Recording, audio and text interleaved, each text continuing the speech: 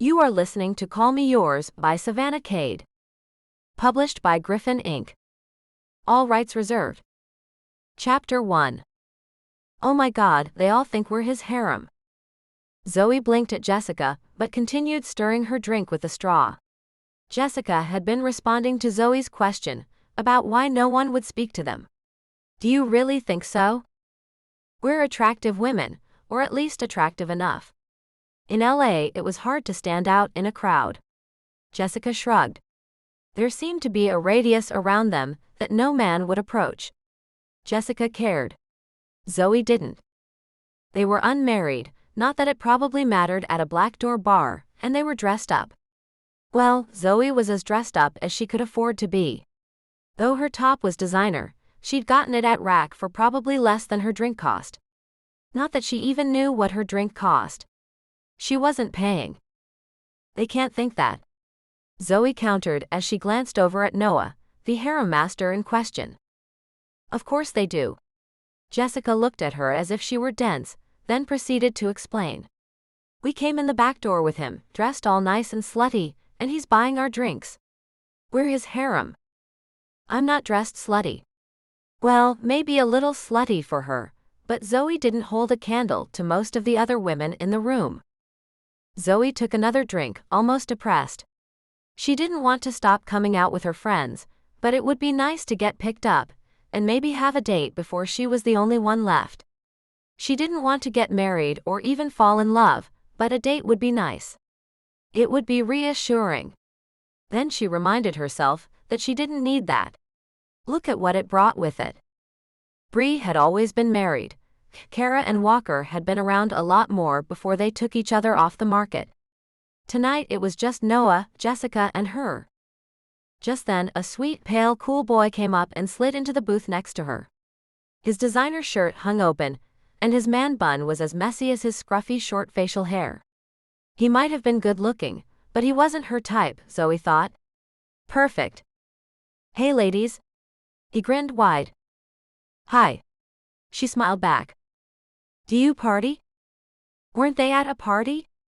It was a bar, but wasn't it kind of already a party? Zoe tried not to look as confused as she felt. Looking over Cool Boy's shoulder out onto the open floor, she saw Noah holding up several drinks almost over his head. He was smiling and talking to some brunette, whose boobs were about to fall out of her shirt. The way she wiggled when she talked indicated she was likely trying to get them to do exactly that. Zoe wondered if Noah was going to employ some of his mad theater skills and act surprised. But Cool Boy was still sitting next to her, looking at her expectantly. Sure? She smiled, wondering if she should give him more of a chance. He grinned again and reached into his pocket as a suddenly very serious Jessica put her hand flat on the table to stop him. She doesn't know what she's saying. We don't party. Jessica offered up a cold grin that stopped him in his tracks. She had the kind of features that could have made her a supermodel, had she been taller. Zoe frowned at her friend as Cool Boy uttered some all right and no problem ladies, and got up. Zoe, he's offering drugs. Jessica looked at her. Fine. So she was naive? Do you party? That's the slang? Jessica sighed and took another drink, finishing her second pink whatever of the night. God, no. That phrasing is so old, it's practically lingo. I don't even know where he dug that up from. You should have flashed your badge. Zoe grinned and tried again to drink the too-strong mojito. Even her drink was so 10 years ago. Jessica shook her head as the sarcasm rolled off her. Oh yes, I'd love to be outed as a cop in a buy-invite-only bar. No way. I'd rather say I was a hooker.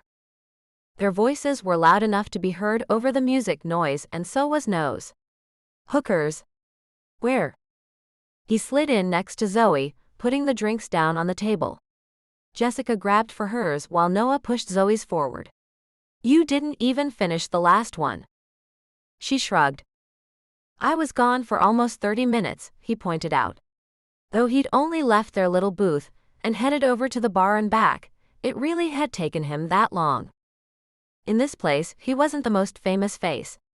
It wasn't a bar for A-listers, but the siblings of many a famous rocker or movie star were here. At the bar sat a one-hit wonder that Zoe recognized. The girl had worked her butt off, but hadn't produced another hit. The guy who'd been cast as the newest superhero on a TV franchise sat next to her. Rumor was, his show was going to be the first big flop in a line of hits. And Zoe was pretty sure she'd seen the woman who'd been flirting with Noah on a Victoria's Secret commercial. She was no one. By comparison, her sequin tank top was modest and her skirt, which actually covered her ass, was long. Noah bumped her shoulder and grinned. And that right there was the problem.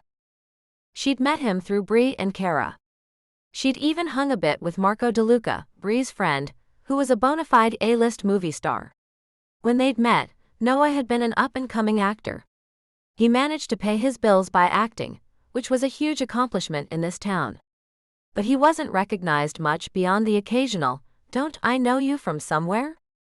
Now, he'd had a big role on a season of a popular TV show. He'd held good-sized parts in 3 movies, and had already filmed 2 more that weren't out yet. His star was about to rocket into the stratosphere. He was a fun guy to hang out with, and she liked him. He made her laugh, teased her about being a brainiac, and was an essential part of her friend group. Then the makeup artist on his latest film had studded him up, sent him home in a new haircut, changed his black hair back to his natural dark caramel brown. She'd insisted on 5 o'clock stubble. He'd blinked at Zoe the day she hadn't recognized him. Then he grinned. That was the moment Zoe realized she was a goner. She'd known him for almost 2 years. Hung out with him on a weekly basis when he was in town.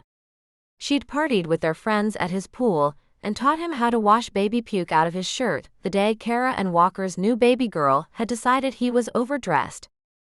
But that grin that day? It had knocked her on her butt. Zoe had been keeping that secret to herself. So she smiled back at him in a way that she hoped was perfectly normal and scooted over. He pushed the new mojito at her. "It's pink?" She looked down into it. Now she had 2 drinks she wasn't going to finish. "I don't know. Some new version. I told him to take it easy since you were a lightweight." He bumped her shoulder again. "Take a drink and let's go dance," Jessica told her. Good, Zoe thought. She was succeeding at acting normal. Otherwise, Jessica would have let her sit there with her shoulder pressed against nose for a little longer. So she sucked down about a third of the newer, lighter, pinker mojito, then blinked a little as it hit her. "This is not lighter. Shove over, Noah. I gotta go work this off." She pushed against him, trying not to think about the feel of his arm under her palm. His shirt was between them, so no skin on skin, but she thought about it anyway. She thought about the fact that he had a gym membership, and one of his films had set him up with a personal trainer. That hadn't helped her little crush at all either. Zoe reminded herself that she was poor. She was a student at UCLA. Full ride, but that didn't leave a lot of extra room for drinks at bars and nice dinners and such. Her friends were generous, and she would pay them back one of these days. Next year maybe. Letting Jessica take her by the hand and pull her along, Zoe found herself in the middle of the throng of moving bodies. At first, she was just part of the pulse and rhythm of the group. She could dance, it wasn't her best skill, but she didn't embarrass herself. She felt her hair sliding over her bare shoulders, and was glad she left it down. Someone slid up against her, and for once she didn't mind. Then Noah was there too. Who was at the table? "It's fine. Carl's watching it," Noah said, and she realized she must have said it out loud. She didn't drink from unattended glasses. But Carl was Noah's limo driver and often came in with them, watched purses and such. Way too extravagant for Zoe, but Noah had been showing off his dollars lately. He liked the limos, said it was cheaper and safer than calling for a ride. Whatever. Someone else rubbed up against her, and Zoe felt the slide of bodies on the dance floor. It was good to be relatively anonymous. If she wasn't trying to talk to anyone, if she wasn't there for a hookup and she wasn't, then it was just a good time out dancing. When she turned a bit, she saw the person beside her was Noah. "What were you doing with that guy?" He had to lean in, his lips almost on the shell of her ear in order to be heard. Zoe fought a delicious shudder, and something inside her told her it was time to flirt. To see what Noah was made of. "We were dancing." Jealous? That was some serious dancing, he told her, once again coming in near enough to kiss. Why had she thought that? Noah was not really her type. She didn't go for the hot actor types. There were guys at school, in her classes, that were more her style if she needed a random date once in a while. She leaned closer to Noah, prude. Chapter 2. Zoe Leland was calling him a prude. Noah inhaled the scent of her as she leaned closer, her caramel blonde curls tickling his nose, trailing along his chin, making him think things. Surely that's why he was closing his eyes. He told himself that he hadn't really had a thing for Zoe all along. Sure, she'd walked into the gym one night in blue jeans and a yellow button-down shirt, her hair twisted up haphazardly with those hair chopstick things. That had caught his attention. Instead of looking out of place, she'd looked like a badass who didn't need anyone's approval. He'd known she was beautiful. She looked like a sweet country girl, big brown eyes, curls, a few freckles and an innocent smile, but she was all brains and determination. When his car stalled, she fixed it, wiped her hands, and asked why he was looking at her funny. She sometimes smelled like the chemical lab she did her work in.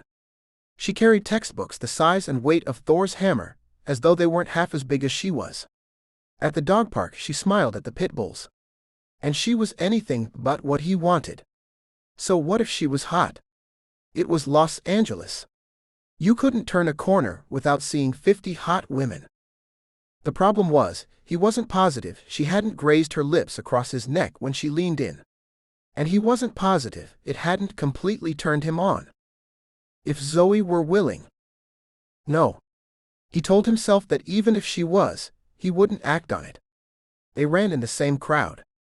He didn't and shouldn't feel anything different for her than he did for Jessica, or Bree or Kara. He was trying to dance, but Zoe had her eyes closed, and she was undulating with the music. Her hands were up over her head, lifting the sequined tank top that didn't show off anything, until now. The skin at her waist peeked at him for a moment, and when she brought her hands down, she played with her hair a moment, and then ran them down the side of her body in a decidedly stripper-like move. This time he leaned back. Zoe. What? He'd clearly irritated her. We should get off the dance floor. Where's Jessica? He turned to find his cop friend dancing with some guy, talking to him while they moved together. Noah caught her eye, nodded, and wrapped Zoe's hand in his to pull her back to the table. It had been one thing the night she'd walked in here in her jeans and yellow shirt. Everyone had stared. Every man wanted to talk to the woman who didn't sell herself. She'd shrugged it off, no time to change, but the confidence she'd exuded had knocked him flat. Him and every other guy. She hadn't really noticed everyone asking her out other than to say, must be a blood moon or some other astrological something. Well, she was about to have another night of everyone wanting her number, and it wasn't because of any astrological anything. It would be because of the way she was grinding. At the table, she picked up the mojito and took another drink, before sliding in on one side of the U-shaped seat.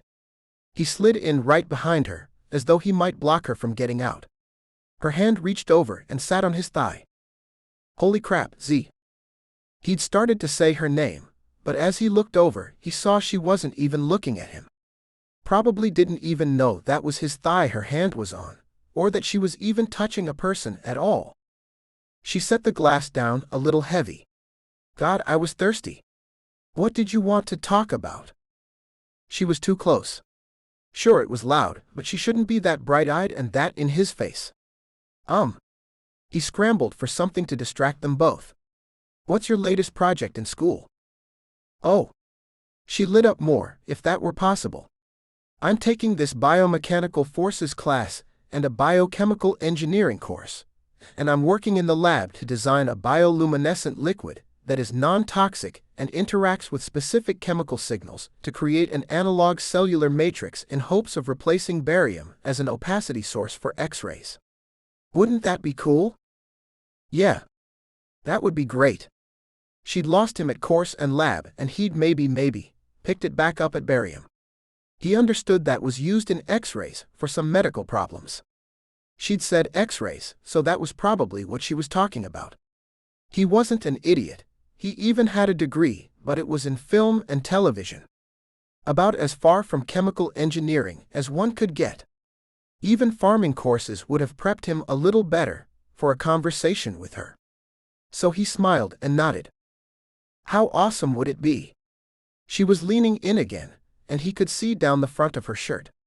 Her bra was white lace and relatively demure.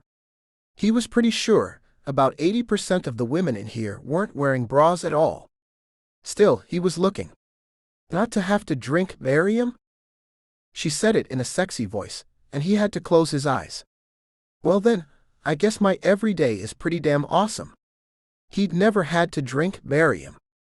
His eyes popped open as she laughed a sweet, innocent laugh. It was the one she made when Kara and Walker's baby smiled at her. When Jessica's tiny foster kitten tried to pop up onto the couch but wasn't big enough.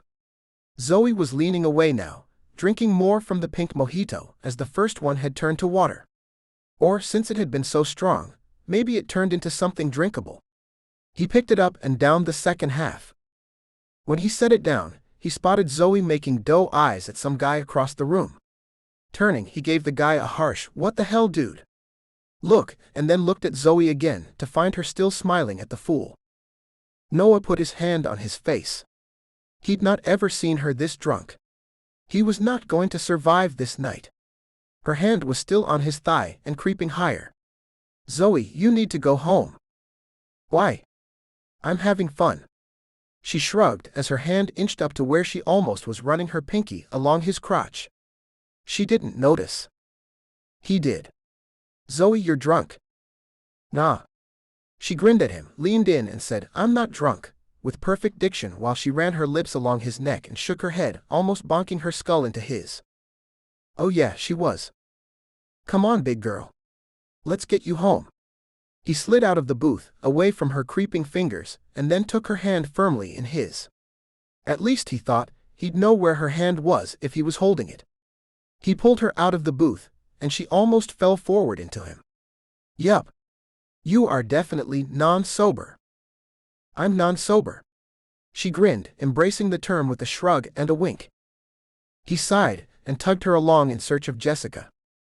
His other friend was on the dance floor still. This time holding a drink, not the one he'd brought, and dancing with someone different from when he and Zoe had left her a bit ago. Hey Jessica, we have to get Zoe here home. Go ahead, Will's going to take me home. She smiled. He was. That wasn't like Jessica. Greg, the man she was dancing with, smiled and reminded her. Jesus. They were both hammered. Jessica. We need to get home. Then Noah thought about it a little more, and rephrased it in a way he thought would work better. Jessica, I need your help getting Zoe home. Jessica was a born helper. Probably why she was a cop. She was also sharp as a tack, not super nerdy the way Zoe was, but nothing got by Jessica. She would never normally go home with a man whose name she didn't have correct. Hell, she usually wouldn't go home without knowing his driver's license info and doing a background check on him. However, this Jessica seemed just as messed up as Zoe. You've got her. Will and I are good. Right, Will? Greg. The guy smiled again. Noah butted in again. No, Jessica. I need your help with Zoe. Signaling Carl, he motioned that he wasn't going to be able to handle both of them on his own. By the time they got the women out the back door, he was convinced that maybe the blood moon was in retrograde or something. They were a handful. The limo was not nearby. You can hold on to both of them for a few minutes? Carl asked, stepping away slowly, knowing it was precarious. But what choice did he have? Yup. We'll be here. Zoe draped herself on him, or she did as well as she could, being a decent bit shorter than him. Jessica was closer to his height, but kept trying to step away. He grabbed her and pulled her back, keeping her close. Just then a car full of guys went by, windows down in the nice night air. Whoops, hollers and congratulations came from the car for him, as though he was going to get lucky. Noah would have flipped them off, but his hands were tied up holding onto Jessica, who continued to try and wander off, and Zoe, who wanted to slide happily down to the sidewalk. He did not know when that sidewalk had last been washed. Then again, if she got close enough, maybe she would do a chemical analysis.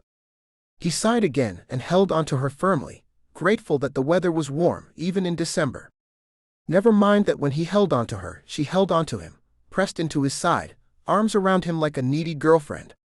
Non-sober was not a strong enough word for what she was.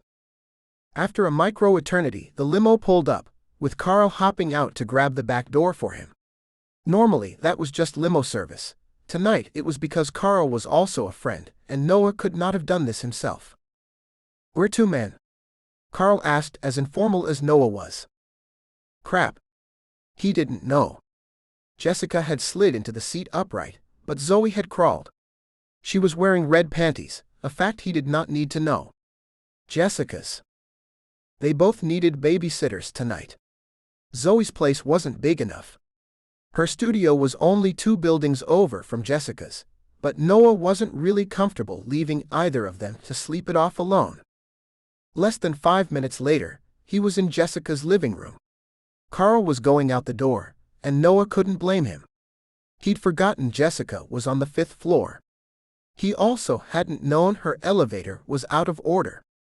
Jessica had walked the flights of stairs with much prodding. Zoe was hammered enough to scare the crap out of him. She tripped and he'd given up. Letting Carl nudge Jessica, Noah had lifted Zoe and carried her. He'd gotten Jessica into her own bed.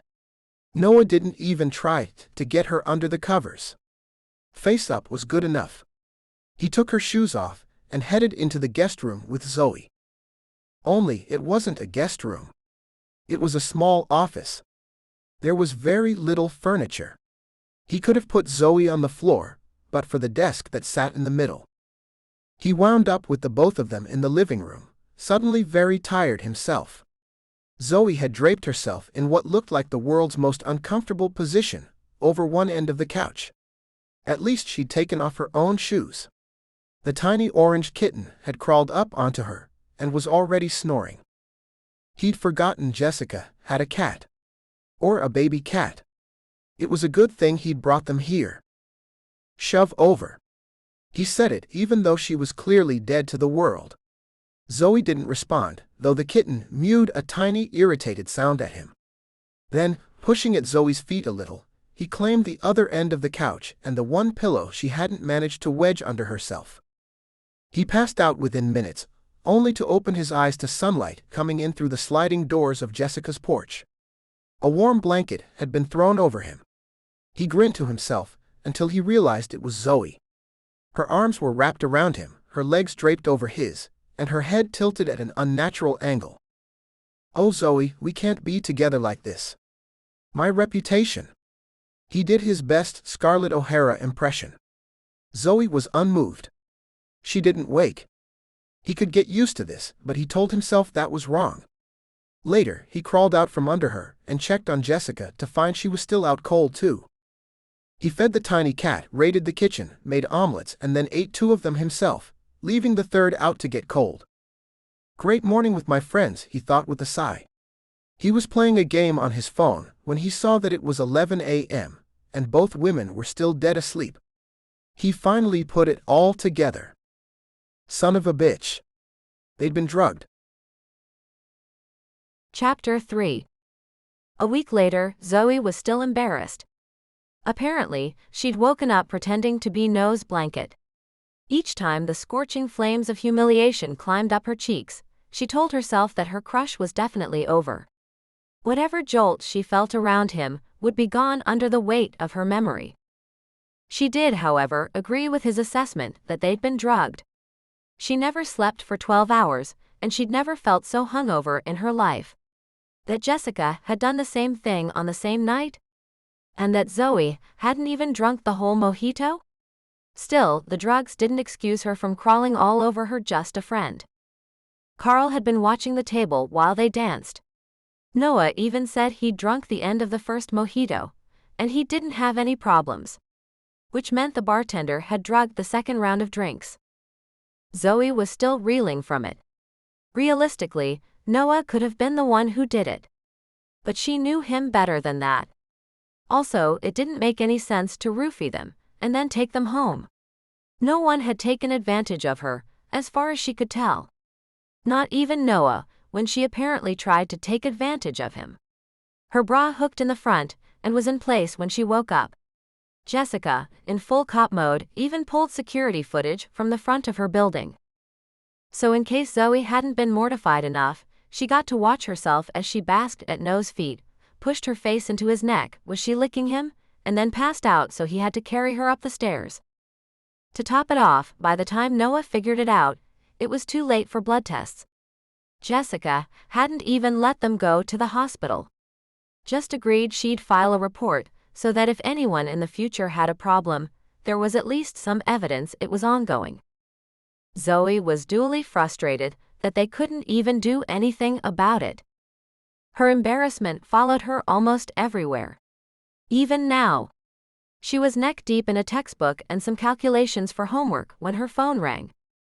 It was Noah's picture that popped up, and that light-headed buzz at the base of her neck told her she was an idiot. The crush hadn't gone away. Nope, she was embarrassed and infatuated. Great. Still, she had to answer it. Noah. Zoe smiled into the phone, even though she hadn't answered with camera. She hoped he could hear the grin. Zoe, how are you doing? You feel okay? It's been a week. I'm doing just fine. There are no lingering effects. He was worried about them. It was sweet. What are you up to? Stoichiometry. She almost smacked her head as soon as the word came out of her mouth. Calculations on formulas. Russian formulas? Hadn't thought of that. The word might be Russian in origin, but nope.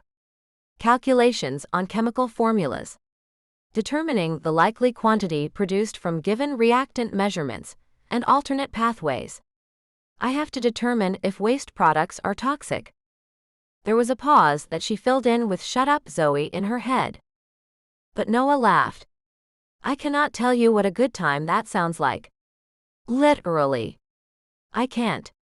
But I'm having a cookout tomorrow. You'll come? Her heart flipped over. It wouldn't be a date. That would be dumb, and she'd say no if he did ask her out. Of course. The gang's all coming. I'm calling them next. Other people too. A real party. What can I bring? It came out of her mouth, even though she already knew the answer. He sighed. Nothing. It's covered.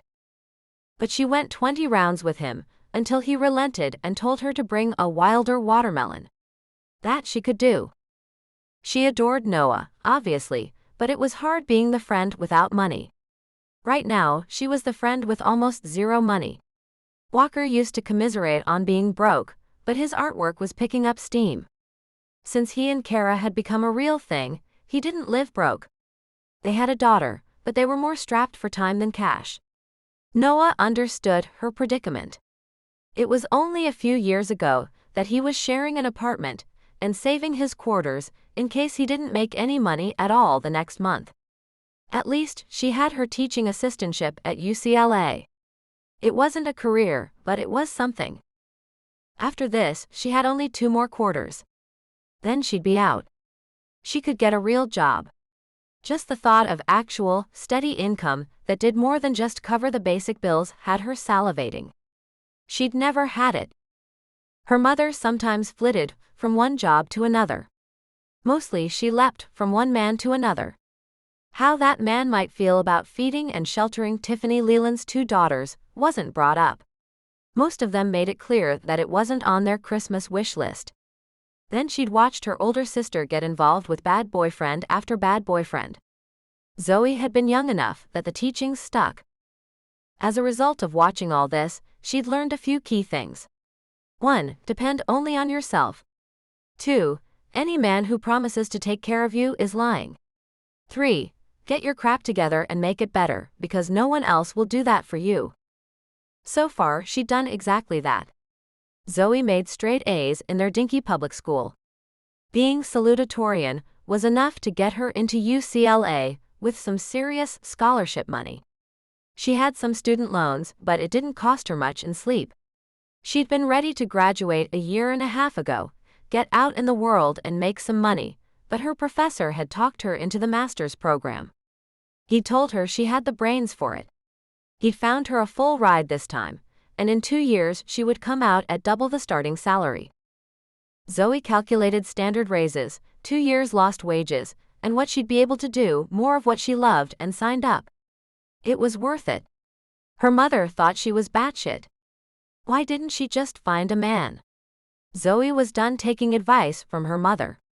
Tiffany had found man after man after man, and look where she still was. Her older sister Shay at least had her back. Now that Shay had gotten herself together and hitched to a bona fide music star, they even gave her plane tickets and cool gifts. She checked her bank account to see that she was at least in a position to bring something to the party. Watermelon it was. Even that recipe had been a gift from her sister. Something Shay and her friend Marilis had dreamed up one summer day. Now she needed champagne, vodka, and of course watermelon. Putting down the calculator and carefully closing her notes into her book, she dialed Jessica. Jessica had barely said hello when Zoe jumped in. Cookout at Noah's tomorrow. He sure loves that house. Jessica said it as though that was a wonder. Of course he does. It's beautiful. It was gorgeous. Not big, but nestled up in the canyon overlooking Hollywood. It had a pool and a patio and a piece of yard that bordered some uninhabitable canyon space, which was almost like being rich enough to not have neighbors. And he earned it himself with acting money. He's proud, and he has a right to be. Oh, shut up, Zoe, she told herself, before Jessica catches on. All fair points. Did you volunteer us to bring something? Wild or watermelon? Zoe felt the grin in her voice. Then we need to start today. A few noises in the background indicated Jessica was still at work. The precinct behind her buzzed and clicked. I should be able to get out of here in about 30 minutes. Is that good? I'll swing by and pick you up. Zoe said a quick yes and got ready. She'd been working in her pajamas, her hair still hanging in the twists she'd made after showering last night, and sleeping with her hair up in a t-shirt like her styling told her to. The upside of Hollywood? Professional help. There was a Vidal Sassoon Academy in Santa Monica, and a Paul Mitchell School in Sherman Oaks. Seriously professional LA haircuts and advice on the cheap. It took 3 hours to get a haircut, because it was by students and the professors were always coming around and commenting, teaching. But for the first time in her life someone had taught her she didn't have to gel her curls until they crunched or cut her hair so that it frizzed like Brillo. The downside of Hollywood? Though the occasional teenage girl went to the store in her pajama pants, most people dressed like they were waiting to be discovered. She had to at least look decent. By the time Jessica buzzed up from the front door, Zoe was dressed, her curls hanging loose, and her face was done as much as she was willing to concede to the LA lifestyle. To her, that also meant a bunch of sunscreen and not so much other crap. She'd also finished that stoichiometry homework and had checked her kitchen. Oh damn, Jessica lowered her sunglasses and raised her eyebrows in mock concern. You brought a list. This watermelon has 3 ingredients. Yeah, but we have to go to the grocery store, so I figured out what I needed. No point in getting dressed up twice, right? Bring it. Jessica hopped back into her old Ford Falcon, not even opening the door. God, I love riding in this car with you, Jess. Though the convertible was going to kill those meticulous curls, she really couldn't care. Glove box was all her friend said as she started the engine. Inside, Zoe found a clutch of scarves. Oh my God. This is super smart. Yup. Give me one. Jessica expertly tied up her hair. She kept it long, longer than Zoe's, but had to wear it tightly up when she was in uniform. Jessica let her hair down whenever she could. Zoe tried to mimic the movements but gave up. Jessica smiled. YouTube videos. Here. In a moment, they truly looked like movie stars from the golden era, as they went to the grocery store to buy liquor to make a cheap southern watermelon bomb for a movie star's pool party. Zoe grinned. There wasn't much that was more LA than that. People admired Jessica's car, as they sat at traffic lights and then in the parking lot at the grocery store. One guy even came up and ran his hand along the edging as they walked away. Zoe headed back to the car. "Oh, is this your car?" "No." She drew the sound out, as though she was so sorry. "It's hers and she's a cop. You might wanna." Zoe waved her hand at him in a shooing manner. "Oh." He jumped back, waved at Jessica and called out, "It's a beauty." "Thanks." Jessica smiled and grabbed Zoe by the arm, effectively corralling her into the store. "You've got to stop randomly telling people I'm a cop." "But it's so fun," Zoe pouted before relenting. "Fine. Let's get some liquor." This was another LA thing that Zoe hadn't quite gotten used to, wine and liquor in the grocery stores. They picked a vodka that cost more than what Zoe would have liked to have paid. She would have bought something cheaper, since it was going into a watermelon, and would probably be consumed by already drunk party guests who couldn't tell the difference. But it was Noah's party, and some of the guests would drive cars that cost more than the high-end annual salary she hoped to make upon graduation. She put the bottle in the cart. They grabbed champagne, 2 watermelons, French bread, cheese, eggs, a good thin sliced roast beef and some broccoli. "Help me prep? I'll make dinner." Zoe waved her hand over the cart as though it was a prize. "Bake sandwiches." "Done. But you have to watch the shark movie with me. I can't watch it myself." Chapter 4. Noah watched as 3 of the other actors on his last film fought each other for the uncredited title of Best Dive. The day was warm enough, they happened even in December, for swimming. So here he was with a pool full of party people. His diving board was maybe 3 feet above the water, and none of the divers had any talent for it. He would have expected Jason Warshaw to do a better job, he was a trained dancer. But apparently with no floor came no skills. Noah grinned. Noah had played sidekick to the last actor to take the board, Brad Kendall. He was now racking up some big offers, and had already made bank on this film, whether it tanked or not. Jason Warshaw was no one, not yet anyway. Noah hovered somewhere in the middle. He never lied to himself about his Hollywood stock. 3 women hovered by the pool table in what had been the dining room for the last people who lived here. He didn't remember his guests' names, but 2 of them were laid out across the table, asses in the air, trying to take a shot.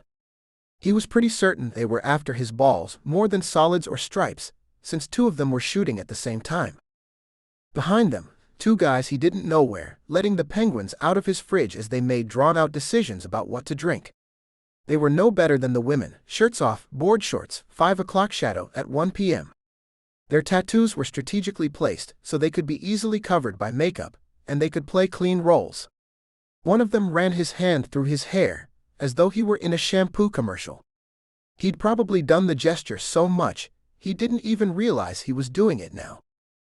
Julie Lister sauntered up to the fridge, said, "Excuse me, gentlemen," and reached through them to grab 2 drinks. It took about 0.2 seconds for them to realize who she was and hit on her. She grinned at them.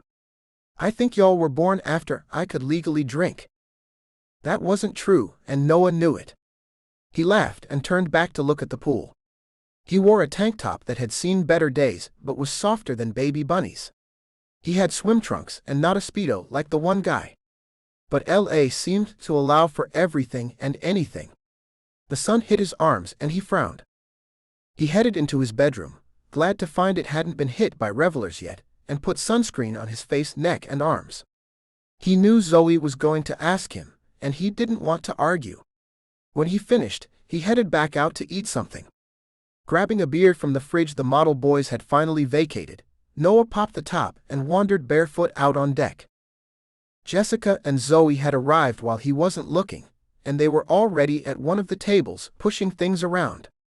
trying to make room for their neat slices of watermelon. He grabbed a napkin in one hand and held out the other. "Hand me one." Grinning, Zoe picked up a piece and placed it in his hand, rind first. He was about to take a bite when Julie Lister sauntered up. "Watermelon. Is it spiked? Please say it's spiked." "Oh yes." He handed her the piece and watched as she took a bite. Zoe put another piece in his hand before he could even ask. As Julie's eyebrows went up, Noah filled her in. "It's this Wilder watermelon Zoe makes. It's spiked with champagne." "And vodka," Zoe added with a smile. "I'm Julie." The siren stuck her hand out for a shake, as though she needed any kind of introduction. She probably needed to state her name herself, slightly less often than Julia Roberts did. "Zoe." Zoe put her own hand out with a grin, and acted as though the name of the biggest, brightest star in Hollywood was news to her. "And this is Jessica." Jessica waved from behind her slice of watermelon, and Julie thanked them and headed off to rejoin the partiers on the other side of the pool. "I just shook hands with Julie Lister. That's so Hollywood." Zoe grinned up at him, and he was glad she didn't act starstruck. She was taking bites of her watermelon and scanning the party when she asked him, "Who are the model boys on the lounge chairs?" Laughing, Noah told her, "That's exactly what I called them. And I have no idea. Someone brought them as arm candy, I guess." "Did you sunscreen the tops of your feet?" she asked him. "No, Zoe. I didn't have time."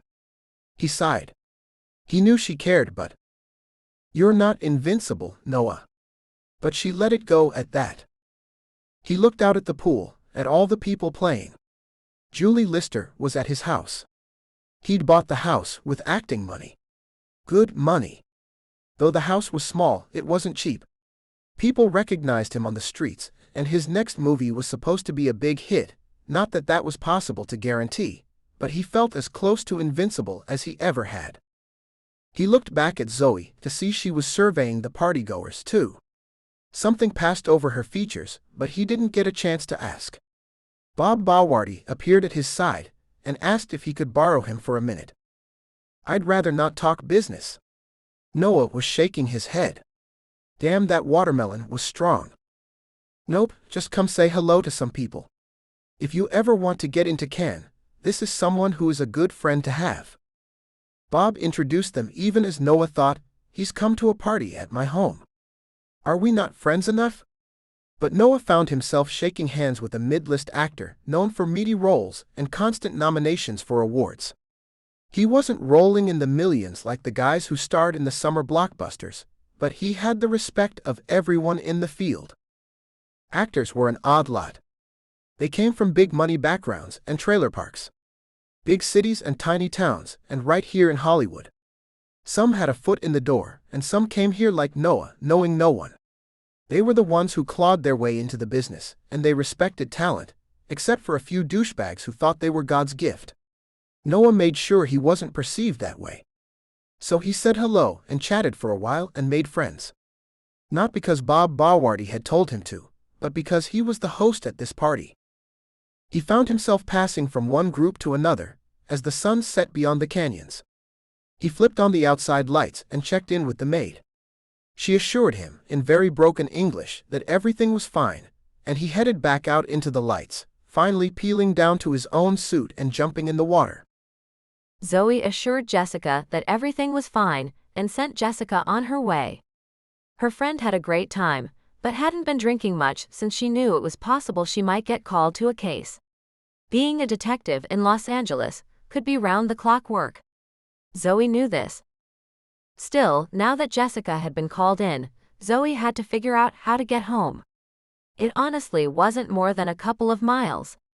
But the canyon roads were twisty, it was dark, and it seemed LA space was at such a premium there weren't even shoulders on the pavement. In some places, if she walked down the side of the canyon road, she would practically walk up onto someone's porch just to keep from walking into the street. She headed to the front of the house and pulled out her phone. "What are you doing?" Noah's voice tickled the back of her neck.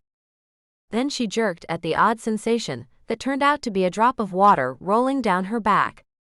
"Noah!" She jumped and squirmed and looked at him, standing, dripping in his own living room. "You're wet." "That tends to happen in the pool." He raised an eyebrow. "Why haven't you come in?" He pointed at her neck, no doubt motioning to the string ties on her suit. Not that she'd even taken her shirt off. "Jessica and I chatted with people, and it didn't happen. Now it's getting late. It's 11. The night has barely started." He held his hands out to his sides as though he were a god and his home his kingdom. "I have a test on Monday." She tipped her head at him. He was adorable, but there was no way she was going to stay out late and not be ready for Monday morning. "I'm calling a ride." "I'll drive you home." He shrugged it off. "Give me a bit, and I'll get you back." As tempting as it sounded, and as wonderful as free always was, she shook her head. "I can't wait for the party to wrap up. As you said, the night has barely started." "Nah, let me dry off and I'll take you back, then I'll come back here. It's super fast." "Noah, this is your party. You can't leave." The whole idea was ridiculous. Especially over a ride that wasn't going to break her bank. He looked around him, as did Zoe. There were people clustered on the sofa, drinking and talking. Another several groups still stood out by the pool under the lights. It looked like another round of the ridiculous diving contest was getting underway. "No one is going to notice I'm missing," he assured her. In return, Zoe pointed out by the pool. "That may be true, but I don't think those guys are sober. What if something happens while you're gone? Rose is here. Carl is here." He shrugged. But Zoe just looked at him, as if he were nuts. "You can't leave Rosa here with drunk people. Some of whom you don't even know. And how late is she supposed to work anyway?" "It's overtime for the party, Zoe." He was getting exasperated with her, but she was confused. It might be LA and he might be a bigwig, or at least a bigger wig than her, but she didn't understand leaving your own party. She wasn't going to be part of that. "I'm not taking you out of your own party." She flipped on the app on her phone and started typing. Noah put his hand over her phone. "What if I don't see you again until after Christmas?" In the end, she relented and let him send her home with Carl driving. She sat up in the seat right behind the driver and put the window down. "Thanks for bringing me home, Carl. I'm sorry you had to leave the party." He grinned at her in the rear view, seeming to understand as she did that a limo was a little bit of overkill for the ride home. "No problem. This is what I do. That I get to go to some of the best parties while I do it is a bonus. But don't you miss being at home in the evenings?" He shrugged. "My wife and I are divorced. I work evenings that I don't have my kids. Sometimes I have to get a sitter, but I work for Mr. Noah anyway, because he's really good to me. I try not to turn him down. Don't want to get replaced." Zoe nodded at him. Noah did request Carl, and he did get disappointed sometimes if Carl couldn't make it. What bothered Zoe was the tone in Carl's voice that he might be taking the work, because he was afraid he would lose the job entirely. They were at her apartment in no time. She really could have walked it if she hadn't thought she might get stopped by the police just for being weird. She told Carl to have a good night, and realized he'd probably wind up doing a series of runs, taking drunk partiers home in the wee hours. Not bad work for what it paid. For a few minutes, she puttered around her tiny studio apartment, trying to decide if she could get any studying done. When she realized it was futile, she headed to bed and promptly passed out. Dead to the world, she dreamed of Noah sending her off for the night, only this time in her dreams he didn't hesitate. He kissed her. Chapter 5. Zoe crumpled the pretty Christmas paper in her hands, as she held the very expensive perfume pen in her hand. "Shay. Merry Christmas." Her big sister shrugged. "You said you smelled like a lab too much. So there you go." Zoe laughed. "Oh, I'll put it to good use." Aaron wanted to use it, and Zoe offered him a tiny spray to test. The 5-year-old scrunched up his nose at it, but Zoe had a different reaction. Oh my God, Shay, that smells amazing. Yeah, well, I got you the good stuff. Shay had never had the good stuff before Craig. It wasn't just the money, it was the man. He'd changed everything for her sister. Even now, Shay was on the couch, snuggled back into his arms as he watched the proceedings. He wasn't boisterous or wild the way one might expect, given that he played bass in the massively popular band, Wilder. He spoke when he needed to, and didn't seem to let anyone get away with any crap. He was the rock her sister had always needed. Zoe sat on the floor with their boys, her nephews. One more. Shay stood up and stuck her hand into the back of the tree, pulling out a flat, clearly very lightweight box. I want to give it to her. Owen yelled. It's for all three of you. Craig commented, firmly. Something in the way he and Owen looked at each other made it clear that Owen had been allowed in on the secret, but Aaron, the younger brother, had not. Give it to us. Zoe yelled, now horribly curious. Hugging Aaron to one side of her, she tugged him down into her lap and let Owen bring the box over. Together, they ripped at paper. It feels empty, Aaron commented with a pout. Oh, it's so very full. Shay grinned and Zoe wondered what was up. What's this? Aaron had it open and was staring at the black and white ultrasound pic. Holy shish.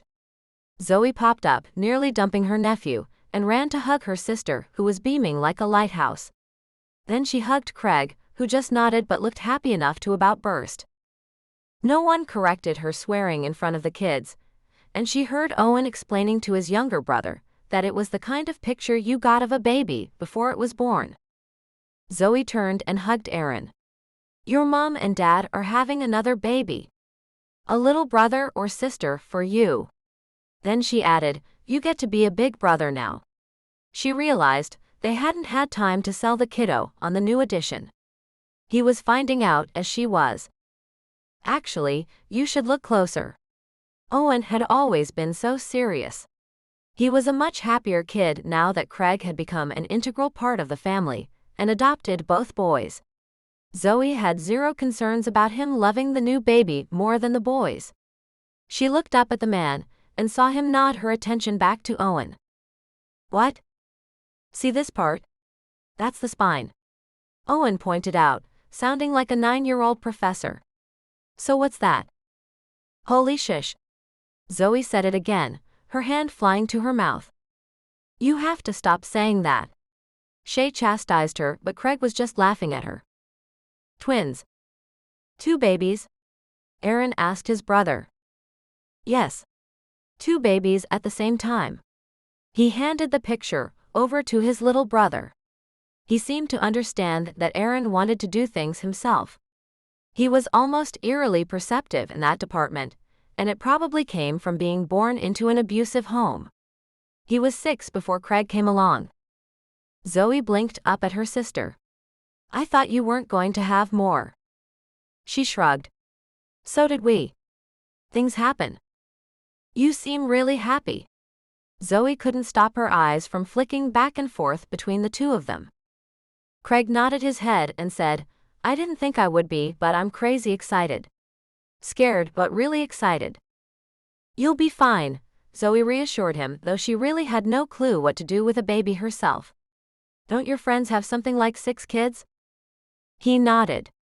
And now that you know, we can tell everyone else at dinner tonight. You waited to tell the band? Zoe was touched. They were the only family Craig really had. He'd grown up in foster care and hadn't found anyone until he was already an adult. He nodded again and headed into the kitchen, calling for the boys. Who's making French toast with me? 2 sets of small feet puttered after him, oncoming babies forgotten for bread and syrup. Zoe headed to the couch and hugged her sister. You look amazingly happy, and so does he. Shay nodded, putting her hand on her belly. Twins, huh? Is that scary? Zoe asked, considering the look on her sister's face. Shay shook her head and seemed to settle into the idea. Scary is worrying that the man you're with is going to hit you and hurt or kill your baby. Scary is being pregnant and thinking he's too drunk to drive, But it's just as dangerous to not get into the car with him. Scary is taking your 2 kids and running out the door with nothing. This isn't scary. Shay had lived through all of that. Zoe's home life when she and Shay had been kids hadn't been that dangerous, but it had been just as chaotic. It was part of the reason Shay always supported Zoe and her good grades. It was Shay who told her, "Take that scholarship and run away from here, baby girl." Zoe had been afraid to go so far on her own. It was Shay who said the further, the better, and told her she could do anything. "When are you due?" Zoe wanted to be here, but her math was coming up short. "July. Right after finals. I can make it if they don't come early." Zoe felt her heart drop. Twins would likely come early. She'd been around when Owen was born, but Aaron's birth father had kept her away. Craig wouldn't. "You'll come out for a few days if they're here early and then head back. You can come back after graduation and stay until you find a place of your own." Shay smiled. For the first time, their old plan gave Zoe pause. She would have said the tickets were so expensive, but like with Noah, she'd come to understand they weren't that expensive to Shay and Craig. They would fly her out and she would say thank you. End of story. "I'll definitely come visit." Shay tipped her head. "Who is he?" "No one." Too fast. Shay caught it. "Not no one. Not if you're considering staying." Zoe shrugged. "I shouldn't stay. We aren't even dating, and honestly, it's just a crush. If he asked me out, I'd say no." "Really? Then why consider staying so far away?" Shay scooted forward, moving into the gossip like a sunbeam. "Dr. Acharya has said he knows of an opening, and that he'll recommend me for it. It's local to LA. Zoe had said thank you, but not committed one way or the other." "Wow. You're thinking about it." Shay's hand settled on Zoe's arm. "Look, I'd love to have my baby sister with me. But you have to live your own life. You do what's best for you. We can fly back and forth and talk on the phone, like we've been doing for the past 5 years. 2 more quarters," Zoe said absently. It included defense of her thesis and a small handful of finals. "Tell me about him." "Back to that? If I need anyone, it would be someone like Craig. A rock solid, steady. A good man at heart. But I'm going to stand on my own, and knows a dreamer, a fighter, a gambler." "He has a gambling problem?" Shay frowned. "No, he's an actor. He's on his way to becoming a big movie star, but getting there was a huge risk. What if he rolled the dice and didn't get lucky? What if he rolls them again and it doesn't work? Or he gets injured on set? I mean, he wasn't going to offer her the life Shay and Craig had." Shay knew that Zoe didn't want Craig for herself, but Zoe couldn't help but be envious of the happiness the two had found together. Her sister had found a miracle. "Is he not a good man?" "No. That's not it." Zoe thought of the night he'd cut short his own partying to bring home his drunk friends. He'd taken zero advantage. When he couldn't drive her himself, he sent her home with Carl, whom he trusted implicitly. Noah usually picked her up and dropped her off, and watched her as she got into her building. He was like that with all of them, even when he'd been driving that old clunker and living in a barely habitable neighborhood. He's one of the good guys. Makes the crush harder to shake. So, have a fling. Shay grinned. You can still move to Nashville when you graduate. Zoe had to admit the idea was starting to have its appeal. Chapter 6. Noah stood out on the porch with his beer in his hand. He'd thought the drink would cut down on the tension. Instead, it was cold in his hand and making him colder. He'd come outside without his jacket. Illinois was not Los Angeles. Think you're better than the rest of us? Can't hang out? Tyler asked, materializing magically behind him in that way older brothers had. Nope. He took a drink and pretended he wasn't freezing. He pretended he wasn't tied in knots. He was an actor, he could pull it off, right? Well, you sure didn't seem to think much of us and our Christmas gifts. Guess we aren't up to speed like your Hollywood crowd. As if to rub it in more, Ty had on a thick jacket. No cocaine to keep you going? Noah sighed. Despite what you may think, the only cocaine I ever did was here in town with you. Tyler snuffed and took another drink. His third of the evening. The beer was cheap and tasted like horse piss. The same stuff they'd been drinking in high school. Only Noah now had friends who told him his beer tasted like cheap swill, and introduced him to better stuff that wasn't just for getting drunk on. So yes, maybe in a way he did some things that looked like he thought he was better. But that crap wasn't going to fly here, so he drank the cheap crap his brother preferred and kept his mouth shut. It was probably the reason he wasn't 3 bottles in, like Ty. Wills came out then. Brought you a jacket. You looked cold. Noah wasn't dumb enough to refuse it. Setting his bottle on the railing, he thought about tipping it over so he didn't have to drink it. It was easier than pouring it out and having his dad or Ty comment how hoity-toity he'd gotten. As if that were a thing. He pushed his hands into the sleeves and picked up the bottle, though the thought of drinking more wasn't worth it even for the buzz. He looked to Wills. Thanks. A nod was all he got in return. Tyler wasn't letting up though. He got dumb in LA, sunbaked his brains. Can't remember to wear a jacket. Jesus, Ty. Shut up. He shouldn't have let it fall out of his mouth.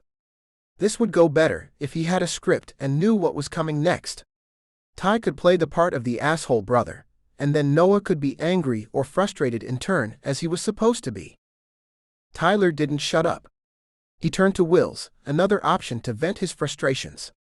He didn't seem to care that Wills had worked a shift on Christmas Day, which was why they were opening presents in the evening. He didn't care that Wills was likely tired.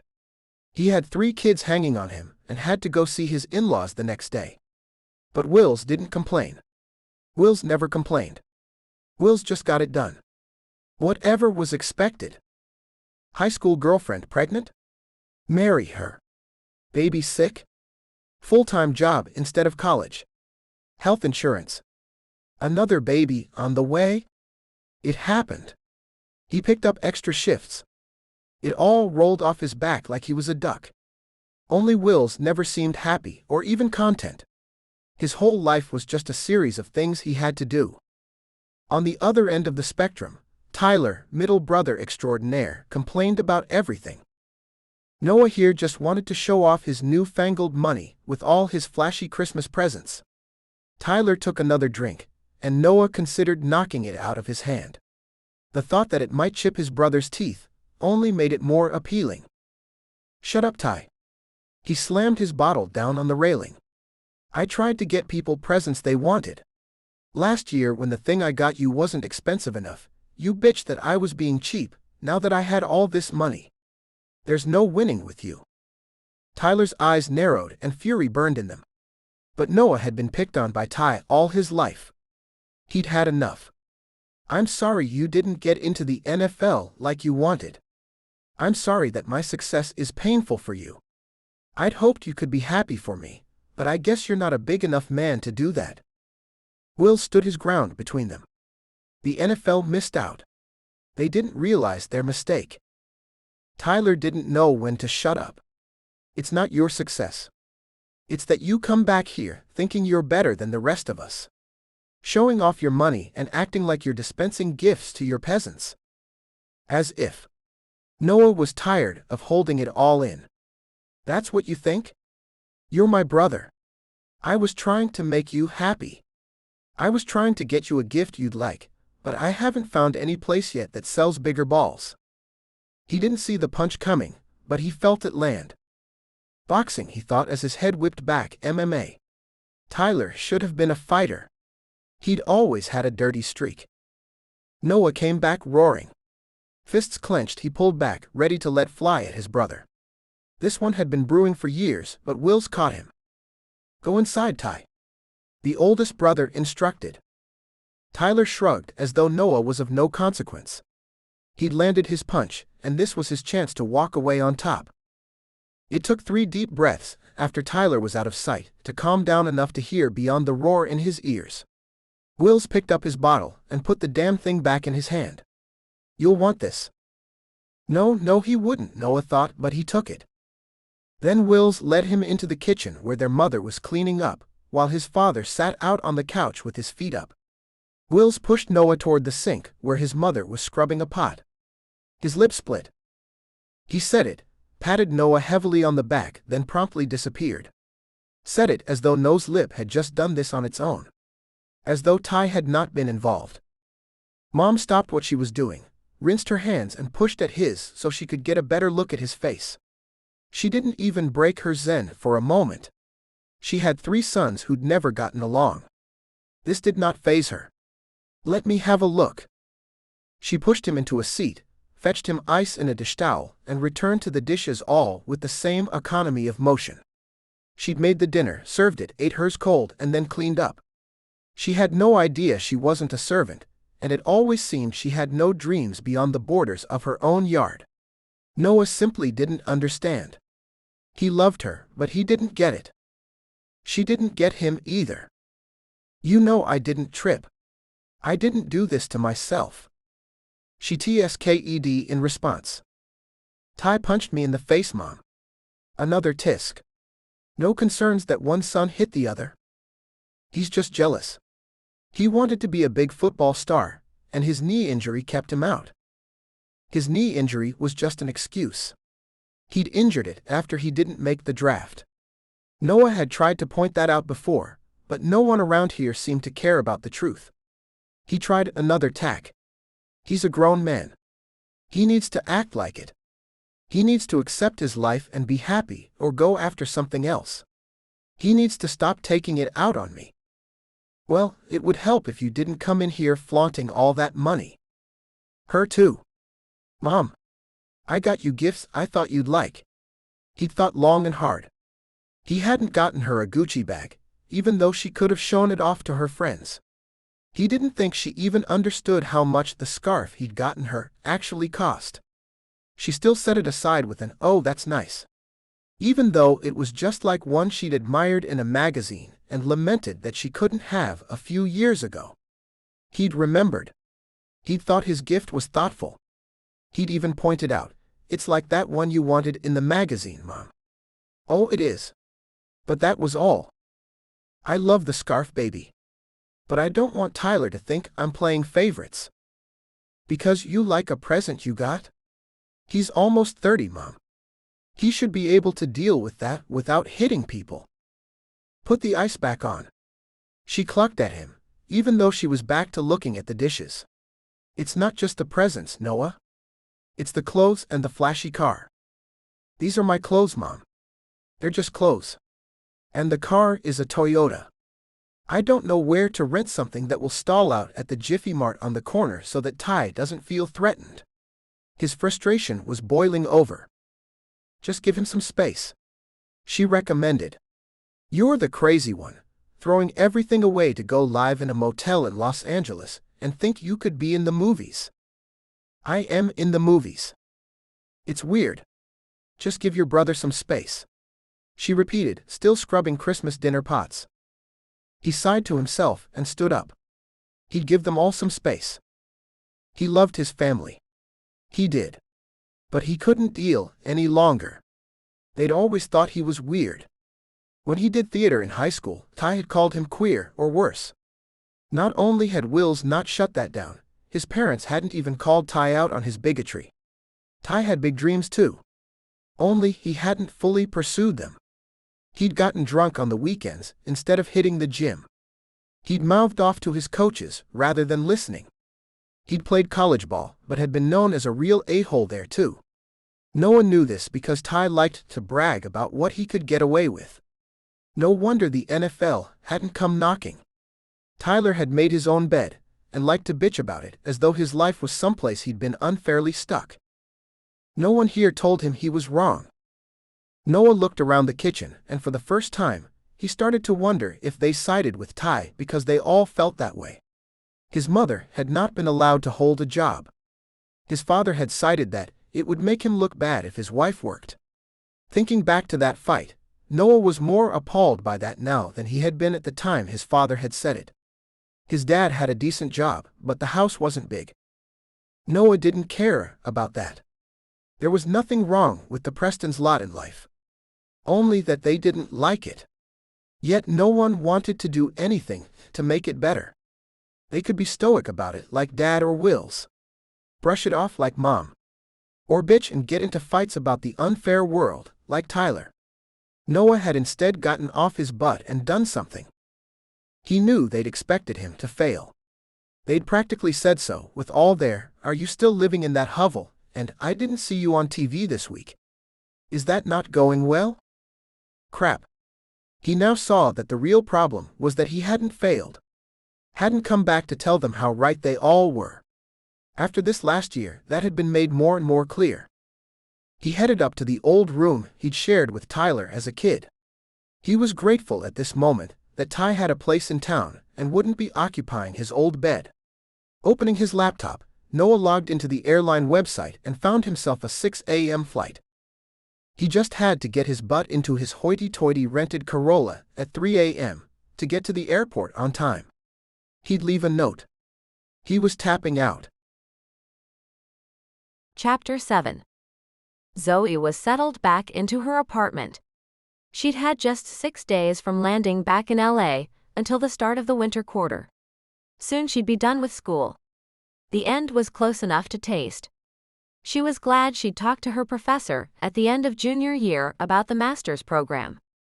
Had she thought she was walking out the door, it might have been harder to put in 2 more years. She loved school. That was lucky. It made the whole thing easier. But this was the first time she could see the finish line. She was ready to get into a job. Dr. Acharya would probably want to know soon about the one he'd recommended her for. Shay's suggestion was also tempting. Have a fling with a movie star she was attracted to, then hightail it to Nashville and get a position with a company there. She could have a decent apartment, rent would be cheaper there. She could live like she meant it. This had been a long road to someday, and someday was finally on the horizon. The feeling was heady.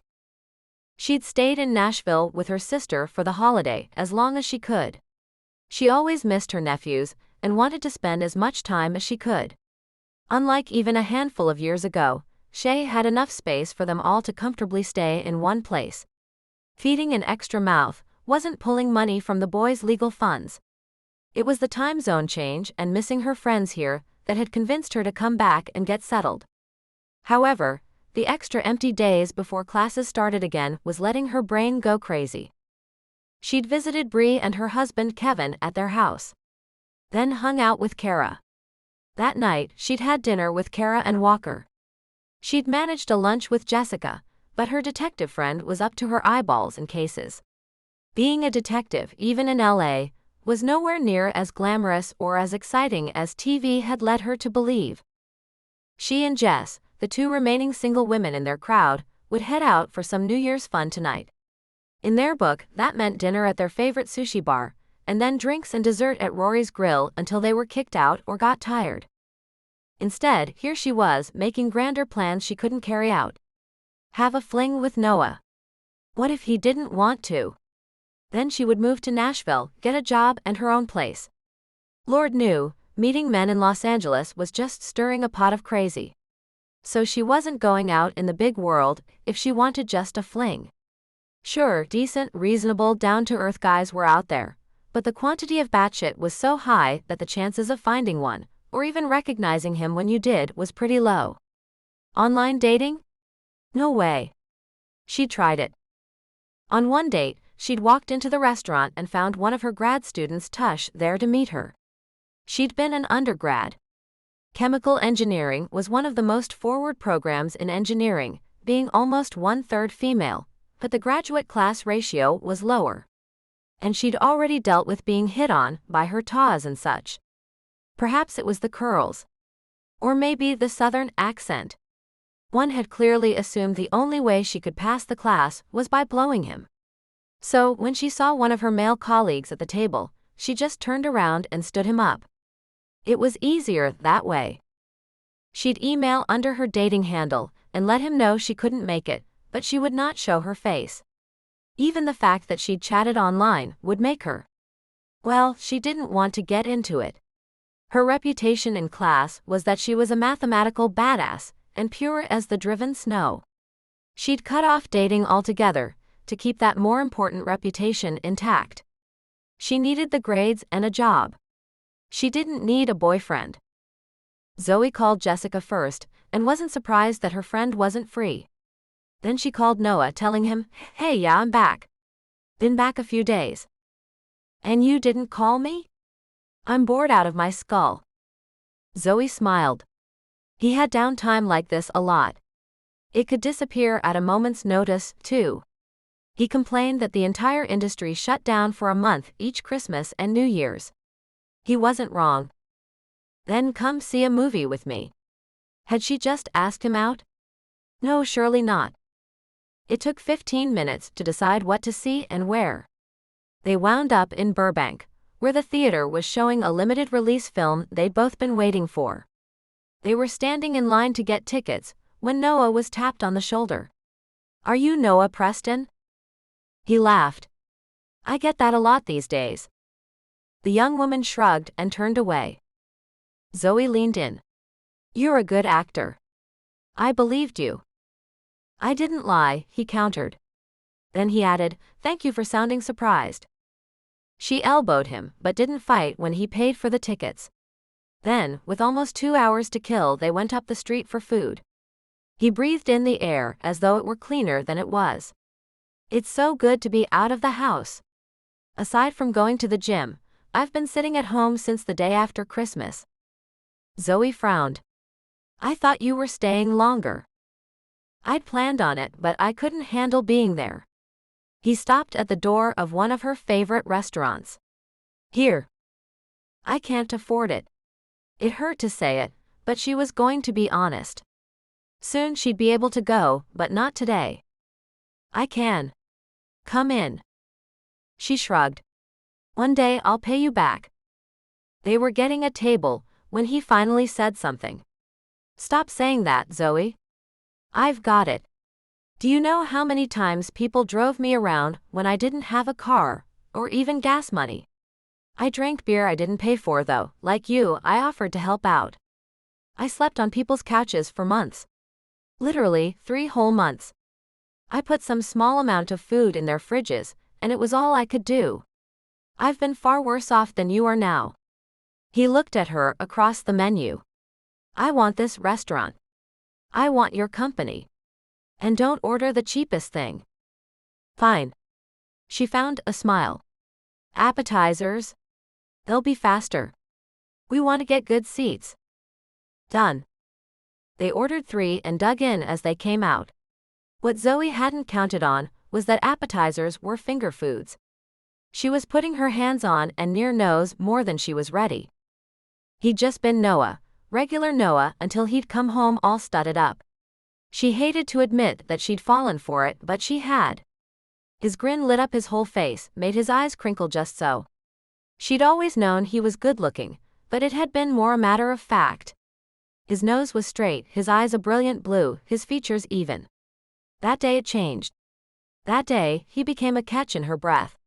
He was almost less good-looking. He was so much more now. It wasn't what he looked like. It was how he looked at her. It wasn't that she knew he was attractive. It was that she was attracted. "Zoe.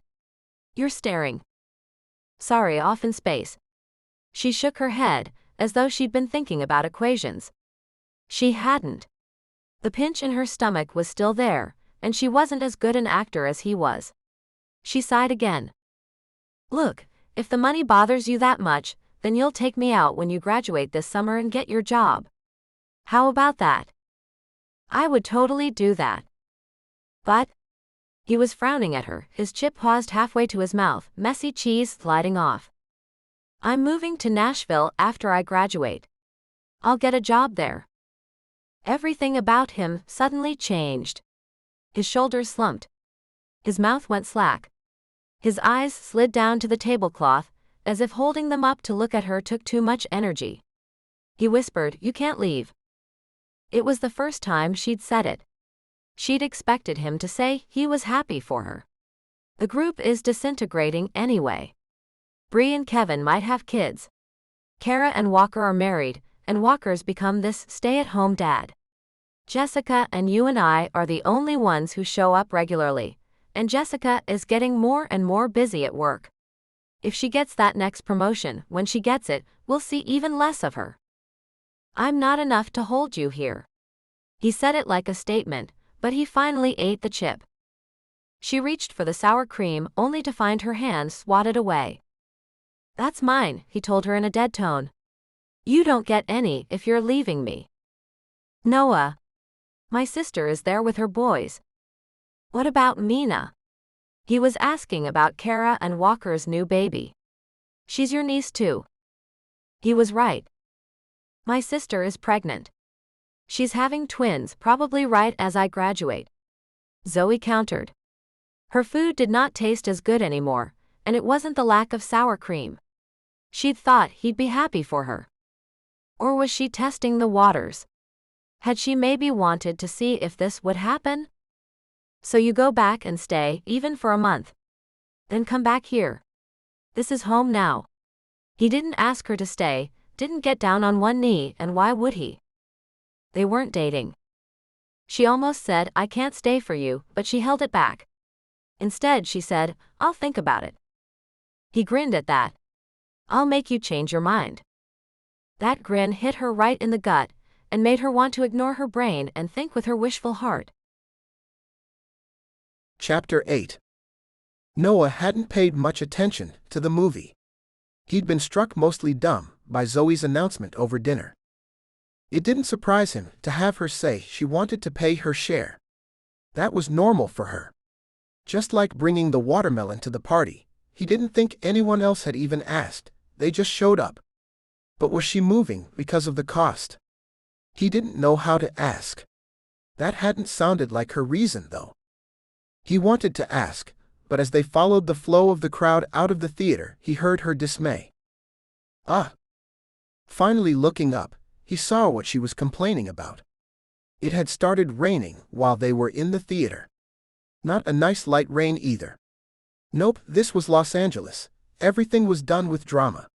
The downpour was torrential and likely cold. Though the weather had been warm enough to party in the pool in December, it was only a chilly low 60s when they left for the theater. Likely it was colder now. Neither of them was ready for the rain. Want to wait it out? She asked him. She probably knew just how silly of a question that was. In LA it could rain for 3 days straight. He didn't want to wait it out. The movie had been artier, and thus a little deeper. Less action, less happy ending. He thought he wanted that when he left the house today, but he wasn't feeling it now. In fact, running through the rain seemed like a good metaphor for his mood. I'll go get the car and bring it around. He was stepping away to do just that, when he felt her tug on his sleeve. I'll come with you. No point in both of us getting wet. I'll get wet anyway. She pointed out the front. The theater opened onto a promenade of sorts. No cars. Even if he came to pick her up, she'd still have to go half a block to get to the road. Let's go then. They were at the doors, people coming up behind them, getting their umbrellas out. People smarter than the two of them, apparently. He took hold of her hand, lacing their fingers together, ostensibly to stick together through the crowd. But even as he pushed out the door, acting normally, he was struck by how right her hand felt in his. The first raindrops hit him as he cleared the awning. Yup, it was cold. Come on, Zoe. Run for it. He picked up the pace, pulling her behind him, weaving in and out of the people who still managed to be out on the street despite the crappy weather. Zoe had no problems keeping up. However, the parking structure they were in was 2 blocks away, and they were soaked to the bone before they were halfway there. Still, he didn't look back. He was angry with her for wanting to leave, and he was trying to sort it out. Attempting that while running around in the rain in Burbank wasn't his best move, but he wanted to figure something out. By the time they hit the edge of the parking structure and got out of the wet weather, the chill had hit him, but so had a minor revelation. When he'd met Zoe a few years ago, both had been part of a big group. Walker, Bree and Kevin, Kara, Jessica, Zoe and Noah had all hung out regularly. They were an odd batch, having linked up bit by bit. Bree had been an EMT for years, and so she and police officer Jessica knew each other pretty well. Bree had also known Kara from some time before he did. Noah had a roommate who went to UCLA, and introduced him to Zoe and so on. They'd all just linked up. Unfortunately, the group had been falling apart this past year. Bree and Kevin had started talking about having a family. Mostly only Bree was showing up when Kevin was working. Kara and Walker shocked everyone by getting pregnant together. Jessica got promoted, and though everyone else was still around, he and Zoe were the only regular players left. He opened the car door for her. It should have been a crowd today. It shouldn't have been just the two of them. That's why he felt this way. He ran around and got in, feeling the humidity. "Zoe, you're fogging the windows." She raised an eyebrow at him, knowing full well he was as wet as she was. "Yeah, that's all me." His gut clenched then. He was wrong. It wasn't that she was the last one standing. It was that she was Zoe. Her mouth quirked at him, and he wanted to dive across the car and kiss her. He didn't. What would she do? If he did it, he might be the one to rip the last shred of their group apart. But he'd been telling himself for months that he wasn't as attracted to Zoe as he felt. It was just some crush. It was nothing. He'd get over it. He didn't. He'd missed her while he was out at Christmas. When it was just the two of them today, he hadn't been disappointed at all. When she said she was moving away, she might as well have buried an axe in his chest. At least that's what it felt like. Reminding himself he was an actor, he started the engine and tried to look normal. "My place." Yeah, that was normal. "I'm literally dripping here, Noah. I have to go home and get dry clothes." She pulled at the front of her shirt where it plastered to her. It would have been sexier if her teeth weren't chattering.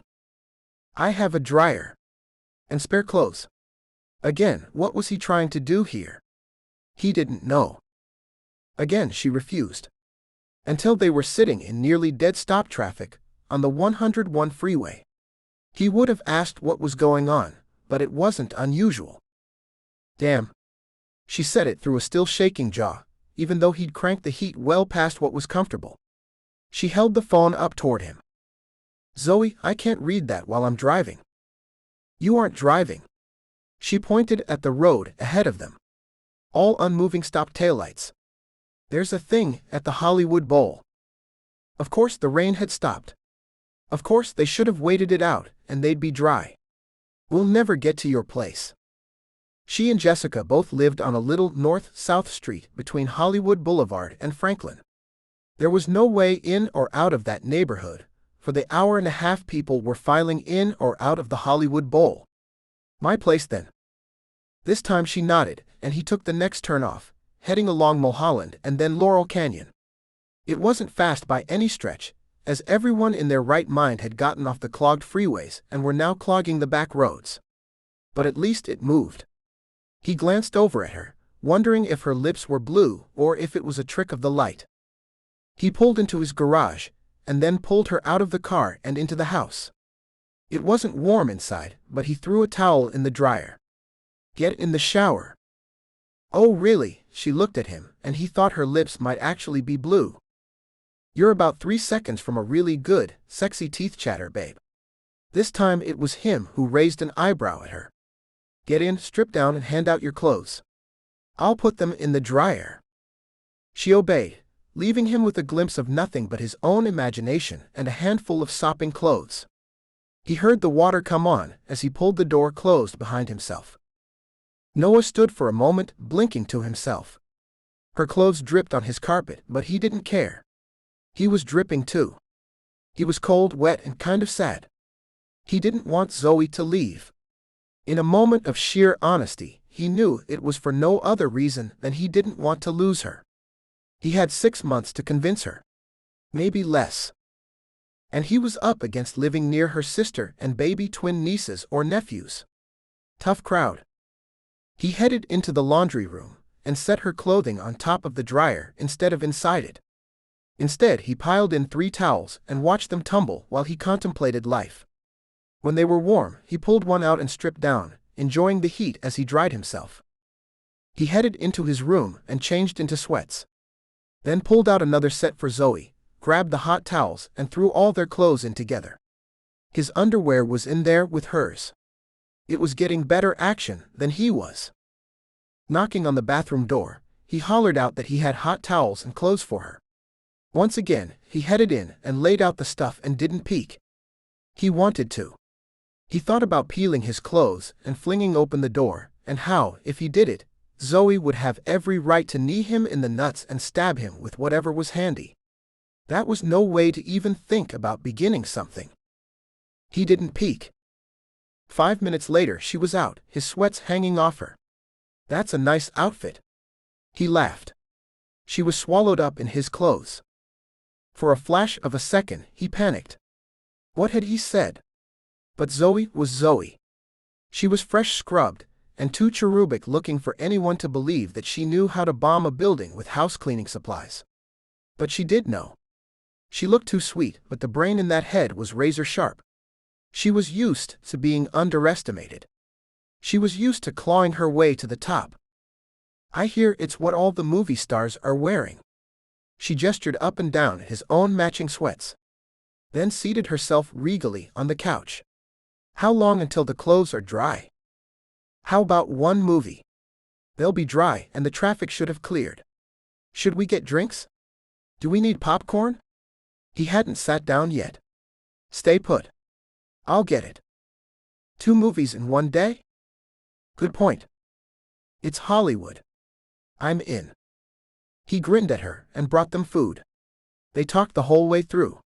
Her asking if Ty had been an a-hole at Christmas and Noah saying yes, but that it was his mother's defense of Tyler that pushed him over the edge. Zoe nodded. Her own mother told her she was crazy. Why go to school? What could that possibly get her? She told him once it meant stability and a life where no man can throw me on the street to starve. That's what it will get me. Self-respect and a job I love. He wanted to ask her to take that job here in California. Instead, he asked her how that last final had come out. "I had to fight hard for it, but I eked out an A in the end." Zoe fought for what she wanted. Noah didn't know why it had taken him so damn long to realize that he wanted to be what she wanted. Chapter 9. Zoe looked down at her hand, sitting motionless over her notes. She'd stalled out again. Crap. This was not a class for daydreaming. In 2 days, she'd be in the lab trying this stuff out. Blowing up the lab that belonged to her advisor would not get those recommendation letters in her hand. Even if she didn't take the job he was holding out for her, she'd want his name on her resume as a professional reference. Then she wondered what Noah would think if he could see her in her lab goggles. She joined in that hashtag online about women being distractingly sexy in the lab. Not that Noah would have seen it or cared. She copied the equation off the board and tried to fill in the notes around it. Crap. She was missing something. Zoe scribbled on a post-it and passed it to Beth sitting next to her. What did he say about P1 v P2? Looking up as though enthralled by the lecture, Beth wrote back and stuck the post-it on the side of Zoe's laptop. Zoe moved only her eyes. P1 must greater than P2 or goes neg. Ah. Now that made sense. No negative outcomes or the equation failed. Another post-it to Beth. Can I borrow your notes? And back. Of course. You okay? Disturbingly so. Can't concentrate. Thanks. Beth's eyebrows rose and one side of her mouth quirked. Talk later. I have to concentrate without your notes to fall back on. Zoe grinned and tried not to catch the professor's eye. He just might ask her what was so funny about calculating for error in Navier-Stokes. Beth packed up at the end of class after emailing Zoe her info from the day. I'm going to hold you to that. You owe me a good story. But Dr. Acharya had run over time, and Beth was scrambling out the door. As it was Zoe's last class of the day, she headed out the door and considered hopping on the campus bus. But the weather was pretty, and as evidenced last week when she'd been out with Noah, it wasn't always nice in LA, not in January. So she walked. The campus was still relatively green, and her mind could wander without worry that she was going to miss something important. She already missed most of the sunny day. Chemical engineering was in the very heart of the campus, and she'd parked in a relatively cheap lot she found on the south side. Plenty of time to think about the way Noah had curled up beside her on the couch. She told herself it was nothing. She also admitted it was closer than he'd ever sat before. If it were truly nothing, then why was it not the norm? He didn't sit that close to Jessica. Or Bree. It wasn't just the way he was. Were things changing? She pulled out her phone and called Jessica. "Hey, are you at work? Do you have a minute?" "Sure." "Wait."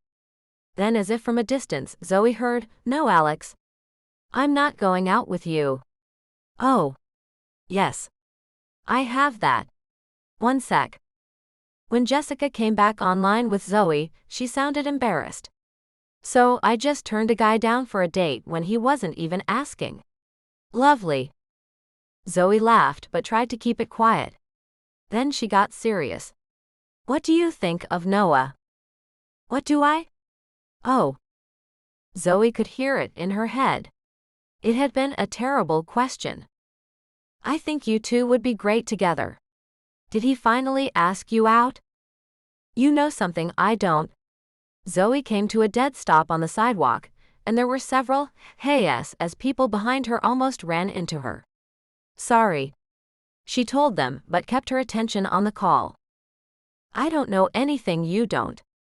I only know what I see. If you two can make it work, you'll be great." Zoe wanted to ask what Jessica meant by "if" and "make it work," but Jessica got called away. Which left Zoe still not having told her best friend that she'd made tentative plans to leave town upon graduation. Then again, maybe she hadn't really. She was tucking her phone away when it rang again. Pulling it out of her pocket, she was greeted with what she now recognized as an old picture of Noah. He had shoulder-length blonde hair, a 5 o'clock shadow that was on the cusp of becoming real facial hair, and a grin. She hadn't seen it when she took the shot, but that grin was heart-stopping. Her own smile jogged now, just seeing it on the screen. She almost fumbled the phone. "Hi, Noah.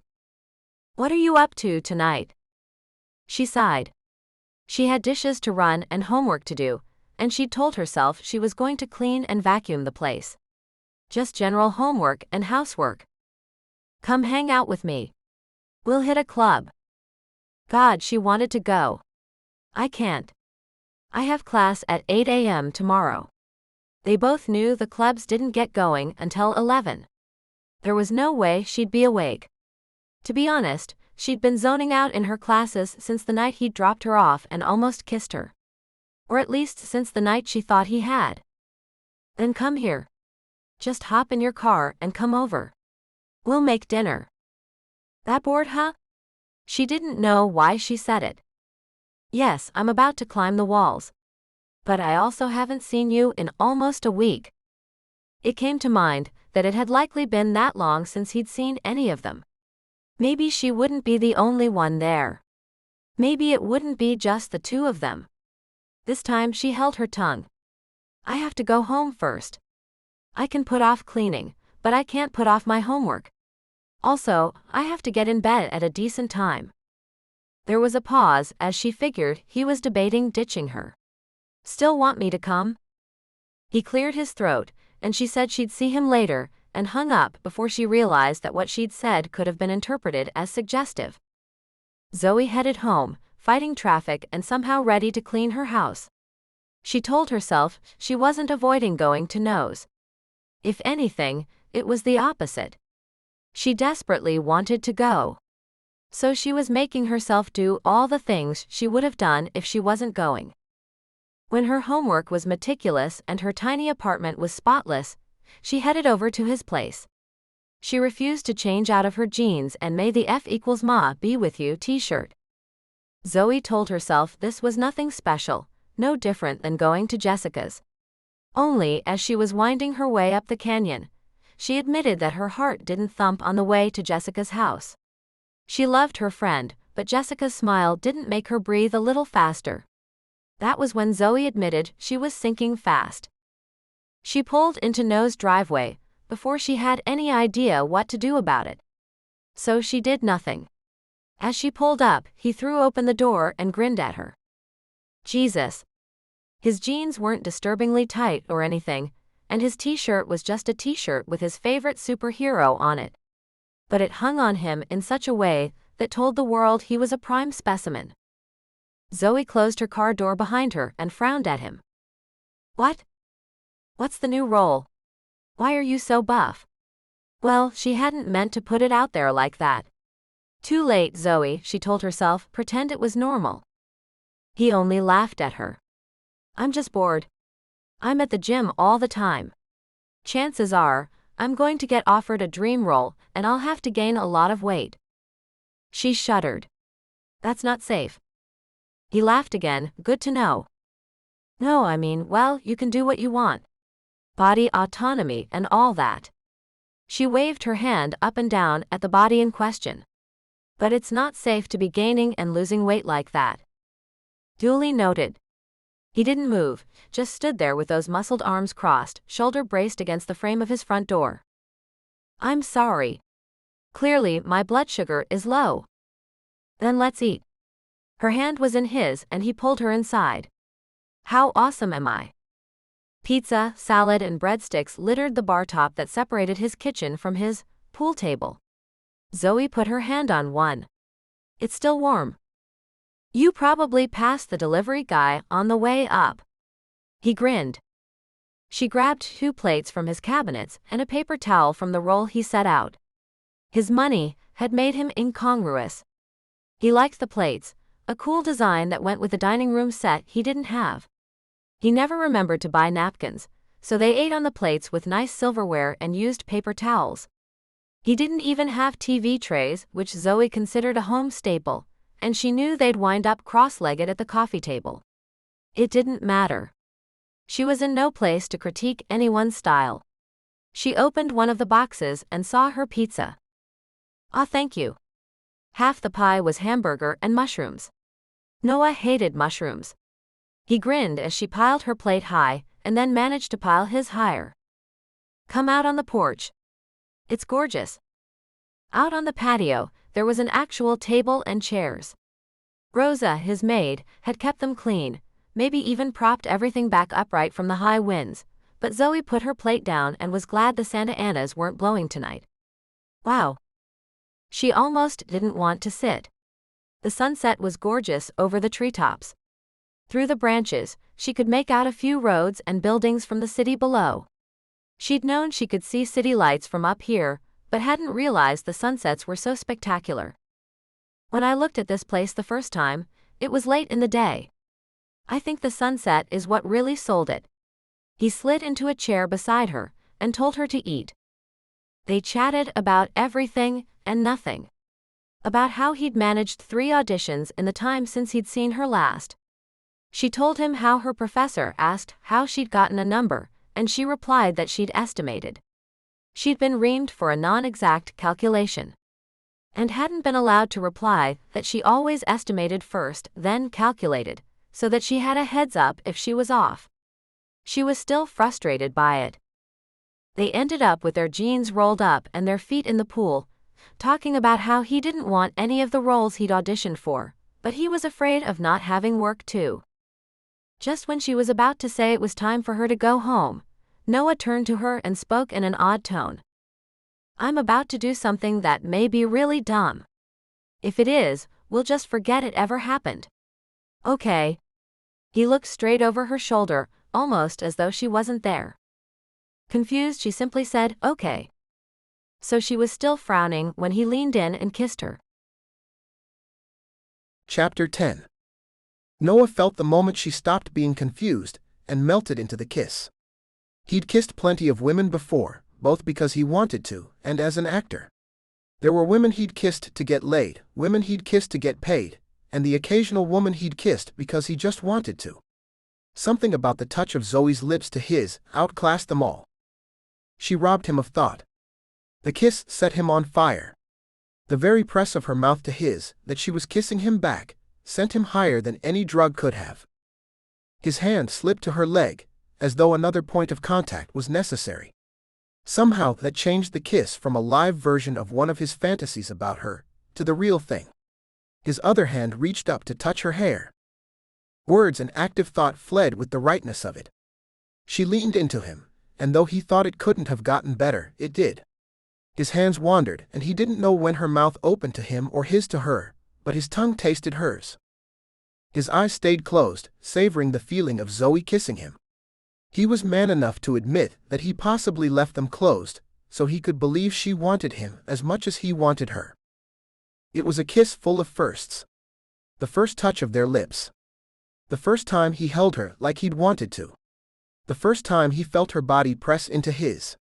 The first time he felt her fingers clutch at him with the same desire he felt. He breathed into it, holding her, needing her, clinging to her in a way he hadn't anticipated. His hands roamed, his mouth sought, he let go of everything holding him back. It was heady and deep. Exciting and new and somehow calming, as though he was exactly where he was supposed to be. Then she was pushing him away. He blinked several times as he came back to reality with a hard hit. Zoe. She was breathing heavily, and he was shocked to discover so was he. Her mouth worked as though she wanted to say something, but she couldn't get the words out. Her face turned away, but he followed, trying to catch her gaze. He didn't know what had happened. To be honest, he didn't really know what had happened with any of it. It hadn't gone down the way he planned. He'd thought it would be a simple kiss to test the waters. It had been anything but. Zoe. She shook her head. Her eyes darted everywhere but toward him. Finally she took a deep breath and spoke, and he wished she hadn't. Do I owe you this? What? He couldn't breathe. He'd never. He wouldn't. Zoe. Noah was on his feet with his hands in his hair, wondering what in hell he'd done wrong. His brain was just as tangled as it had been a minute ago. But where before he'd been breathing heavily, now he couldn't work his lungs at all. I don't even understand. Noah, look. You pay for everything. I ride in the limo, I go with you to clubs. It's not you, it's not, but I know when we're out that people think Jessica and I are sleeping with you. That we're your harem. Would you sleep with me to pay me back? It was out before he knew why he'd asked it. No. I just quit. I don't do that. I grew up with that and I won't do it. He stared at her. Hard. And I know that you grew up with that, and I would never ask or expect that of you. It bothers me in my soul that you might even think it. You're right. It was dumb. I'm sorry. She paused for a moment, but before he could speak she said, You did have your hand on me. It was the first time we've ever kissed, and you had your hand on me. I don't move quite that fast. He felt like a character in a cartoon. He was getting slammed one way then another so fast. He only hoped he bounced back as easily. This time it was his mouth that worked like a fish. He wanted to ask if he'd really done that, but he had. He remembered now. It had been so easy, touching her. Not a game. Not a plan on the road to getting laid. Just a need and a touch and... He'd gone there. God, Zoe, I'm sorry. I don't think you're that fast. It just... He sighed. He was this big actor, the one with all the great lines. That was the beauty of acting. You had the comeback when you needed it. You had the words at hand for why you'd kissed the woman you'd been dreaming about, then somehow in that very same minute, pushed it too far without meaning to. She was looking at him. Waiting. She wasn't going to give him any room to breathe. So he said it. He'd tell her even if it came out wrong. I got lost for a minute. I've wanted to kiss you for a while. For so long. Might as well admit it. He'd messed it up to hell and back anyway. The least he could do was be honest. She hadn't moved. Her feet still trailed in the water in his pool, the light giving her an ethereal glow that he both wanted to fall into again and stay away from. Getting pushed away was about like a knife to the gut. I wasn't ready for that. I didn't expect it to be. Well, I didn't expect it, and I guess things just got away from me. I wasn't trying to push. I was just in the moment. I'm sorry. She nodded but didn't otherwise respond. Zoe quit looking at him and instead gazed out over the city. Through the trees, out to the lights beyond. Her apartment building was down there. He knew which window was hers. He stood barefoot on the concrete behind her. His feet were wet, and he was making footprints as he walked around. Noah avoided standing next to her, in hopes that he might get to sit there again. He didn't want to sit in his own wet footprints. It didn't matter, because she didn't offer. Just stared out at the landscape, and for once he had no clue what was going on in that brain of hers. Lacing his fingers across the top of his head, he stood there and tried not to think. Clearly, she needed a moment, and he wanted to give it to her. Just when he thought maybe she was waiting on him to speak, she sighed and finally said something. You said you were going to do something, and that if it turned out to be dumb, we would just forget it ever happened. Right? Yes. That's what he'd said. Not the place he hoped she'd wind up, but it was what he'd said. Forgetting the best kiss of his life, forgetting the moment he'd felt things click into place, forgetting the most turned on he'd ever been was not what he wanted. But it was better than Zoe getting in her car and driving away and never coming back. Because in the end, she was his best friend. She patted the space beside her, where they'd started this whole amazing awful thing. Come back and sit down. He did. His brain churned. He had friends he called. Friends he partied with. Friends he worked with. But she was the one who asked if it was Tyler who was being a butthead when Noah came home early from Christmas. She knew that Wills was a good guy, but wouldn't take a side for anything. Not even when Noah needed him to. And he knew that her mother had dragged her from one crappy apartment to another, in one crappy town after another while she was growing up.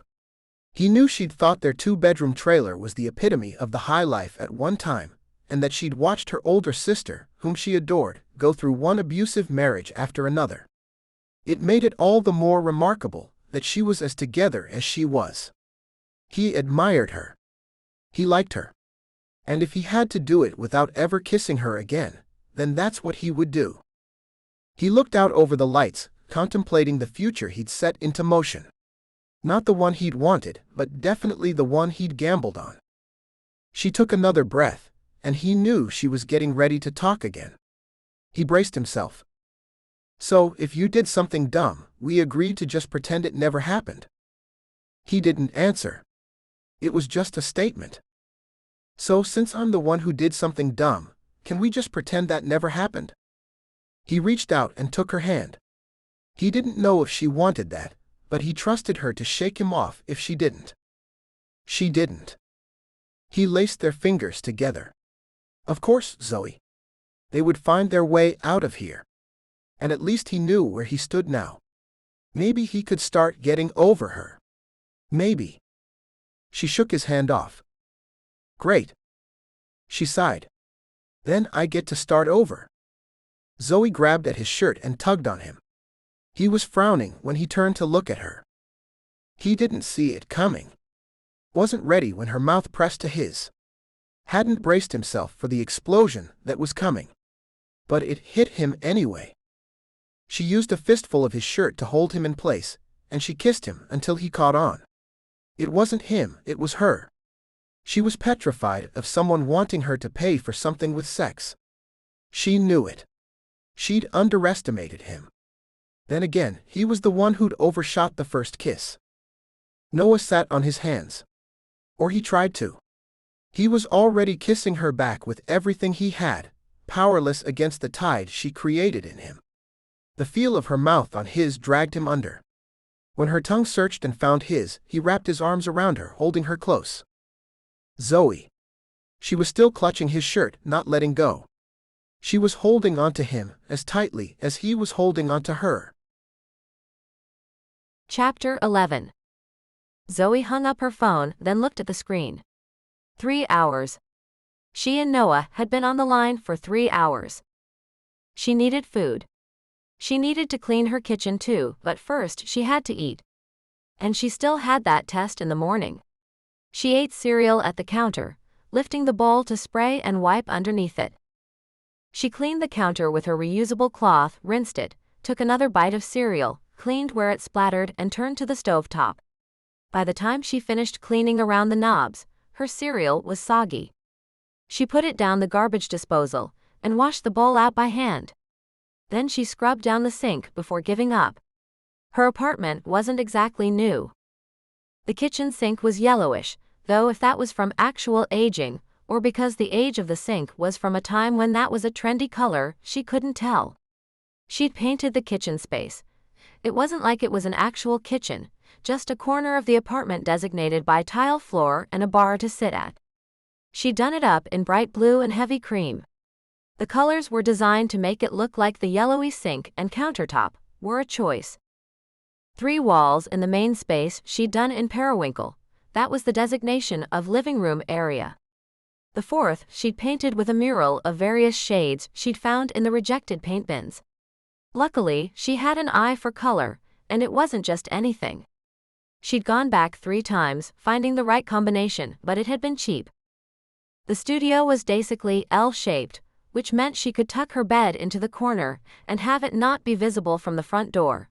A big design improvement over many of the apartments she'd looked at.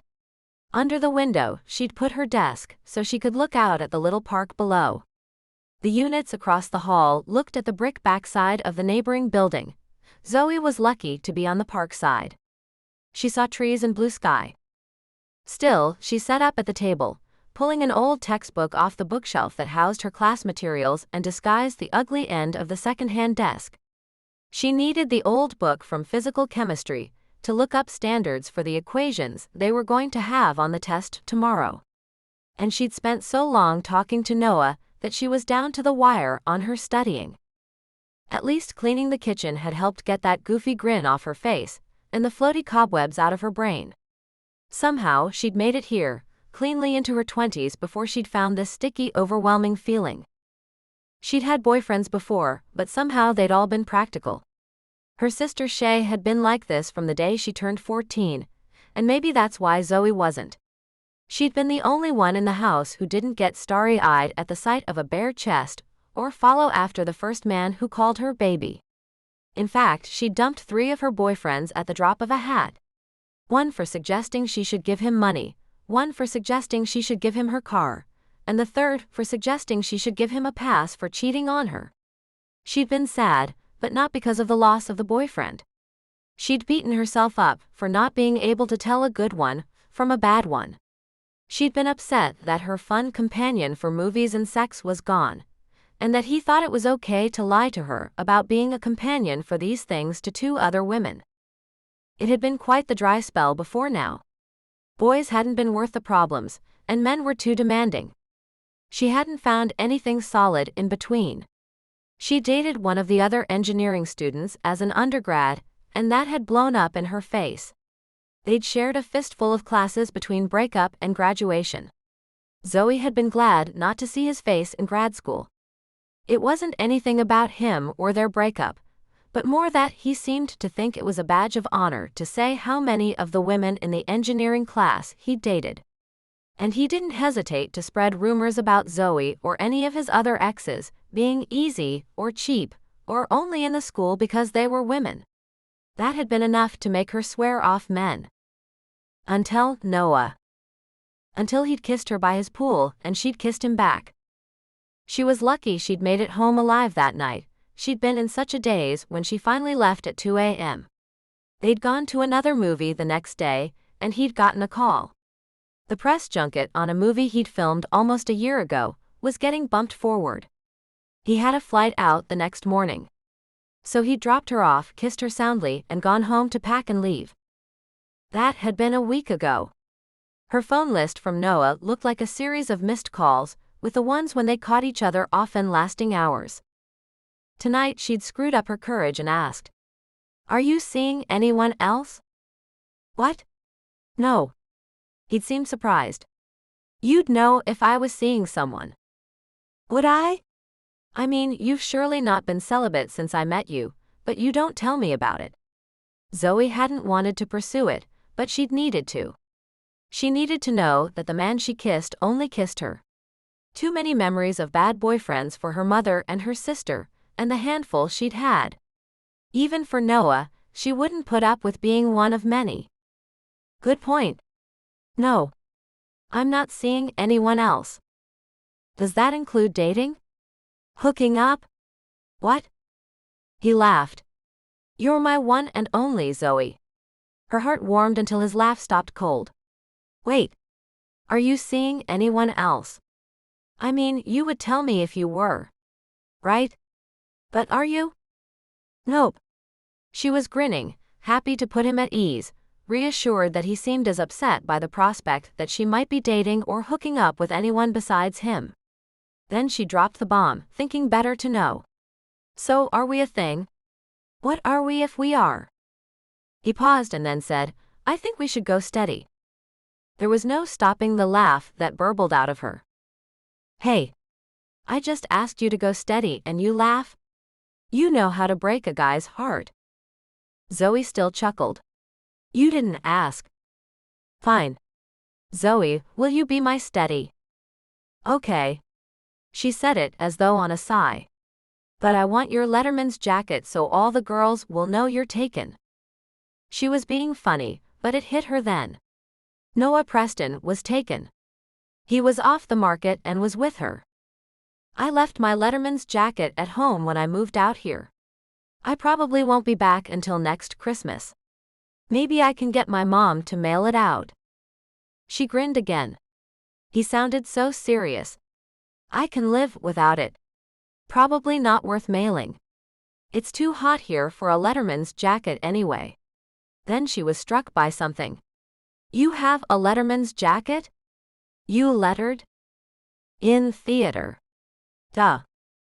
You can letter in theater? She asked, her cheeks starting to hurt her from grinning. Yes, Ms. Mathlete. You can. She told herself she had to get off the phone and study. They'd stayed on another hour after that.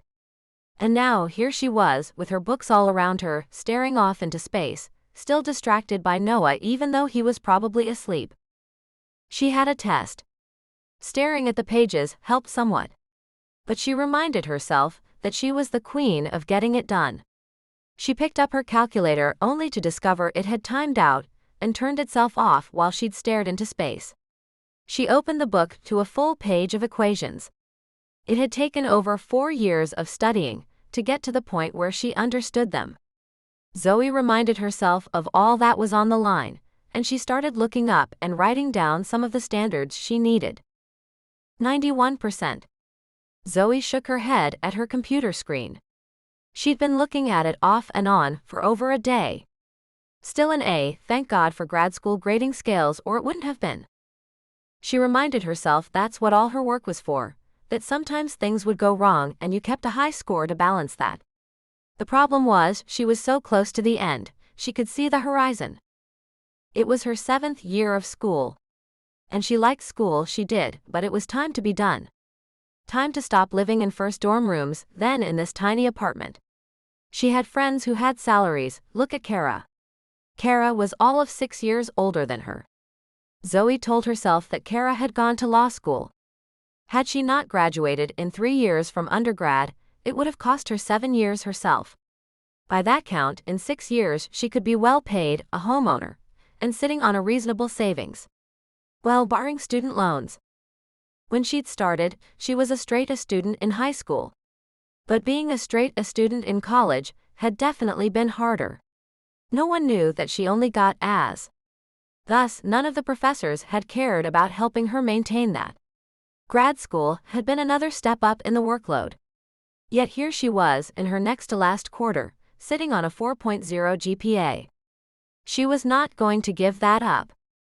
She stared at the 91 for another minute, before shutting off the computer. Too close. Then her brain flipped over. Noah was coming home tomorrow. She was going to want to see him. When she saw him, it would mean her brain would go foggy. So she opened her books and got to work on all the advanced assignments she could. Zoe worked until she fell asleep at her table, her head nestled in the open seam of her large textbook. Chapter 12. Zoe was sitting in her car with her eyes squeezed shut when she heard her phone ring. Opening them, she looked at the screen and grinned, even though she was in her car by herself. "Hi. Are you ready?" "Yup. Come get me." There was a happiness in his voice that matched the expression on her face. Zoe put her tablet away and started the car. The weather was nice, but the cell phone waiting lot was a slab of pavement looking at an overpass. A few measly palm trees held court but didn't make up for the drab space. Plus, the general area of LAX was crazy. Noise from the planes, traffic everywhere, and of course, as soon as she pulled out, a view of a strip club offering nudes, which always made her imagine a seedy bar with Renaissance paintings posed around the poles. She shook her head and pulled out of the lot. It occurred to her then that she was picking up Noah Preston at the airport in her old, beat-up car. Well, he had offered to get Carl to come get him in a nice town car, but he hadn't balked when she said she'd do it. He'd said that would be great. She slid into the line of traffic and headed under the building where the drive was all concrete pillars and walkways. Her phone pinged with his text, telling her he was on the right and which sign he was standing under. It was another 2 minutes of crawling along before she spotted him. Then she was putting the car in park and popping the trunk for him. She was in the process of lifting the hatch, getting it out of the way, when she was swept around. Suddenly in his arms, she felt his mouth on hers and the flood of sweet heat he brought with him. She lost it right there in the pickup line, at one of the largest airports in the country. Later, she would only be able to assume that the honking started relatively quickly, and they jumped apart laughing. Truly, she had no idea how long she kissed him like that.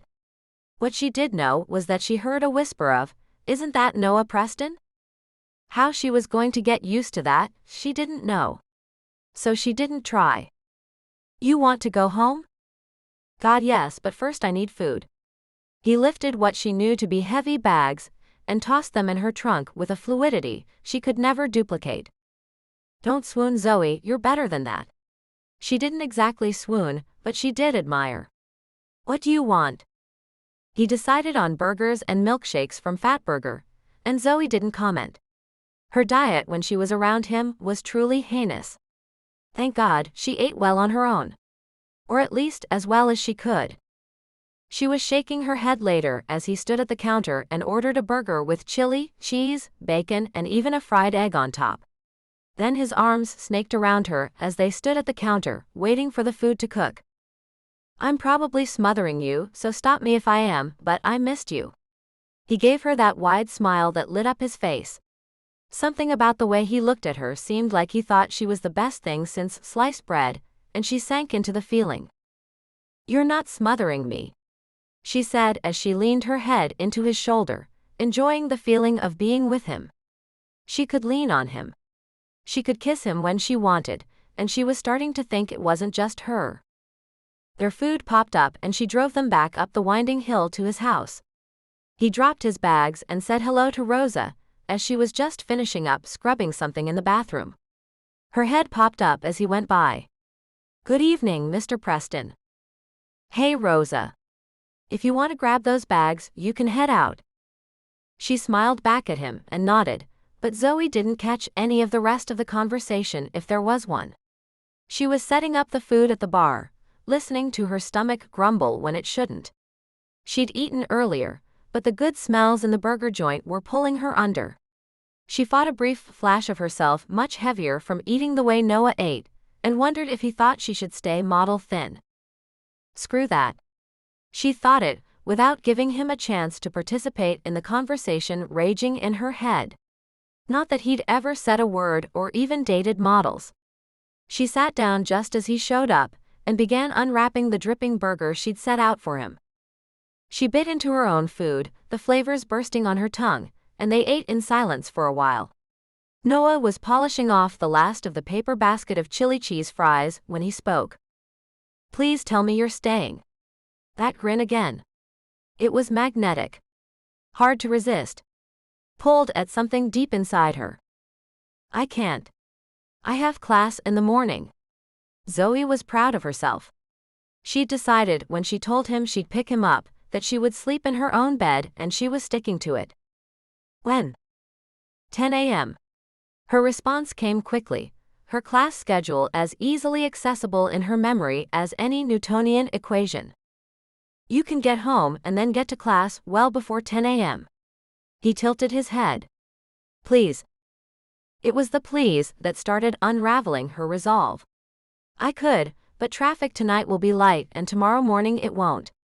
What if I'm late? It's college. I don't think anyone cares if you're late. He shrugged, then nodded goodbye at Rosa as she went out the door. It's grad school. For a moment, she thought about the fact that he'd done several years as an undergrad and hadn't carried much of a class load or GPA. Did he understand the pressure? One of my professors told me that if you weren't in it to get an A, you didn't belong in grad school. Noah only nodded in return. Though a portion of her burger remained, as did some of her fries, Zoe started to clean up her setting at the table. She was full. Silently, Noah stood and started clearing his own trash, though it was easier to wad up empty papers. With a jump shot that pretty much proved he was an actor and not a basketball player, he aimed for the trash can and executed what looked to Zoe like perfect form. And he missed. He leaned over to pick up the trash, still oddly silent. Only when all evidence of their late-night dinner was gone did he turn to her and say, "Just a little while." Then he was kissing her again. Telling her he'd missed her, and she readily admitted she'd missed him too. His fingers brushed the soft skin at her belly, before she realized he'd been unbuttoning her shirt. Her head swam with the feel and taste of him. How had she made it so far into her 20s, without knowing this feeling? Had Shay been this swept up when she was 19? Is this why she'd married that rat fink of a husband? Had he made her feel anything even close to the heady sense of floating that Zoe had now? Thank God, she'd somehow managed to wait and had chosen better. Zoe slipped her hands under his shirt and peeled it over his head, letting it slide through her fingers and onto the kitchen floor. When he bent to pick her up, she jumped for the countertop only to get swept the other way.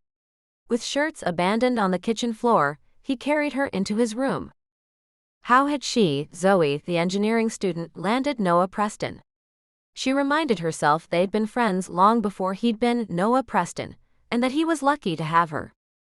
Her mouth opened beneath his, her tongue seeking as though she was in control, but she wasn't. Her hand pulled him closer, though that was just a reflexive reaction to the feel of him. It wasn't because he was a man. And it wasn't because he was hot. It was because he was Noah. His name floated through her brain with a touch of reverence. He pulled back and grinned at her. I love when you say my name like that. Like what? She'd said it out loud. Oops. He repeated the sound back to her, in an uncanny mimic. Then he lowered his voice to a near whisper, and she felt his lip touch the shell of her ear at the same time as her name did. It floated through her, intoxicating and bold, as though it was a spell he was casting on her. For a moment, she tried to fathom that a mere 2 weeks ago she'd been Zoe, friend. Now she was so much more. Zoe. Zoe. Zoe. Zozoazo. He chanted it like a mantra, tugging at her heart a little more with each repetition, until his own head lifted and he came apart in her arms. They lay like that, curled together for a while. Zoe had no idea how long it had been when she remembered she was supposed to sleep in her own bed tonight. Though he was warm and safe in Noah, she pulled away. Rolling off the bed and finding the strength to stand, she said, I have to get home. I'm sorry. Stay, Zoe. I'll set the alarm. We'll make sure you make it. His words rolled off his tongue with a sleepy cadence. I'd love to, but it's easier to drive back now. Zoe. It's not safe. It's the middle of the night. You'll be more awake in the morning. His hand reached out and grabbed at her hip, the only part of her within his range. With just the tiniest of tugs, he had her sitting on the edge of the bed. She didn't know if it was because he found a good reason for her not to drive home, or if it was because he was reaching for her, or maybe it was because of the way he said her name like he needed her. As though he loved the feel of her next to him as much as she did. She rolled back in bed next to him, curled up, and went to sleep. Chapter 13. Noah woke to the incessant buzzing of his alarm. It took him a minute to suss out that it was in fact his own alarm. He was home in his own bed, and there was a warm Zoe next to him. But in the time it took him to figure all that out, Zoe was up and no longer under the covers with him. She was in her shorts and pulling on her shirt before he even got the sleep out of his eyes. Reaching out, he snagged her hand. "Zoe. I can't stay, Noah." "I know." He felt the small smile on his face. She made him feel as though everything was better just for her being here. He let her hand go and rolled over and looked at the clock. 6 a.m. Oh wow, it's early. She had almost 4 hours before class. His brain went there. "Zoe. Stay." He grabbed her hand again, feeling the sheets tug against what he would have called morning wood on any other day, but was now clearly due to Zoe rather than just waking up. She smoothly slid her hand out of his grasp. "I can't." Something in her voice said no in a way that made him sit up. As though she was angry at him for even asking. Noah swung his feet over the side of the bed, figuring if she was up, he could be too. He reached out toward the end of the bed for a pair of cotton pants that wasn't there. The pants he'd traveled in were bunched on the floor, having clearly been stepped directly out of. He hadn't come to bed by himself last night, not followed his routine of lounging in his pajama pants then tossing them across the bed frame before climbing in.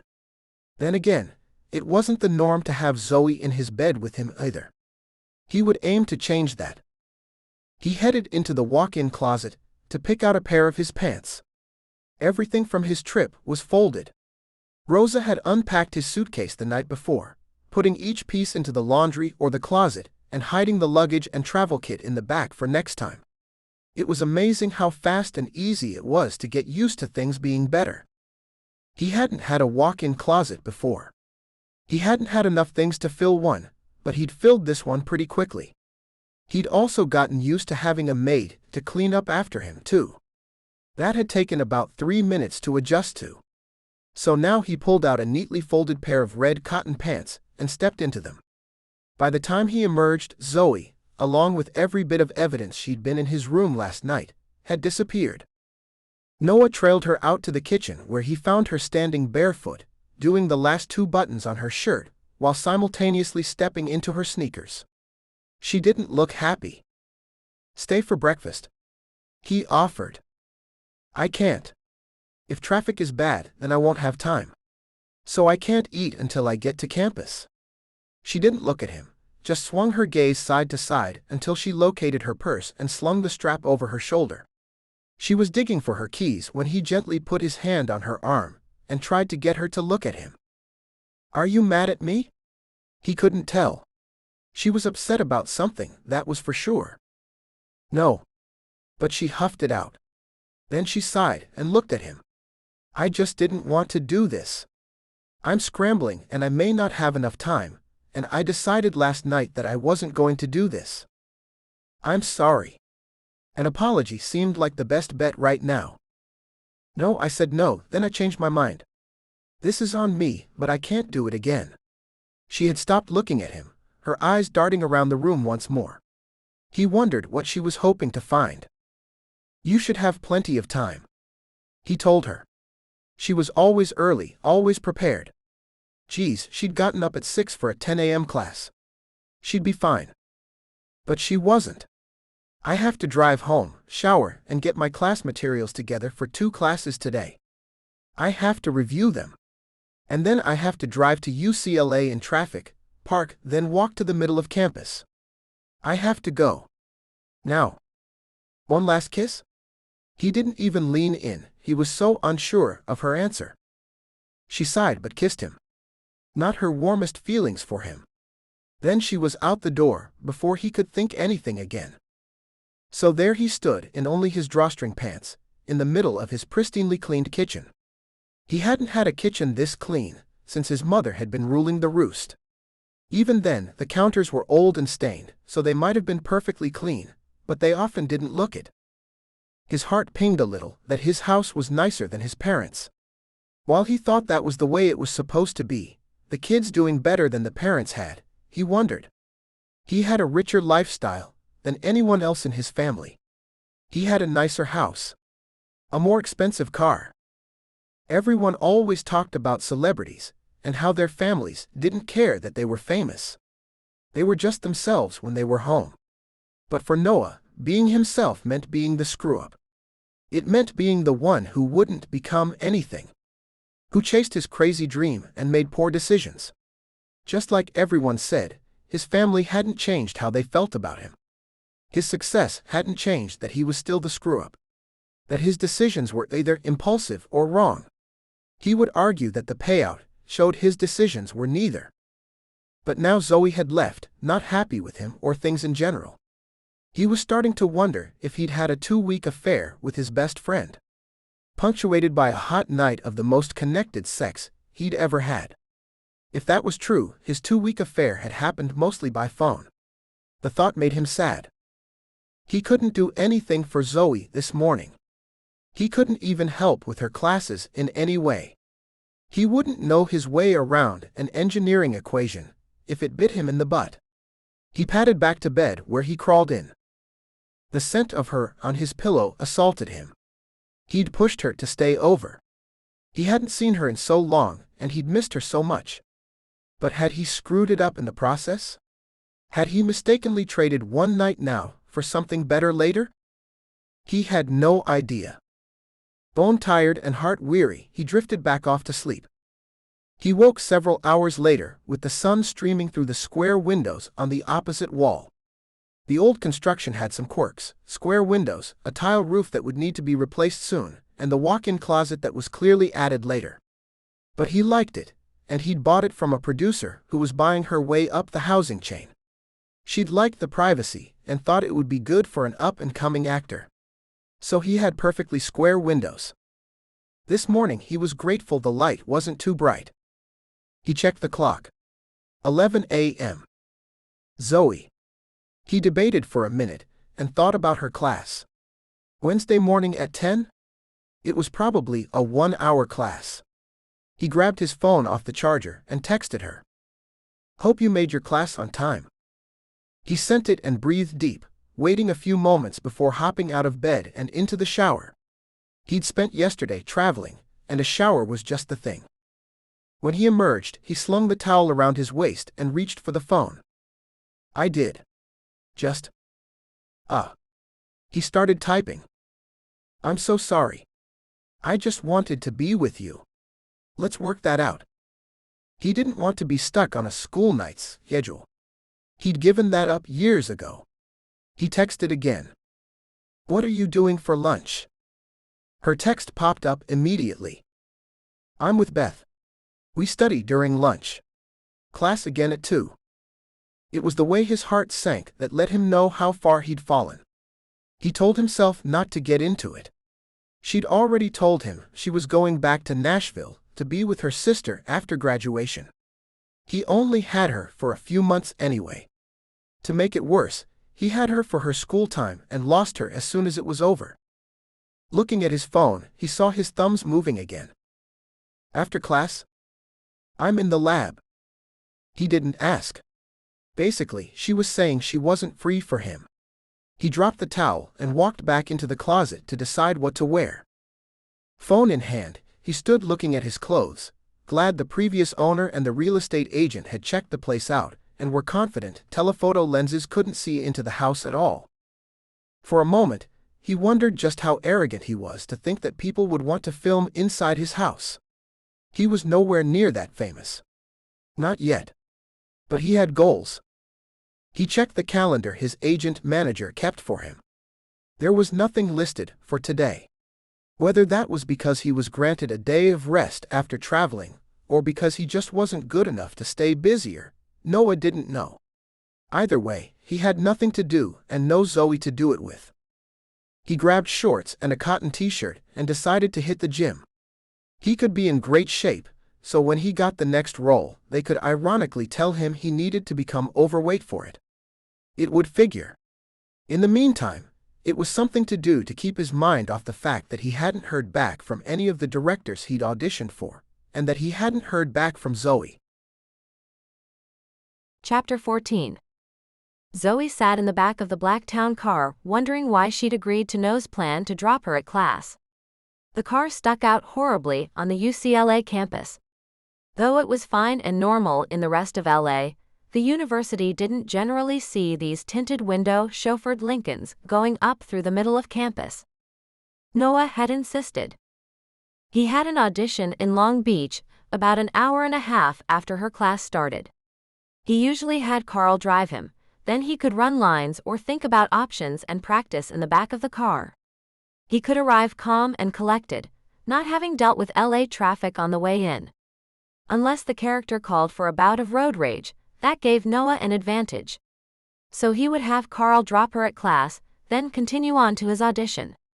It seemed so reasonable, until she was pulling onto campus looking like a rock star. He'd showed her the 2 script pages he'd been given for the audition. Though she'd looked them over, she told him she couldn't read through with him. She was a terrible actress, and she was on the way to that class. Noah, let me study. You studied all last night. He didn't get it. I have a quiz today, and his quizzes are brutal. Noah had another comeback. It seemed he always did. But the quiz can't count for that much. No, but I need it to pull up my grade. She'd countered. She could see that her grades had been slipping since she'd started dating Noah. It wasn't a lot, and she didn't want to tell him, didn't even know if it was because she was dating him, or because she was just dating, period. She hadn't had a boyfriend since she'd gotten to grad school. Maybe it was just that her time was divided. What she did know was that her grades were slipping. What? He frowned at her. Is it possible to pull it higher than an A? Not in grad school. He didn't get it. Her A wasn't even a solid A anymore. One slip and she was in B territory.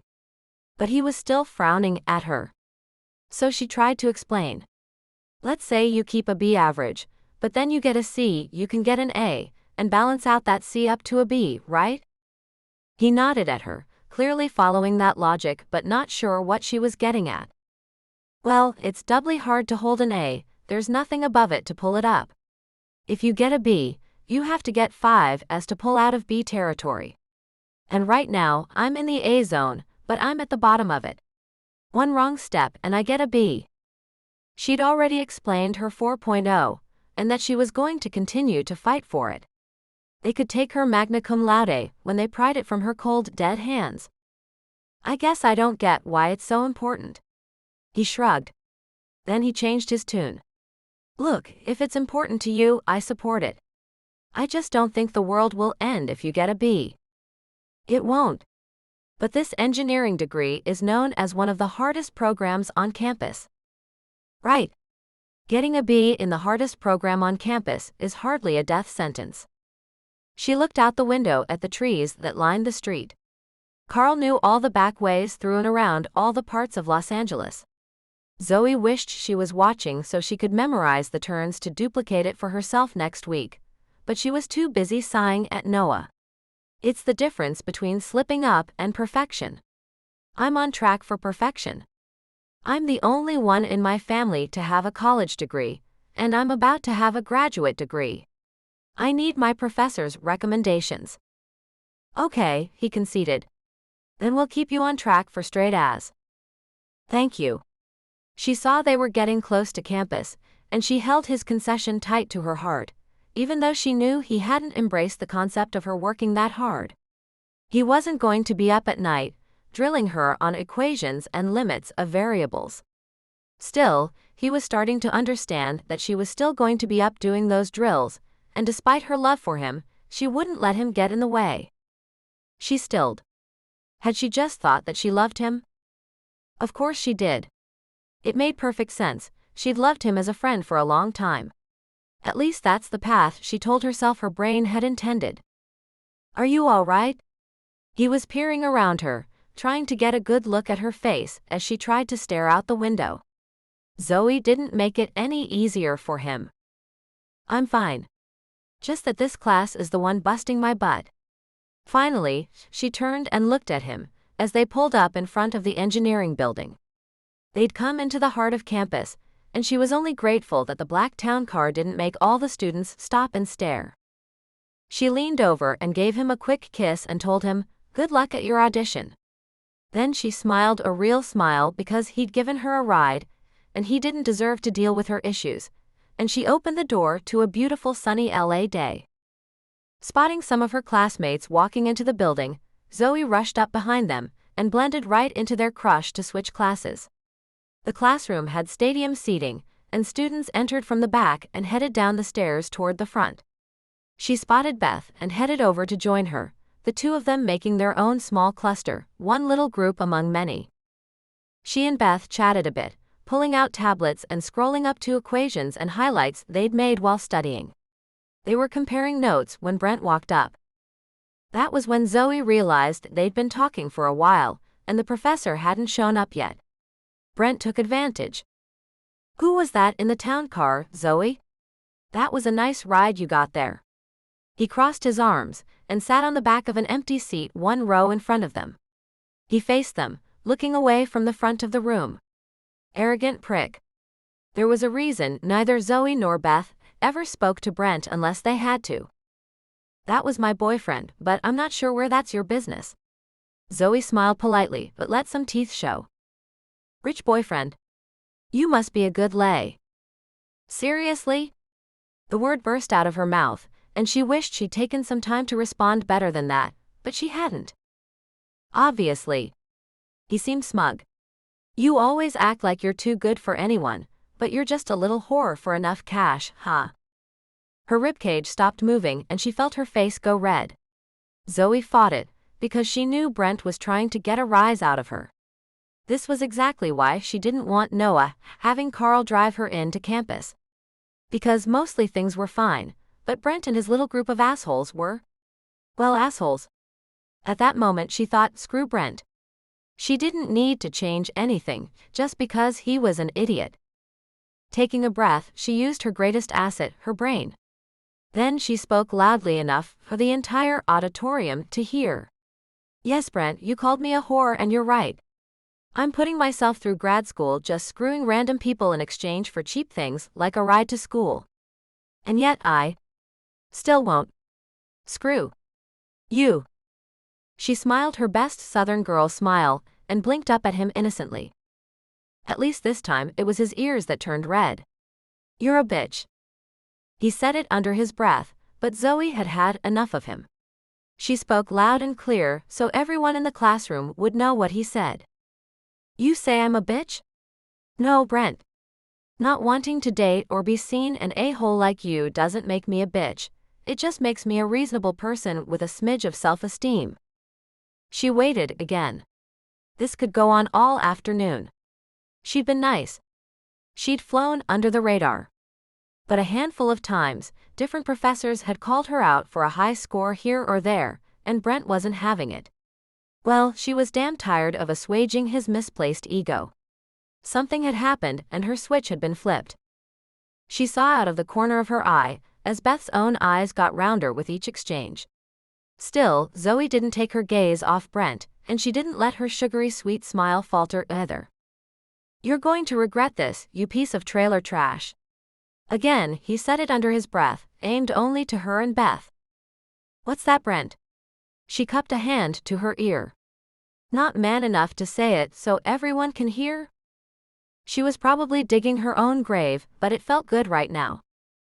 Unfortunately, just before Brent could call her trailer trash to the entire class, the professor walked in.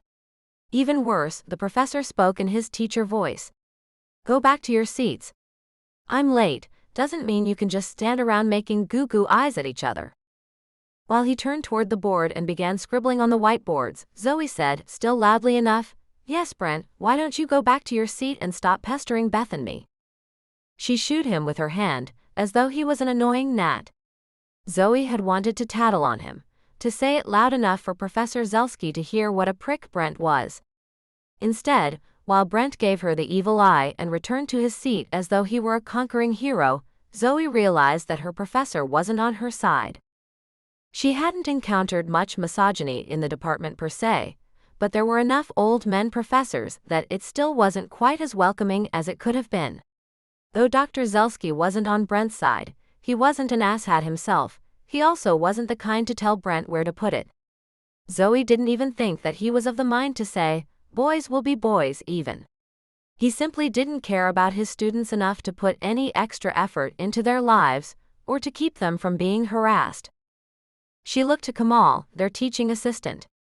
He was Dr. Zelsky's paid lackey, a postdoc student in his last year. He didn't look up or say anything, despite the fact that he'd been in the room the whole time. Just great. As Zoe looked up again, Dr. Zelsky started the lecture. But Beth leaned in and whispered, "Oh my God, Zoe, you're my new hero." So at least there was that. Chapter 15. Noah held Zoe's hand as they walked into Rory's grill. He felt both elated and juvenile doing it. Everyone had managed to make it tonight, and they even had an extra. It had nearly taken an act of God. Bree and Kevin both had a free evening, but that was because his friend Marco was in town. So Kevin's friend had joined them. Kara and Walker had to find a sitter. Jessica had made it by the skin of her teeth, walking in 5 minutes after Noah and Zoe did. "I closed a big case today," Jessica announced as she slid into the huge round booth Kara had reserved for the group. "I had a mountain of paperwork, and the uniforms are off to arrest our guy. Who's celebrating with me?" Noah raised his glass, so did Zoe, Walker and Bree and Kevin all did, but not Kara. Everyone looked at her until she cracked. "I'm not pregnant. I just have a big case on Monday, and Mina is going to wake us up at 5 a.m. no matter what we do." Kara shrugged. She reluctantly lifted her Coke. "It's his turn. Next time it's my turn." Walker shrugged too, but added a grin to his. "It's my turn today because Kara came home from work and found me almost in tears with the baby, making me want to pull my hair out. I didn't get any work done today. So I'm taking it." They clinked glasses in a toast to Jessica. Then Noah held his hand up for a fist bump. "Way to dad, man." Walker tapped his fist to nose, and then turned to the waitress and ordered a double before the woman could even get the words out to ask Jessica what she wanted. Well, he'd earned it. While Noah awaited his turn, he pondered the other men at the table. Walker was an artist and an at-home dad. Not today, but most days he loved it. Maybe he'd had a better model than Noah did. Possibly they all did. Good work, man. Marco also gave Walker his props. It helped that they'd all met him before. So no one was fawning over Kevin's A-list actor friend. Noah was just trying to be sure not to make a fool out of himself. It didn't hurt to be in the same crowd with Marco DeLuca. But he didn't ask the man for anything. Not anything. He wouldn't dare hinder the group that way. Still, from the outside, Marco seemed to have the ideal life. If there was one path Noah could model his own on, it would be Marco's. He tried not to let it bother him that Marco's amazing life was lived solo. He shook the thought and ordered his drink as the server looked at him questioningly. She'd barely given out her little speech about being back to get appetizer orders when Kevin was pointing between him and Zoe. "So is this a thing?" Noah's mouth hadn't even opened before Jessica grinned. "Yes, it's a thing. Been a long time coming, hasn't it?" "Lord, yes." Marco agreed with her, his grin matching hers. Noah was impressed that the man had remembered them from a year ago. "What?" Noah asked. "You all saw this coming?" "You didn't." It was Kara that time, looking at him like he was nuts. "No." He answered it so fast, he wondered how he would ever redeem himself with Zoe over that one. To her credit, Kara didn't let him leave it as him being a fool. "Oh please, you've had a thing for Zoe for about forever." "Well, yeah." He felt Zoe shift beside him, the slight stiffening at his earlier answer dissipating. "Thank you, Kara." Relaxing, he finished his thought. I just didn't think it would ever happen. Ah. Jessica nodded. No worries, it's here now. He looked over at Zoe, wondering how she was taking this, since she hadn't spoken. She was probably grateful for the low lighting, because he could see up close that she was a little red. Another happy clench in his heart. If it hadn't coincided with every time he cleared another hurdle with Zoe, he would think he was having a series of small heart attacks. He felt her squeeze his hand under the table, as the server showed up with a tray of drinks and an excellent sense of balance. They ordered appetizers and then more appetizers and shared stories. I straight up saved a life on a run this week. Bree was grinning, then went on to say how she'd used her Narcan and brought back a mother whose kids were watching her die on the living room floor. That's impressive, Noah had toasted to her. He'd only done a few auditions. Nothing that meant anything to someone else. Kara had a new promotion at work and was bringing in 2 new lawyers to a pro bono group she'd founded to help people who didn't have access find funding and grants to start small businesses. Zoe told them how she'd stood up to the douchebag in her class. You told him what? Noah asked after she said this Brent guy had called her out for arriving in a chauffeured car. Oh no. Somehow this Brent guy being a grade A-hole was Noah's fault. Wow, Brent must truly be an idiot. He waited for Zoe to tell him. Oh yeah. I repeated his under-his-breath name, calling out loud for the whole class, then asked if he wasn't man enough to call me those names in front of everyone. Wow. I'm so sorry, Zoe. One of these days, Noah decided, he would manage to do something that didn't inadvertently step on her toes. Sometimes it felt like his loving her hurt her. Worse than it helped. He didn't know. I knew you were kind of squirrely about taking the town car into campus, but it never occurred to me why. No worries. She squeezed his hand under the table and smiled. I found my inner bitch and I embraced her. He's going to come after me for it though. But I'm not going to take any of his crap. Jesus. Noah didn't know how to deal with that. Luckily, it seemed Jessica did. Well, remember you have a police detective friend you can lean on. The other woman nodded at Zoe as Noah watched. You're in Hollywood. The school is in Los Angeles. Aren't they different districts? Zoe asked. Noah grinned. That was Zoe. She'd say thank you, but it would be in a minute after she had the logistics worked out. The entire area is Los Angeles proper. I'll make it work. You just let me know if you need me. Can you arrest him for harassment? Zoe asked. Sure. Jessica commented. I'll also recommend you get a restraining order against him. Wouldn't that prevent him from going to class?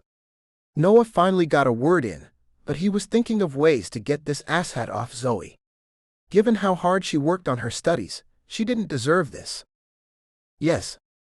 Jessica's grin widened, then her attention turned to the server as the woman asked if any of them wanted dessert.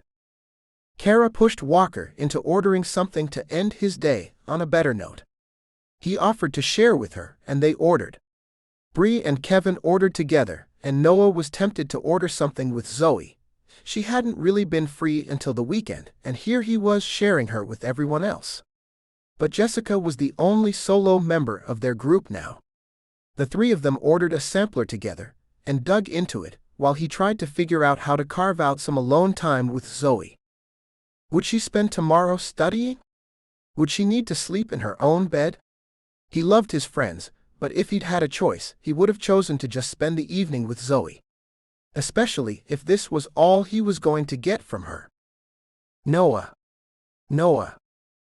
The voice was Walker's, but the hand waving in front of his face was Zoe's. What? Congratulations on landing the role in the new Marvel film. The voice was Marcos, but the words weren't processing. What? Noah asked again, scanning their faces for some clue. Why didn't you tell us? That voice was Bree's, with Jessica's overlapping it in the same words, an offbeat stereo further confusing him. I didn't. He protested.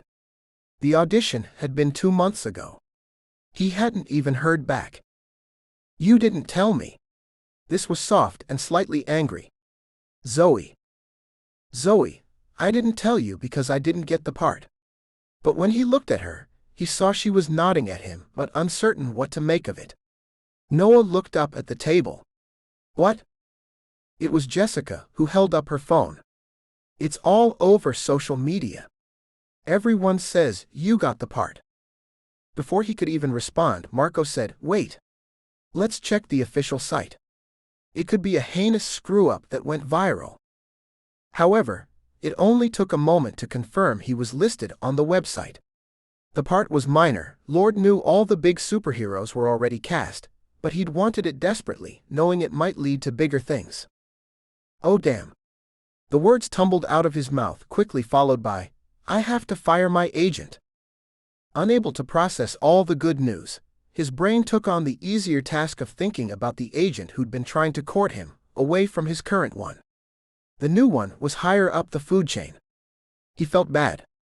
His current agent had done nothing wrong, at least not until now, when he clearly hadn't followed up on the audition well enough. The information got to social media before it got to him? That kind of thing happened, but that didn't make it okay.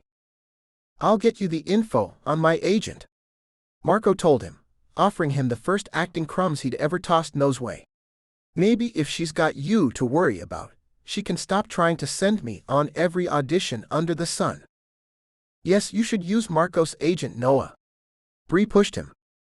But he didn't get to think about it much. In a moment, the desserts were done. The ice cream had melted while they oohed and ahed over Noah's new role, and everyone was full to bursting. Not long after that, they divided up the bill and paid and were hugging each other as they headed out. Ironically, it was Bree and Kara who were saying they should do this more often. Noah held his tongue that it was them and their kids and schedules that stopped the group from getting together with the regularity they had just a year ago. Instead, he hugged everyone goodbye and agreed they should find the time together. He didn't feel settled until he was standing at the door to his car looking at Zoe over the hood. Do you need to go to your own apartment? Or will you possibly come home with me?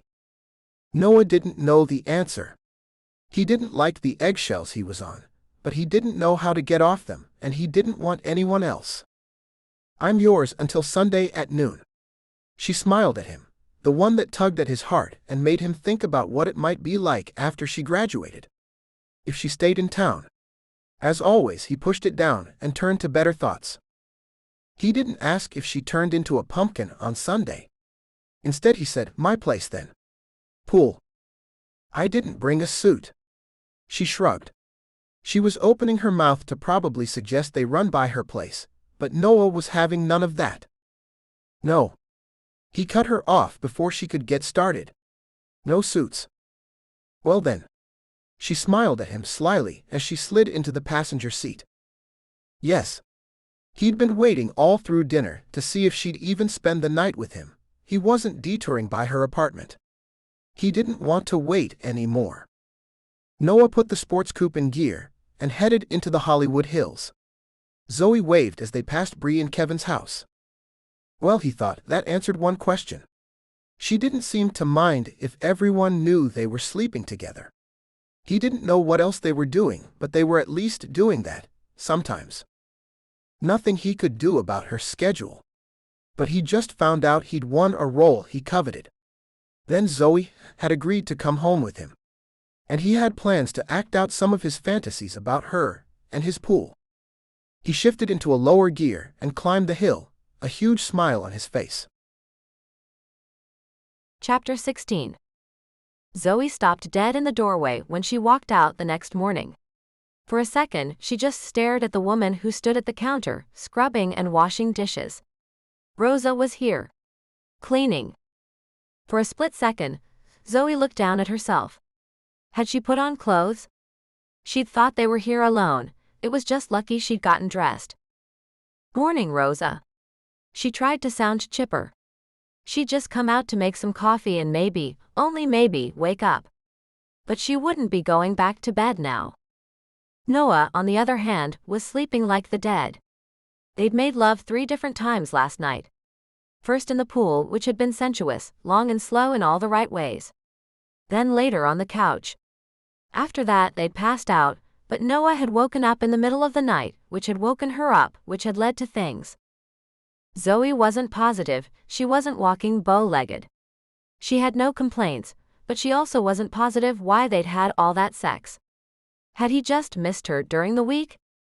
Or was there some anger behind it? A little rough was often good as far as Zoe was concerned, but not if it meant anything more than just fun. Either way, that answer was going to have to wait. Noah wasn't up, and Rosa was standing in front of her. "Good morning, Miss Zoe." Despite the fact that Zoe had suggested she drop the miss more times than not, Rosa held on to it. She seemed to have a firm belief in the employer-employee relationship. Zoe didn't get it. Rosa, it's Saturday morning. "Do you usually work Saturdays?" Zoe blinked, hoping the words coming out of her mouth were in actual English. She was afraid her brain was still asleep, and she might sound like she was having a stroke. She smelled the coffee and poured herself a cup while Rosa answered her. "I did not finish from the week, so I come in this morning and finish." That made sense. Zoe sniffed the mug and walked around where Rosa was cleaning out the fridge to grab the flavored creamer Noah always kept. "What didn't you finish?" Zoe shouldn't have asked. It wasn't her business. In her defense, she hadn't yet drunk any of the coffee, and her mind wondered what all Rosa could have to do with Noah only being one person here. There were friends over Wednesday night and Thursday too. Rosa seemed reluctant to say more. Zoe's heart stopped. "Female friends?" "Oh no." Rosa shook her head, even though she didn't pull it out of the refrigerator long enough to look at Zoe when she answered. Zoe figured she was going to have to take that one at face value. She sipped the coffee that had finally cooled down enough. "Don't you have a little boy?" "Yes, Joey." Zoe could see Rosa's smile from the back of her head. "How old is he?" They chatted about Rosa's son for a little bit, and Zoe learned he was staying with his aunt this morning, as his dad was also out working. Finally, Zoe said what was on her mind. "You should go home, Rosa." "In a little bit. I'm almost finished."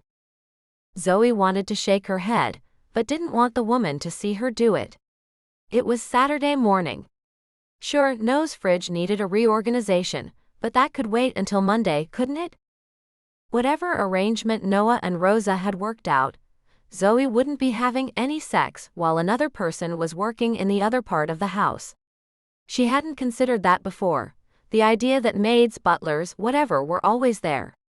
Certainly, having someone to clean up after her had never been even a blip on Zoe's radar.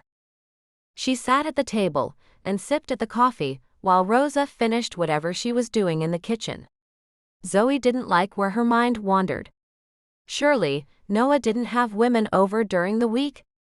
Then again, did she care? It took some thinking and another cup of coffee to clear her thoughts.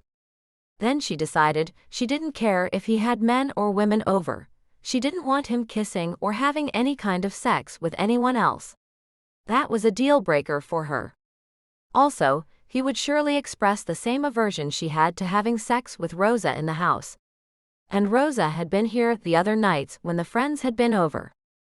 Zoe's brain took another turn. Did Rosa not go home? Did she stay until the wee hours when there was a party or a gathering here? She had a kid. A young kid. Zoe's brain turned back to school as she heard Rosa putting away the last of the dishes from the dishwasher. There was another ugly quiz coming up later in the week.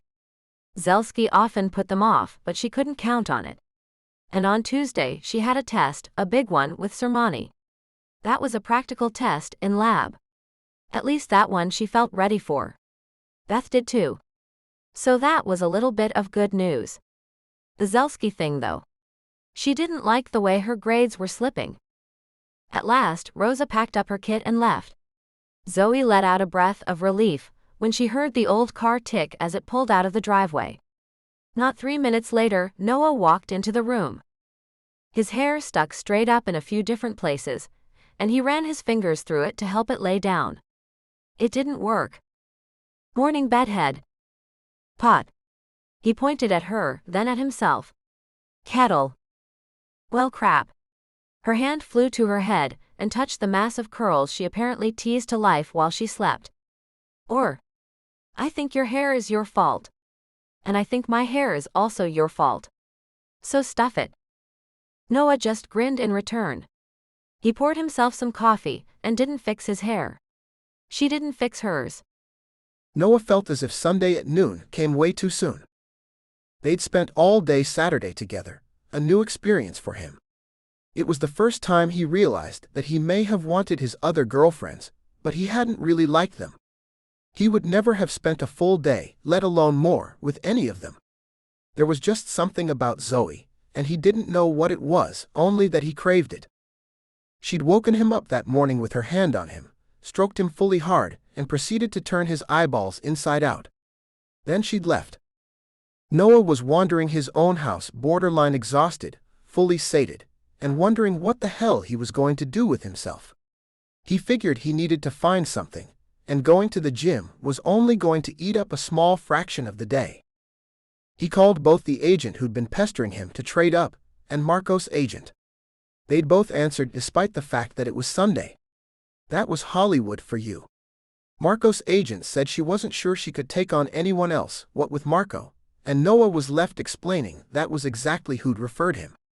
That call had ended with the need for the agent to check it out. The other agent had simply asked that he call her when he'd decided. She would take him on if he wanted. Noah was getting a new agent. He couldn't fire his current guy until he had another one lined up, but he put it on his mental to-do list. He called the man he'd been working with the last handful of years. He didn't answer the phone. The man did have a reasonably sized handful of clients. Noah had been with him since the start, but it was appearing he'd outgrown the very small firm's capabilities. Still, he needed the filming schedule for the new movie. He called a contact at the production company, also no answer, and left a message there. His ear hurt from having the phone to it so much, and he was tired of talking. Gym. He changed out of his standard pajama pants and into workout gear.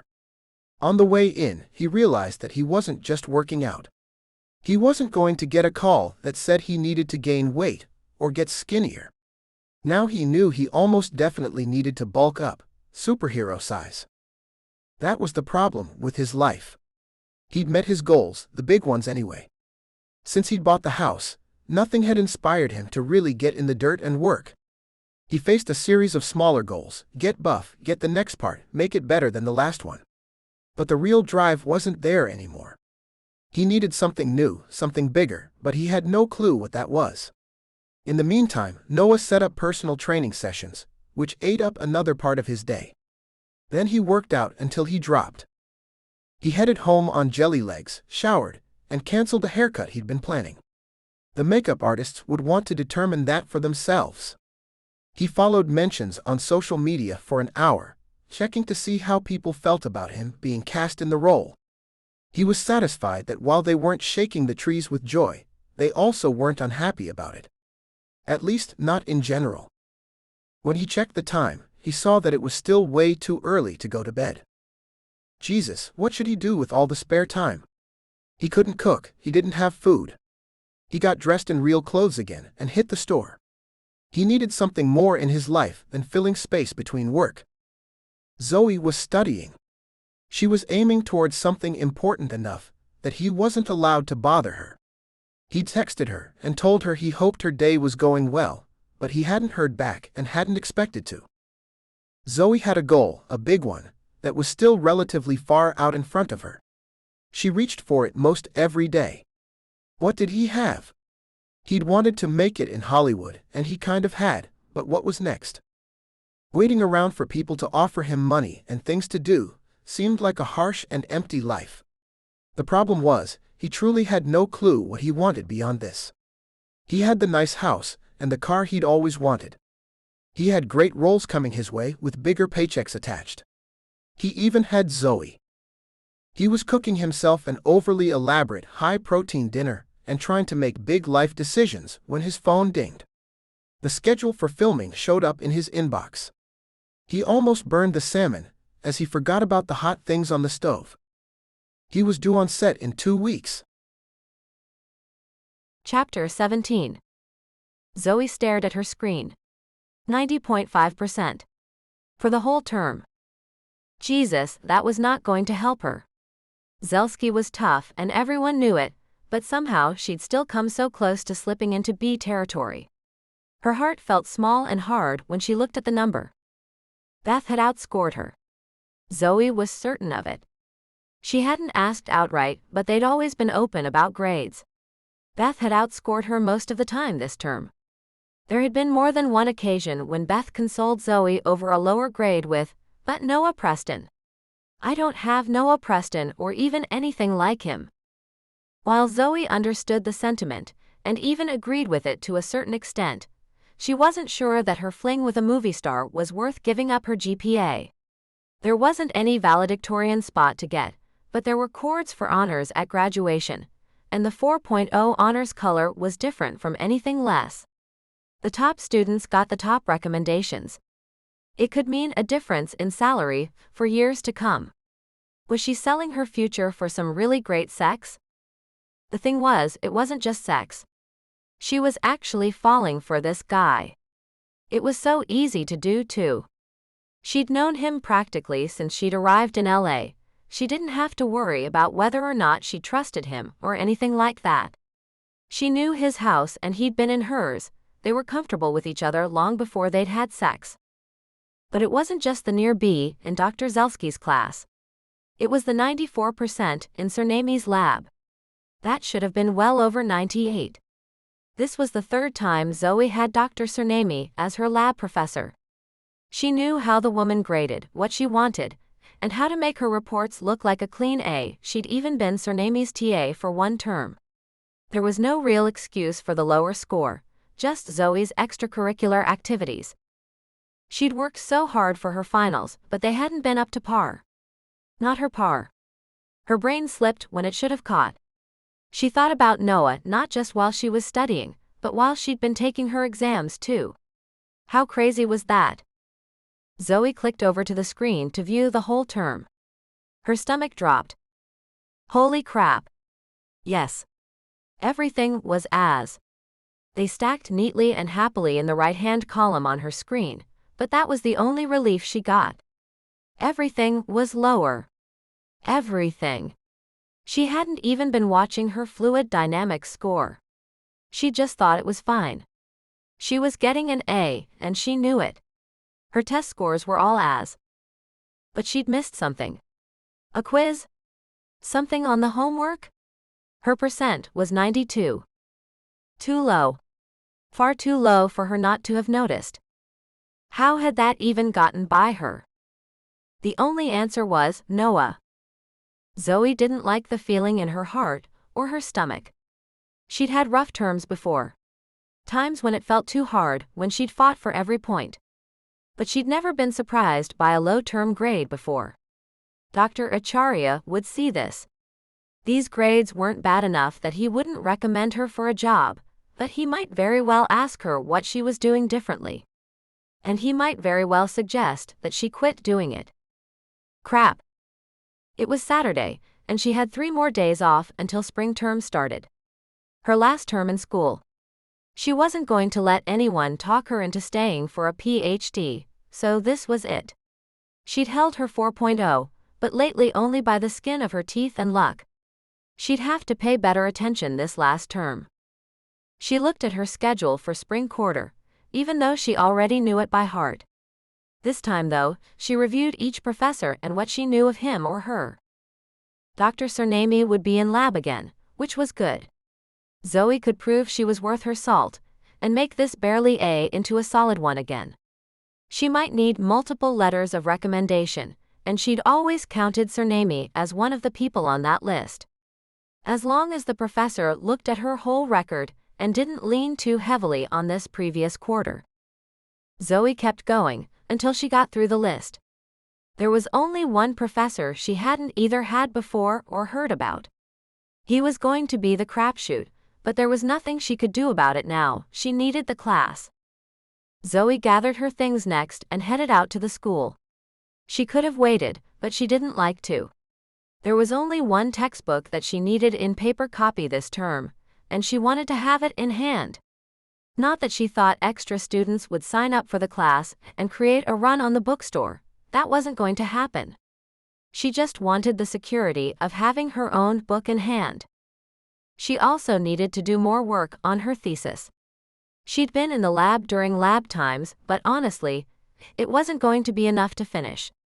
And she had to write the final section of her paper and prep the presentation. Zoe already knew what she wanted it to say, but it wasn't going to write itself. Even once she did have it written, Dr. Acharya, or one of the other members of her committee, would definitely demand changes. When she got home, she pulled down the calendar she'd hung on the wall and started replacing it. She put the last few days of March onto the front of April and hung 3 months through June. Last day of finals was June 16th. Graduation on the 18th. Dr. Acharya had sent her the email she'd been waiting on 2 days earlier. He'd confirmed that she was defending her thesis May 15th. Just 5 days before the deadline. No room to wiggle. Zoe started back calculating when she had to have her presentation done, what she might need pictures or examples of.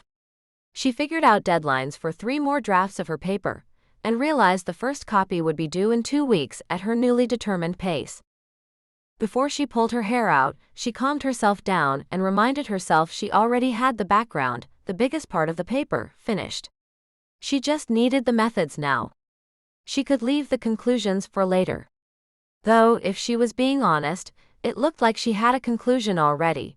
She just needed additional data to back it up. She added that to the calendar. Finish drafting conclusion document.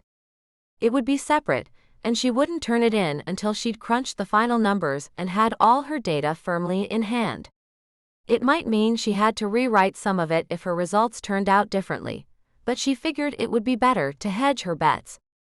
When she had all 3 months tacked to the wall in the living room, Zoe finally took a step back and looked at it. It looked more than full. She sighed. She could handle it, but she also had the lab and 2 classes, one of which had 3 professors rotating through, which made tests and getting an A 3 times as hard. She was going to be toast. The idea of looking for a job in Nashville, while she finished up the term, flew right out the window. That was going to be impossible, unless she cut out sleep. She would stay with Shay and Craig for a few months, pay rent by helping to watch the twins, and do a good job hunt then. At least, she had a reliable safety net there. When she'd first gone into college, there had been nothing. Zoe wouldn't have even slept on Shay's couch 6 years ago.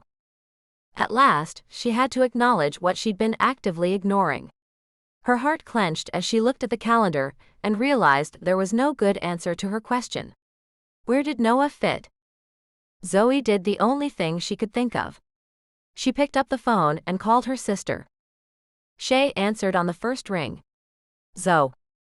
Shay. Zoe breathed it out on a sigh of relief. She hadn't known how much she needed to hear her sister's voice until she heard it. How are you doing? How are Junior and Junior? Juniorette and Juniorette. The excitement was apparent in Shay's voice. We had the ultrasound yesterday, and I'm so sorry I didn't call you yet. I've been asleep or crazy. Zoe couldn't imagine. Owen was in school and now so was Aaron, but Craig was out of town as much as he was home. So 2 girls? Yes, and more restrictions. Shay started talking about how she was having too many contractions for so early in the pregnancy. How the doctor didn't want her lifting heavy things. Which you would think would be fine, but I can't do anything. Lots of times it's not like I can just wait until 5:30 and my husband will be home to do it. How long is the band on the road for this time? Zoe asked, her own life story taking a needed pause to listen to Shay's. Just another month. Then a few single overnights here or there in the month after that, then he's home until well after the babies are born. Shay paused, but only for a minute. Apparently, she was taking her laying down time while the boys were at school so she could be up with them, but she was clearly bored out of her skull. Zoe should have called earlier. Shay went on. Honestly, I don't understand how popular their music is. I mean, they're fantastic, obviously, but they hardly tour. One or the other of them has been keeping the band off the road with a baby or a kid since they got started. And they didn't even get famous until after JD and Kelsey were married, so there were always kids. I don't get it. Zoe listened for a little while longer. She agreed again to come out to stay after graduation. Though for some reason this time, she was reluctant to commit to more than just a handful of weeks to help with the babies. So what's going on with you, little sis? Are you getting excited about graduation? Shay was proud of her, Zoe knew it. For a while, she'd wondered if her older sister was maybe jealous that Zoe had it together enough to go to school and finish up a degree. These days though, Zoe didn't think Shay was jealous of anyone. I can't get excited about graduation yet, there's too much work to do in between. She told her sister all about the deadlines, the calendar, and more. But not everything. Zoe, shake it out. What's the but?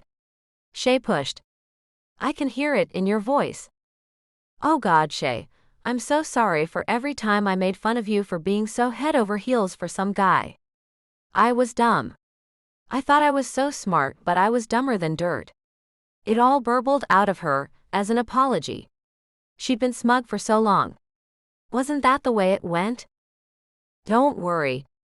Mostly, you were much smarter than me. You were right to feel that way. But it finally happened to you, huh? Zoe explained all about Noah. She didn't spill details, but she spilled everything else. Do I put him on my calendar? That's your problem? Shay asked incredulously. Should you put him on your calendar? Yes. Zoe almost couldn't breathe, as she finally admitted to herself what she'd been thinking and feeling. If I put him on my calendar, that means he counts. I've been telling myself it's a fling. But what if it's not? Chapter 18. Only 4 days into the term, Zoe thought as she stood in the tiny hallway of her apartment and stared up at the calendar she'd made. She almost shook her head, though there was no one there to shake it for. There already weren't enough hours left. She'd color-coded what she needed to do. Blue for classes, yellow for thesis, orange for lab, pink for anything to do with her professors. Noah was penciled in.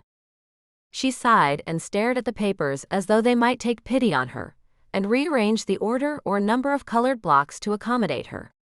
They didn't. For a moment, Zoe heard Shay's voice in her head. You sound like you might not want to move to Nashville. Zoe hadn't even said it to herself, but then Shay said the words out loud and it stuck. Her heart latched on to staying here in LA with Noah. Her brain said she was being ridiculous. Then it listed the ways. He knew she was planning to move back to Nashville. He hadn't asked her to stay. He didn't love her. Hadn't asked her to even move in. And the whole thing was new, very new. Her brain tugged back on her heart and told her heart it was silly, but her heart was stubborn. Noah had once said he'd change her mind about staying. Her heart spoke up. Her brain responded with, he hasn't said it again. Zoe ignored both unruly body parts. Noah might try to occupy her thoughts, but her thesis needed her time. Her phone dinged. You free tonight? Her calendar said no. Her fingers said, what did you have in mind?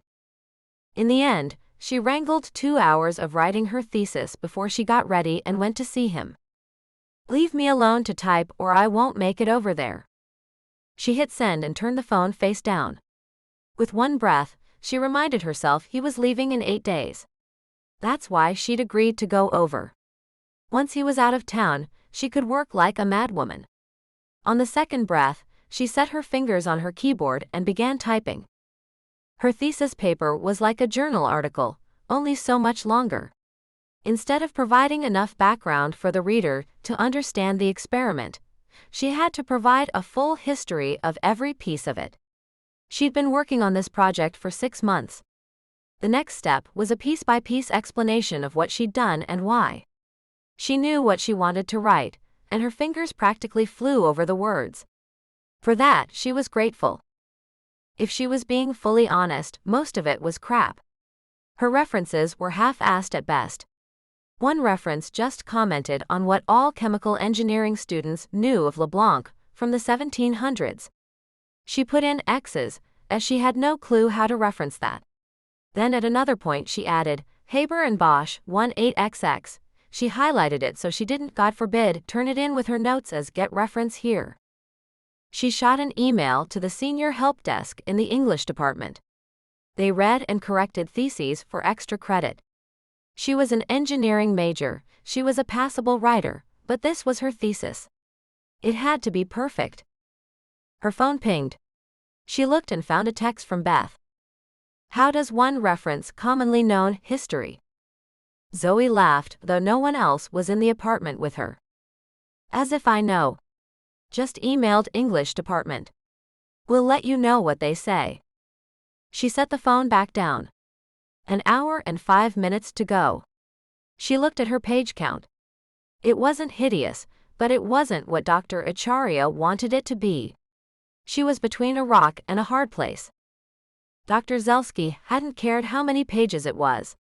Zoe had walked out of that meeting with a false sense of relief. Of course, Dr. Surnami thought anything over 8 pages for the history was just filler. She said if you couldn't keep it tight, what was the point in reading it? Zoe had thought, okay, I've got this, until Acharya said, at least 10 to 15 pages. She'd almost sat down and cried. At least she had the wherewithal to tell him Surnami was also on her committee, and she said 8 maximum. Acharya's response? I'm the sponsor. I'll deal with Surnami when you defend it. That was all well and good. She would write it to Acharya's standards. But she was going to have to hand it to each of them, in the meantime, for corrections. Acharya wasn't going to talk to Surnami until Zoe was actually at the front of the room, with probably 50 people, professors and curious students in attendance. The issue would wait to the last possible minute to get resolved. Zoe consoled herself that a handful of students had both professors on their committee. Students last year had graduated. She'd graduate too. But the reassurance was flimsy, and it didn't make her stomach stop churning. Her phone dinged again. Beth. She'd sent a picture of a 12-pointed star. The points said things like homework, sleep, social life, thesis, relationship with your parents, food, and so on. It said to survive grad school, she could only pick 3. Zoe almost laughed, but it hit a little too close to home. She added almost another page, which she honestly thought was bullcrap, and her phone dinged again. Her brain thought, Beth or Noah, then I'm working. But it wasn't either. It was a reminder to pay her phone bill and her internet bill. She paid it. She always just logged in and paid it when she saw the text. She logged out, and suddenly it was 10 minutes until time to be finished. She hadn't completed anywhere near as many pages as she hoped. Zoe picked up the phone to call Noah and cancel. Noah paced his house, wondering why he was so nervous.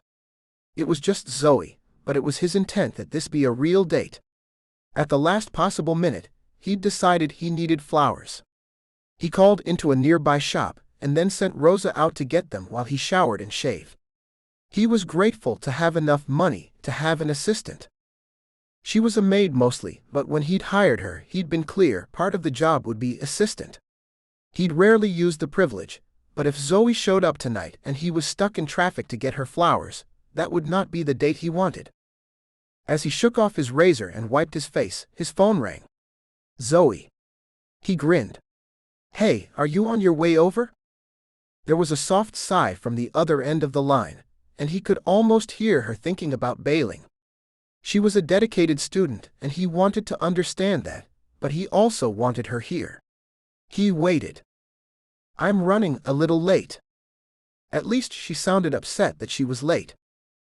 Not a problem. Do you want me to pick you up?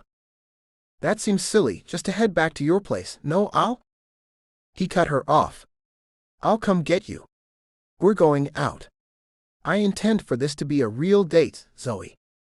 Noah waited a beat through her silence. In a week, I'll be gone for almost a month. Okay, come get me. Just give me 30 minutes. She practically hung up on him. She must be way behind. It didn't matter. He wasn't taking her to a movie or anything with a definite start time. He called Rosa to see if she was close, then headed out to meet her in the driveway and exchange the flowers. Rosa headed into the house behind him to finish whatever needed doing. He hoped she wouldn't still be there when he and Zoe made it back. Tucking himself into the car and taking a moment to be happy, he backed out of the drive watching for traffic as best he could.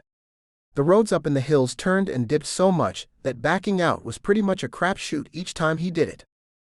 Sure enough, a honk came as he started to pull forward. Yet again, almost an accident. But people knew. He took a moment to hope Rosa stayed safe when she pulled out. He pushed the shift into second and felt the tires on the road. Breathing in the air, he pretended it was clean. It wasn't as if he could taste the pollution.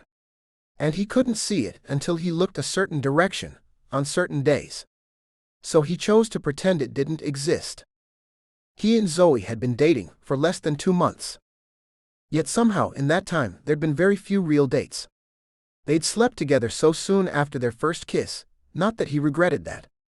He'd just usually dated to get to know someone. Or to get them in bed. Neither was an issue here. His brain calculated out the time. It had been 2 months since anyone in his family had spoken to him. Next week was his brother's birthday. What to send Tyler? God only knew. Maybe Zoe would know, but that was for later. Over 6 weeks he'd been seeing Zoe. Just over 1 week until he left. Just 5 weeks after he got back that she graduated. Maybe 1 more before she returned home. If he was lucky. That sucked. But he had a few things up his sleeve. He turned the corner to find Zoe waiting outside her building. She wore a soft dress and held her purse loosely in both hands in front of her. A sweater draped itself over one of her arms. She opened the passenger door and climbed in before he could even begin to come around to get her. He was opening his mouth to say so, but her sweet smile looked a little tired. Noah changed his mind. Are you up for an evening out? Yeah. She nodded. It was sincere, if not bubbling with enthusiasm. I need this, but please tell me there's food. How does Italian sound? Carbs? She asked, stopping his heart for a beat as he wondered if she'd suddenly gone gluten-free or something. He was reminding himself she ate pizza just like him, when she sighed again. A soft, happy sigh. I could really use some good Italian garlic-covered carbs after today. She stayed silent for the rest of the ride, only breaking the stillness to answer a few direct questions. But mostly, he let her be. When they arrived, she looked out the window and sighed in joy. I love this place. I know. This time, with the help of the valet, he at least managed to get her hand and walk with her into the restaurant. In no time, they were seated in one of the curtained alcoves he'd requested. Through the small opening, he could see the dance floor and wondered if she could too. They ate until they were stuffed. She went on about her thesis, about professors disagreeing, about needing extra lab time and more. Though he didn't understand some of it, he did understand she needed to unload. He let her. When she finally wound down, he took his turn. Tyler's birthday is next week, and I'm leaving. I have to get and mail him something, but everything I think of is all the things he bitched about at Christmas. What have you considered? She was just pushing her spoon at the chocolate mousse by that point. They'd shared it and she still hadn't quite finished her half. Noah waited her out, and then he asked if he could finish it. All the extra workouts had him starving, even with the protein shakes the trainer was pushing on him. He ate the remaining portion in 1 bite. Then he told her, I considered getting him a beer of the month thing, but he'd probably think it was too snobby. A movie theater pass sounds self-serving. He went on. Zoe nodded. Tyler has you in a rough spot. Give us a few days. We'll make it fly. They would. She'd figure it out if he couldn't. It hadn't occurred to him how frustrated he was over his brother's birthday, until he felt the weight lift off him. He trusted her. He trusted that even the crappy things would be okay if she was with him. It was a bigger revelation than he'd been prepared for. He stood up and held out his hand. "Come dance with me." Her grin was both startled and ecstatic. What had she expected? He was an actor, a ham from way back. He knew how to dance. He'd known since high school that the more skills he had, the better bet he'd be as an actor. He could roll with the best of them, and twirled her into his arms as the music hit. The look on her face was perfect, and though he'd had moments in his life he'd wanted to savor, this was the first time he'd had one with or about a woman. As the music slowed, he pulled her in and pulled his last ace from his sleeve. He whispered in her ear, "I have a premiere to attend next week. I want you to be my +1. Please?" Chapter 19. Zoe flipped out. Why had she said yes? This premiere wasn't even for a film Noah was in. He was a last-minute ad because of his casting in the next film in the franchise. She didn't have time to digest that, because she had the methods section of her thesis to finish tomorrow according to her calendar. She hadn't done the polish on the literature review that she wanted, and that was supposed to have been done 3 days ago. She'd stayed over at Noah's and crawled out of bed at 7 a.m. Her reasoning had been that she'd get home, shower, change, and get some more work done before class. Instead, she'd sat in traffic and barely been clean and on time at school. She'd had to run up the center of campus, all uphill, just to walk in the door on time. No breakfast either. Now she was home, chock full of homework, already behind on her thesis, and she had a premiere to get ready for on Friday. It hit her then. She couldn't do this. There weren't enough hours in the day for the life she was trying to lead, and if she kept at it, she would crack. She called Noah, listening as his phone rang through to voicemail. Damn it. She didn't want to do this by text, but she didn't want him to wait to hear at the last minute. What if she couldn't get a hold of him? He never listened to his messages. No. She gave up and texted. Noah, just checked my calendar, and I can't make the premiere. I'm so sorry. I don't see how I can fit it in. She felt bad. This sucked a big one. A premiere sounded like so much fun, but she simply couldn't afford the cost. Zoe had figured she could make it work, being a Friday night and all, but her thesis was running away with her. Everything was taking twice as long as expected. While she'd wrangled a good amount of extra hours in the lab, a system upgrade had thwarted her, and then, of course, everything had taken longer than planned. Her calendar was great, it just hadn't accounted for screw-ups, blackouts, or just general estimation errors. With a deep breath, she got started. The weight lifted off her shoulders with her decision not to attend the premiere, and she was able to get more done. She managed to finish the first draft of her methods faster than she'd thought. Of course, Dr. Steamy had said, write it so an idiot could duplicate it, and she wasn't quite there yet.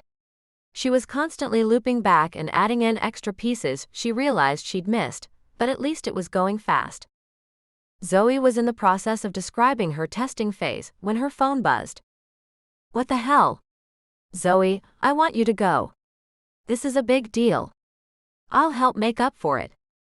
She sighed. It was a big deal. Not for the first time, it saddened her to think that she didn't have time for a relationship. It wasn't just the premiere, maybe it was all of it. I'm behind on everything. I don't know how you can help. You can't write my thesis and you can't do my lab work. I'm sorry. She waited a beat. Then added, you usually go to these alone. I'm not sure why this one is different. Zoe stared at the screen for a full minute, waiting for a response. Crap. He must be mad. She almost called, but she didn't have time. She turned back to her writing. 5 minutes later, his next message popped up.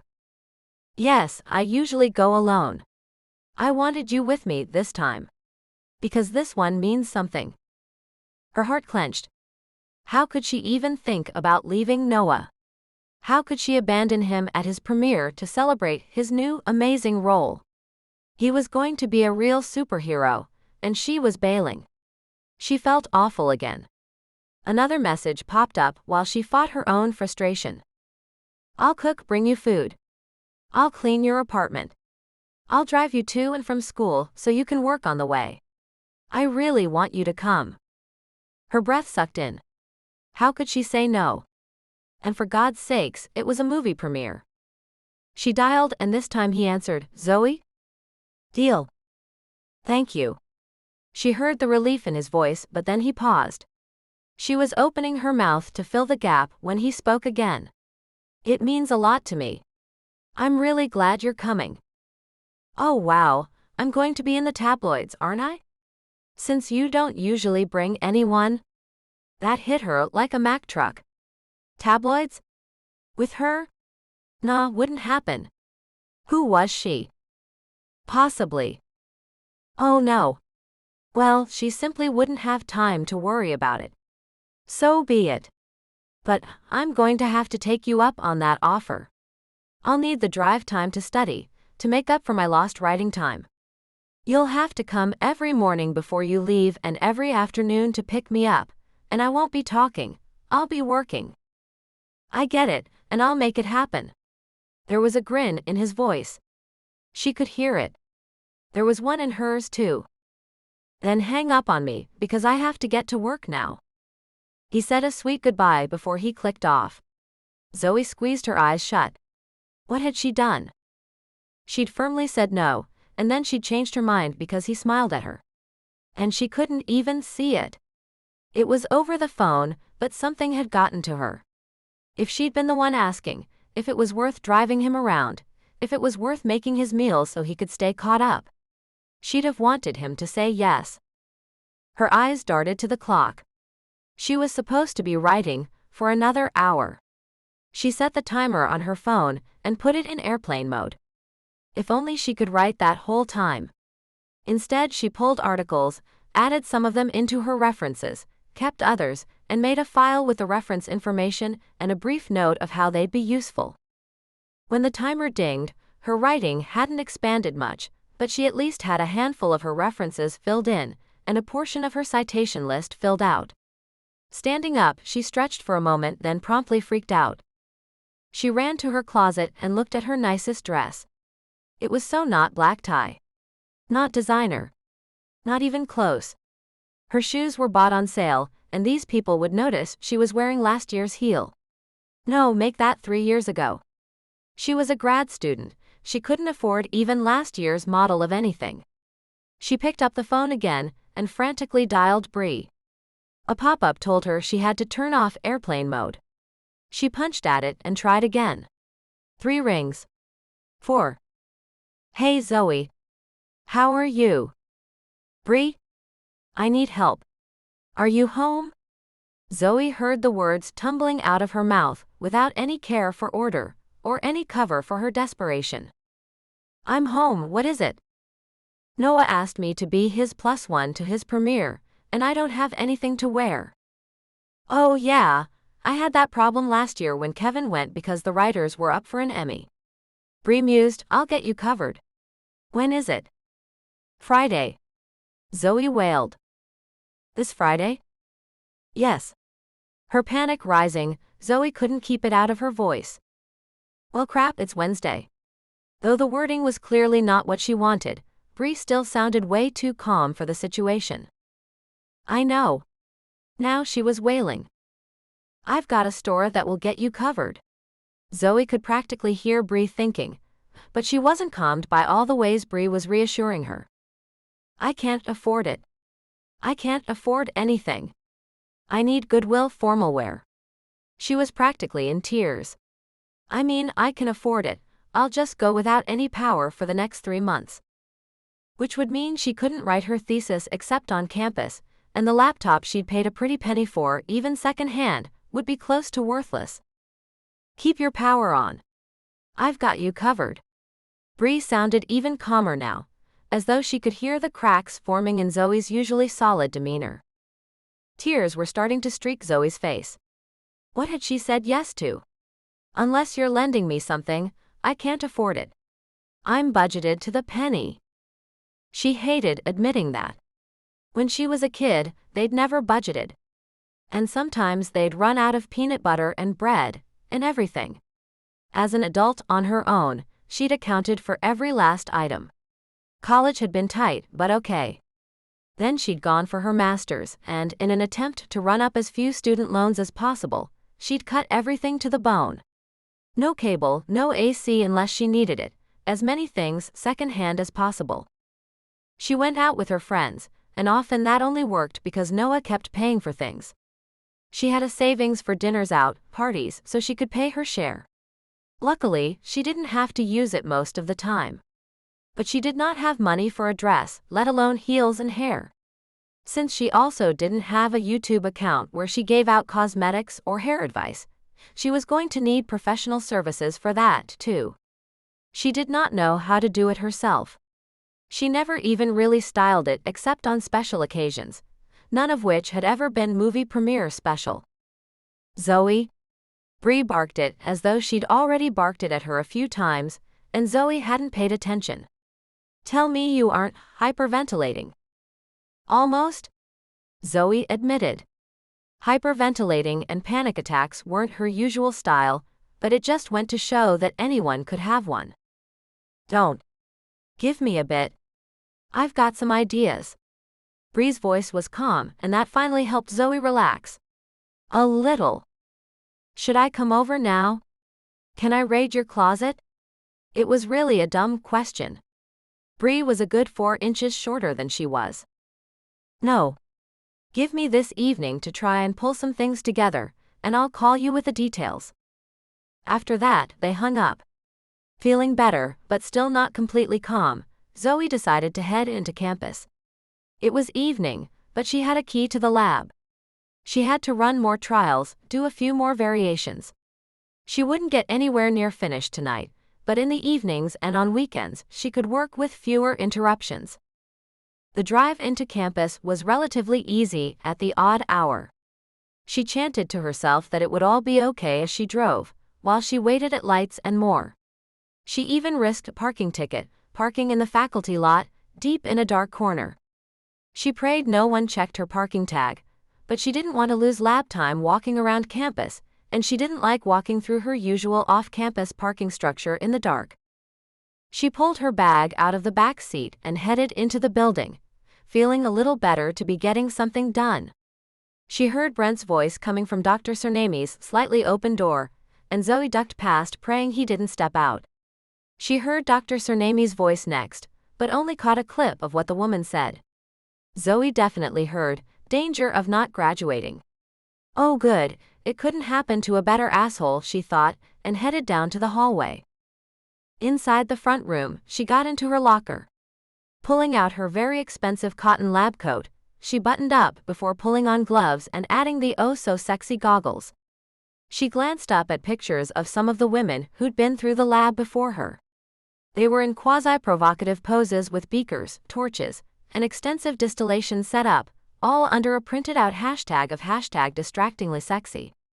Zoe grinned at the images, then at the poster-sized printout of Ryan Gosling. In white meme lettering it said, "Hey girl, you look sexy in those gloves and goggles because you know safety comes first." Zoe pushed everything else out of her mind and got to work.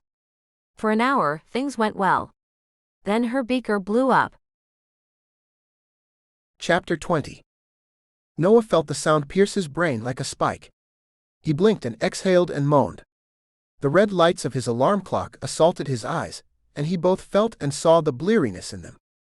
5 a.m. His body fought to roll back over and sink into the depths of sleep. His hand hit the top of the clock and the noise stopped. One deep breath, and he was being tugged back under. His eyes drifted closed for what felt like half a second, but the alarm was shrieking at him again. Moaning, he put his hand to his head and sat up. This time he picked up the little clock with its angry red numbers, and felt his way around the back to push the tiny switch that turned it off. He figured the company made it so awkward, so that you'd have to be actually awake to get it off. Clearly, he was not a morning person. He figured he faked it when he was due on set, he could fake it now. He'd promised Zoe. He hadn't promised black tie service though. Throwing on a t-shirt, he stepped into flip-flops and was out the bedroom door before he thought he probably ought to brush his teeth. As he splashed water on his face, he caught a glimpse of himself in the mirror and realized he ought to brush his hair too. He was not in any state for public consumption, and the public was a lot more interested in him these days. 15 minutes later, he turned the key in the ignition and listened as the garage door went up. His eyes still felt like they had cotton in them. His heart was still beating the slow, steady roll of sleep. But he put his foot on the gas pedal and was glad that driving felt automatic. Somewhere between the turns in the canyons and the four-limbed operation of a good stick shift, he started to wake up. He was halfway there before he realized he should alert Zoe. He voice texted her. 5 minutes away. He was on top of this. His brain started to turn over and think of things other than just how warm and comfortable his bed had been. He was up at 5 a.m. so that Zoe could go with him to a premiere. She was right, he had always attended alone. Or almost always. Once he'd gone with his then-girlfriend, but he'd barely been a blip on the Hollywood radar at the time. It was the first ticket he'd gotten to an opening, and he'd had a girlfriend. She'd been overly demanding, then the microphones on the red carpet had been worse. How serious were they? How long had they been together? Was she pregnant? To this day he had no clue where some of the questions had come from. It was almost as relevant as asking if he knew the best place in Hollywood to score good meth. But they'd asked and they'd asked again, and they'd gotten more bizarre, personal and pushy, until some brighter star than his had arrived on the carpet, and they vanished like he was no one. Both events were equally disconcerting. They would ask him the same kinds of questions again. Only this time, the microphones wouldn't be as easily distracted. His star was brighter now, higher in the sky. He'd also established that he didn't attend premieres with a girlfriend. He went alone or traveled with another actor going solo. Once he'd been asked if he was Mark Busby's boyfriend. He'd grinned. It hadn't fazed him at all. Noah was still proud of his answer to that one. No, but I should be so lucky. The press had speculated over his sexuality for weeks. His agent had loved it. Now he found himself needing something at the ready for tomorrow night's onslaught. At least he had an idea what they were going to ask. Was Zoe pregnant? That was simple. No. Was she his girlfriend? Yes was too simple an answer. Had he called her that to her face? Had she agreed? They'd agreed to be exclusive, but were they just sleeping together? Part of him needed to know for himself. On his end it was far more than just that. Did she feel the same way? She was still talking about leaving at the end of the term. His efforts to convince her to stay had mostly involved sex. Now he was asking a favor. A big favor. He was going to have to step up his game. When he turned onto her street, he saw her standing in front of her building. This time though, she was in jeans. The sweater was on, 2 buttons in the front done up. She wore sneakers instead of heels and held not a cute little purse, but a stuffed and heavy-looking backpack. He knew then what to say. He parked at the curb even as she stepped forward. The sleep in his bones was at odds with his desire to pop out, run around and get the door. She was too fast for him again. Always was. He greeted her with a kiss. The feel of her lips melting into his made him grateful he'd remembered to brush his teeth. Before you start studying, we are stopping in 2 blocks for coffee. Just so you know, I'm buying. She nodded, and opted not to study until after coffee was acquired. I figured out what to do about Tyler's birthday present. You have to go big, but cheap. Not sure what you mean. Noah took a right at the light, and looped around to the right when the light finally let him through. A big gift with a lot of cheap things in it. She turned in her seat to face him. Like a book of the month club. Not that he's a reader, but books are cheap, and the monthly thing makes it bigger. If he likes his car, a ton of cheap car things. The point is, none of them stick out as being fro-fro or trying to show off your money. He can use whatever it is in front of his friends, without having to bring up his famous younger brother. And the quantity, or that it keeps coming every month, makes it big enough that he doesn't accuse you of being cheap. That's brilliant. Noah took the next left and pulled up at the coffee shop, finding a parking spot in front. He popped out of the car, then looked down at her. Are you not coming? Nope. I used up my time talking. I'm studying while you're inside.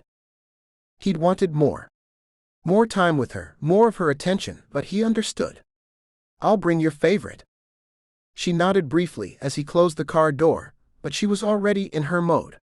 She was pulling her laptop out of her bag, and then grabbing some pad of paper covered in equations he couldn't make heads or tails of. Tomorrow night he'd get more of her time. Maybe he could steal a little of it, while he chauffeured her around. He stood in line for the coffee, and offered easy smiles in return for the ones he got. No one singled him out, though he didn't know if that was because he wasn't recognized, or because they were polite, or because they just didn't care. He probably wasn't the biggest celebrity these Angelinos had seen this morning. A few minutes later, Noah exited with 2 coffees and his thoughts. After climbing back into the car, he handed one across to Zoe. She took it without looking up, murmured a thanks, and kept studying. Luckily, he knew where he was going. Though Zoe appeared to be deep in her work, she began packing up about a block onto campus. By the time he pulled up in front of her building, she had an empty coffee cup in one hand and her closed backpack in the other. She smiled at him, the one that made his heart wonder what had taken him so long. Then she said, "Thank you," and climbed out of the car before slamming the door shut and turning to talk to some woman also walking into the building. He was pulling away when he realized he hadn't gotten her lunch. He'd promised to feed her, and he didn't even know when she was eating or if she needed anything. He texted her immediately, but didn't get a response until he was almost home an hour later. Traffic had gotten noticeably worse on the way back, and Noah was wondering why he'd gotten involved with a woman who lived in Hollywood but had school in Brentwood. The answer was easy, because she was Zoe. He read her return text as he pulled into his garage. She said she'd be eating and studying with Beth, whom he knew only by name. She was delivered safely to school, with extra studying on the ride as promised. He, on the other hand, was ready to crawl back into bed. Then when he woke up, he'd go about the task of filling time until he had to pick her up at 3. Zoe had Noah drop her off at Bree and Kevin's house Friday after her morning class. Bree had texted her the day before at noon, letting her know everything was worked out and when could she show up. It had been a shock to know that Bree wanted her at the house as early as possible. The premiere was at 7 p.m., but there was so much else to do. Things and time she hadn't counted on. There was hair, makeup, nails, and the damn dress she still didn't have.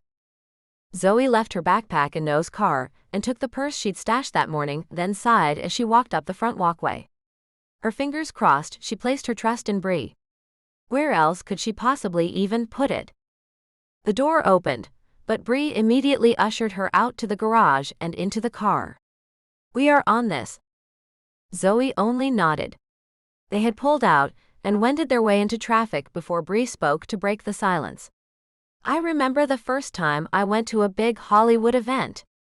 It was nuts. I didn't know what I was doing. Unlike you, I wasn't on the arm of the newest superhero heartthrob." Zoe almost choked. Noah was a heartthrob. She just hadn't thought of him that way before. But Bree was still talking. "Hopefully you'll have his agent or a handler giving you cues how to answer questions." "I have to answer questions?" She was so not prepared for this. She'd believed she was agreeing to wear a dress and attend an event. Apparently, she was going to need training, and then she'd get grilled. Her sheer terror must have shown through, because Bree calmly said, "I'm here for you. I'll be your fairy godmother." That at least made Zoe laugh. "You're hardly old enough to be that. There are no age limits. It's a fairy job." Bree grinned. "So, it's even better than I said. Marco's agent just came through and scored invites for Kevin and me. So we're all 4 going." "What?" Zoe was stunned, but in a happy way. "You'll have plenty of friends to back you up. Then when they start pestering Noah with questions, you can come hang with us. We'll walk the carpet together. You'll be fine." Zoe felt her heart rate finally slow from the race it had been on for 3 days. She would be fine. She could do this. "You'll coach me how to answer questions. Honestly, you can throw them all to Noah. Probably no one will ask you, because you're just the girlfriend, but someone might throw you something you might not expect. Of course they will. She was trying to determine how her classmates might see this. She hoped they wouldn't, but refused to waste prayers that she should be so lucky. Brent would be an a-hole, but since that was his normal MO, it shouldn't be a big deal. Beth already knew, and was giddy enough to make up for Zoe's near terror. But what if her professors saw it? She had to be able to say, "I'm allowed to date. It just so happens that I fell for a good friend who hit it big after we became friends. Other students are allowed to date. This is just a side effect of our location."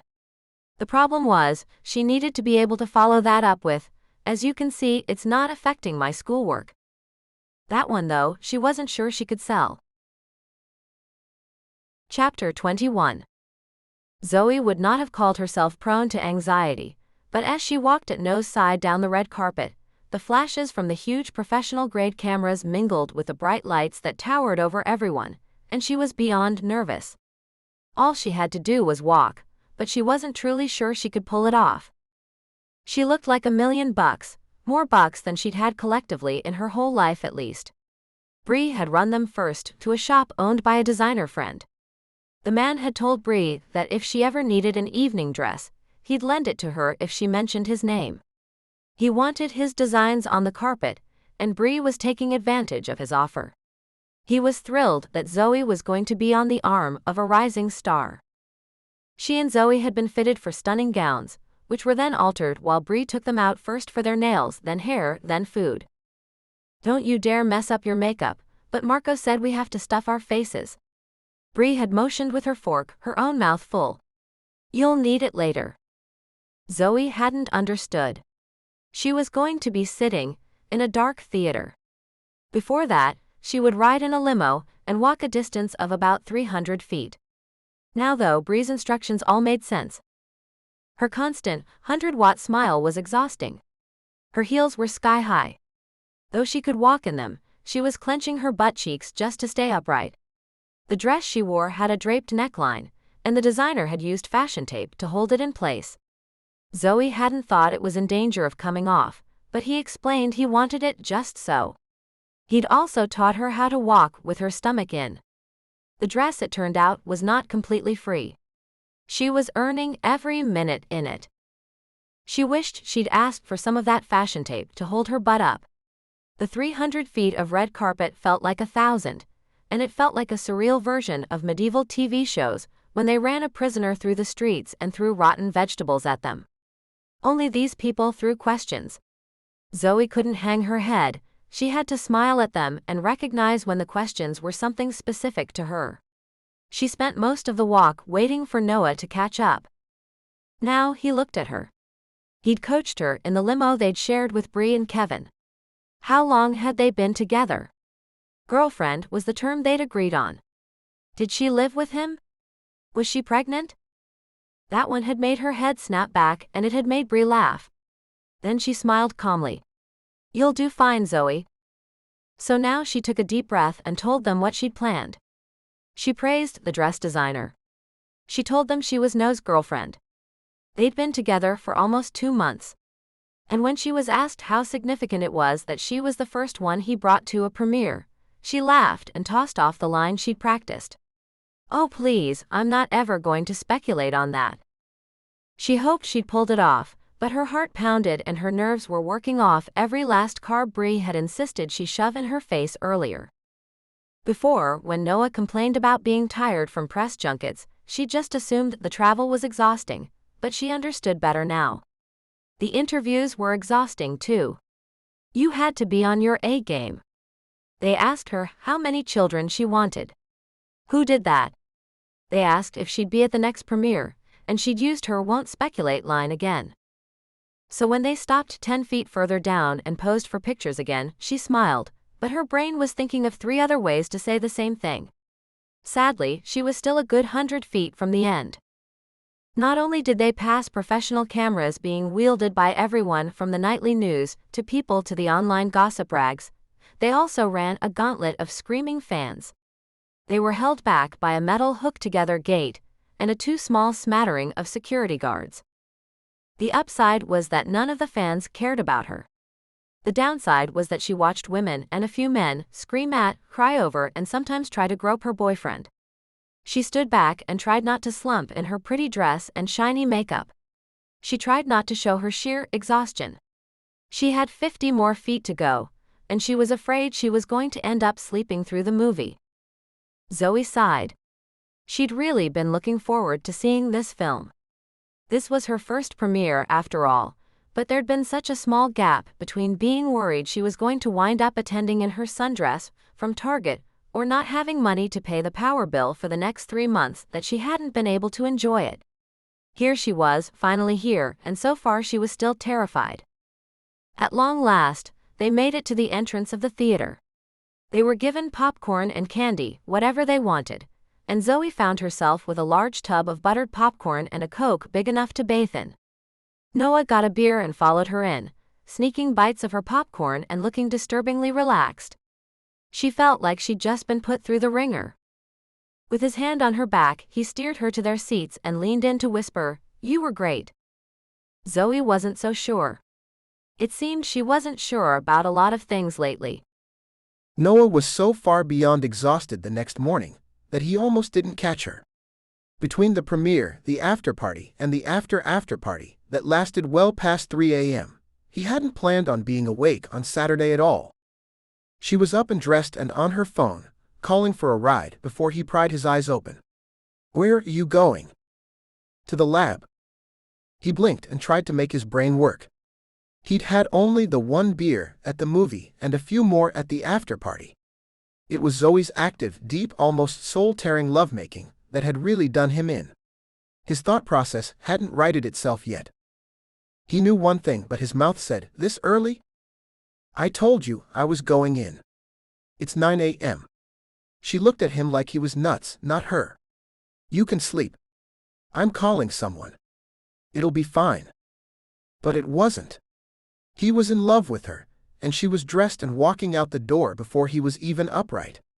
"I'm driving you." When she raised an eyebrow at him, her finger poised to confirm her ride, he begged, "I've got this. I said I'd drive you. It's all the way to campus." "I know." He was out of bed, hobbled into his closet, and was pulling on a pair of jeans as he called over his shoulder, "I would have set an alarm, but I didn't know." "It's okay. I just woke up in a panic and was ready to go in." He pushed his head through the opening in his t-shirt and stuffed his feet into shoes. "Let me brush my teeth." "I'm on it."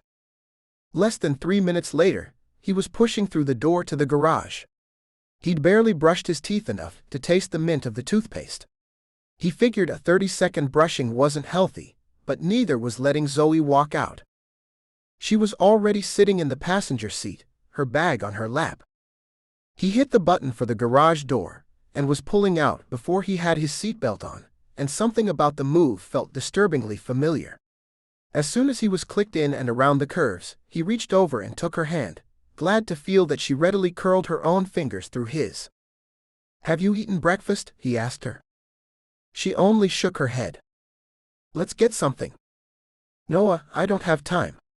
There was a pleading tone to her voice that he didn't really understand. "You don't have time to eat? I can't have you playing with chemicals and falling over from low blood sugar. You have to take better care of yourself than that." She nodded. "I'll get something on campus. Let me take you through a drive-thru, at least." When she agreed, he felt the knot in his chest loosen a little bit, and he was surprised by just how much he liked taking care of her. She wouldn't appreciate that thought much. She'd been taking care of herself for far longer than any child should have had to. Yet she'd made it beautifully into adulthood. Something about that, something about her not actually needing him, made him want to be needed. The negotiation over breakfast left him buying her a cheap egg and cheese sandwich and a Coke within minutes after chiding her about taking better care of herself. Noah told his brain that it was better than no food. Other than that, he couldn't make a claim. She stayed mostly silent on the way in, slowly eating bites of her sandwich. She looked out the window, lost in thought, and Noah tried not to look at her. He aimed to keep his eyes on the road. Luckily, traffic was almost non-existent. His mind kept wandering. Clearly, now was not the time to tell her he loved her. Not in traffic, not with her brain on her thesis. He'd almost said it last night when he was inside her, but he'd bitten his tongue. He didn't know if she would have believed a blurted-out profession in the middle of the wrenching lovemaking she'd initiated. He had no idea what had gotten into her. While it was crazy and wild, it was also as connected as he'd ever been to another person. He felt it. Felt his love for her, had known it before then. But it still left him a little confused, a little unsure of what she was trying to say. Then his eyeballs had rolled into the back of his brain, and he wasn't able to think about anything. This morning she'd been ready to bolt. Still was. He pulled up in front of the building, with her still looking out the window away from him. Noah tugged at her hand, pulling her across for a quick kiss. "Call me when you're ready to get picked up." She nodded and offered a small smile before she started to get out. "Wait," he called her back. "Give me your key? I promise to cook and clean for you." Her head tilted, her eyes narrowed slightly as her mouth curved. His heart flip-flopped at the first real reaction he'd gotten from her since he'd come awake. He wanted more of this. More of the real Zoe. Despite her obvious anxiety at the premiere last night, she'd been present with him. Not stuck in her head, worried about her school. Here she was again. Just a glimpse as she unwound her apartment key from her chain, before bounding off into the building. He watched her until she got inside the doors. Unlike last time, no one seemed to be around today, and he wondered how safe she could be in a lab by herself on a Saturday. There was no answer for him. He didn't know the lab, the school, any of it. He only knew the danger levels of the chemicals she was working with, because she told him, not because he recognized any of the names. Turning around, he hit the grocery store and gathered ingredients for lasagna. He'd made it once before for everyone, and Zoe had liked it. Shopping took twice as long as he expected because he got everything he needed, then realized she liked garlic bread. He was almost ready to check out when he thought about a salad and made another loop. He almost went back for a beverage before his brain told him to just quit already. He let himself into her place and started working in the tiny kitchen. He burned himself 3 times browning the beef in the small pan she had. He screwed up and forgot to start the water, so he checked out her closet until he found the spare sheets and changed out the bed linens. Noah tried to dust but found neither dust nor duster and gave up. He wiped the front of the TV with her computer screen cleaning cloth and looked for a vacuum cleaner. When he finally found it, he started on the small carpeted area. He made it 10 feet before he sucked up a sock and broke the belt. Swearing to himself, he went in to clean the bathroom and couldn't find anything to clean it with. No spray, no sponges, no brushes, nothing. After sighing deeply and washing his hands, he started assembling the lasagna as he tried to figure out what to do. He'd thought her place was so small he'd be done by now. But he'd broken her vacuum cleaner, and he just screwed it up. Giving in, he called Rosa. Offered her extra pay to bring supplies, including the vacuum cleaner, and come make sure his promise to Zoe got fulfilled. He was getting the lasagna in the oven just as Rosa showed up. Like the professional that she was, she got started right away. He was trying to leave the key with her when he spotted Zoe's calendar. Chapter 22.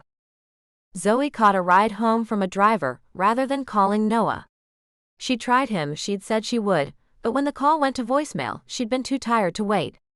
An available car was right around the corner, and she took it. She hadn't paid for breakfast since Noah had started driving her around. She hadn't wound up paying for anything for the premiere except her loss of time, and thanks to Noah cooking for her, she should have the cash free. She just needed to get home without having to wait. She was going to collapse on her feet if she didn't. Though it was still afternoon, she'd been up most of the night. While being with Noah had been alternately exciting, stunning, hot as hell and more, she hadn't slept enough. She was burning the candle at ends it didn't even have, and she was starting to get worried. Zoe managed to stay awake for the ride back into Hollywood, and she was climbing the stairs in her building before she even realized she only got in the front door because she had a code. Her key was with Noah, and he wasn't answering his phone. She was too tired to hunt him down. However, when she got to her own door, she heard the hum of the vacuum cleaner, and she smiled to herself. She shouldn't love the idea of finding him in her place so much, but she did. There weren't enough minutes in the day for what she already had to do, but she thought about grabbing his hand, making him shut off that infernally old vacuum, and curling up and crashing with him right next to her. Pushing the door open, she called out, but got no answer over the drone of the machinery. It took all of 3 steps to walk past the bathroom door and into the main part of the studio. Zoe almost screamed. "Rosa!" She put her hand over her heart like a TV show character. With a small startle, Rosa looked up at her and smiled. "Hello, Miss Zoe. How are you?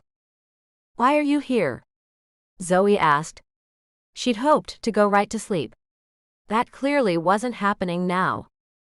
The kitchen timer dinged, and Rosa went to pull the lasagna out of the oven. Had Noah made it? Or had Rosa? She didn't know. Zoe asked. "Mr. Noah did that for you, Miss Zoe." Zoe had accepted a while ago that the Miss Zoe thing wasn't going to get dropped. Rosa had even explained that she preferred a boundary for employers that way. Zoe didn't. She'd cleaned houses with her mom before. After Shay moved out, and so had Steve or Bart or whatever that boyfriend's name had been, they'd needed the cash. Despite Rosa's protests, Zoe pitched in. It was her apartment after all, and she'd expected to be the one cleaning it. Side by side over the tub, a scrubbing Zoe wouldn't have done, but Rosa insisted. Zoe got the woman talking. Given that Rosa had a good head start, they finished in under 30 minutes, and Zoe had to admit the place had never looked so good. By the time they finished, Zoe knew why Rosa had brought her own vacuum, why she'd come in on a Saturday again. And more. Taking advantage of Rosa packing up her things in the handled bin she brought, Zoe pulled a $10 bill from her wallet and found one of the generic cards she kept for just such occasions. She wrote on the card and tucked the 10 inside, then put Joey across the front of the envelope. When Rosa stood to go, Zoe held it out to her. "Take this for him." "Oh, you didn't have to." "I know. I want to. Wish him happy birthday." Her grin was genuine, even if it faltered. She'd been dead on her feet when she came in. Now she was light years past exhaustion. Zoe towed off her shoes and fell across the bed, never making it under the covers. When she woke, it was hours later, and the light beyond the windows had changed from bright, clear sun to street lamp yellow. Her head felt groggy, and she got up to fetch a soda from the fridge, looking for a pick-me-up. Her stomach growled, and she finally cut into the lasagna Noah had left for her. For once she ate in silence, without Noah across from her, without her homework spread out. Blankly, she stared out the window and contemplated exactly nothing. Slowly, with food and caffeine, her brain slowly came to life. But it was too late to go back to the lab. Her phone buzzed, alerting her to the world outside, and she found several texts from Noah as well as Jessica and even Bree. Earlier in the day, Kara had said she'd seen Zoe on TV and that she looked stunning. It had been a short conversation, but one Zoe needed. She wasn't in touch with her friends either, with all her thesis work going on. She hadn't even told them about Shay and her babies, and going back to Nashville after graduation. At this rate, Zoe wouldn't even have time to see them before she left. They would show up for her graduation. Shay and Craig wouldn't, since Shay wouldn't be allowed to travel, and they would all go out to party, and she would leave town within a day or two so as not to miss the twins' birth. Zoe fought tears. It had never been this hard before. Shoving the last bite of lasagna into her mouth, she chewed mechanically. This couldn't be worth it. Still, she did what she always did that got her through. Zoe counted how far she'd come. The sexist professors she fought her way through. The application to grad school. Her undergraduate thesis. Before that, moving away from the only home she'd ever known, crappy as it had been. No one accounted for what you left behind if what you left wasn't nice. But it was still hard. Noah had lost his family bit by bit. She'd lost hers all at once. Deciding to go to college, had been on her. She'd saved for the fees and applied on her own. She'd gotten several acceptance letters, but had come here for the combination of quality of school and scholarship money. The day she told her mother she'd been accepted, her mother had thrown her out, saying she was too high and mighty for them. The woman had also accused Zoe of not loving her family enough to stay. She'd gone to stay on Shay's couch, but that had been a mistake. Husband number 1 was physically abusive, but Shay had defended him, eventually telling Zoe to get out too, since that's what she wanted anyway. Shay and Zoe had turned their relationship around since then, a fact Zoe was supremely grateful for, but at the time she hadn't known that would happen. At the time, she'd left behind every friend, every family member, every safety net she'd ever known, and headed to Los Angeles a month before school started. She'd gotten a refund on her plane ticket and made her way slowly and cautiously across the country, stretching the money as far as she could. She'd even stayed in Redlands for 4 days. Things were cheaper there, and she couldn't afford 4 days in LA. Her money was running out. She'd had only a 20 in her pocket when she moved into the dorm. Her roommate had instantly begun decorating with white and pink accents. She had fluffy pillows, notepads, signs on the door, and pictures on the wall. Zoe hadn't even had a pillow on her bed for the first 3 weeks. She thought about that now. She'd come too damn far to give up. She was finishing this thesis. She'd finish on time and with honors, damn it. She was going to have a master's degree in chemical engineering, supposedly one of the hardest programs in the school, and she would have a job that paid better than her whole family had earned together. Even when all 3 of them had jobs and had been cleaning houses on the side. She checked the clock, though it was dark, it wasn't horribly late. Zoe returned texts. Told Noah she'd been asleep, and that she was in for the night. She'd be writing. Can I come over? I'll be quiet. Nope. I have to concentrate. Can't do that with you here. Sad as that was, it was true. She opened her laptop and started by downloading her data from earlier in the day. She looked at the graphs she had. The new data changed them a little, but nothing significant. Taking a deep breath, Zoe finally admitted that, barring something very strange, her data was coming out the way she'd thought it would. With a grin, she started writing her conclusion section of her thesis. She drank another soda and fell asleep at her desk, but got most of her draft hammered out. When she woke up, she showered and ran some new statistical analyses on her data. This time, she grinned at the screen over her coffee cup. If she didn't have anything weird happen, she could run 5 more trials and get a certainty level that was solid enough to call it finished. She could do 5 trials today. Zoe ate more lasagna for breakfast and fielded a text from Noah. Your chariot awaits. Where to today, milady? She had to grin. Though she'd planned to drive herself, it sounded like Noah wanted to do this. And working on the drive was helpful. She texted back. Today, Her Royal Highness wishes to spend her hours in her laboratory. She hoped he'd read it with a British accent and with the stress on the second syllable, like she heard it in her head. Laboratory. Knowing Noah, he just might. She was outside when he showed up, and this time when he asked if she'd eaten breakfast, he got to raise an eyebrow at her choice of pasta. She shrugged at him. It was good. What can I say?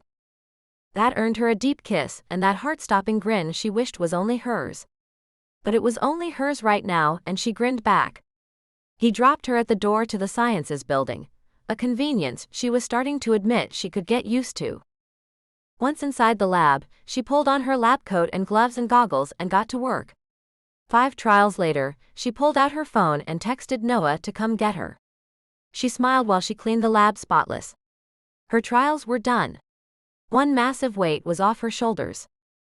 Practically running out the front door, she was ready to throw herself in his arms and tell him she'd done it. Just like she was in one of his movies. Only when she reached the front of the building, he wasn't there. She set her bag down to wait for him, but the door to a black town car opened and Carl got out. Zoe? Hi. I'm here to get you. Her heart fell. Chapter 23. Noah stood in his living room with his bags packed and ready by the door. His time had run out. The car was coming to pick him up in 15 minutes, and there was no give on that time frame. Unless he ditched a job he was under contract for, he couldn't leave later. And he couldn't ditch the job because he'd signed the paperwork. He would owe the production company more money than he had if he didn't show up. He'd readily signed that contract, never once thinking breaking it would be something he would even consider. He was considering it now, trying to calculate a way to pay the fees. He couldn't figure it out. Zoe stood before him, tears and anger in her eyes. He found himself saying, "I had meetings that got called at the last minute. I wanted to be sure you got to study while you sat in traffic. It seemed like the best solution since I promised you that. Noah, you promised me you would drive me." Her voice held that tension that told him he wasn't getting out of it that easily. He fought it anyway. "You know I have a job and that it changes at the last minute sometimes. You have to understand that."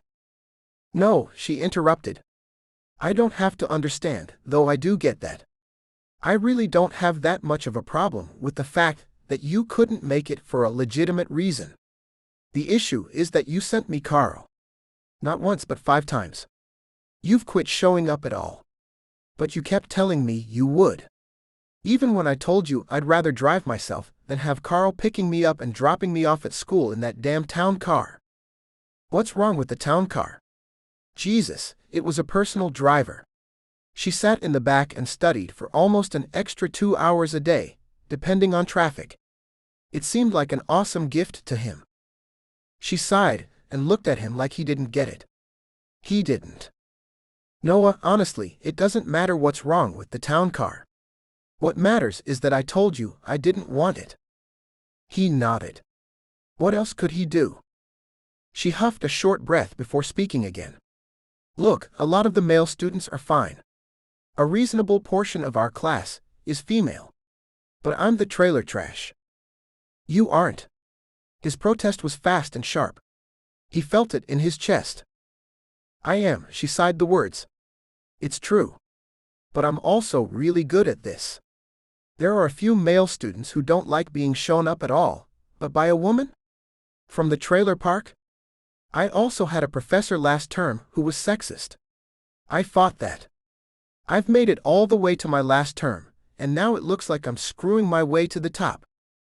God, Zoe. That can't be real. It sounded too bizarre, too far out there. Not in this day and age. "Thank you for questioning my perception of reality." Her mouth thinned into a line. "But yes, it happens. While you don't deal with it, that has specifically been said to my face. Brent Wallace is trying to take us all back to 7th grade. And I shouldn't have to change what I'm doing to make up for his immaturity. I should ignore it, but when it's a town car that I asked you not to send anyway, you're just making it worse. You kept telling me you were coming, and then you consistently didn't show up. You talked me into saying yes over and over, and kept not holding up your end of the deal. First it was once, then twice, now it's been 3 days since you've shown up at all. I had to drive over here just to see you so I could say something." His heart sank. She was right. He hadn't seen it at the time. He just had one meeting, then a read-through, then a fitting, then a haircut. Each had been important, but they'd all added up to missing his time with Zoe. "Is that why you kept telling me you couldn't come over?" Her jaw dropped open. "Well, crap. No, Noah." She was breathing heavier now, her anger seeping through her pores, and he felt like crap, but she kept going. "I couldn't see you, because I have a damn graduate thesis to do. Exactly as I told you months ago. I was going to see you when you picked me up and dropped me off, but you skipped out on those times. So now I'm supposed to take time off my job. School is a job that pays in massive negative dollars, by the way, to come make up for your job?" "No." His voice was a whisper. Jesus, their first fight. He hurt. He'd screwed up. "I'm sorry. I didn't think about it. I was looking at my own stuff, and I'm used to having you around. I didn't realize all the little excuses were adding up." "Well, they are." They did. Another deep breath from her, and she opened her mouth to talk. Noah pushed his way into the space. No matter what they were talking about, he still had to leave in a few minutes, and he didn't want to walk out the door still feeling like his heart was exploding slowly in his chest. "Can you forgive me? I don't want to leave with us like this." "It's not just that, Noah. It's not just me you're not paying attention to." "What?" "The group. They'd scattered and gone separate ways before he'd even had time to neglect them." He must have frowned at her. He had no clue. "You fired Rosa yesterday." Her tone was accusatory. "I had to." He'd hated to do it. Hated it. "Was she stealing from you, or committing some kind of heinous crime I don't know about?" "Because it's my understanding you fired her, because her husband is undocumented." Zoe was staring hard at him. Though she spoke in facts, her meaning was perfectly clear. "My new agent got me a PR person, and I can't have that showing if someone digs it up." He wasn't getting out of this well. He could see. The PR person had talked him into it, and she'd been right. It would cause a shitstorm if someone found out and spread it around. Even now, the fact that he'd employed her could look bad against him. The point in his favor was that he'd removed the problem the moment he'd found it. Zoe clearly did not agree. "You sent her to clean my apartment. Not part of her job." "I couldn't find anything. I'd already broken your vacuum cleaner. How else was I going to do what I'd said?" He was angry now too. She needed to cut him some slack. He'd been busy as hell, and he'd managed to do what he'd said he would. He wasn't the pig she was making him out to be. "And her job is half being my assistant, which can be a variety of things." It was her son's birthday. Zoe yelled at him. "What?" Noah was stunned. She could have said no. "No, she can't. She's the main earner in her family. Did you know that?" She was petrified of losing this job, Noah. "Did you even know she had a 5-year-old? He hadn't. His head shook slowly. "I knew she had a son, but I got the impression he was older." She never said no. "And you took advantage of that. Her husband picks up work and her son stays with her sister when she works late here. She never knows when she's going home. Doesn't know if you're going to throw an impromptu party and keep her into overtime. She stays every time because she needs the money so badly. And you never asked." Noah was barely taking a breath when she picked up again. "Carl has 2 kids he only sees on the occasional weekend and Thursday nights. Do you pay attention to that?" She looked at him, sadly. "Noah, these people work for you. Not in a restaurant or a factory, but in your home. They help you live an easy life, and you can't even be bothered to ask about them." She was poking at him, and it stung. It sounded like she'd saved this up for a while, and here she was, taking shots right before he left town for a month. "Zoe, I'm not one of them. I was, but now I'm the employer and I have to act like it. I hire and fire people based on the job, not some personal need they have. They can say no if they want to. They can leave. It's not my job to coddle employees. I worked damn hard to get out of that myself, and it's not my fault if they can't understand. I'm not the worker anymore in this situation. I'm the boss." "Jesus, Noah." Her eyes were wide. "Good thing you're not one of the little people anymore. I didn't see it before, but maybe that's because I didn't want to. Maybe because I was on your nice side, not the employee or underling side. I've had a lifetime of being less than, and I just don't see what you see, Noah. Maybe that's why your family thinks you're cocky." He sucked in a painful breath at those words. She managed to cut him hard and fast. If he was acting out the scene, he'd jolt as each new bullet tore through his flesh. But he was angry too. She could have asked him these things. She could have said she didn't want the town car. She could have told him about Rosa. It probably wouldn't have changed much. He couldn't have his name dragged through the mud in the tabloids for that kind of thing. Instead, she'd come over and taken shots at him. The doorbell rang, slicing through his thoughts. His last few minutes with Zoe before he left had not gone the way he'd expected. He reached over, still angrier than he'd been in a long time, and picked up one of his bags. I have to go. Are you done? Did you come over here just to yell at me? Because you win the prize if you did. She shook her head, looking contrite for the first time in her various tirades. I didn't come over here to yell at you. He nodded, somehow still unprepared for her next words. I came over here to break up with you. Chapter 24. Zoe sat through her morning class in her usual spot in the dead center of the classroom. The professor stood below them all in the auditorium, but still clearly holding court with the sliding boards and projected presentation. Zoe couldn't focus.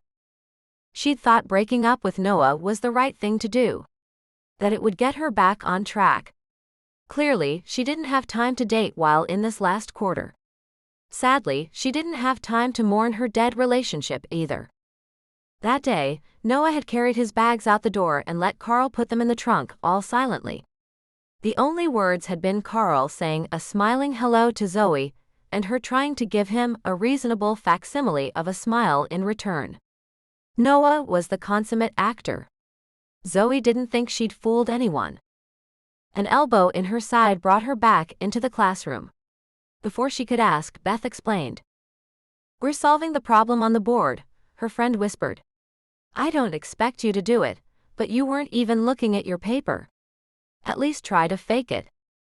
Zoe copied the information off the board and started working. She was behind everyone else, still scratching numbers when the professor started calling on people. There were 2 distinct answers going around the room, and Dr. Zelsky was addressing the difference, what had to be accounted for and thus included in the calculations. Finally, the room agreed on the velocity of water through the pipe system. "There's one more problem." Dr. Zelsky looked up at the room, scanning the faces for any takers. When no hands went up, Zoe raised hers. Some of her classes had remotes where individual students could post answers during class. Some teachers used those as part of grades, but Zelsky was old school. "Zoe?" The entire room looked at her. "The pipes aren't rated for that kind of flow. They're from the 70s. They are maximum rated for what was possible at the time, but without further testing we can't run this. We might blow out the town's infrastructure." Zelsky offered a half smile and a half nod to her, and turned back to lecturing about the real-world issue with their problems. That was as much praise as anyone got from him in the classroom. Mostly, he demanded answers and then simply acknowledged that they existed, not really whether the work involved was good or wrong. It had taken Zoe a while to get used to him. "Show off." The words were soft and only in jest. Beth was grinning. Brent even got the first part wrong. Zelsky was still going on about systems and the equations being only the beginning of the problem. He pulled what they called the daily disaster out and began talking about failing bridges, buildings, holding tanks, air systems, and more. He blamed mechanical engineers, chemical engineers, and almost everyone involved. His students would not be making these mistakes. Well, maybe Brent would, Zoe thought with a touch of malice. Then she tried to force her attention back to the class. It wasn't easy. Despite her small victory, her mind turned to Noah and the epic failure of the relationship. She was crazy about him, but she'd been missing pieces of who he was. It was easy to see him as the good guy when he was paying for everything. He was nice, easygoing, always ready with a hand, but he clearly had social lines she didn't. The idea that he hadn't been born to his snobbery but had adopted it left an even worse taste in her mouth. Her brain wandered further, wanting to go back to the days when she simply thought he was a small-town guy who'd struck it big. She wanted to curl up into his arms at night and relax. It took her a few moments to realize those days had never existed. She'd been stressed about her thesis the whole time. She'd never really relaxed. He'd always believed he worked his way into his job. Though it was clear he'd worked very hard, he'd never been willing to admit to at least an element of luck. It was Hollywood. Zoe had seen enough to believe that no one made it without some luck. She'd seen amazing actors languish with only sporadic work. It was about the right role at the right time. It was about being the one who happened to look like the idea the director had for the part. Sure, you also had to be good, but it wasn't all about clawing your way up. A lot of people clawed and never made it. Noah didn't believe in that. He seemed to think that if other actors had worked as hard as he did, they would be as famous as him, living the same life as him. Zoe didn't buy that. She was lucky to be smart. She was lucky to be good at something that would eventually pay well. To a certain extent, she was lucky her mother was a good-for-nothing excuse for a parent. It meant Zoe was able to leave her family behind and travel across the country for school with no ties to leave behind. She'd seen too many people work their fingers to the bone for no reward. She'd seen smart kids unable to go to college, despite high GPAs and scholarships because of the bad choices their parents had made. She would never have left if she'd had a baby sister or brother. How could she have gone to school like that? It would have changed her life entirely. Noah was lucky. He came from a school system with a drama program. He was good-looking, talented. Sure, he worked hard, but it irritated something deep in her soul that he believed others without his success were on some level simply not trying hard enough. For a moment, she entertained the idea that maybe his brothers had seen something she didn't. Zoe, time to go. Beth was nudging her again. Zoe looked up to find her friend looking down at her with a wry look. Want my notes? Beth asked. Yes. I'm sorry, Zoe sighed. I was having deep philosophical thoughts about my breakup. Well, you need to find some deep philosophical thoughts about fluid dynamics. Beth was standing, ready to go while Zoe still gathered her books. Yes, ma'am, I do. Zoe couldn't agree more. None of the rest of it mattered. She slid her backpack over one shoulder and asked Beth how her thesis work was going. Beth understood her. Noah was gone. He was off playing a superhero, and he was going to become even more famous. She wouldn't have lasted long anyway. They lived down the street from each other, but in different worlds. Noah nodded at one of the other actors. If he'd been anywhere else, he'd have felt like a fool. Because he was on set, it was okay to be standing around in what was basically a very expensive set of underoos. He was also pleading with a tennis ball on a stick to save someone's life. People did not understand the amount of work that acting really was. Sometimes it was fun, but more often than not, it was just an exhausting job. Costumes were hot. This one itched and no one really cared.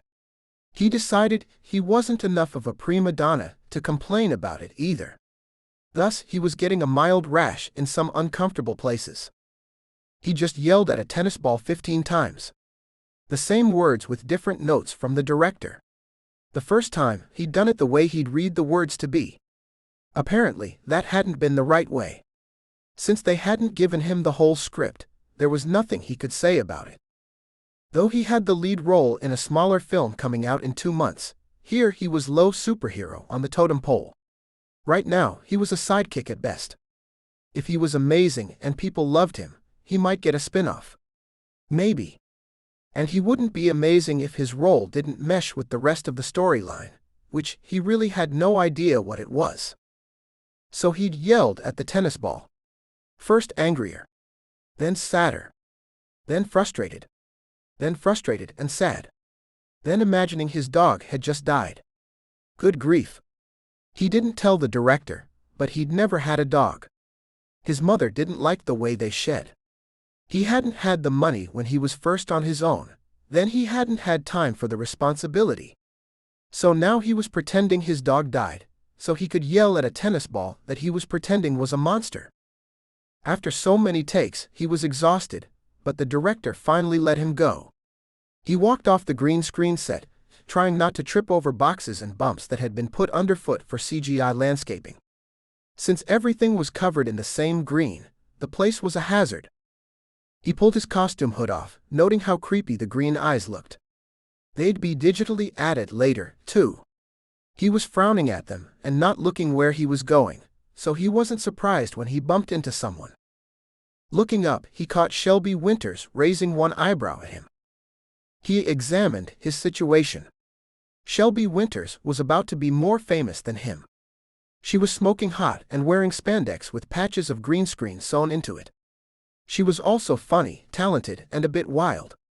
On any other day, he'd be flirting with her like it had gone out of style. Now he could only look at her and think, she isn't Zoe. He must have grunted. Shelby quirked one corner of her admittedly pretty mouth at him. Method acting. A little slow on the uptake these days, Noah just nodded back at her and she bopped off on her happy way. His character was moody and a bit depressive, so it was easier to let everyone think he was simply embracing the role 24/7 than to tell anyone that his girlfriend had dumped him hard and fast. And leave it to Zoe, she'd managed to dump him for both ideological and scheduling issues all in the same sentence. Fool that he was, he'd fought back. He'd thought she was angry with him. Looking back, he could admit that she had reasons to say what she had. She should have listened a little better to his answers. He had reasons too, but she was justified. He'd been angrier that she decided to pick a fight right before he left more than anything else. He was mad she was going to make the trip feel bad, because they couldn't work it out until they were back together. Even if he did, by some miracle, convince her to come back to him over the phone, they couldn't enjoy it until he returned either. What an idiot he'd been. She wasn't in it for the argument. She'd made up her mind some time ago. The argument was just a side effect. As well as he knew Zoe, he hadn't seen it coming. And now she was gone. Just gone. He had 3 more weeks on set here. Noah was simply grateful that his character was a bit of an idiot. Otherwise, he wouldn't survive this. He'd been ready to tell her that he loved her. Even when they were fighting. It was that he knew he still loved her even when she was so mad, even when she was throwing barbs at him, that made him so certain. He'd never said the words to anyone before. He was too cautious, too certain that he would know when he really loved someone. Now he knew. He knew about Zoe. But Zoe didn't know about him. Now she wouldn't ever know. Chapter 25.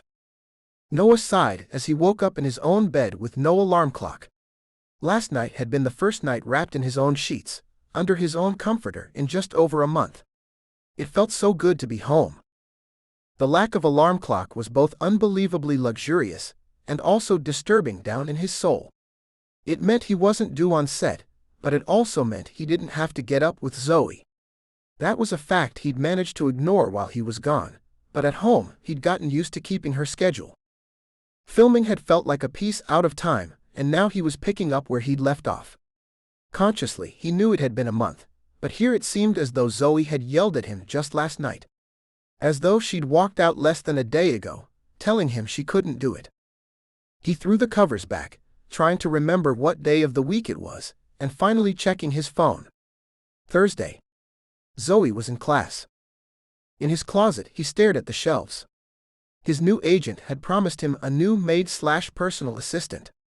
Clearly, the agent had carried through and hired someone. It was also clear that this person had been in his house, because all his things were rearranged. He could see a pattern to it, but he still couldn't find his workout wear. With a heavy sigh, he began pulling out drawers and lifting shirts. Nothing was in the right place. The t-shirts that he wore outside were mixed in with the ones he sometimes slept in.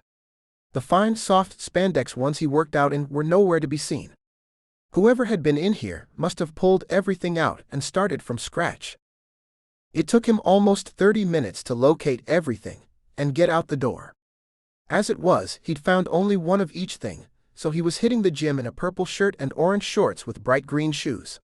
He hoped there wouldn't be any paparazzi around. He looked like a paint factory had bar-fed. By the time he finished his workout, he'd decided. Then again, maybe he'd decided a while ago and was only just now admitting it to himself. He showered and started a chat conversation with Jessica, Bree, and Kara. "I'm home and I could use your help." Jessica was the first to respond. "Let me guess, it's about Zoe. Since she's conspicuously absent from this chat." "You'd be right." He didn't wait for anyone else to hop on, though it looked like maybe Kara had popped into the conversation. "I want her back. I understand you might not want to answer some of the things I ask, and I won't hold it against you." This time it was Bree who came in suddenly, with Kara almost on top of her. Bree asked, "Did you screw up?" Jessica just answered, "Ask away." He took a deep breath. Here he went. "Yes, in part one screwed up. But she ambushed me 10 minutes before I left town. I didn't even get to explain anything." Noah hit return and dove into his questions. "Is she seeing anyone?" Jess sent back an emoji that was laughing so hard it was crying. That either meant no way or you're an idiot, Zoe's amazing. Of course, she's already engaged to the next guy because he's not as dumb as you. Finally Jess sent him words. "No, she's not seeing anyone. She doesn't have the time. You know this." He went for his next question. "Does she hate me?" This time at least he got back a fast chorus of no's. Then Bree asked a question he'd been waiting for. "Do you love her?" He was ready. "Shouldn't I tell her that before I tell you?" It took a moment for them to concede that one, but he wasn't going to have Zoe ever find out that he'd told their friends first. Once they admitted he didn't have to tell them that, he asked his next question. "Do I stand a chance?" Silence. Great. He was well and truly screwed. Finally, Bree came on again. "Look, Noah, she's got her thesis to defend. She's stretched as tight as a guitar string. She doesn't need the drama now. Catch her after she's done." Noah's response was fast. "So I'm supposed to win her back and convince her to stay here in the 24 hours after she graduates, but before she packs up and moves to Nashville?" Dots started appearing on the small screen in front of him. Jessica was answering. Bree was answering. So was Kara. "She's moving?" "Nashville." "She's going to Nashville? For how long?" Well, crap. He'd let that out of the bag. Zoe hadn't told them? This chat thing was not going well. He'd wanted it to be casual, but he'd just screwed that part up. Then again, maybe if they knew he was going to try to keep her here, they'd be more likely to be on his side. Call? Noah looked down at his phone. Jess had just texted him that they were paying the check and would be out soon. He was parked illegally across from the valet, a small bouquet of 3 roses waiting in his hand. He stood leaning against his car, his heart pounded like a bass drum. Their friends had agreed to this and only this. Reminding himself this wouldn't be his only shot, Noah watched the door and ignored the dirty looks from the valet. He kept waiting for the guy to ask if he was Noah Preston, which would either lead to "sure you can wait there illegally," or "you're an prick who thinks he can get away with anything because he's a celebrity." Neither happened. No one noticed him.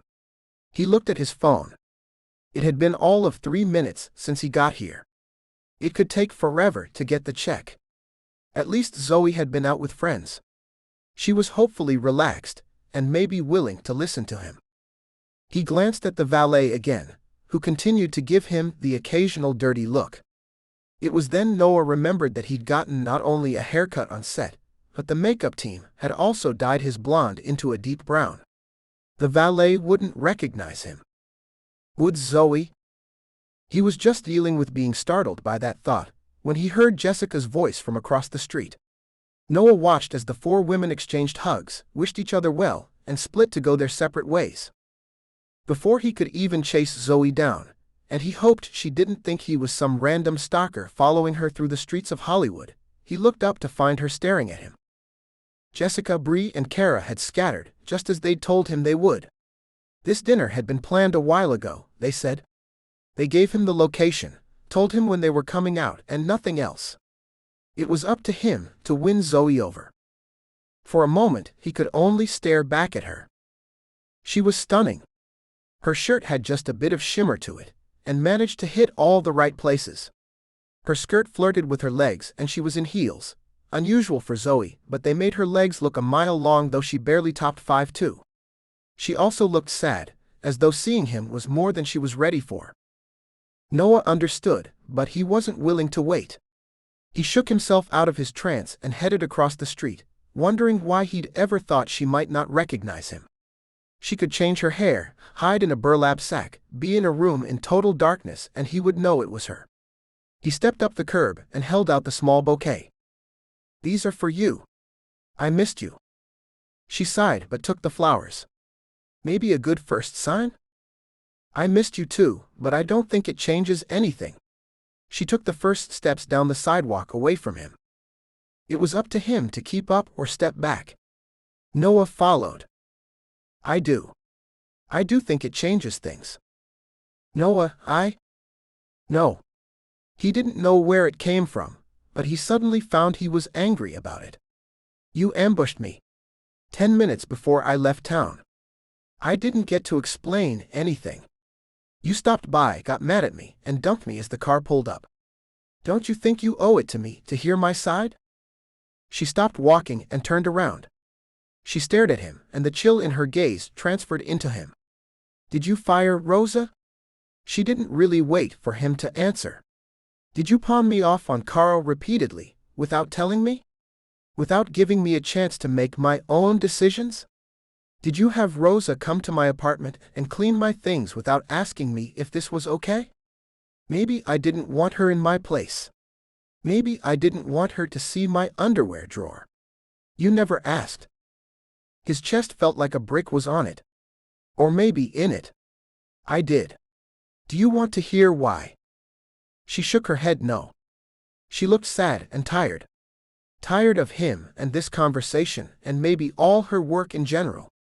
But he still wanted in. He still wanted her back. "Well, you get to hear it anyway." He was going to get emotional whiplash. Seeing her, being so close, warmed him in a way even he hadn't anticipated. He could step forward and take her in his arms. Despite the close physical distance, there was still a cold wall between them. He couldn't take it down. He would have to convince her to do it. So he tried. "My agent said I could wind up in deep legal trouble. It would look really bad if anyone found out I knew about Rose's husband. I have to stay squeaky clean." "You don't though. You have a platform, Noah. Do you really believe that family should be torn apart?" "No, but I don't have a platform like you think. I may be the most famous person you know, but I'm not that high on the totem pole, Zoe. Look at your social media followers. Your picture is on all the gossip sites. You do have a platform. You just choose not to do anything good with it." "Fine. Maybe I do, but it's not my fight. And if I did fight it, I could lose everything." Here they were, back to arguing. Even so, it felt good just to be interacting with her. The near month of radio silence had been deafening. Her eyes flashed. Rosa already lost everything. This time it was Noah who leaned in. "Oh. The 3-month severance package I gave her left her destitute? The reference I wrote her while I was overseas, that got her the next job within 2 weeks. That was leaving her high and dry like the bastard that I am?" Zoe leaned back a little. She didn't speak for a minute, and he felt a victory he knew he shouldn't. She should have given him enough time to explain before he left town. "That's good," she whispered. With her words came the momentary acknowledgement he wanted. He wasn't prepared for the hurt.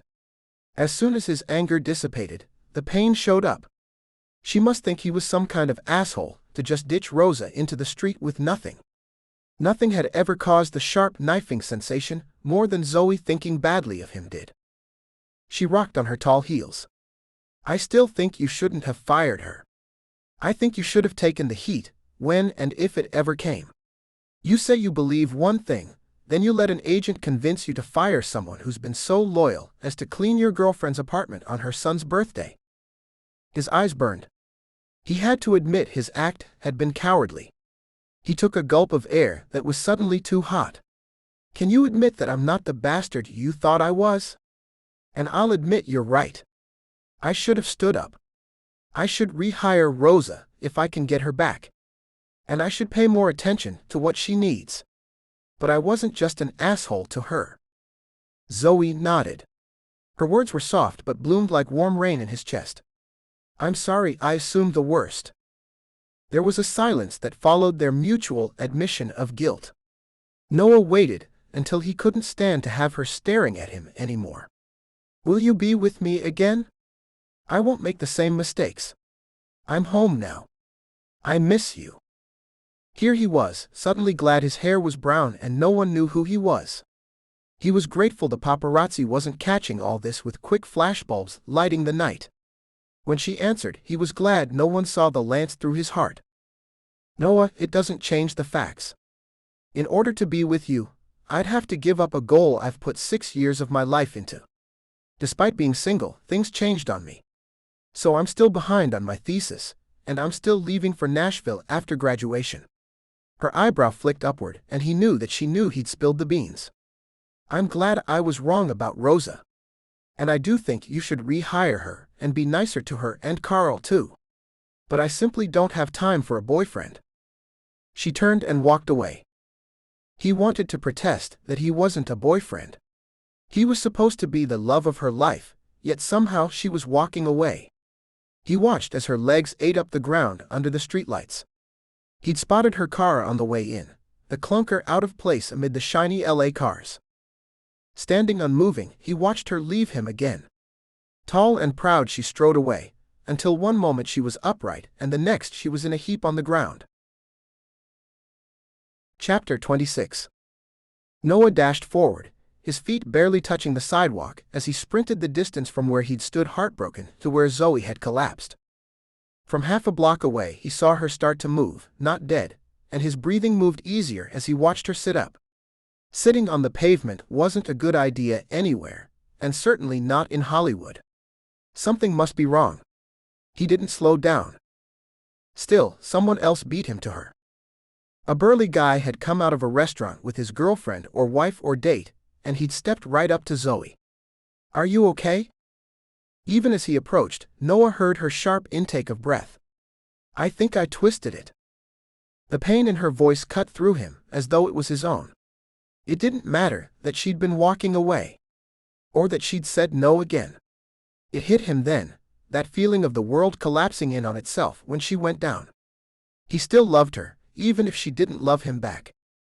It felt as though he'd been running in jello, even though it hadn't been more than a second or two. Finally he was standing over her, kneeling down. Zoe, are you okay?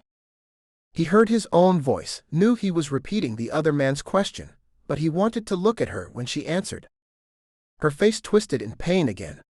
I think I put my heel into a crack. I twisted it. The other man stayed standing, looking down at Noah. Only as Noah looked up at him did he realize the man was scowling. He ignored Noah and turned to Zoe, squatting down to her eye level.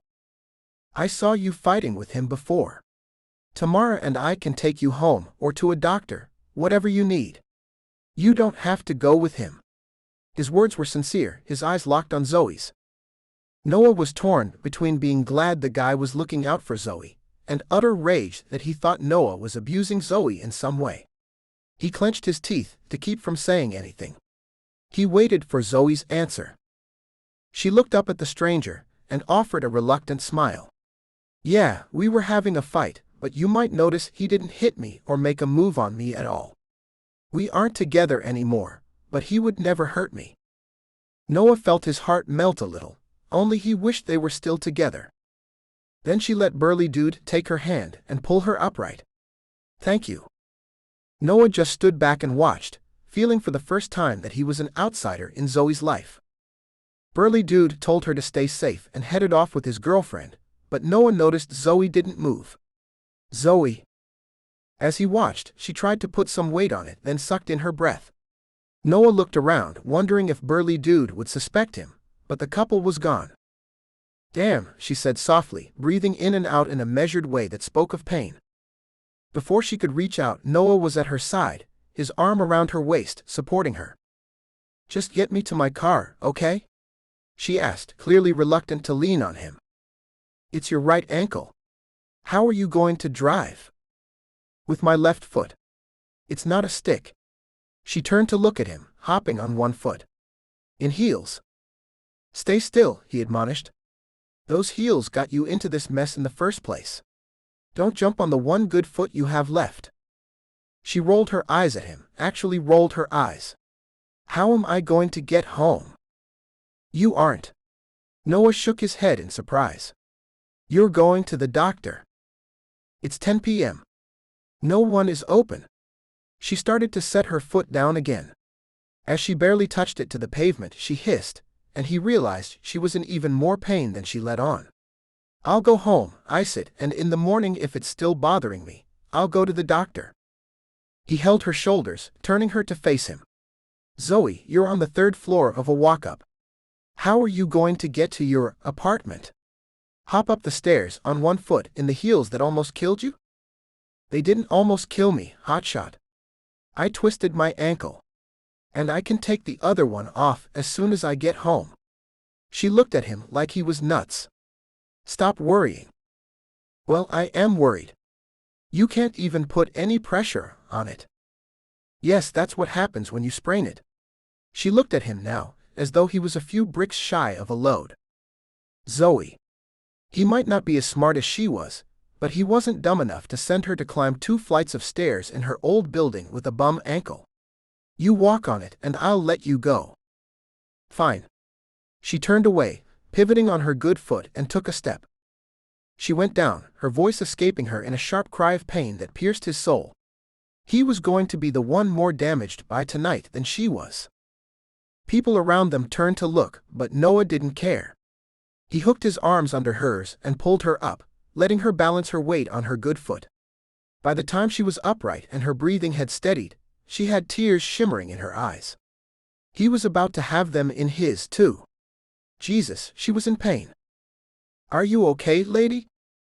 Several voices chimed in, as a few people had gathered at her cry. Zoe sniffed. I twisted my ankle. I can't walk on it.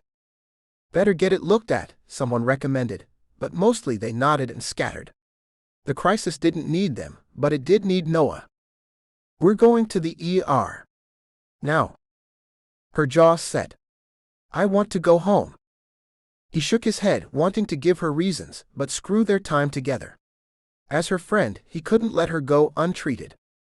Finally, she looked at him with something like shame in her eyes. Noah, I can't afford to go. It's on me. It shouldn't be. That's not okay. I'm not even your girlfriend. Thanks for that reminder, he thought. But you're my friend, and it's probably my fault you twisted it. If I hadn't showed up here, you might have been watching where you stepped. This isn't your fault any more than anything else I do is. He nodded, but he was done arguing. Hold your skirt. She frowned at him, but caught on just as he scooped her up and headed back to his car. Zoe lay on the hospital gurney in the ER, wondering how she would pay Noah back for this. It was going on 1 a.m., and she still hadn't made it up to X-ray. The place was a madhouse. Noah, she looked up to where he dragged a chair in behind the curtain with her. You should go home. You probably have things to do in the morning. No. He folded his arms and offered half a smile and a shrug.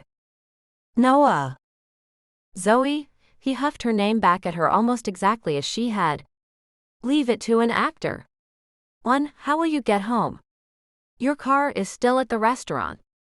Also, your right ankle is completely out of commission. And 2.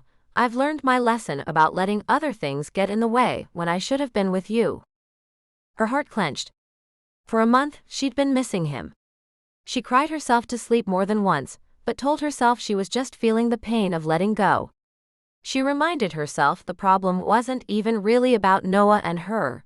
She simply didn't have time to let a relationship get in the way. She'd started in high school, telling herself she was working her way out. She'd stare up at the ceiling of whatever crap hole they lived in at the time. There would always be cracks or mold or peeling paint. Bugs would be in the backs of the kitchen cabinets when her mother found them a place.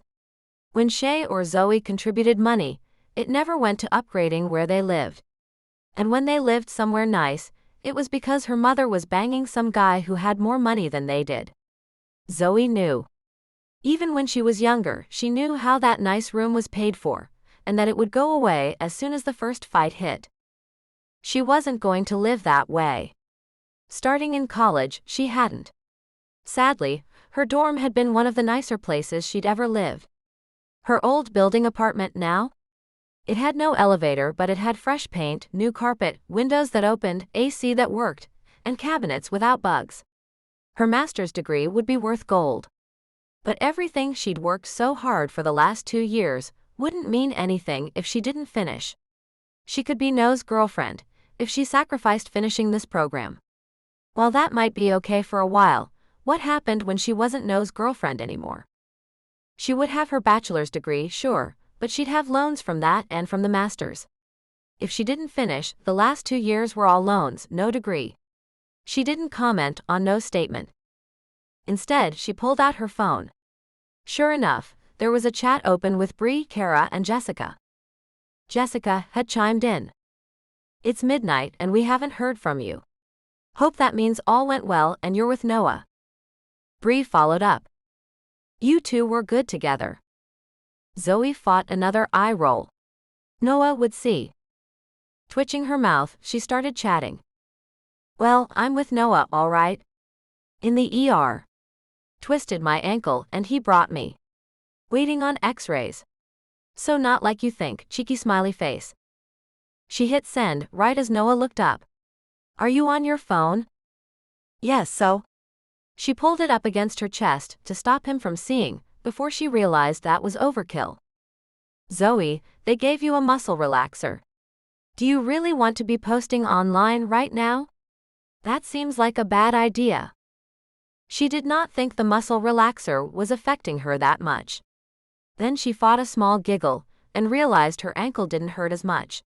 Maybe it was affecting her. "It's just Kara and Bree and Jessica." "You can't remember your best friend's name?" Noah prodded, reaching for the phone. "You're my best friend." She said it before thinking. Well, it was true. She'd spent more time with him than she'd managed to spend with Jessica or even Beth. His smile wasn't full-blown. It looked sad, bittersweet maybe. "I want to be that, Zoe. I want to be more than that." She nodded, then shook her head when she realized what that nod might mean. "Do you want me to post a picture of you?" He gently slid the phone from her hand. "I'll say what you want, unless you're clearly high." Grinning, Zoe gave the camera a thumbs up. "Yup, they'll know you're high." He asked what she wanted to write, and put the picture up. After he tapped for a moment on her phone, he looked up. "Can I tell the group that you're on muscle relaxers? So at least they know why you sound loopy?" "I don't sound loopy," she protested. "Sure. Can I tell them?" "Whatever." Zoe waved her hand at him, and was surprised to find she was feeling sleepy. She didn't know how long it was before the nurse came to take her to X-ray, only that Noah was still sitting in the chair when she went. Chapter 27. Zoe was about to cry. Her ankle was broken. She was in a cast, she couldn't walk without crutches, and she was on some serious pain medications. It turned out once the docs got the swelling to go down, it hurt worse.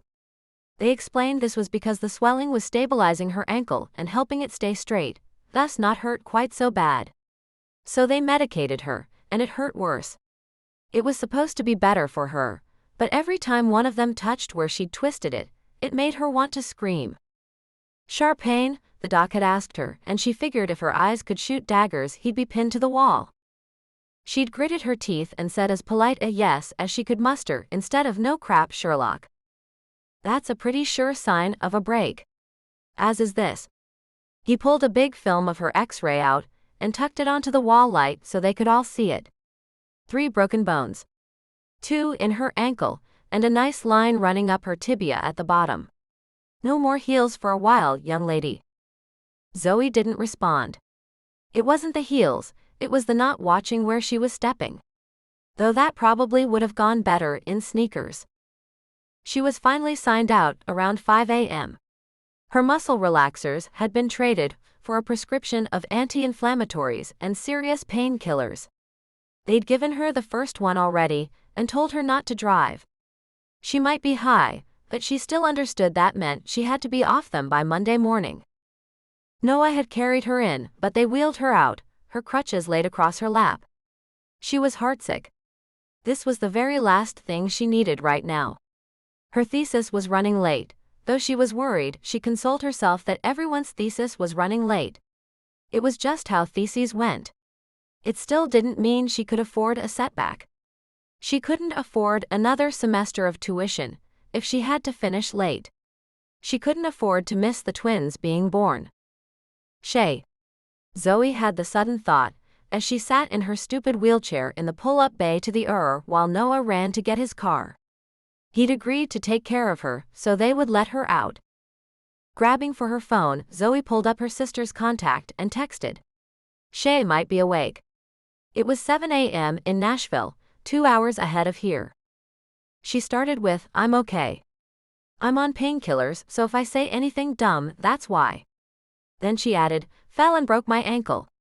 Spent all night in the ER. Finally heading home. Probably sleep all day. We'll chat later. She tucked her phone away, before remembering her friends would want an update. She pulled the phone right back out. Then she got on that chat and gave them all the details, only to get a quick message back from Kara. Noah told us. Of course he did. It was an ungenerous thought about a man who'd spent the night in the with her. He pulled up right then in his low-slung sports car and climbed out, offering a sad smile. Your chariot, milady. He slid her crutches awkwardly into the back seat as she watched, and Zoe thought that pretty much summed it up. 8 weeks before she could get a boot and put any kind of pressure on her foot. That meant she would defend her thesis from her crutches. If she could keep up. He wheeled her up next to the open passenger door and seemed to understand that she needed to do this herself, even though it meant pivoting on one foot and trying not to conk her head on the low door frame. She made it. Awkwardly. He'd taken her to UCLA Med Center because of her school insurance. That meant they were near the pharmacy she needed. I just asked the nurse and they run the drive-through 24 hours at the pharmacy. We'll head right over. Noah pulled out from under the awning and started to drive the distance around the sprawling med center. Zoe protested. All I want is to go to bed. I'll come back tomorrow. When? Noah didn't change course. After your meds have worn off? That's too late. They gave you that painkiller about 4 hours ago. You'll need another dose before I can get you home, and then get back here to pick it up. I'm sorry, but we need to get it now. What could she do? She was in his car and despite her incredibly sleep-deprived and surly attitude, she was grateful to him. She wasn't going to be able to express that for probably at least 24 hours, but she was. Zoe nodded at him, not that it changed anything. He was heading toward the pharmacy anyway. She sat in her seat, staring out the window at the sun coming up. Each minute they sat there put them closer to trying to get back to Hollywood during morning rush hour, but the pharmacy was in no hurry. She figured they were counting out her pills via a game of Monopoly. It was taking so long. Her brain was fried and she wasn't paying any attention, so she was surprised when Noah handed her a stapled set of 3 white paper bags. The car was pulling away before she even realized they were done. Checking the receipt, she saw the almost $100 charge and knew she hadn't done a good job of hiding her cringe. I don't have any cash on me, but I'll pay you ba. Zoe, he cut her off. Don't. I've got it. It's done. Let's just get you to sleep. She nodded again, the only thing she could do. He was being so nice to her, and she was being awful. But she was tired, and her ankle was beginning to throb, and she was already even further behind on her work now. Fighting the tears that threatened to leak out of her eyes, she watched out the window as the sun came up. Traffic wasn't as horrible as she'd anticipated, and she leaned the seat back, trying to find a good way to stretch out her leg and get some of the pressure off her foot. It worked best if she laid on her side facing the passenger door. Staying quiet, Zoe tried not to think of all the ways this made things worse. She tried to work out a way to get her car. She shouldn't have bought the painkillers. They were expensive and she'd lose 2 days of her life to being foggy-headed. Her car would get towed, wouldn't it? Her thoughts wandered such a twisted path that she didn't even realize she'd fallen asleep until the car stopped. The noise of the garage door made her think of the chug of a train. She sighed back into the dark as arms picked her up and carried her inside. Noah, carrying her again. She didn't need to be carried. Or maybe she did. He set her on her bed, and then pulled back the covers. Zoe woke up then. It wasn't her bed. It was his. Noah. I need to go home. Zoe, you can't. You have stairs. Everything is here. I'll take you home after you sleep, okay? I need to sleep in my own bed, she protested. The tears she'd fought so hard to keep back threatened again. He just stood there with his hands on his hips, looking as exhausted as she felt, and he nodded. Okay. Give me a minute to gather some things. You don't have to stay, she told him. I'll be fine. Zoe, you're only out of the hospital because I told them I'd stay with you. I'm coming. I'll sleep on your couch, but I'm not leaving you alone on what are supposedly very strong painkillers. Zoe closed her eyes, defeated. He was right. She could feel her brain was fuzzy, and she wasn't thinking clearly. I'll stay. It's easier for tonight. Today, he corrected. She asked for her crutches. I'm staying in the guest bed. It wasn't a bed. It wasn't even in a real bedroom. She'd seen it. It had mats, weights, a computer, and a futon. He shouldn't have to sleep on that. Though she protested again, she found herself swallowing the first of her regimen of medications with a glass of water he'd brought with him somehow. Her purse and the bag that held her traitorous high heels sat on the bedside table, though she didn't remember him going back for her things either. Then she sank back into the soothing fluff that smelled too much like Noah for her to dream of anything else. She woke from a dead sleep later, unable to tell the time against the blackout curtains he'd drawn for her. The clock said it had been 5 hours since she laid down. Her ankle hurt. Badly. But another dose of her medicine waited with a glass of water. She took it, and laid back into the soft fluff of her dreams. Noah woke to Zoe's voice. It was disconcerting, hearing her, but not being next to her. Putting his hand to his head, he tried to unscramble what was going on. Noah, she moaned it, and he remembered. She was in his bed with a broken ankle. As the thought gelled in his brain, he jumped and bolted to her. Noah. She said it again before he got to her, the faint sound of his name through the door, more than enough to bring him running. When he opened the door, he found her tangled in his covers, her skirt missing, removed at some point during the night.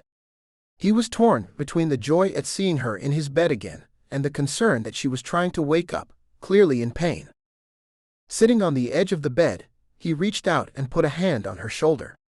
Zoe sighed heavily in her sleep and quieted. For a moment, he let himself imagine this was how it should be. Him there when she'd needed him. Now with her in his bed he could see it clearly, he'd screwed up. When he said he'd drive her around, he'd thought about giving her time to study instead of sitting in traffic. At the time, it had been clear that riding in the back of the town car was as good as being in his sports car. Even better, the town car had more space. But looking at it her way, her boyfriend had promised to pick her up. She wasn't comfortable with the town car, with a driver. And Noah had known that. He'd simply dismissed it because it didn't make sense to him. It still didn't. What he saw now was that it didn't matter if it made sense to him or not. It was how Zoe felt, and he'd known that but blatantly disregarded it. He ran his hand down her arm, surprised when she laced her fingers through his. Unable to let go, he found himself held captive by her light touch. He stared into space, imagining a better place. Zoe without her broken ankle and fears about graduation. The two of them together, him not having screwed it all up. Somewhere in there he realized she'd let go of his hand. Her palm ran hot and open up his leg, past the waist of his cotton drawstring pants, to where her skin contacted his. He wasn't wearing a shirt. He hadn't thought, he'd just run in here when he heard her. Softly she traced the edge at his waist where cotton met skin. Slowly his breath sucked in until he held it, eyes closed. Her other hand joined the first, this time tracing his chest and sweetly killing him. He let her. Noah. It was whispered, soft, needy, impossible to ignore. His eyes fluttered open to find hers, deep and full of want. He was sunk. When her two hands clenched at his waist and pulled at him, he leaned forward and slowly, softly kissed her like he wanted to. Chapter 28. Noah tasted her, for the first time in over a month. She was sweetness, clarity, and satisfaction. She was a tidal wave, amazing and deadly, and he stood calm in her path, watching in awe, ready for the devastation that came with it. He kept the kiss simple, not wanting to push, but Zoe had other ideas. Her tongue sought his out, her hands roamed, her legs moved against his, leaving no question to what she wanted. Noah wanted it too. For long moments they clutched at each other, reached and held, and came apart. Then, at last, they melted together, into a single puddle of satisfaction.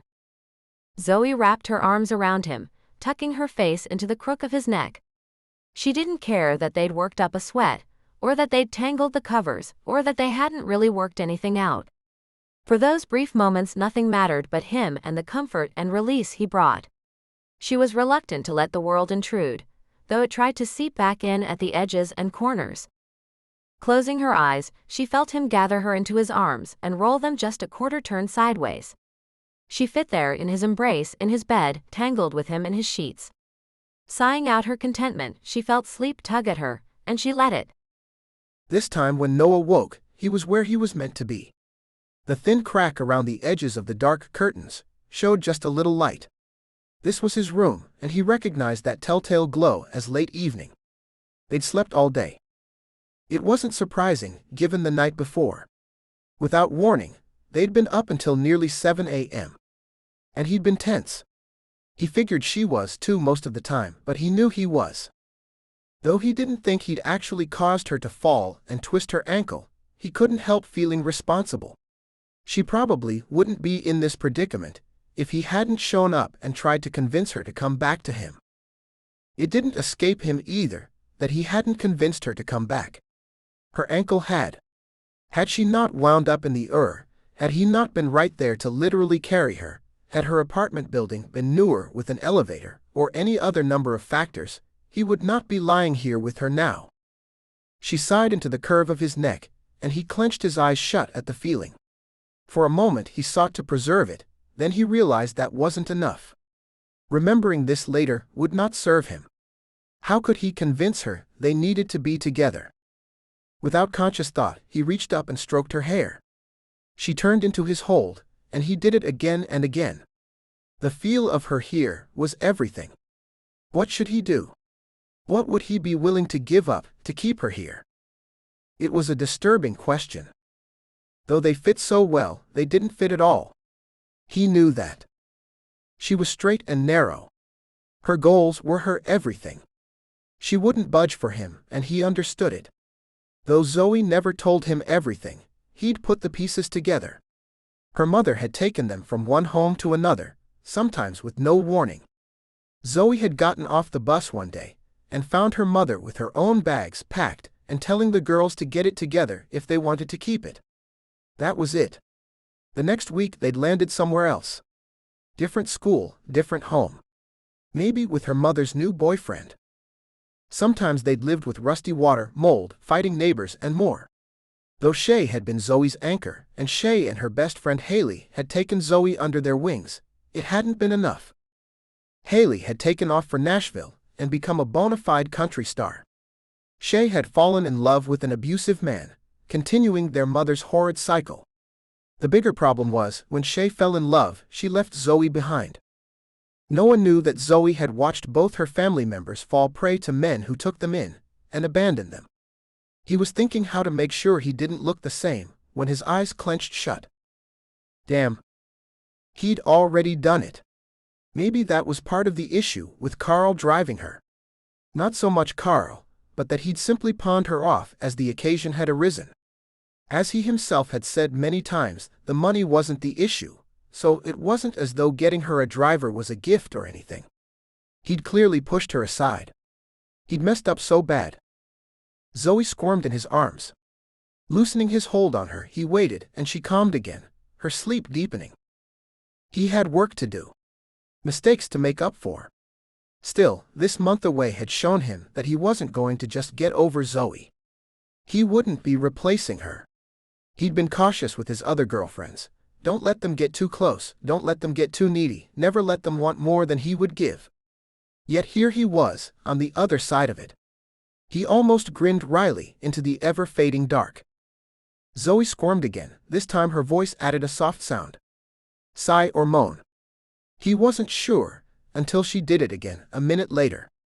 Definitely moan. He waited her out, holding still in the quiet dark, not wanting to disturb her. But the third time, he shook her awake. Zoe. What is it? She was groggy, adorably blinking into the almost non-existent light. He adjusted his hold and looked at her. Sucking in a breath, she gathered herself. My ankle. She leaned over him, and he told himself he'd get a chance to admire her again. When he looked to see what she was doing, she was checking the clock and struggling to open the plastic medicine bottle. Can you have one? The clock said 7 p.m., but he didn't know when she'd had the last one. Yes, it's been more than 4 hours. I had my last one at 2. She popped the top and then pushed the pill in her mouth before he could say anything. She swallowed it with the last of the water, and he told himself not to worry. She was a chemist. She wouldn't overdose. She'd been telling him how she had to be off the medication by Monday to get back to classes and back to work on her thesis. He still hadn't figured that one out, but they had tonight and tomorrow to get a game plan. He decided to trust her on her own dosing. She laid back next to him, not curled in tight as she had been. Since she wasn't actively pulling away, Noah took it as a win. Her eyes closed, but she didn't go to sleep. She asked if he was hungry, and he wasn't, though he likely would be soon. She said neither was she, making him wonder where the question had come from. She chattered about her friend Beth, that her vacuum cleaner had come back from the repair shop he'd sent it to. She seemed to carefully avoid school, her research, his job, or other touchy subjects. Noah thought she was just talking to ease the time until the medication kicked in, but then he realized it had already kicked in. And boy, had it. She said the hot tub was warm and he should come in. She said there were fish in the tub with her, and didn't they have such pretty colors? She was high as a kite. 20 minutes after taking the medication. You know you're not making sense, right? Zoe grinned. This stuff eases the pain, and I'm aware that it makes me loopy. Can we have bacon and cereal? Do you have that? Her grin widened, but his didn't. She was so far beyond rational, he couldn't figure it out, but he could count time. She told him she'd taken her meds at 2. It had been 2:20-something when he'd come in, and she'd touched him. She'd been high as a kite. His heart clenched. She wasn't making sense. Chapter 29. Zoe fought the constriction in her chest. She wasn't rational, she knew it, but she couldn't find a way to be her usual rational self. Noah, I have to go home. I know, he said it in a placating manner which irritated her. I'm calling a ride. She was done with this. Zoe. It was just a word, just meant to stop her. You already asked me to take you home. I said yes. I'm putting on shoes. Please don't call a ride. I'm not sure you'll wind up in the right place. Please. She huffed. Then she remembered that Bill was going to kill her, so not paying for a ride was good. Zoe. I don't think a ride app is going to carry you up the stairs. I'm getting ready. I need 3 more minutes. You've asked me 5 times now. Each time I said yes. Noah didn't stop moving. He disappeared for a minute and reappeared with his shoes in hand. Though he was putting them on his feet, he was watching her like she was going to bolt or start drawing on his walls with markers. She blinked. Did I really ask 5 times? Yes. Once when we woke up, but we decided to eat first. She remembered eating. Noah kept looking at her as he hefted a backpack to his shoulder and stuck his wallet in the pocket of his cargo pants. He looked so different with that brown hair, but she liked it. He kept talking. You asked again when we were eating and then when we finished. Both times, you sounded like it was the first time you'd thought of it. By the third time, I started reminding you that you'd already asked. He headed into the bedroom and returned with her bag containing her heels and her purse, also slung over his shoulder. He looked at her. Were you going to leave barefoot? Jesus. I asked 5 times. That sucked. She was nuts. Clearly. Her brain did feel foggy. And she didn't have to look down. If she wiggled her toes, she felt tile under her bare foot. Noah held out one of his sneakers and a single sock. You should wear this so you're not putting your one foot on the ground bare. The cast. She'd almost forgotten about it, despite the crutches tucked under her arms. Her mind was going. That was for certain. She dropped her crutches and plopped onto the floor, her skirt riding up, but she didn't care. Noah had seen everything anyway, and he was only looking at her like she was crazy. I guess I'm just nuts. I'm sorry. It's the medicine. You broke 3 bones. You're on some serious painkillers. He looked empathetic. Then he held out his hand, helping her upright. Next, he picked up and held out the crutches she'd left on the floor with no way of getting back to them. She definitely felt fuzzy. For a moment, she thought she should offer to take one of the bags he was carrying. Then the thought slipped away from her, and she hobbled after him. He held the door to the garage, stepping far out of the way of the rubber tips of her crutches, as she tried to gracefully make her way through the now tight space. He came around and helped her into the passenger seat, stowing the crutches behind her and putting the bags in the back too. She must be a handful, but she pulled her limbs inside the car and let him close the door. She felt almost as if she wanted to crawl out of her own skin, an odd sensation and probably another reaction to the medication. She just wanted to be home. She shouldn't be with Noah, they'd broken up. She watched as he backed out of the driveway and started down the curves. Pulling out her phone, she thought of something to tell Shay. Zoe started to tap in a message, but then frowned and set the phone aside. While you're having a moment of clarity, do you want to give me your phone? Noah asked her. Why? She was instantly suspicious, but he didn't seem like he was trying to take her toys away. She didn't get it. Same as last time. You probably shouldn't have access to social media and email while you're like this. He steered with his left hand and held his right hand out, palm up. Waiting. It's fine. I'm texting Shay.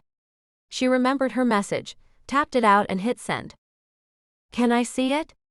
He held his hand out again. With a sigh, Zoe handed it over. While they waited at a light, he looked at it. Did you mean to wish her good luck with her tits? What? She grabbed for the phone. No, her twins. What? Autocorrect. Or bad brain? She had been thinking about the trouble of nursing 2 babies. Please? She handed it back over. She just told her sister she hoped her tits felt okay. She couldn't even substitute the word twins in there and make it make sense. The 2-tone ding of the phone told her he'd put the voice-to-text option on. Another ding, and it was ready for him. Hi Shay. Period. This is Noah. Zoe is on painkillers and she's high as a kite. Period. She hopes the twins are doing well. Period. I'll keep you posted. Period. She's okay. Just medicated. He handed the phone back to her. Fix that. It says, Hi Shane. I know your sister's name. He took a left, then added, Don't change anything else. Yes, sir. She fixed the Y and hit send. She was high as a kite. Am I that bad? He was pulling up in front of her building and turning the blinkers on. Yes. You thought the bed was a hot tub and that there were fish in it. He climbed out and came around, opening her door. She hadn't thought to open it. She'd been thinking about the hot tub and then blink, he was beside her door. She looked up at him. I remember the fish.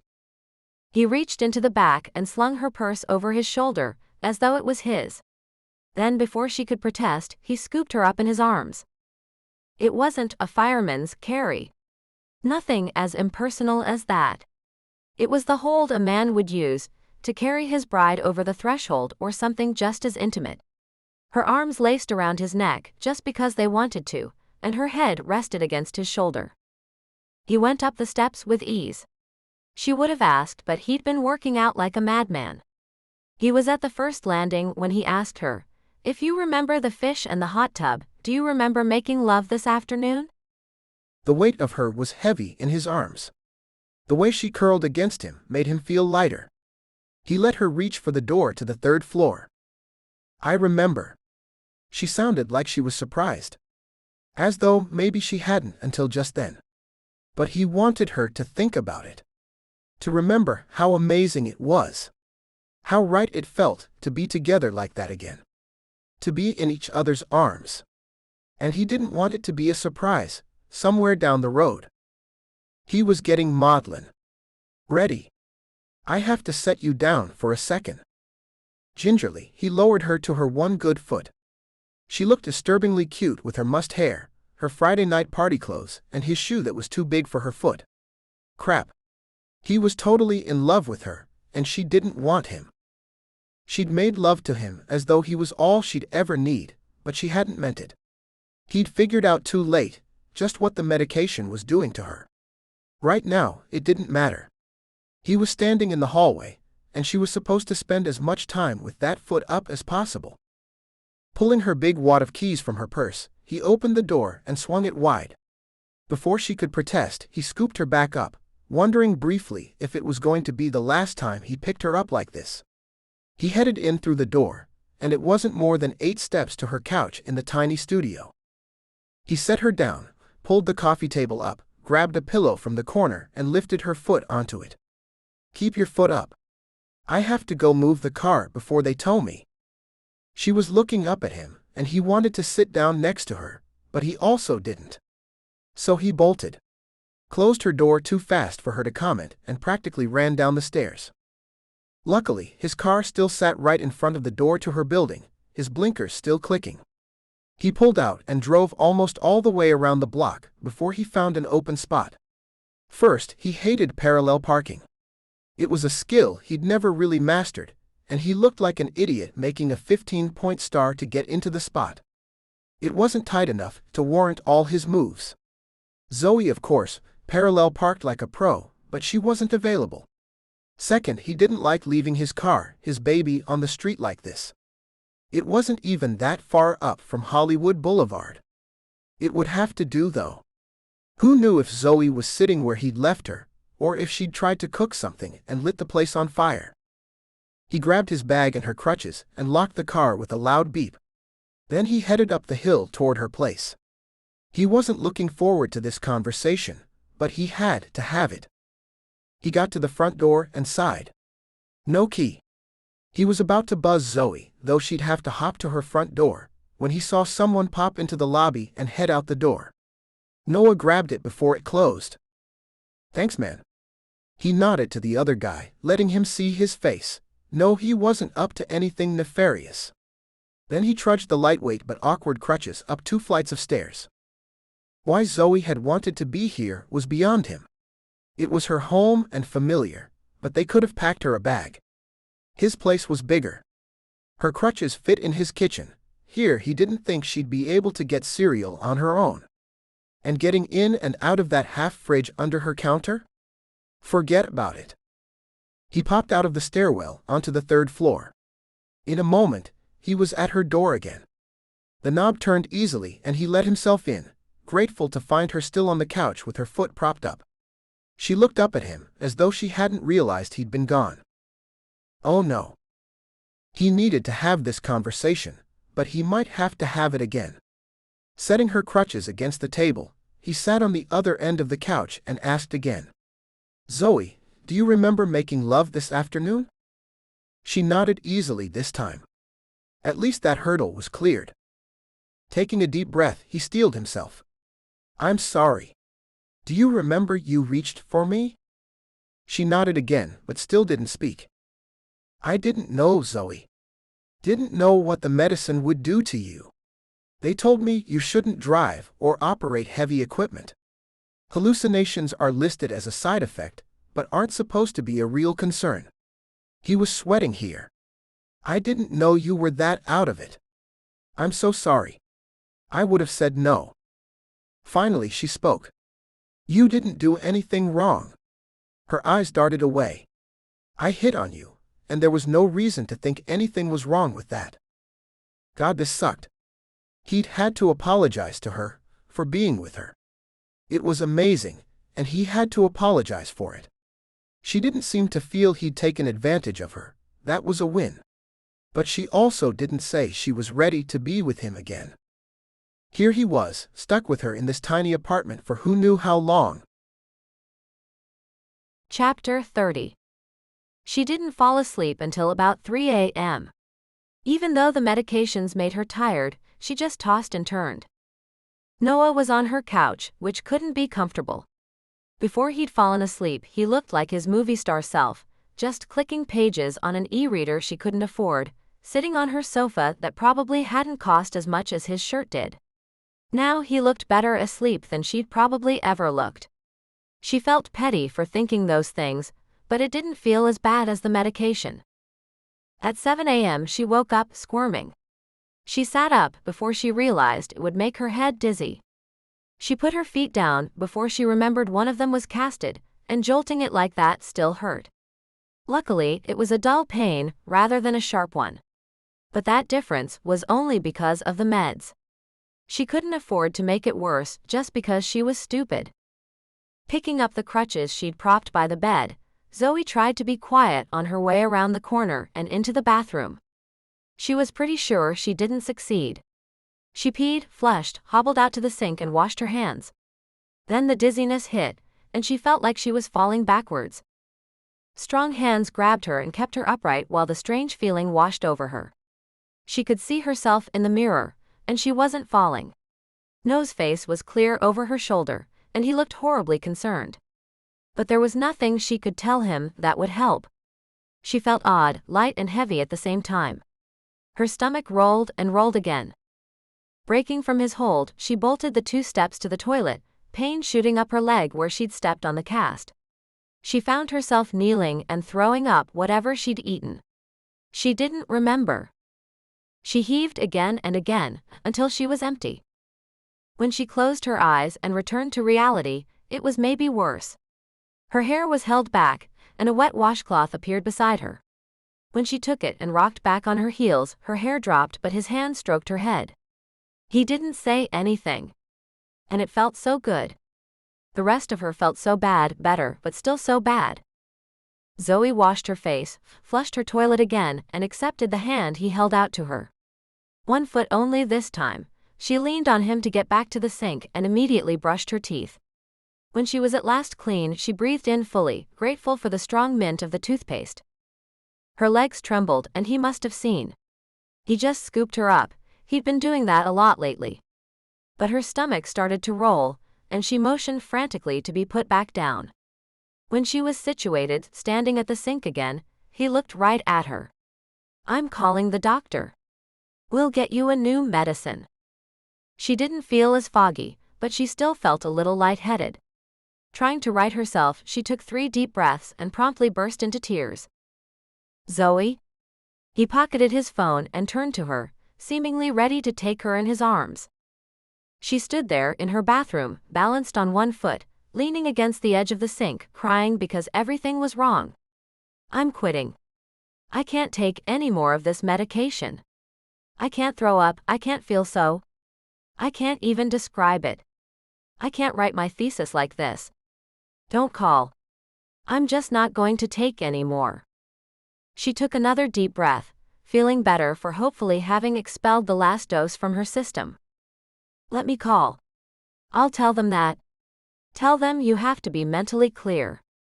I don't want you in pain. He was pulling his phone back out. I can handle the pain. I can't handle not graduating. I can't handle not being able to think. She was almost yelling. She wasn't making sense. None of her statements lined up, but he seemed to understand. Gotcha. But he still held the phone. I'm going to call and at least see if they have something that will work. Pain is going to interfere with your thesis too. Maybe not as bad as not being able to think, but it won't help. He was right, she nodded, sucked in another clean breath, and realized she was standing there in tiny cotton boy shorts and a cami.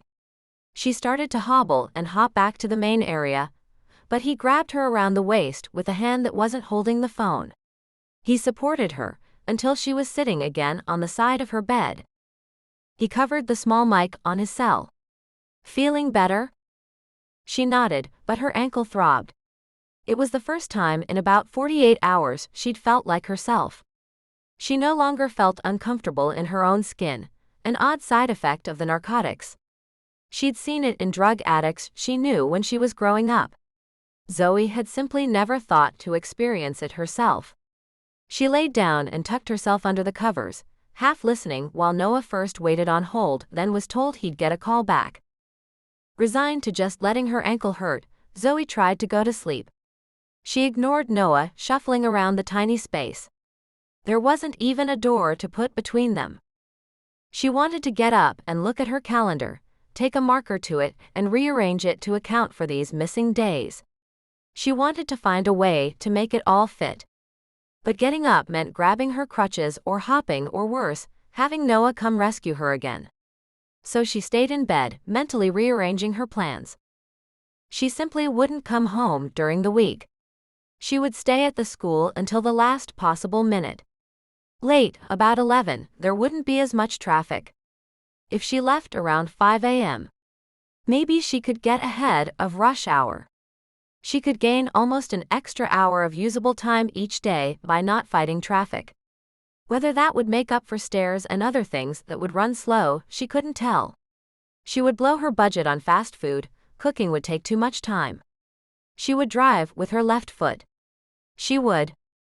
Noah's phone rang, and she listened carefully as he explained her situation. Zoe wanted to be sure he got it right. That he didn't get her anything that would make her think the bed held fish again. He handled it well, even going so far as to tell the doctor she was working on her senior thesis in chemical engineering, and that if the doctor didn't get her something that left her mental faculties intact, she was likely not going to take the medicine at all. Zoe couldn't hear the other side of the conversation, but she heard Noah. It sounded like he was telling the doctor what happened. An hour ago, sir. Yes, she vomited, sir. It was cute that he kept saying sir to the doctor, but she listened hard. That's the best thing? Okay. She breathed heavily, upset she couldn't hear everything getting said. When had she become such a control freak? She didn't know for sure, but thought it might have been slowly creeping up on her while she was in school. She could tell the closer she got to graduation with that 4.0 GPA, the more she'd freaked out about it. Maybe she should have messed it up the first term, and just never worried about it. Still, it was probably that high GPA that got her Dr. Acharya's recommendation. It would likely mean a better reference letter. We'll be there soon. Noah's voice broke her thoughts and Zoe sat up. Geez, her head throbbed at the motion. Maybe she hadn't gotten all the medication out of her system. Noah looked at her. He's writing you a new prescription that you can take half doses of, if you feel like your brain isn't all in there. It shouldn't have the same side effects either. Do you want to come? Or I can go pick it up myself. She wanted to go. Needed to get out of this shoebox of an apartment that had never felt so small until now. She'd had parties here, packed the place until it spilled over into her next-door neighbor's place too. Yet it had never felt this crowded. She didn't want to be carried around either. This sucked worse than anything. She stood up on her one foot and swayed a little. When Noah reached out to steady her, she batted his hand away. Even so, the movement was too much. She had only one point of balance, and while she tried, she still wound up plopping back on the bed, fighting a fresh burst of tears. Noah stayed patient as ever. If you want to go, I'll carry you down to the car, we'll bring your crutches. You can get out for a bit. I can't get out. I need to be writing my thesis. She was sharper than she needed to be. I know, but you can't do that right now. You're not clear-headed, and who knows what you'll write. He was so reasonable, it was making her sick. But she tried to be logical about it, too. She sucked in another big breath, and tried not to cry that everything was spinning out. I'd like to go. Maybe then she could prove she was okay on her own. Not her usual self, but enough that she could get around. She was reaching for her crutches when Noah casually asked, "What do you want to wear?" Of course, she was still in her pajamas. She almost said this, just out of spite. It was Los Angeles, there was a good chance no one would bat an eye. Instead, she forced herself again to be sane and reasonable.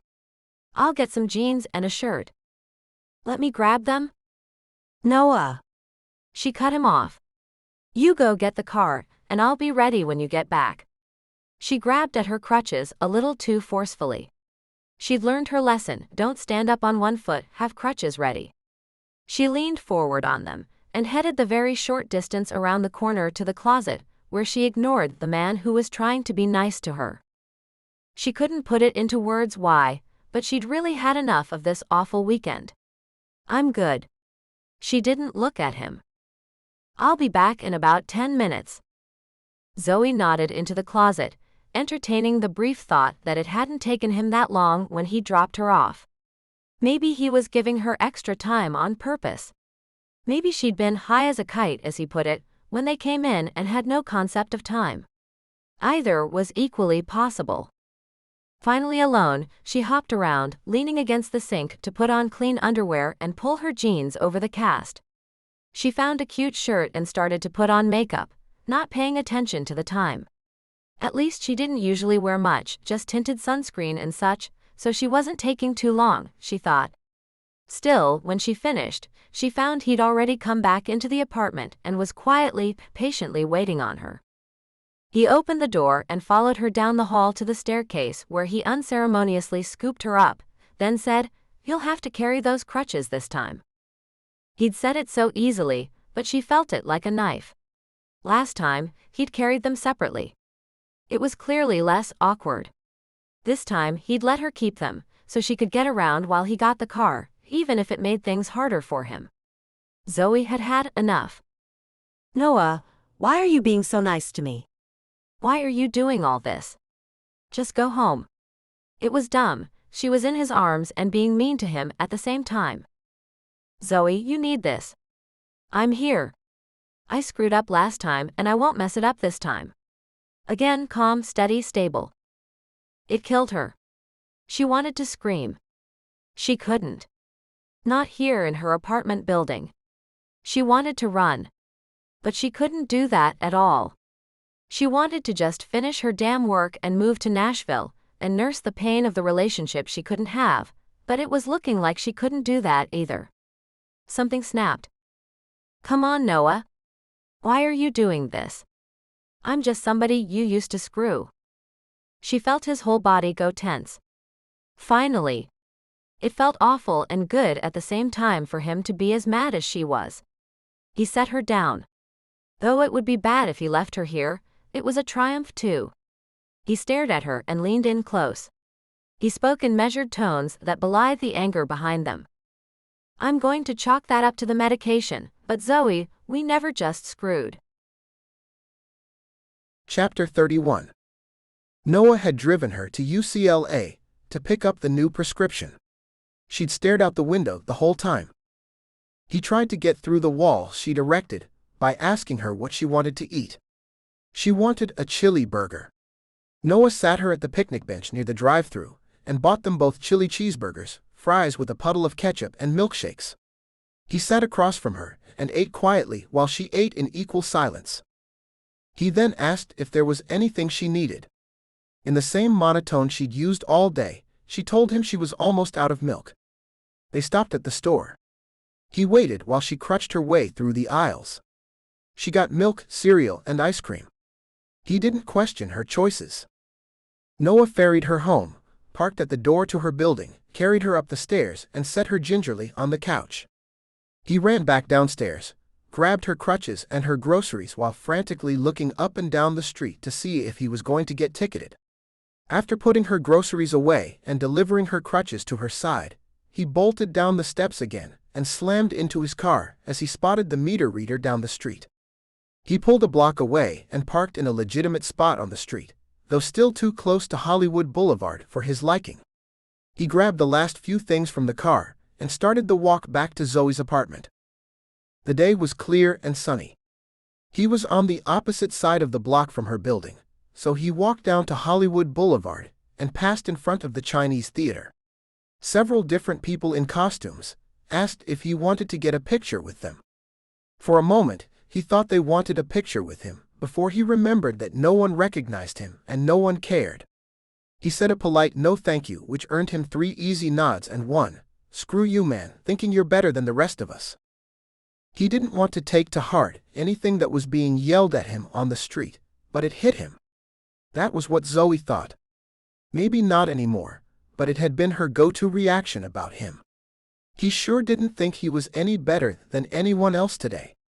He was lucky to have his job. Lucky to have good friends. And, Jesus, he was exhausted. Zoe was killing him. As warm and wonderful as she'd been the day before, making love to him like her soul was on fire, she was just as cold and prickly today.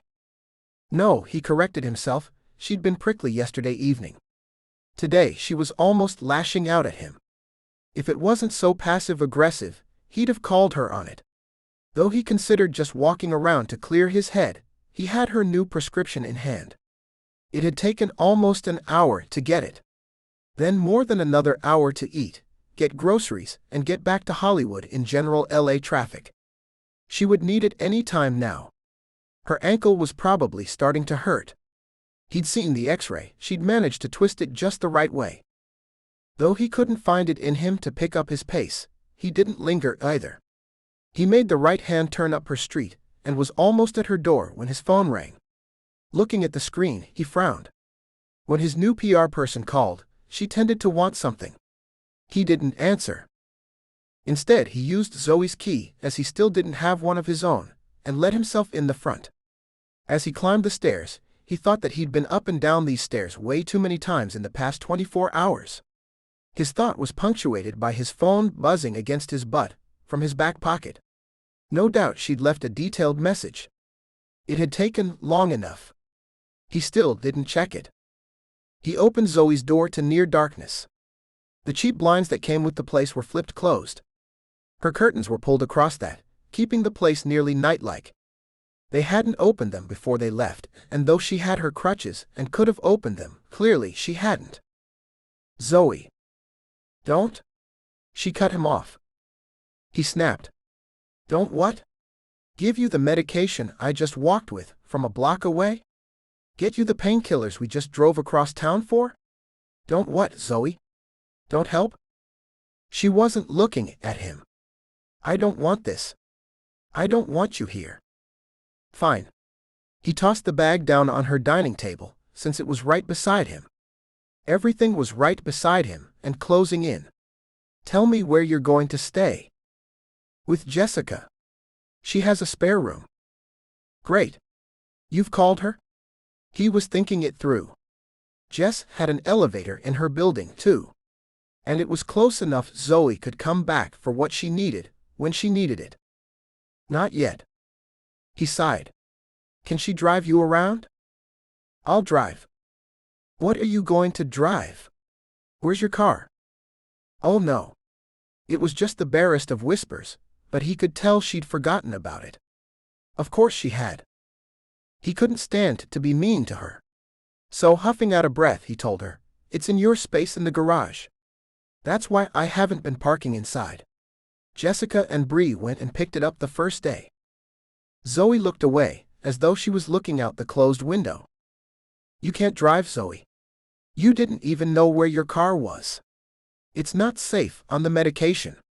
He was having to work hard to keep from flat out yelling at her. But that's what he wanted to do. I'll drive with my left foot. I'll be fine. Her jaw clenched. He'd had enough of this. You can't walk all the way from that parking lot on the other side of campus, not anymore. You can't make it up that hill to the center of the school, Zoe. You don't have a handicapped parking pass to get you closer. And if you get pulled over with your foot in a cast, you could get ticketed. Jesus, Zoe. I'll ride the bus, she said. The nearest stop is 5 blocks away. He lost it. He'd been carrying her in and out of her building for God's sakes. You have 2 flights of stairs. You can't get groceries or push the damn cart, Zoe. You spilled the milk last night, and I don't even think you know it. I cleaned up a puddle left on the floor. Her face was crumbling, but he didn't let up. If you don't take the medication, you'll be in pain, and you won't get your thesis done. But it won't matter, because you won't be able to walk across the stage at graduation anyway. I can't do this. She finally looked at him, tears running down her face, anger twisting her beautiful features. That got him. He was being a fool. But he couldn't just go on this way, and it wasn't good for her either. Yeah, you can. No. Her sharp, loud reaction startled him. He'd thought he was being supportive. Noah moved backward, not even realizing he was doing it until he ran into one of the cheap chairs. She was standing up on one foot, her hands in angry fists at her side. I can't be with you. I didn't have time to be with you before I turned my ankle, and I sure as hell don't have time now. We're not together, Zoe. You've made that crystal clear. Jesus, how many times was she going to rub his face in that? Sometimes without even saying anything. I screwed up last time. I handed you off to Carl and Rosa, and I won't make the same mistake again. Jessica isn't available. Her spare room has a desk in it. Bree and Kevin live even farther away, and they don't have a regular schedule to drive you. You need someone with you. He didn't mention that Kara and Walker had a new baby and a tiny house in West Hollywood. It went without saying that there was no extra room there. He waited a beat before he said, I'm just trying to help. I don't want help. Zoe, you broke your ankle in 3 places. It's clearly incredibly painful. He couldn't recall the last time he'd been this frustrated with anyone. Anyone. You won't graduate if you don't let me help you. She leaned forward, a fury in all her rage and glory. You don't get it. I'm not going to graduate. I'm 5 weeks from the end, and I can't get to class, and I can't get my thesis done, and I'm not going to graduate. She crumpled then. Great sobs making her chest heave. The sound of her grief ripping him to shreds. Chapter 32. Zoe stood crying in her own apartment while Noah watched. She couldn't remember the last time she'd felt this defeated. She hadn't realized it until she said it, but it was the truth. She wasn't going to graduate. After all this time and her perfect record. It was time to plan the extra semester. It was time to admit she was sunk. She would have to call Shay and tell her she could probably be there for the birth of the twins, but she'd have to come back and defend her thesis. It was more student loans and 3 fewer months of paid work.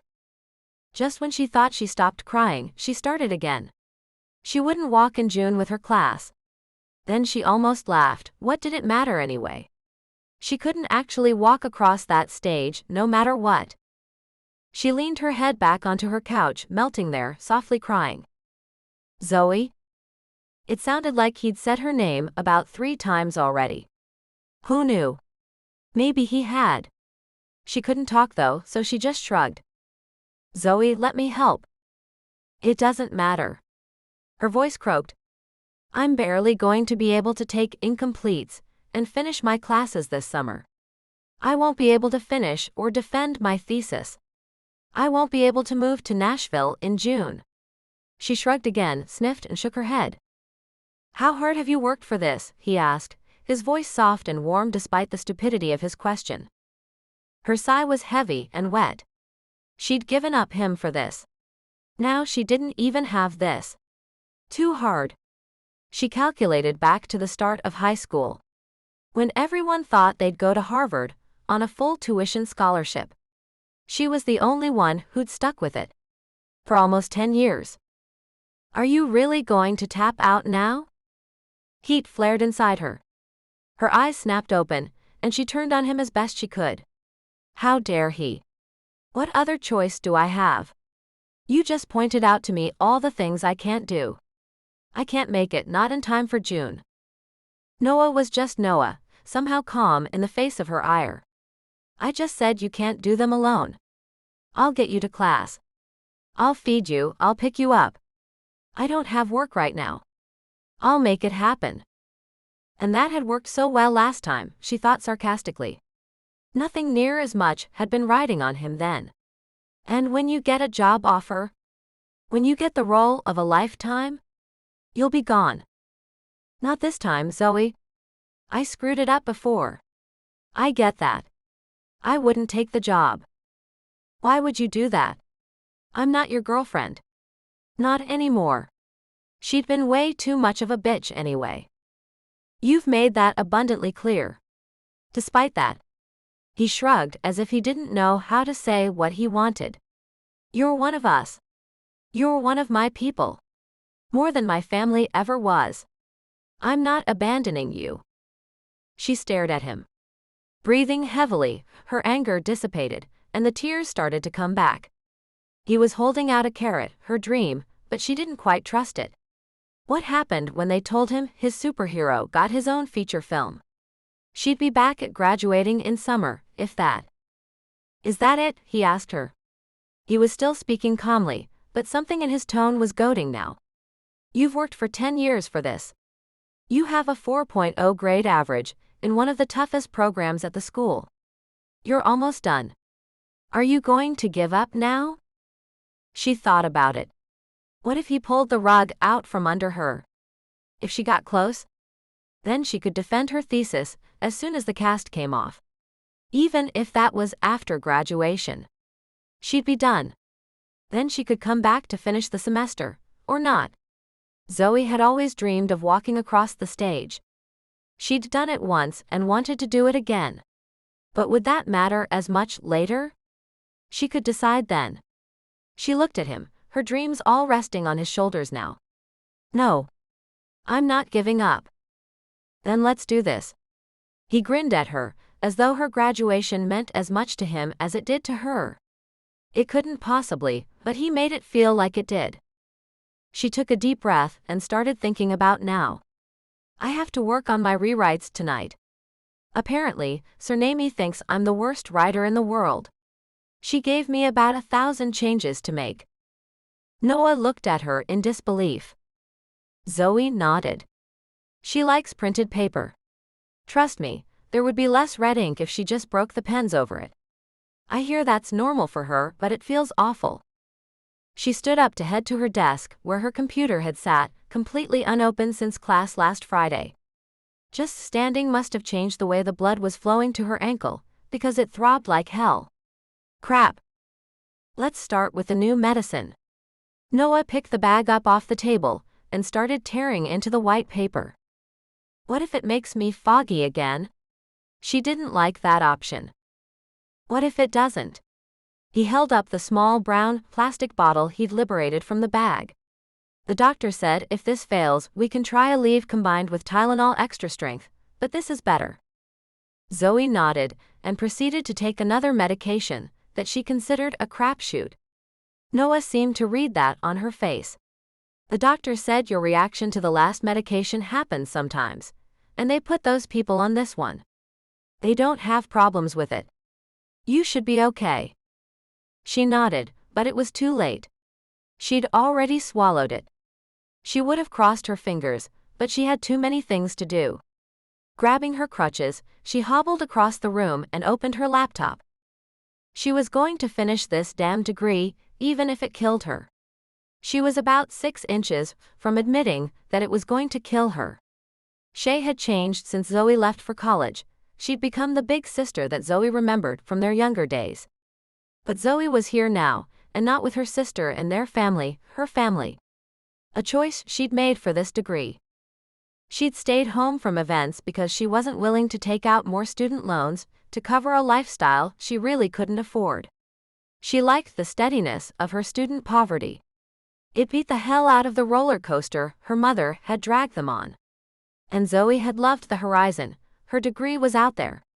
One day it would be hers. It would be an open door to a better life.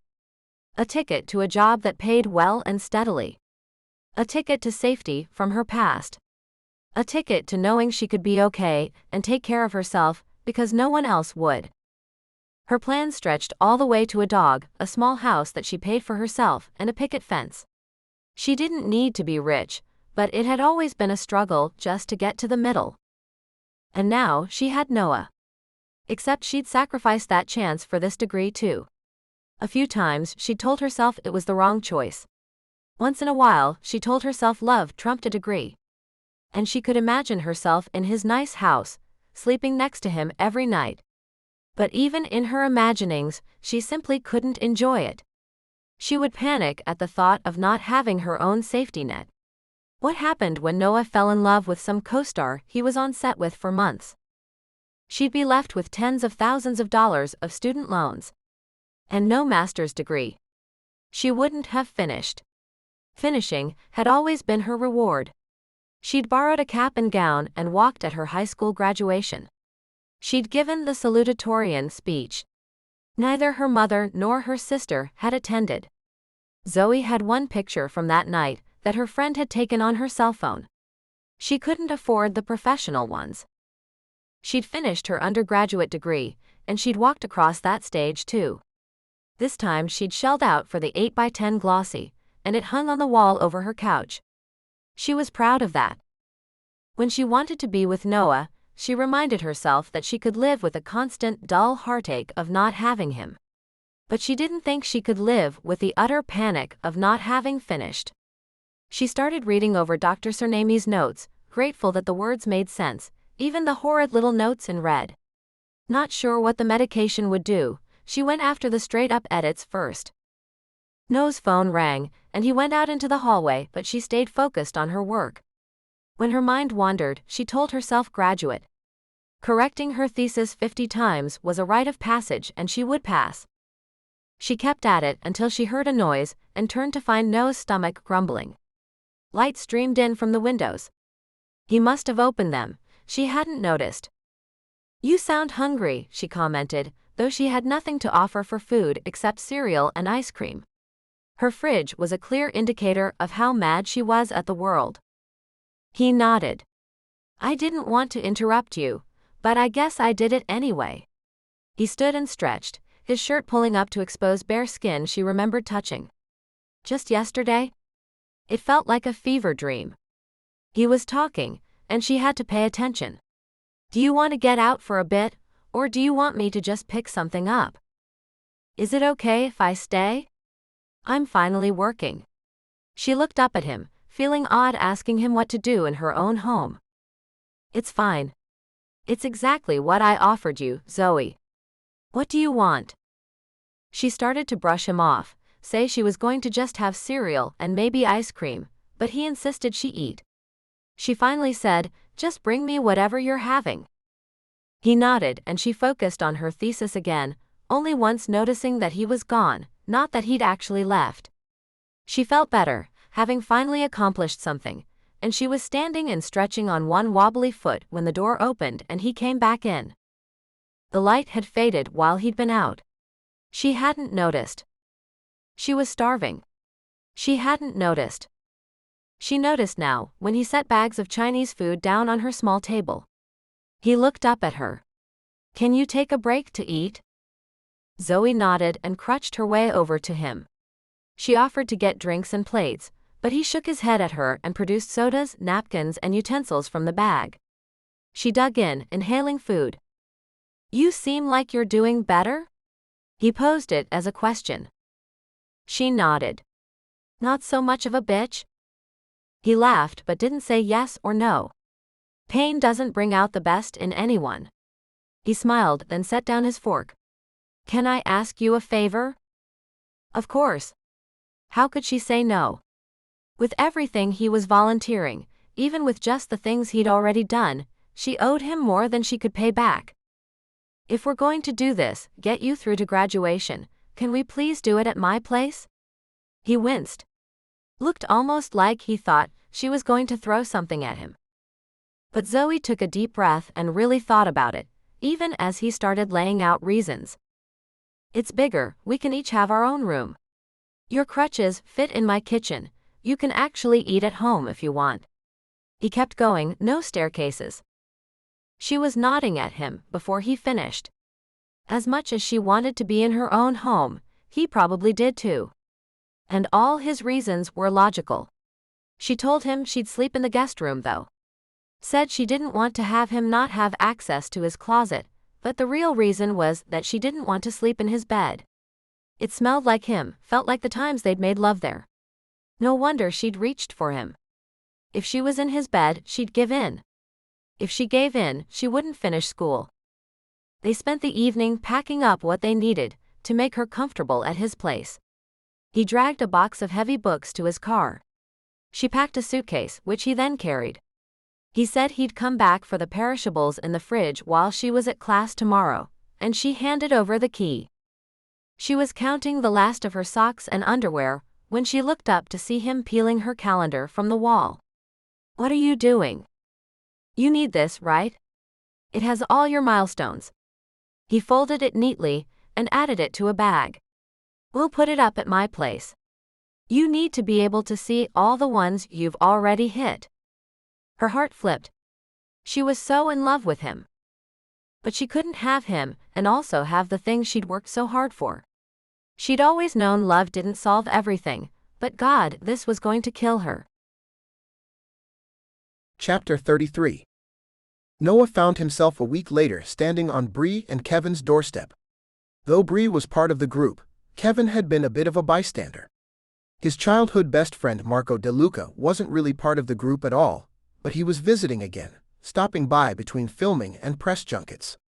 When Noah compared Marco's A-list status to his own C-list, maybe low B on a good day, Noah thought it would be best if he showed up with coffee. He'd been up since 5 a.m. with Zoe. The new medication worked much better. She had some pain but no side effects, and she was back on track. She lived in his house and he drove her around, fed her, watched over her, but it was almost as though she could put him aside at any time. She was that focused, that driven. Hey, Noah.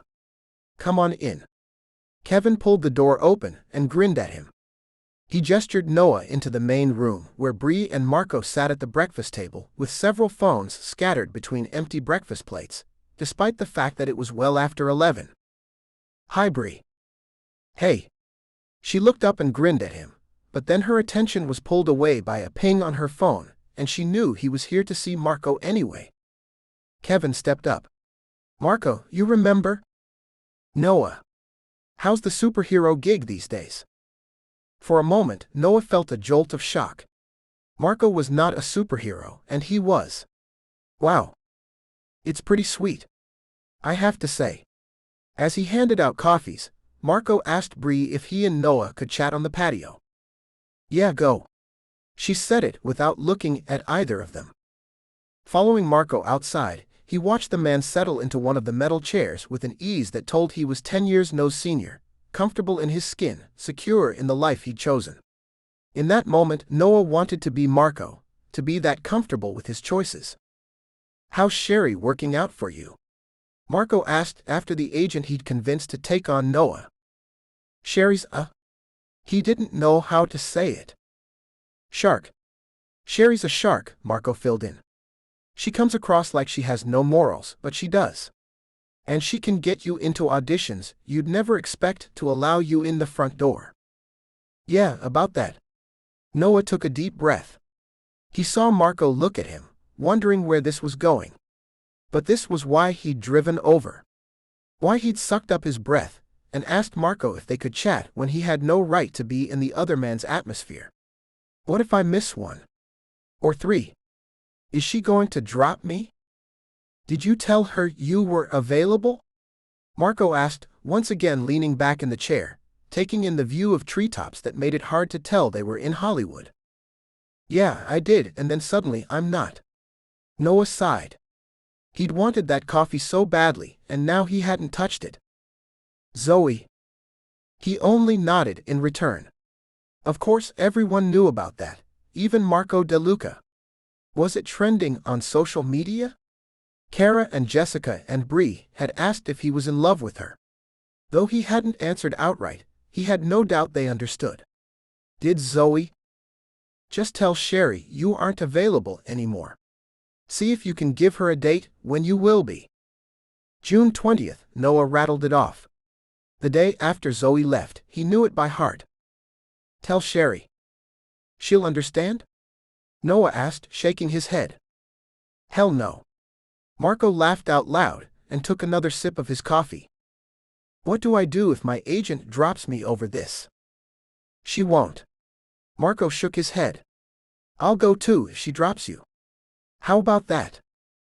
I wasn't expecting that. Noah was glad he wasn't drinking the coffee. He would have spit it all over Marco DeLuca. You don't have to, why would you? No worries. I'm happy to have Sherry have another project besides me. Also, people helped me when I was climbing up. It's only fair to help others. Marco shrugged and looked off into the distance. It's a weird business, this. Sherry's a shark. She used to browbeat people into seeing me at auditions. So many times the director said they didn't want an Italian guy, and Sherry made them consider me. Sometimes I want to strangle her, but then I see what it's earned me. You are quite famous. That's true. Marco nodded, leaning forward, coffee clasped in his hands between his knees. But mostly it's that I now work when I want. I turn down roles. I have a house. I can pay my bills and not feel strained, which isn't often the case in LA. I've never said no before. I've never missed an audition. Everything else was less important. There. He'd finally said it. While he'd admitted to himself that he'd screwed up, he hadn't quite admitted on what. I get that Zoe's putting school first. She's at the end of a long, hard run, and she's almost at the finish line. I admire that. But if you're not together, then why can't you take an audition here or there? Then you'll have work in July after she's gone. The last 3 words hit Noah like a punch. After she's gone. Even he knew she was leaving, had even spewed out the date without thought earlier. Bree and Kara and Jessica were planning a graduation, going-away party, so that's probably why.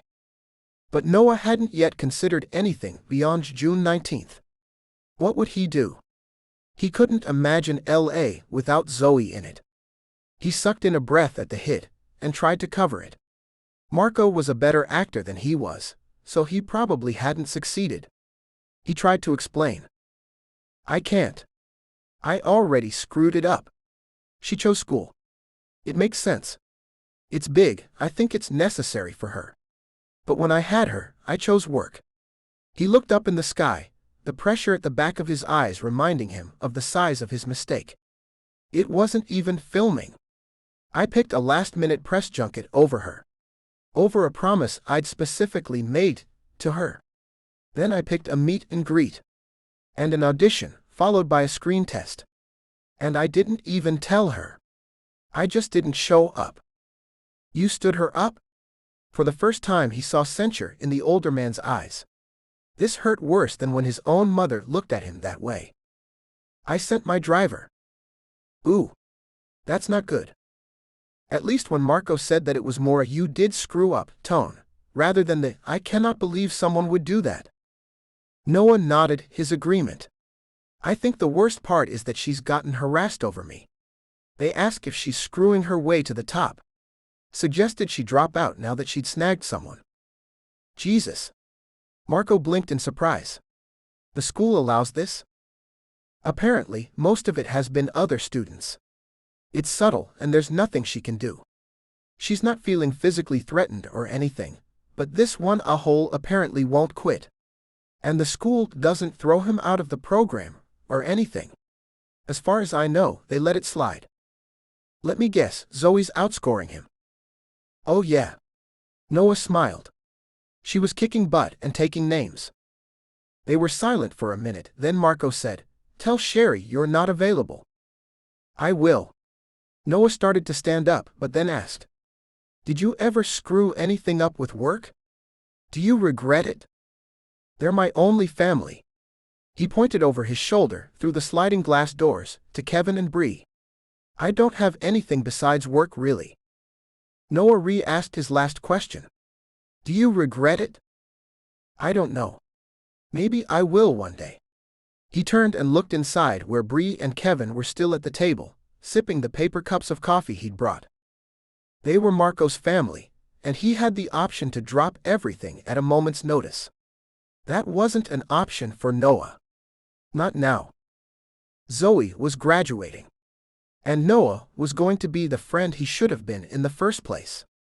Lover or not, he'd been a crappy friend. He would be a better one now. Then Zoe would leave. Chapter 34. Zoe was at the end of her rope. She thought she'd been at the end of it before. When she'd first broken her ankle, she'd thought she was sunk. But Noah found her more rope and she'd held on. Then she tapped out any number of times, doing Dr. Surnami's 10,000 edits. She was on the third round of them now. Though she wasn't willing to go through the old copies to look up the changes, Zoe was becoming ever convinced the doctor was telling her to put back things she'd said to take out from the original draft.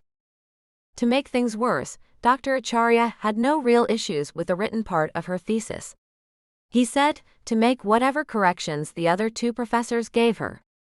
Instead, he had concerns about her levels of certainty. He wanted her to run more trials in the lab, do more tests.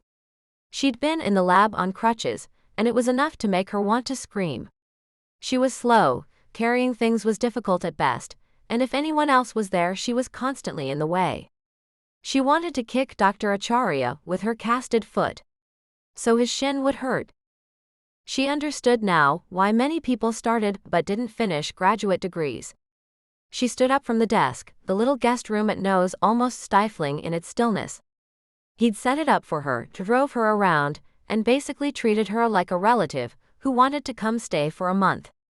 It sucked big fat hairy monkey balls. From the living room, she heard his phone ring. Needing to get away from these four walls, she swung her way down the hallway on the crutches. 1 week in and she was pretty good with them. Not in the lab, but in the house and on the street, she was almost up to regular walking speed, at least until she hit stairs. She stood in the open arch to the living room and stopped. Noah didn't seem to see her, as he laid back against the arm of the couch and talked on the phone. From his tone it was either Sherry, his new agent, or Sam, his new PR person. Either way, his side of the conversation was that he couldn't go to whatever it was they had for him. He repeated it several times, he wasn't available. That was because of her. Zoe knew that. He was so determined to make up for screwing it up last time, that he wasn't willing to do anything with her here. It was a nice idea, but it resulted in him staying home, and only venturing out for food or to hit the gym. He had to be stir crazy. She was getting there herself. When he hung up, she spoke. What was that? Sam. Wanted me to hit a premiere tomorrow night. He pushed the phone back in his pocket, as though an invite to a premiere was no big deal. To him, these days, it probably wasn't. It had likely transitioned from fun to work, but he needed to do that work. Zoe wasn't in the business, but it was impossible to live in Los Angeles and not understand that fame was a shooting star. It burned bright and fast.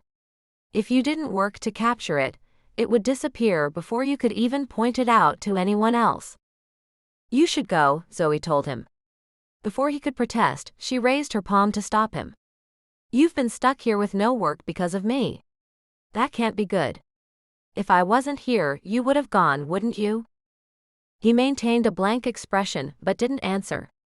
That was answer enough. Having understood his look, Zoe said it as a statement this time. You would have gone. I'm just going to be here, writing my thesis and contemplating a serious drinking problem. There's nothing you even could do for me. At least get your face out there and stay relevant. He sighed at her, again no words to his answer.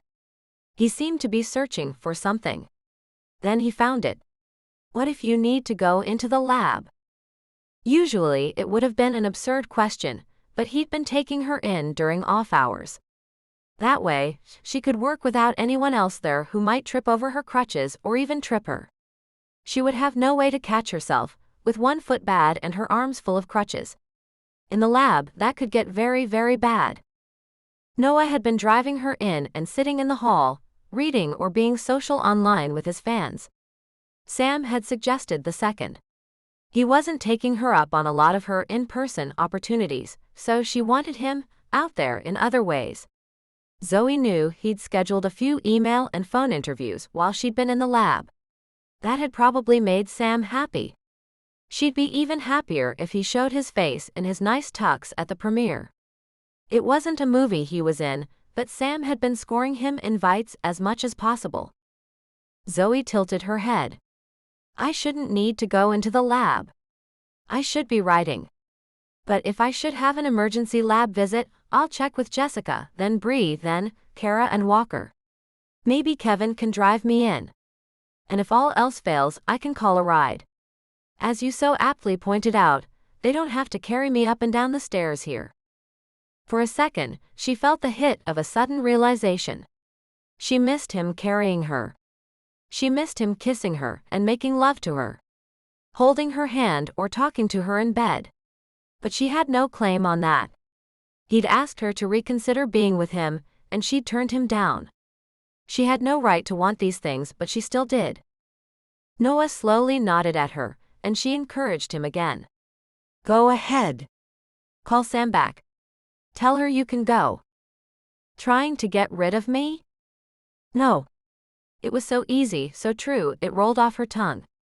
She worried about him going nuts, shut up in the house with her, but she wasn't ready to kick him to the curb. It wasn't her curb anyway. I just don't want you to miss out on anything because of me. She took in a deep breath and admitted the truth. And I know you already have. Noah pulled his phone out and called Sam back. Zoe heard his side of the conversation and could tell Sam was happy with the results. There was more chatter that she didn't understand, but she tried to ignore it. She was in Noah's house, she didn't need to be in his business too.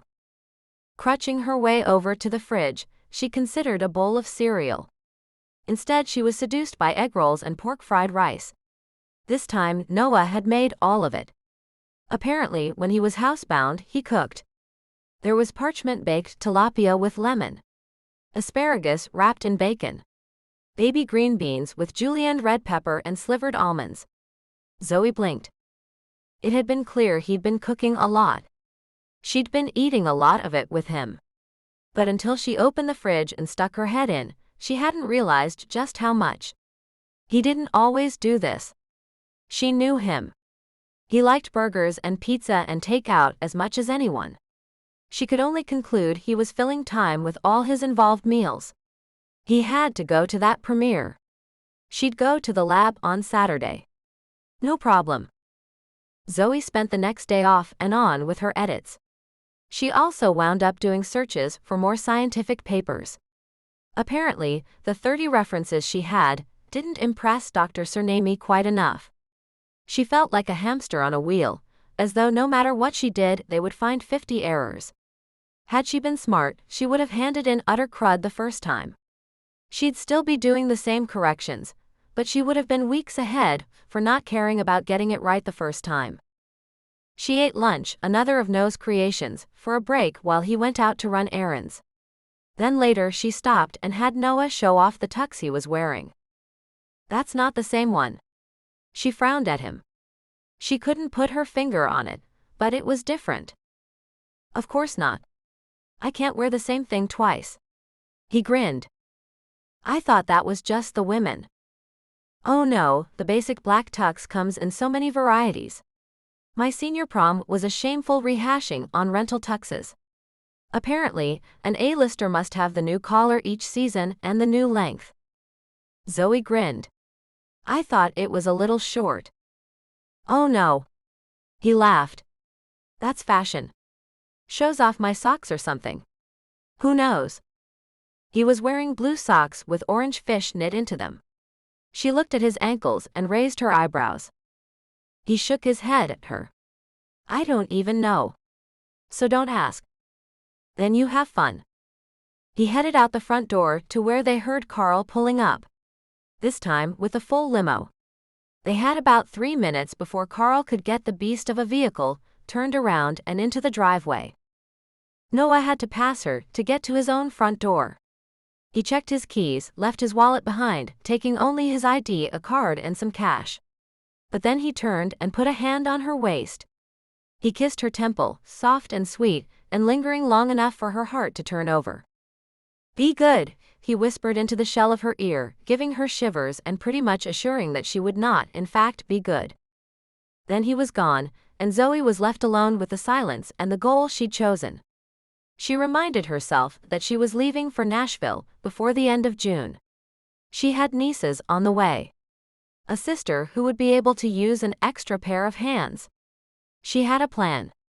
When she considered just being with him until then, she reminded herself that she could do it only if she could forego graduating. Right then, it seemed like a completely worthy swap. She managed to talk herself down long enough to put another hour on her thesis. She looked up almost 70 papers, but only 5 actually pertained to her work. She inserted and even wedged the information into the review portion of her paper, and then cited the other authors in the references. When the work got too boring, she imagined herself in cap and gown, and this time in a master's hood. She would have chords again for honors. She imagined herself in flats, walking across the stage, though the doctors said she would be swinging through on her crutches. Still, the image got her back into the groove. When even that didn't work, she gave up and parked herself on the couch where Noah often perched. The remote was under her right hand, clearly left where he'd last set it. Unable to resist, she turned on the TV and looked for coverage of the premiere. This was Hollywood, and she'd hit the timing for the local news. Then she found a gossip station and tried that. They were showing all the slow-moving footage of the red carpet from earlier.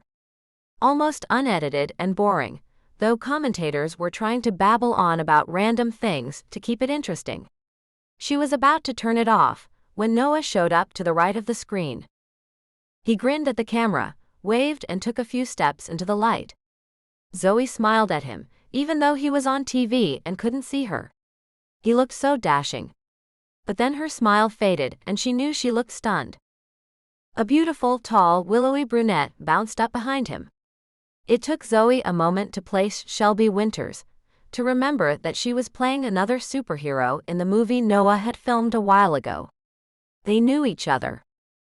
And apparently, they really knew each other. Shelby reached forward and grabbed Noah's hand, lacing their fingers together. Noah turned toward her as Shelby pressed herself full length against him. Zoe didn't realize she'd reached for the remote and turned off the TV until it went black. But she sat there for a minute while her heart folded in on itself. Chapter 35. Noah sat on the couch while Zoe worked in the spare room. He was bored out of his skull and wanted to ask if he could go somewhere, join a club, something. But the fact was that time was passing faster than he would have thought. Her thesis defense was in the morning, and she was in the guest room running through it out loud. She was practicing flipping slides with the remote for the computer and using the laser pointer on her presentation. Though he'd volunteered more than once to play audience, he hadn't been invited behind the closed door. Zoe had been strangely reticent for the past several weeks. She'd sent him out to the premiere, and he'd wondered if she was trying to get rid of him. He knew he'd basically coerced her into this arrangement. He held the key to something she desperately wanted. At the time, he'd felt magnanimous, or at least repentant. He'd sat in the hallway while she worked in the lab. And if he missed his old days hitting the clubs with the group, well, that was his own fault. He'd had Zoe, and he'd chosen a press junket over her. He'd chosen wrong for each little piece along the way, thinking she was busy and it didn't matter. But it did. It blew up on him as surely as it should. When she told him to go out anyway, he'd pushed back, kissing her goodbye. He hadn't done that before, not since they weren't together. He hadn't done it on purpose, invading her personal space that way. It had just felt right. She was Zoe. He was Noah. Didn't they belong together? He'd lingered at the scent of her. Breathed her in. Felt it. Needed it. When he'd come home, she'd been even more withdrawn. It hit him then what he'd been trying to do, even if he hadn't yet admitted it to himself. He thought it fully in his head.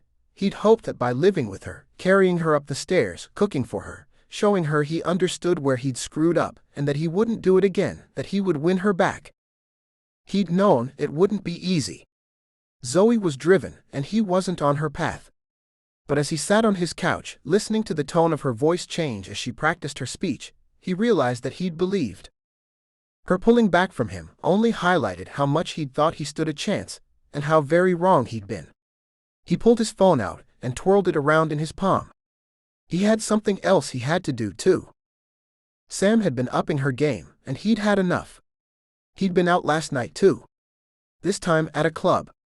There'd been a birthday party for an up-and-coming singer, and Sam wanted him photographed out and about. He'd mingled for a little bit.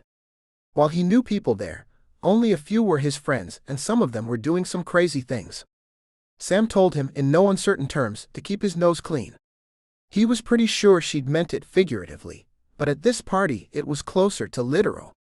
He'd left the back room pretty quickly, wondering what the photographs might catch. Closing the door behind him, he'd come up on Shelby Winters and said hello. "Hey, Noah." She smiled and saluted him with her martini. But less than 5 minutes later, she'd showed up at his side. "I don't really know anyone here. Can I hang with you?" Sure. It had seemed like a good idea at the time. But it had taken him less than 30 minutes to see that Shelby had plastered herself to him, and was angling for good shots of them with the photographers, of which there were many. Noah had taken another 30 minutes, trying to politely extract himself. It didn't work. Shelby was like glue. Glue in a low-cut dress. Glue with an agenda. Then he'd stopped trying to be subtle. "Shelby, I have to ask, do you have a crush on me? Feelings for me?" It was a bad way to broach the subject, but he had to get her off him. And he'd had about 4 beers. Or 5 beers? A decision he'd made because he was just biding time, and he wasn't driving. "Nah." She grinned up at him and smiled her 1,000-watt smile though. "Then why are you on me like a girlfriend and mugging for the cameras?" Again, not subtle. Apparently, he'd left subtle a long time ago and hadn't realized it. "Oh. Didn't Sam tell you?" "Tell me what?" "Sam?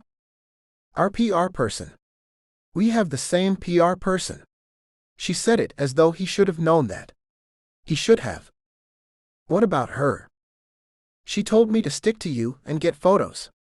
Said it was great for both our careers to let the gossip sites muse about it. Since there wouldn't be anything else linking us, it would be a mystery." Shelby took a sip of her martini, looked around, waved at someone coyly, and turned back to him. "I thought she told you." No. Sam had not told him at all. He'd been furious. Stalked out of the party right then, 6th beer left on the bar, barely touched. He'd almost called her from the limo, but he'd left the divider window down, and Carl had asked what he was upset about. Noah spilled the whole story and started dialing. It was Carl who kindly asked if he wanted to call when he was so angry. "If you're still angry tomorrow, it will mean something more when she hears it. Plus, you can form an argument." He wanted to yell at her. Vent it all out. If he didn't dial, the anger had nowhere to go but to simmer. Then again, he'd had 5 beers. For 24 hours now, he'd been at a low boil. Carl had said, "Wait a day." Well, the day was up, damn it, and he still wanted to yell. He was sober too. He hadn't told any of this to Zoe. When would he? Though he desperately wanted to, he saw her only in passing, and she looked as tightly wound as he'd ever seen her. She didn't need his problems on top of her already threatening anxiety. So he'd said nothing. But he was going to give Sam, or more likely Sam's answering machine as it was 7-page M, an earful. It was infuriating not having the office pick up the phone, and having to punch in the code for Sam. He was breathing heavily and trying to rein it in even before she picked up the line, startling him. "Noah. How was the party last night?" "Bad, Sam." It was bad. He felt his jaw clench and he stood up to pace the room while he talked. He was shaking the extra energy off as he stalked. "How so?" She seemed genuinely shocked. "You sicked Shelby Winters on me." "Oh." She sounded pleased. Wasn't that great? No, Sam. I'm about 2 inches from firing you right now. He'd never fired anyone before. He'd let Rosa go, he'd transitioned from his old agent, but he was about to read Sam the Riot Act. Did you look online? You're all over the place. It's great. Why would you fire me? Her genuine shock bothered him. You didn't tell me. Of course. You went to one premiere with that UCLA student. Noah felt his insides churn at the callous comment, but he didn't speak. When you normally don't go with anyone. Since that got people speculating, when you said you weren't taking a +1 to the next event, I gave you Shelby. He could hear her shrug it off, and it only made him madder. It was good that you didn't know. Any reaction you had would be genuine, and would have been great. As long as it got a reaction. Sam, did it ever occur to you that I might be in love with that student from UCLA? That I might not want her to see me with some other starlet hanging on my arm? So, it's just publicity. If you're in love with her, tell her. She blew it off as though any relationship, stable or otherwise, should be okay with one person getting pawed for photos and public consumption. It doesn't matter what I tell her. You created a story about me and someone else. A story that doesn't exist. A story that she has to deal with. He was almost panting. His shoulders hurt. He couldn't remember the last time he'd been this angry. Had Zoe seen him with Shelby that first time? Had that caused her to pull away, rather than him kissing her? He had no idea. You screwed me over, Sam. You did it for a few photos. He took a deep breath, thinking to end the conversation, but she jumped right in. Typical Sam, smooth as butter. Look, if you had these guidelines, you should have said something. I can work with that. But you have to tell me. It sounded reasonable at first, but then it didn't. He was glad he hadn't called last night. If he dealt with her sugar-sweet excuses while 5 beers into a mild bender, he would have likely bought it. Tonight he didn't. No, Sam. As a decent human being, I shouldn't have to tell you not to mess with my personal life. I shouldn't have to tell you that it's wrong to create false storylines about me, without my knowledge. I shouldn't. Look, Noah. No. You look. He bellowed it. Somewhere in the back of his brain, he registered that Zoe stopped her incessant repetitions of her presentation. But he kept going. I shouldn't have to tell you not to spring surprises on me in public with cameras rolling. Bill me through, he looked at his watch. 7:33 p.m. tonight, and don't ever speak to me again. He hung up. He slapped the phone down on the tabletop with the thought that he'd just broken it, and it was going to cost him to replace it. His second thought was that it was worth it. He took 3 deep breaths and turned at the sound of the uneven walk coming up the hallway behind him. Great. He didn't know how much she had heard, but he'd bet it was too much. He found he didn't care, though. He was all out of spare cards to play. He only had left the ones he'd been holding close, and he was pretty sure he'd just slipped up and showed them. So be it. He turned and looked at her. For almost a full minute, they just stared at each other. There was a wealth of feeling in her eyes, but for the life of him, he could no longer decipher it. Zoe spoke first. She made Shelby stick to you like a needy girlfriend and didn't tell you. Well, that answered one question. Somehow, Zoe had seen. Was it the cause of her pulling away from him? He still didn't know. He nodded. Again, silence between them. Again, Zoe broke it. You sound as tense as I feel. She launched into old Zoe mode, no walls between them. I'm wound so tight. I mean, it's here. Tomorrow at 10 a.m. He knew. They had plans. He insisted she eat a decent breakfast. He was driving her in, dropping her off an hour early. She'd emailed her presentation, stuck it on a drive, and even planned to take her laptop as backup. He let her talk it out. What if they don't pass me? What if I'm too nervous? I mean, I can answer all these questions in the lab. I'm fine talking to my professors, but in front of everyone? They open the thesis defenses to the whole school. Anyone can come. He knew that. He knew she'd also told him he needn't bother attending. After all, what did he care about chemical treatments to create a stronger carbon bond in a variety of building materials? You'll be fine, Zoe. Look how much you practiced. He gave her what he hoped was an encouraging grin. Now he was leaning back on the pool table. Less tense with her here. Less tense with this wonderful glimpse of the Zoe he used to know, before she was strung so damn tight. I know.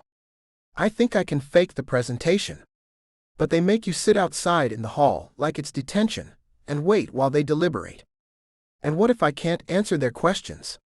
They're going to grill me. She threw her hands up, gulped air, and shook her head. You know all this. You'll just take a deep breath and think before you answer. You've got this. She nodded at him. Listening. Believing. Breathing a little easier. It was disturbing how good it made him feel to be able to do that for her. Then she strung up tight again. I'm just so tense. I want to watch a movie or something, but I'm sure it won't work. I don't think anything can distract me. I've practiced all I can, but I can't get my mind off it, and I don't even know how I'm going to sleep tonight. Noah tilted his head. He was starting to feel 1,000 times better. Sam was gone. Zoe knew that Shelby was nothing. Whether it meant anything to her, he didn't know. But at least she knew the truth. She'd surely heard him asking Sam, loudly, what if he was in love with that student from UCLA? And she was still standing here. Still looking at him as though he might be able to solve her problems. He went all in and offered. I know one way to distract you. He raised an eyebrow. Jesus, yes. She breathed it out, her eyes on his, suddenly full of need. He hadn't really expected her to agree, but Noah didn't ask why. He took 2 steps forward, knocked her crutches out from her grip, and slid his fingers into her hair. Then he kissed her as though she was air itself. Chapter 36. Zoe sank into the kiss. She'd wanted this. She'd wanted him. Her balance was off on one foot, but he held her up and she leaned in. His mouth explored hers and her hands roamed over him. Her mind went gloriously blank of everything except the feel of him, the taste of him, the heady scent of the man she kept wanting even though she'd made her choice. Zoe. He breathed her name, and it settled in her bones. She moved first, tugging his t-shirt out of the waistband of his pants. Touching her fingers to skin hot with the rush of his blood. Hot with fire that seemed to rage for her and her alone. She chose to believe it. She'd heard him ask his agent, what if I'm in love with that student from UCLA? There was no telling if it was a hypothetical or a real question. Not without flat out asking him. She didn't want to ask. Right now she chose to believe that he was in love with her. The way she was in love with him. Right now she could pretend she'd made this choice. In the morning, she'd get up and live out the decisions she'd made years ago. The ones she needed to make to stay sane in the long run, to be herself. She'd set herself on a course that didn't leave room for this, not the way she wanted him for more than just one night. But she'd take this for now, and she would pretend. This was everything. She couldn't think beyond the now. Noah. She breathed it out like an incantation. She wished it was. At last they fell into a lump, breath heaving against each other, a fine sheen of sweat covering their skin. For long minutes they gathered their breaths and their thoughts, held tight to each other, and waited for reality to reassert itself. When it did, he gathered her into his arms, letting her know in no uncertain terms that he wanted her to stay. She did, laying her head into the crook of his arm, breathing in the scent of him, of them. Them together. She'd needed this in a way she couldn't count until she had it. Thank you, she whispered. Don't thank me, he whispered it back just as softly, and she peppered tiny kisses along his jaw. Her heart rate settled to normal, and she realized she was sated but not tired. Noah seemed the same, leaning in, touching his forehead to hers, just staying that way for a moment. Zoe? Yes? I know you overheard me talking to Sam tonight. She didn't respond. Didn't know how to. Didn't want him to ruin this perfect moment. Noah didn't hear her silent pleas, and he kept going. It's real. What I said.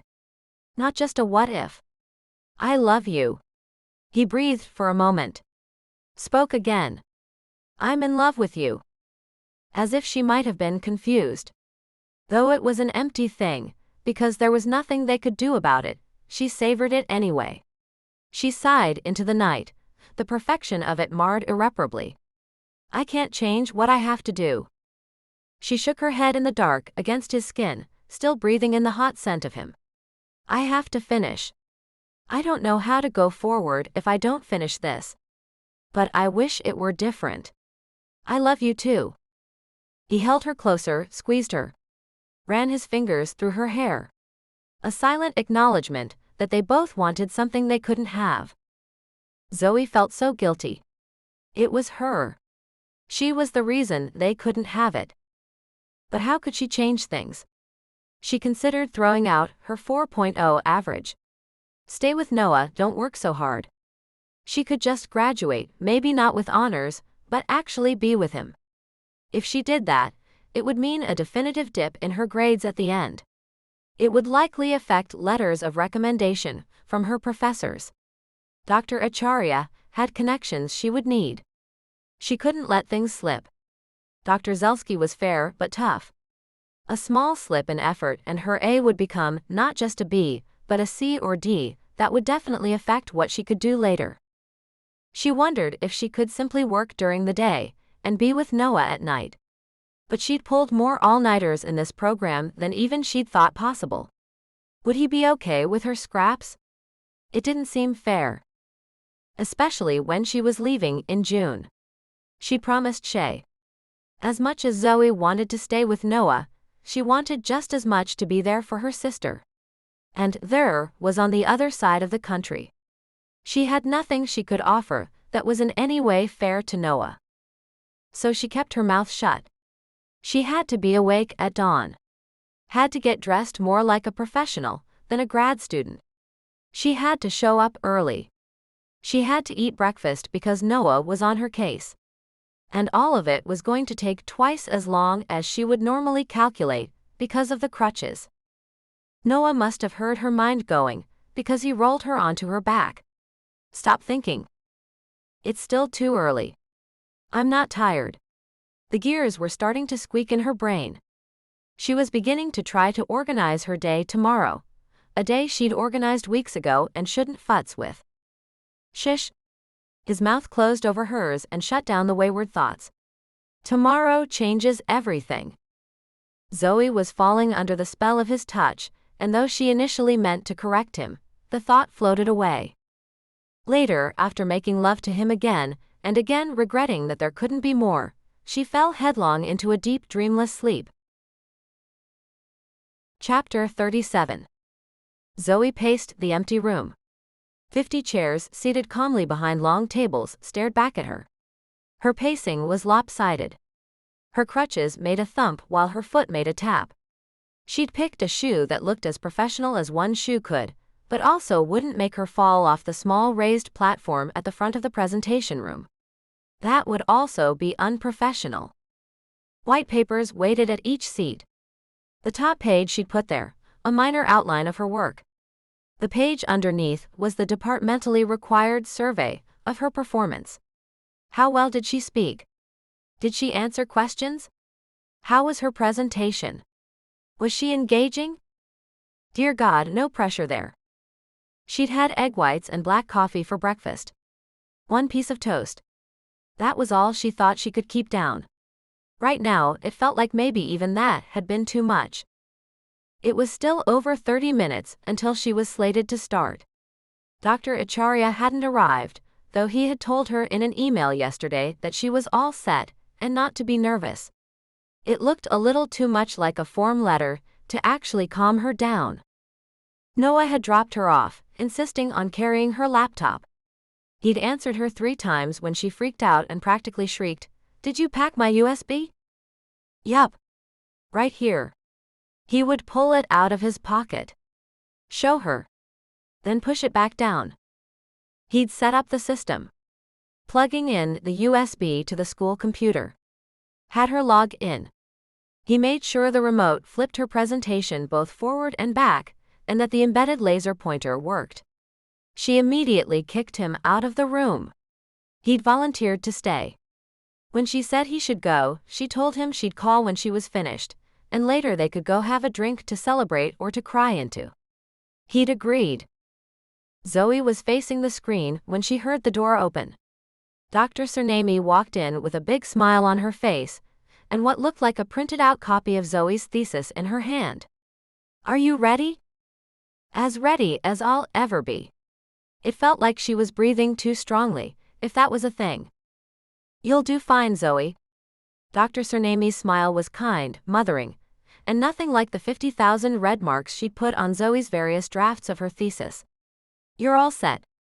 Your thesis is sound. I like the extra trials you ran. That was a good idea." Zoe had emailed them all a new copy every few days. The latest had been sent out 2 nights ago. Last night, Zoe had foregone any edits in favor of practicing her presentation. Apparently, she'd also foregone her work for orgasms. She almost smiled to herself. "There you go. Relax and you'll be fine."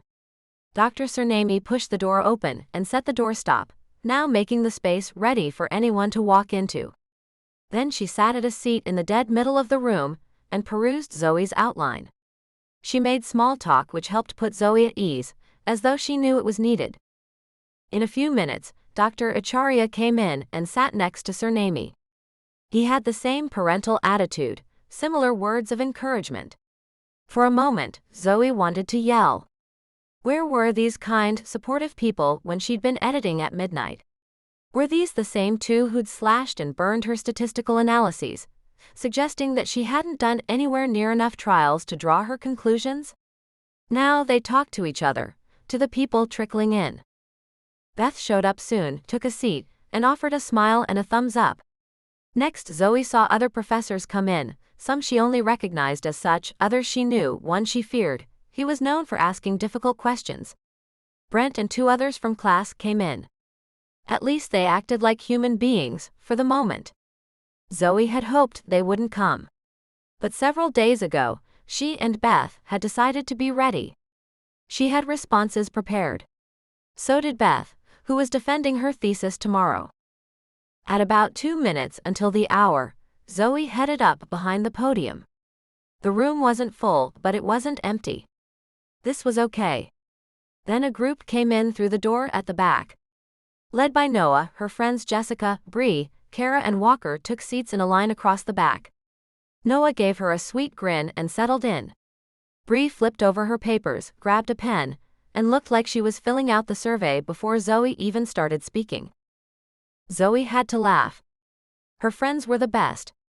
Even though she'd told them not to come. Kara and Jessica had to have taken the day off work. Noah wasn't telling how many days he'd missed because of her. Walker stayed home with their kids and so did Bree. That meant babysitters. There was a lot of investment in her in that back row. She almost started crying. Dr. Acharya put an end to that. "Zoe?" He waited until she looked over at him. "Time to go." It was an hour and a half later before she was able to walk out the door. The professors had made her present for an hour, which she thought was grueling. She'd been wrong. At the end of the hour, the 3 professors shoved everyone out the door and thanked them for coming. They gathered the surveys. They moved to the front row and began asking their own questions. Upper-level stuff not for the crowd. Things Noah and Bree would have likely said they didn't even understand the question, it was so specialized. They asked her to describe her process of deciding on her thesis. "Well, honestly, I had 3 ideas, and I picked what I thought was the simplest to carry out." That sounded dumb, so she kept going, her heart hammering as she wondered if it was the right answer or a wrong one. She couldn't tell. "I wanted to be sure I could complete the work to the best of my ability. And I was concerned that something more complex would run into too many branches and retests. I decided to go with the concept I could fully prove or disprove." She took a breath and waited until they asked the next question. Why had she thought this particular kind of carbon-oxygen-nitrogen bond would produce results? Zoe launched into her study of ancient Roman concrete and the volcanic ash they used. She was trying to duplicate the bonding they achieved with modern-day materials. It went on for 30 more minutes with no expression from her professors. Just blank faces staring back, asking questions she tried her best to answer and was never sure if she got it right. Finally, they had all looked at each other. They nodded in some secret code and Dr. Acharya said, "Okay, Zoe. We need to confer. If you would please wait in the hall." She nodded and grabbed her purse. Now was not the time to close out her presentation or grab her laptop. Faking a confidence she did not feel, she thanked them, though for what? For grilling her, and headed out into the hallway. It was less than graceful getting through the door by herself on the crutches, but she didn't make a complete fool of herself. She made it 3 feet beyond the door, to a blank section of wall, and she slid down it. She couldn't put her face into her knees, though she wanted to. What if they found her that way? 3 deep breaths later, the elevator dinged. For a moment, she considered her dignity and thought about standing up. Then she thought, screw her dignity. It was thesis defense season. There was a grad student sitting, dejected, in this hallway every morning and every afternoon this week. The elevator doors opened and she couldn't see inside, but it was Noah who stepped out. "Figures," he said. "What?" "I sat here for half an hour. Then when I go to find a drink, you come out." She shrugged at him. "Here." He handed her the Coke and she took a big drink. "This is the part where they talk about you behind your back." She nodded. Noah sat down beside her, opposite where she'd laid out her crutches. She hadn't expected him here, but it was nice to have someone to wait with her. He laced their fingers together and grinned at her. "I'm guessing that Brent guy asked a real rude question." Zoe nodded. He'd pretty much suggested that she was simply lucky the system she'd designed had worked. Zoe had been prepared. Noah spoke again. "I did not understand what he asked or really what you were talking about in the response, but I gather that asking him if he understood the bonding properties was quite the insult." This time she grinned. "Yeah, that type of bonding is something you'd never get out of undergrad without knowing. I managed to insinuate that he would only ask that question if he was an idiot. You pulled off the innocent look pretty well. I'm going to have to fight you off for an Oscar one of these days." "Hardly," she scoffed. She was no actress. It had only worked because she'd had about 6 different comebacks ready. Brent was an asshole, but the upside was that he wasn't a very creative one. He kept throwing the same things at her and Beth. She'd been ready this time. And tomorrow? If he dared to give Beth crap, he'd get smacked down again. She leaned her head on his shoulder. "Thank you for coming. And thank you for bringing everyone. I know I told you it wasn't worth coming, and I'm not sure it was for you, but it meant the world to me. Zoe, this was 6 years in the making. Almost the whole time we've all known you, you've been working toward today. We couldn't miss it."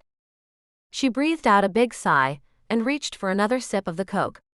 She was starving. Thank God she'd managed to eat what breakfast Noah had forced on her, or she might have passed out while they questioned her. "Zoe?" Dr. Acharya was sticking his head out the door. "We're ready." Noah squeezed her hand and popped up.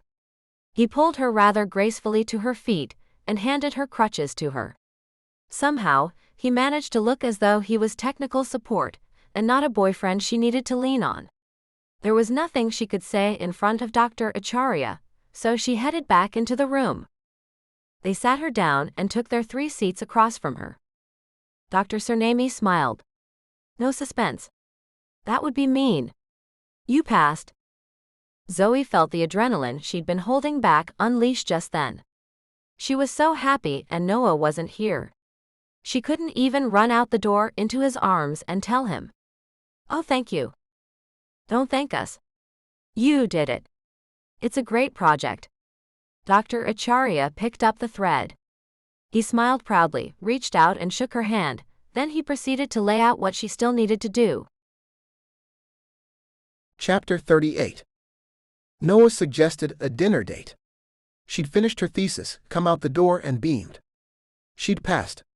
He couldn't have been more relieved if it had been his own graduation on the line. Not that he would ever do that. He helped her pack up her computer, gather that pesky USB that she didn't care so much about anymore, and shove 3 folders down into the bag. He'd taken her hand and asked, "How do you want to celebrate?" Zoe sighed on a deep breath, smiled and replied, "So many ways." "Tell me one." This time she looked right at him. "It doesn't matter. I have class at 2. "What? How can you have class today?" He was horribly confused. It was thesis defense day. That big day that had been looming for so long. How was she supposed to also attend class? They don't let you out? She shook her head. No one else cares. Also, if I skip, I'll get behind. But that doesn't matter because you passed. You graduate. He was trying to process how she wasn't jumping up and down. There was the ankle, certainly, but she was breathing deeper and acting as if the next hurdle was just as high. I actually don't graduate yet. What in God's name do you mean? He stared at her. Can we leave? I have to get lunch before class. They decided on sushi. There was a place on campus. Sushi, it turned out, was a really bad idea when your conversation involved a lot of "what" and "are you kidding me?" He almost choked on rice at least 3 separate times. But you graduate. This was the big thing, Noah said before he pushed a piece of California roll into his mouth. No. This is one part.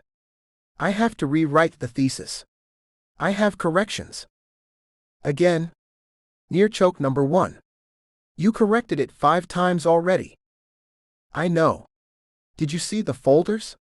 That was what the professors decided they wanted fixed in order to pass it. They already passed it. He did not understand this. They passed the presentation and the work. I don't have to do that again. I'm nowhere near actually graduating.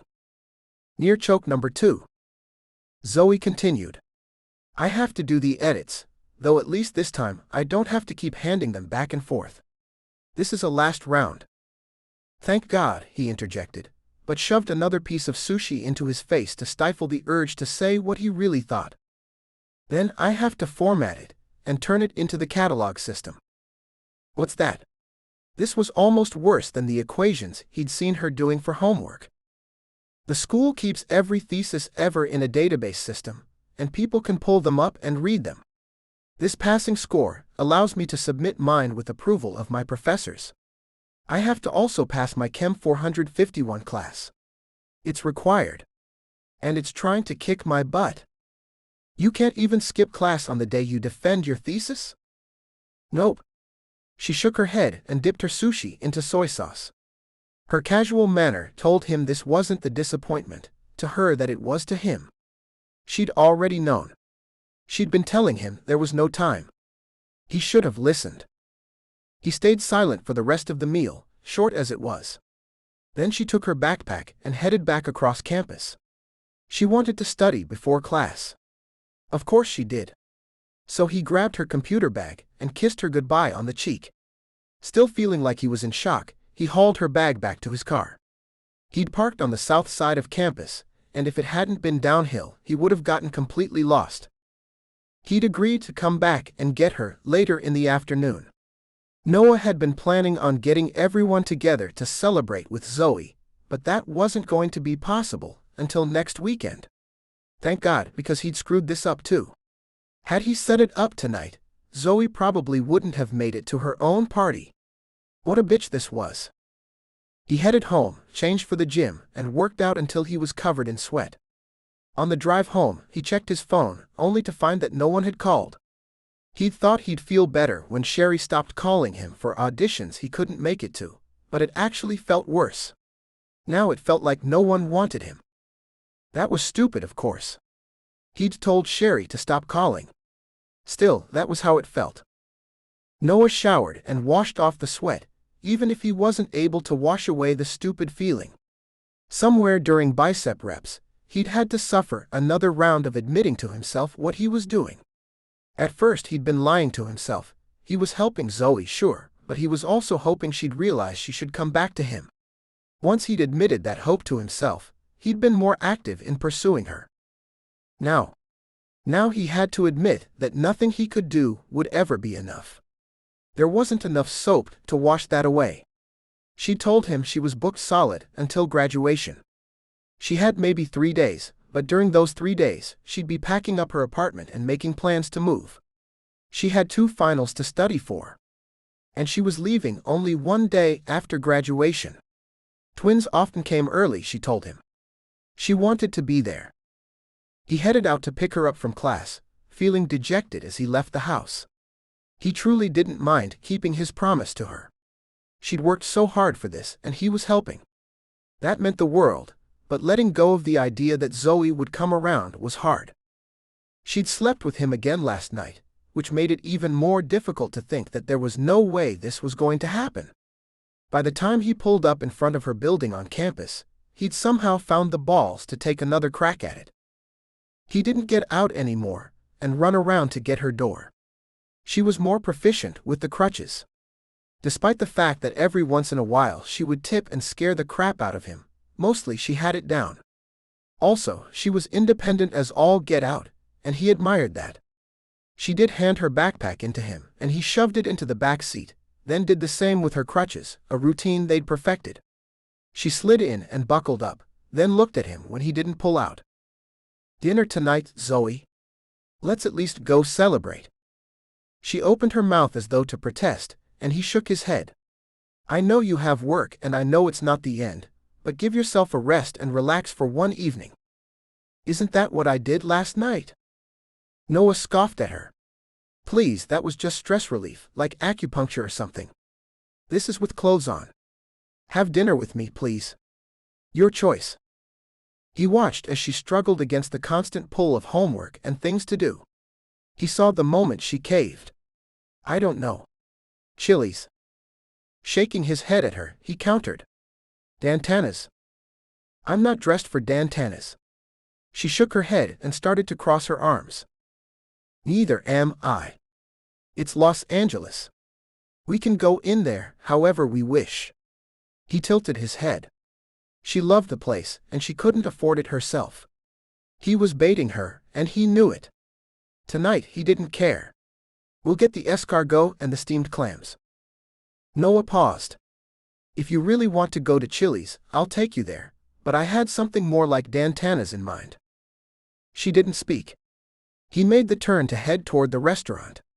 Somehow, she managed to look out the window until they were pulling up at the valet. At least when he came around to open the door for her, she put out her hand to be pulled up, almost as though she didn't have a cast on her foot, making her awkward.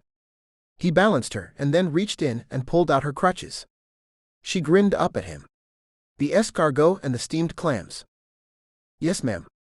He led her in and found his name, got them seated relatively quickly. Then again he could see about 3 celebs from where he stood, each of them higher on the totem pole than his own measly status. He ignored what he really wanted to talk about through the appetizers. He held his tongue through the pasta they both ordered. Then when Zoe tapped out without dessert, he leaned over and asked her what he wanted. "How bad is it until graduation?" Again, she rattled off an epic to-do list. It included more work on her thesis, which he would have thought was done now, papers, finals, a lab practical, and all the clerical things that had to be cleared up to graduate. He swallowed the same bitter pill again. "There's no room for me, is there?" She shrugged. Then shook her head sadly. "I really do want there to be. But there isn't." He knew. She'd told him again and again. But he'd somehow gone stupid and thought she was overstating things. He just believed her thesis defense would be the end of the worst of it. Instead, it was only an entry into another phase of graduate school hell. Taking a breath, Noah tried another tack he'd thought of. "Do you have to keep the 4-point GPA? Can you survive if you let it slip a little?" This time tears welled in her eyes, and he instantly regretted asking. She swallowed, waited while the server brought the check and Noah signed it. Then she started over. Believe me, I've considered that. I wish I'd gotten a few B's before this. Noah frowned as she sniffed and tried to keep her eyes from welling too much. He shouldn't have asked, but Zoe explained. If I get a B now, it's a drop in my performance. I'm depending on these professors for recommendations that will put me in a job. Their word means a lot, and if I slip at the end, it looks bad. It could affect what job I can land. Which means it affects the next handful of years, if not possibly causing a domino effect all down the line. I don't know how to make it work. He nodded at her, helped her to her feet, or one foot and her crutches, and led her calmly out the door. Inside him, everything was shredding. Silently, he called himself 15 kinds of fool. Zoe was no idiot. When she said it wouldn't work, she'd already tried every angle and come up short. What could he find that she couldn't? His asking her repeatedly was well past the point of making things worse. He had to shut up. No matter how badly he wanted this. They waited in silence for the valet to bring his car. Then he handed her back into the passenger seat, in a reversed dance from how they got out. Only this time, he didn't have any more hope. When he climbed behind the wheel and pulled out into traffic, he spoke again. I'm sorry I keep asking. But something in me feels like this is different. I've dated around. I've done the celeb thing. And with you, it took a whole different path. It's all different and better, and I keep feeling like this is meant to be. I'm sorry I needed you to tell me so many times to learn that it wasn't. Chapter 39. Noah pulled himself out of bed the next morning to get ready to take Zoe to class. Usually, he heard her in the guest bath, brushing her teeth or her hair, stepping and thumping down the hall in her morning routine. He didn't hear her. Rapping his knuckles on her door, he frowned as it swung open just from his taps. The bed was perfectly made. Zoe never made her bed the precise way his mother had taught him, but she always managed to pull the covers up and get the pillow into the right place. No one would ever mistake her bed for an unused one, but this was military precise. The maid had done this yesterday.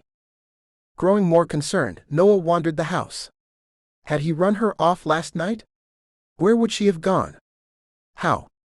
He was just trying to figure out if she could have escaped when he found her.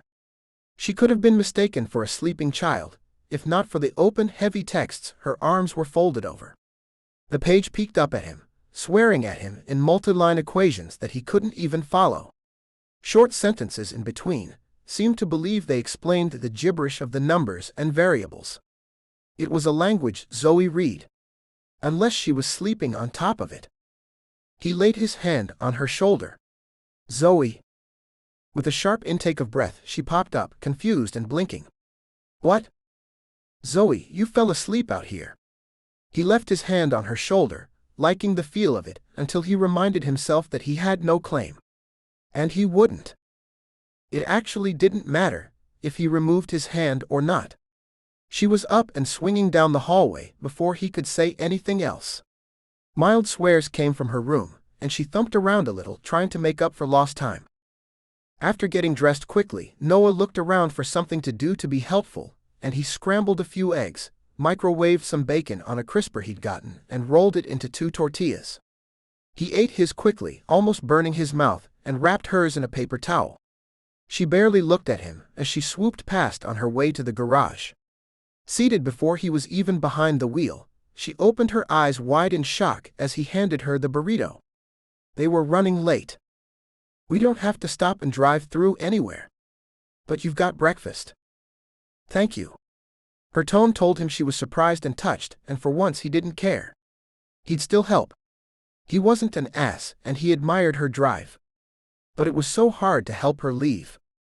For the first time, he admitted to himself just how awful it was. He only nodded in response. When they were stopped at the first light, he asked her, "How late were you up?" She thought for a moment, chewed her bite, and said, "I remember the clock saying almost 4:30. It was 6:30 now. Jesus." She hadn't slept.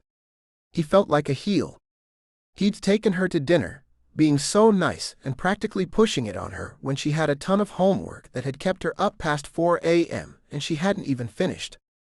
Noah wanted to apologize, but he couldn't work the lump out of his throat to do it. All he managed was, "Have a good day.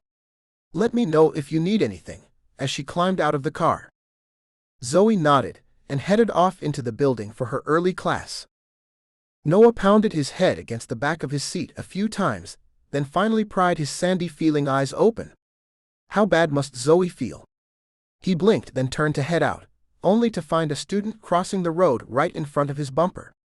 The student looked at him oddly, studied him a moment too long, and Noah didn't care.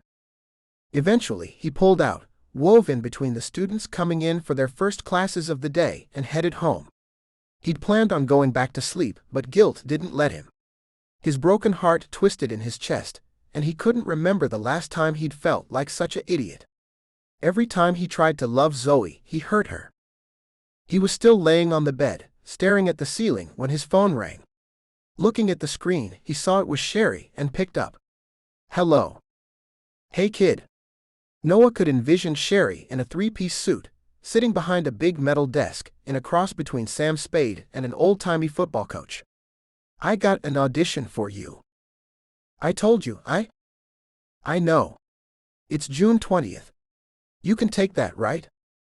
Noah sucked in air through his nose and bit down on his back teeth before answering. "Yes, I can. I can start booking you on things then, right?" "Yes." Noah let the idea take root. This was what it was going to be. Besides, he hated being stuck in the house all the time. He didn't mind taking care of Zoe, but it was boring work being one other person's solo support team. He couldn't get what he wanted, but he could get back to the business of being Noah Preston. Zoe headed into her second class of the day, still dragging. That was dangerous when she was on crutches, backpack making her even further off balance, and heading down the stairs in the stadium seating room. It didn't help that Brent was coming up the staircase, smug look on his face. She ignored him and kept slowly making her way down the steps. Brent's slow speed didn't register for her until she saw his foot lash out at one of her crutches. Zoe had no idea how she kept her other foot under her. She didn't know if it was exhaustion or anger at Brent or anger in general that she was working so damn hard just to stay where she was, but as the crutch swept out, she swung it back. It whacked Brent in the shin, and he stumbled back a few steps. But he missed the third step, and his ankle turned under him.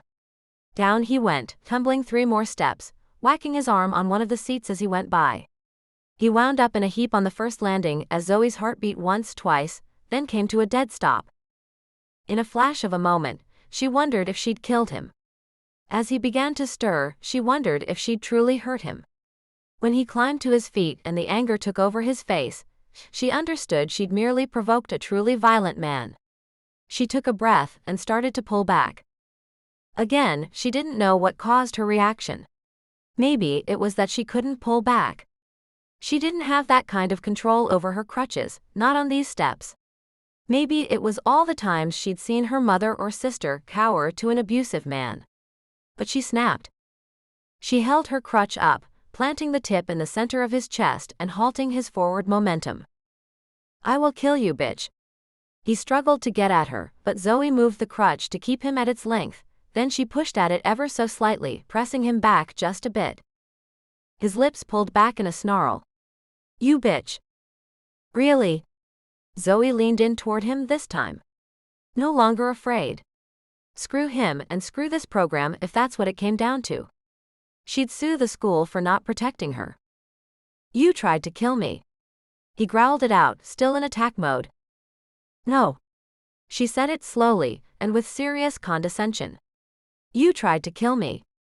I merely didn't let you. I'm sorry you're so clumsy you fell down the steps. You've been after me since this program started." Then he whispered a name he should never have called her. Her eyebrows went up at his use of the C word. "Really? Really, Brent?" She'd had enough of his crap. All of it. "I've been in this program with you since day one. I've put up with your crap since day one. If by saying I've been after you, you mean I've been ahead of you, that's true. Every time I've seen one of your grades, I've outscored you. I've earned professors' recommendations, not you. I've made honors, not you. Thing is, Raj has consistently outscored you too, but you don't come after him like you do me and Beth. Derek outscores you by 1.5 miles. She smiled as she said that and pushed just a little on the crutch again. And you don't call him names or try to sabotage his lab or trip him down the stairs. I can only conclude from this overwhelming evidence that your tiny pecker is threatened by women. Are you afraid of women, Brent? Are you afraid of me? She was leaning into him now, just inches from making him fall backwards again. She could defend the first time she'd whacked him, but she didn't know how to defend this one. By the skin of her teeth, Zoe held herself back physically, but not verbally. Because if you come after me again, Brent, I will bury you where no one will find you. I will bury you in my new concrete formula, where you can ponder the basics of the carbon-nitrogen bonds you still don't seem to understand after 6 years of classes on them. Do you understand me? He was seething. His brows pulled together. There was a tick in his jaw. Zoe didn't waver. She watched as he took a breath, seemed to calm, then turned away from her toward the front of the room. Do you see this crap? He asked it directly, to the teacher's assistant.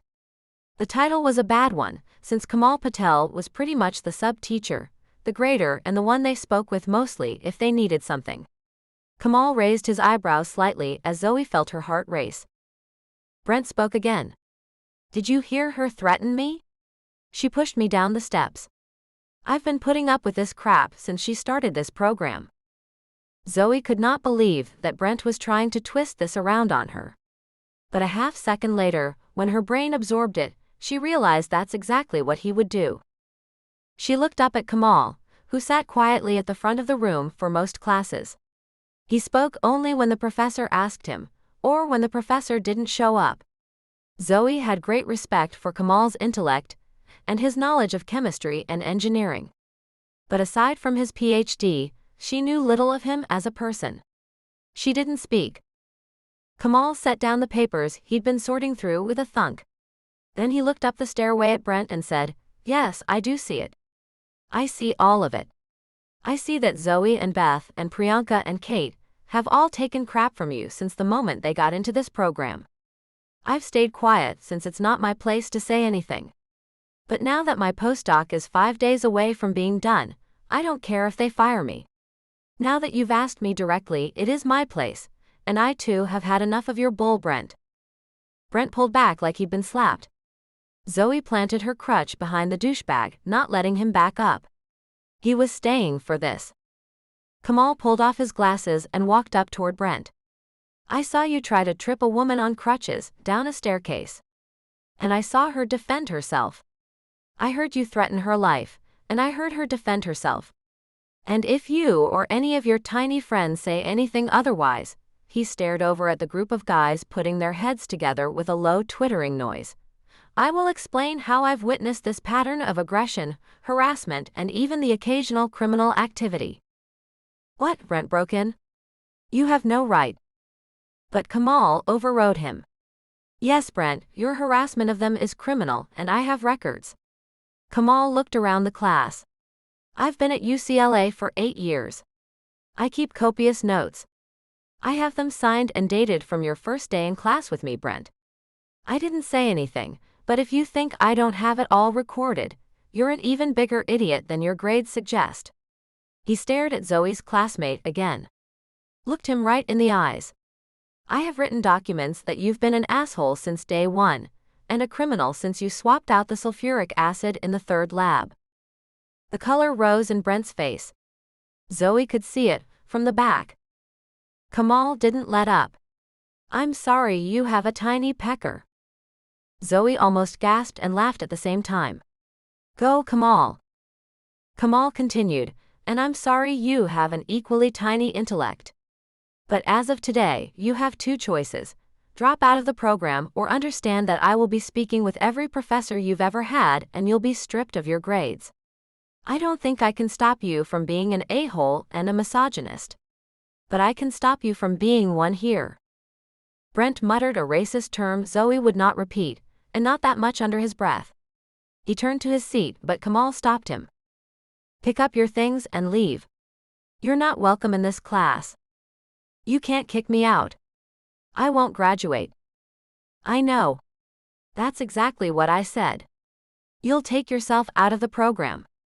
Kamal stood there, somehow now with authority, when he'd been so quiet for so long. Zoe found it hard to go back to her seat and focus on class. Chapter 40. Noah smiled at her. He still isn't back? Zoe shook her head, her grin infectious. No. I didn't think it would happen, but I haven't seen Brent since Kamal kicked his butt. Beth hasn't seen him. And I haven't been ready to ask Kate or Priyanka, because I'm afraid they'll say they have. Noah reached his hand out and took hers. His heart cracked each time he looked at her. He'd hurt her. He'd pushed her to go out to dinner with him, and she'd stayed up until 4 a.m., making up for his mistake. She'd been late. She hadn't finished her homework. Somehow, she hadn't blamed him at all. He hadn't pushed again. He wanted to, but he couldn't. She was so happy, so glowing, so close to what she'd worked so hard for. And still leaving. Each time he told himself he'd accepted it, he realized he hadn't, not really. As much as it hurt now, it would hurt 10 times as much when she actually left. She was going. She said so, and Zoe did what she said. To make it worse, she was excited about leaving. She wanted to see her sister's kids. Wanted to live in the big house in Nashville, explore the city, find a job and a real apartment with a bedroom. Things were more affordable there, she said. She said a lot of things. None of them included him. The whole crowd had gone out to celebrate her successful thesis defense the weekend after. Zoe had agreed to it. They bought her drinks, dessert, her dinner, and Bree brought her a small Oscar from some cheap Hollywood shop. It said Best Actress around the base, but Bree used a Sharpie to add in a thesis defense as a crowded second line. Zoe had cracked up. It was Saturday night. She didn't need to show up in the lab on the weekends anymore, and Noah had woken up before her. By his count, she'd slept 14 hours that night. No matter how tempting it had been to get her into bed with him, he could see from the depths of her slumber that she'd needed it. She needed sleep more than she needed him. She needed an editor. She needed a study partner. She needed anyone who understood how to format a UCLA senior thesis, but she didn't seem to need him. Saturday, they'd partied. Sunday, she'd nearly cried. Look at this. The page number goes back to 1, in the middle of the document. He'd looked over her shoulder. Sure enough, the pages of her thesis went 34, 35, 36, then 1, 2, and so on. He had no idea how to fix it. Neither did she. So he said what he knew. Take a deep breath, sleep on it. We can fix it tomorrow. He'd said we, even though he had no clue what part he could play in that other than catering dinner. I can't. The final draft is due tomorrow at 5 p.m. What happens if you miss the deadline? She wailed. I don't graduate. Seriously? Over handing in one paper? She nodded at him as though he was dense. Maybe he was. Can you let them fix the page numbers? She threw her hands up, her voice rough with the stress. I wish. It would be faster if they'd just fix it. They send me lists of things to correct that are longer than my thesis is. First, the pictures weren't the right size. Once I sized them correctly, then there were too many. Then they weren't on the right page then. He grabbed her hands so she didn't damage her laptop while she ranted. She huffed out a breath, but he could see she wasn't calming down. Okay, Zoe. What did you do last? What do you mean? Let's fix this. Were the page numbers correct the last time you looked? She nodded, her eyes blinking to hold back what he suspected was a torrent of frustrated tears. He'd feel the same if it was him. Hell, he was about in tears just watching her, and it wasn't his thesis. He asked his next question. What did you change? I added 2 pictures and moved the others. Okay. He talked her through opening her last draft before the changes, Then they walked through each of her alterations she'd made until they saw the page numbers jump. There. That picture, that did it. I don't understand. It's just a generic picture. He shrugged. I don't understand either, but when you put it in, the page numbers mess up. And when you take it out, they normalize. She nodded. Noah moved his head until he caught her gaze. How badly do you want this picture in your thesis? She huffed out a sharp breath. Not at all anymore. They took it out. Tackled the 3 more items on her list, then dealt with the fact that the upload system crashed repeatedly. Zoe shook her head with a look that she'd resigned to failure. Too many students like me uploading their thesis at the last minute. Now he was as stressed out as she was. Jesus, even he'd been working on this thing for the last 2 hours. The thought that it wouldn't get turned in for a down system was maddening. He took her laptop out of her hands. She'd already emailed the thing to herself and him. He'd downloaded it to his own computer for backup. Now there was nothing left. Ice cream. I can't. Yeah, you can. Ice cream, sleep, timer for 2 hours. Then we get up and try again. He pulled her to her feet and then scooped her up. He had a flash of insight of how very empty this place would feel after she left, but he pushed the feeling down as far as he could. They ate, they re-uploaded the thesis, and were rejected again. Come on. Noah picked her up and carried her into his room. Noah. Just stay with me tonight. We have to get up every 2 hours. I'm not asking for anything. He set her on the edge of the bed and looked her in the eyes. Though he'd brought her in here with the express idea of curling up and going to sleep, seeing her perched on the edge of his bed changed that. He wanted her. He wanted what he couldn't have, and he couldn't see a time in the future when that was going to change. He didn't say anything. Just watched as her eyes changed from wary to tired, as she nodded and scooted back under his covers. They were both already in pajamas, or what passed for them, given the late hour. Noah set his alarm and crawled in after her. The heat of her and the weight of her in his arms was both comforting and frightening. Still, he held her and didn't say anything when she turned and curled up into him. He told himself to just enjoy it while he could. It would be short-lived. It was incredibly short-lived. Though Zoe fell asleep quickly, Noah was awake a little longer.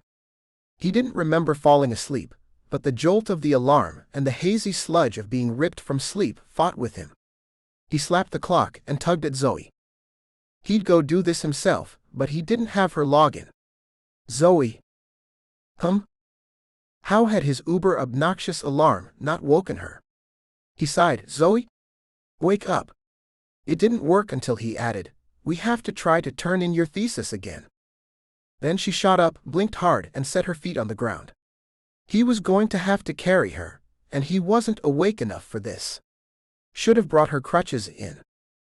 But they got out to the table, fired up her laptop, submitted the thesis, and found the site still crashing.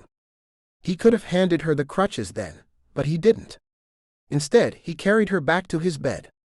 This time she didn't protest at all, just wrapped her arms around his neck, slid back into his bed, and promptly fell asleep. It was 5 a.m. before the site worked. The flashing landing page told them her thesis was successfully submitted. Yes. Noah jumped. Thank God. Zoe jumped too, but he caught her. Do not break your ankle again. But he was grinning. The relief poured off her in waves, her eyes squeezed shut, and he was happy for her. Exhausted from the long night, he closed his eyes for a moment. He breathed deeply once, twice, and that was when he felt her lips on his. She kissed him as though they were the last 2 people standing, and he couldn't help his arms snaking around her, holding her tighter. He didn't fight his reaction, even though some part in the back of his mind wondered if he was being used. Noah didn't care. Let her use him. If she did, if she opened that door even a crack, he was going to do everything he could to make her change her mind. She whispered against his mouth, It's 5. I have to be up at 6. There's no point in going back to sleep. He was already preparing for when she left. He was battening down his emotional hatches. But this would be a small rejection, when she crawled out of his bed and went to class and came home tonight and slept in the guest room. Was it worth that? Part of him sang with yes. Yes, it was worth it. Another part opened his mouth. What do you want, Zoe? You. Say it. She ignored the bite of anger in his words, or she missed it completely. She smiled again against his mouth, and with her words sucked him under. I want you, Noah. His actions were frantic, desperate, needy. He tucked an arm behind her legs and lifted her. He held her closer than he had to, used his arm behind her shoulders to pull her mouth to his. He tasted her, breathed her in, nearly stubbed his toe because he wasn't watching where he was going at all. It was fast and frenzied, the two of them needing things they couldn't say. Or at least he did. Afterward, they lay there for a moment catching their breath, and Noah noticed even their breathing was in sync. It was a cruel trick of the universe to have someone like this, and watch them leave you while you were right there. All the breakups he'd experienced, his own, his brother's, friends, had been like Zoe dumping him the first time, sharp, fast, final. But Zoe had left him long ago, and yet here she was, reaching for him. It wasn't even getting back together.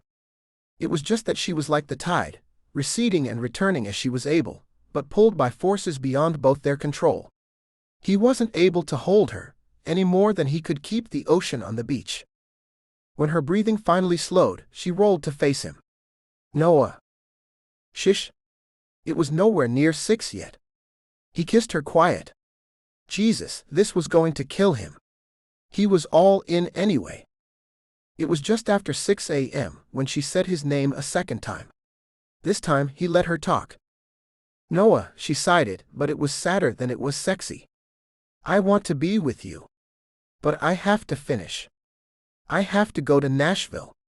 It's what I always wanted. When I started school, I didn't even have Shay. I didn't have any family to count on. But I feel like we're so much better these days, and she's my sister. He nodded and let her keep talking. You are my only regret in all this. I don't have any real spare time. I have an expiration date. But for all that, I'm yours for what I do have. It's your call. He was right, this was going to kill him. Chapter 41. Zoe stayed in Noah's bed every night after that. It was both amazing and devastating. Most nights, she crawled in long after he'd gone to sleep. Finals were kicking her butt, and Zelsky wanted a paper on top of that. She attended class, took furious notes, and studied. She was awake most nights until she started falling asleep on her work. While she studied, she repeated her mantra, "It's almost over, it's almost over." Then she would brush her teeth, wash her face, and crawl into bed beside a sleeping Noah. The words would come back to haunt her. It's almost over, it's almost over. Shay had texted from the hospital. She'd gone into premature labor, but they'd solved that by putting her on medication and bed rest. Thank God Craig was home now, or Zoe didn't know what choice she'd make.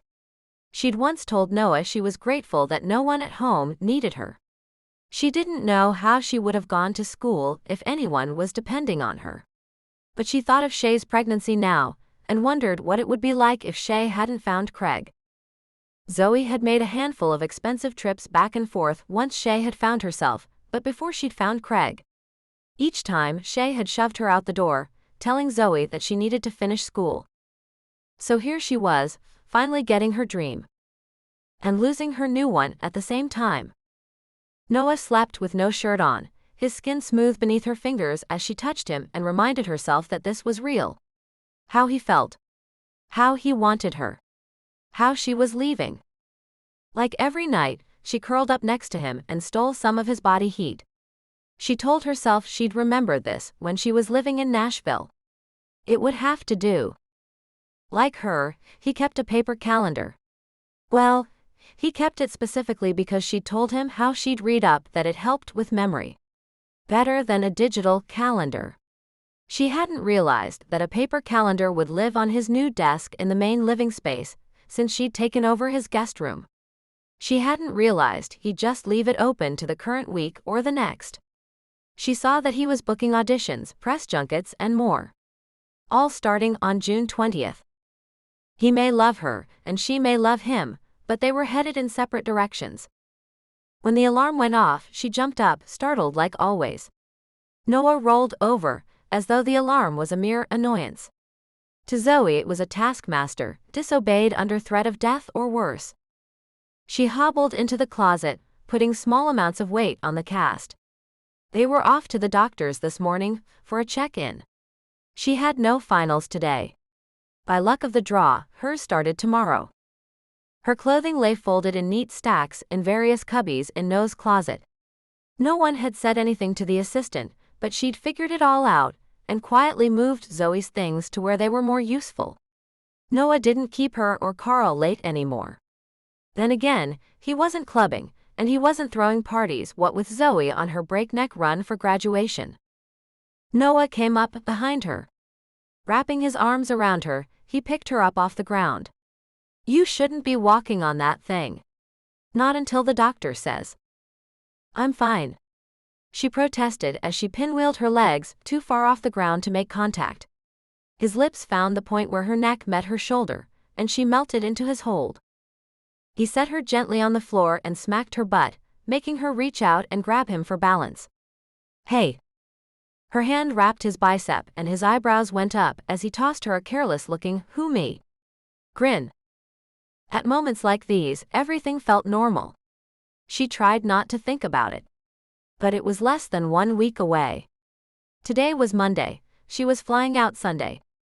Pushing that thought aside, Zoe hopped her way through getting dressed. Slow as she was, Noah was ready and had breakfast out when she made it beyond the bedroom. Taking one look at the egg scramble with tomatoes, cheese, spinach and sausage, Zoe blinked. "You know I only eat cereal at home. You don't have to cook me breakfast." "Ah." He grinned as he slid it onto 2 plates, and added wheat toast that popped up at just that moment as though he was some kind of magician. "I cook this for me. Gotta stay buff." Zoe forced a grin. She shouldn't have said anything. But it seemed anything she did say somehow came back to stab her in the gut. Then again, how could it not? Reality was what it was. She was leaving. Noah was getting back to work. He had to stay buff. Not for her, but for his thousands of screaming fans. Or the women who would become his thousands of screaming fans when those abs hit the big screen. She took the plate and ate and let her expression lie for her. "You're quiet?" "Why?" "Doctor's appointment. If they take the cast off and give me a boot, I can walk across the stage to get my degree." She sighed. "That would be so nice. I never imagined myself crutching my way through the ceremony." She'd imagined that ceremony so many times. It kept her going when the homework didn't make sense. It kept her going when her paper came back with a note that she'd used the wrong version of the citation format for her paper and lost points. She was imagining the boot, not a nice set of heels mind you, but far better than her current option, when Noah grabbed her chair and turned her to face him. Fork still in hand, she frowned. "What?" "If or when you get the boot, you'll be able to walk. Upstairs, across campus, pretty much anywhere that isn't muddy. You'll be able to drive." Oh, thank God. She hadn't allowed herself to think that far ahead. "You'll be able to move back into your apartment." She froze. Sucked in a breath. Nodded. "You're right. I can." She forced another lie of a smile. "You can. But don't. Stay here. My calendar is clear. Until the 20th, but she didn't say it. Couldn't say much of anything." Zoe nodded. This smile was real, if still bittersweet. Noah managed to go back to eating his eggs, as though he'd asked if she had her homework ready. She was struggling to choke the last of them down. Everything reminded her she was leaving. A few minutes later, they were ready to hit the road. For once Zoe didn't need her backpack, just her purse. It felt strange, but she told herself to get used to it. Ironically, on her 1 day off from school, she was headed right back to UCLA. Her only consolation was that they stayed on the south side of campus and in the medical center. 2 hours later, she was leaving with her foot in a big black boot. She'd had to talk the doctor into it. He would have left her in the cast for another week. She rationally explained that she'd be flying across the country on Sunday. He said she'd have to wear the boot, an extra 2 weeks to make up for the week out of the cast. Zoe agreed, then she begged. Graduation, no crutches. Please? He'd finally caved. Her gait was lopsided. Her shoe didn't have enough of a heel to make up for the thick sole of the boot. The thing was damned unattractive, but the joy of watching Noah carry her crutches made her shoulders feel better already. And she'd be graduating in a black gown. It wouldn't be that bad. Zoe took a deep breath. She was early. At least she had something to do. Noah had dropped her off, and he left to park the car. She'd protested, but he said he'd be faster without her, what with the boot and all. She was walking at last, but she still wasn't speedy. Besides, she was headed onto the stage of the auditorium, and Noah was going up into the seating area to hold spots for everyone. They were all coming. Jessica made sure she wasn't on call tonight. They all knew how much this meant. Zoe wandered through the back tunnels of the auditorium in her gown, her cap and hood held loosely in her hand, her heart beating heavily. She was stopped by various people with name tags who directed her through sign-in, then made her fill out a card. Then handed her a different card to exchange at the photo stop after. At each table, as she wrote her name and pronunciation, or filled in her address, she thought, I made it.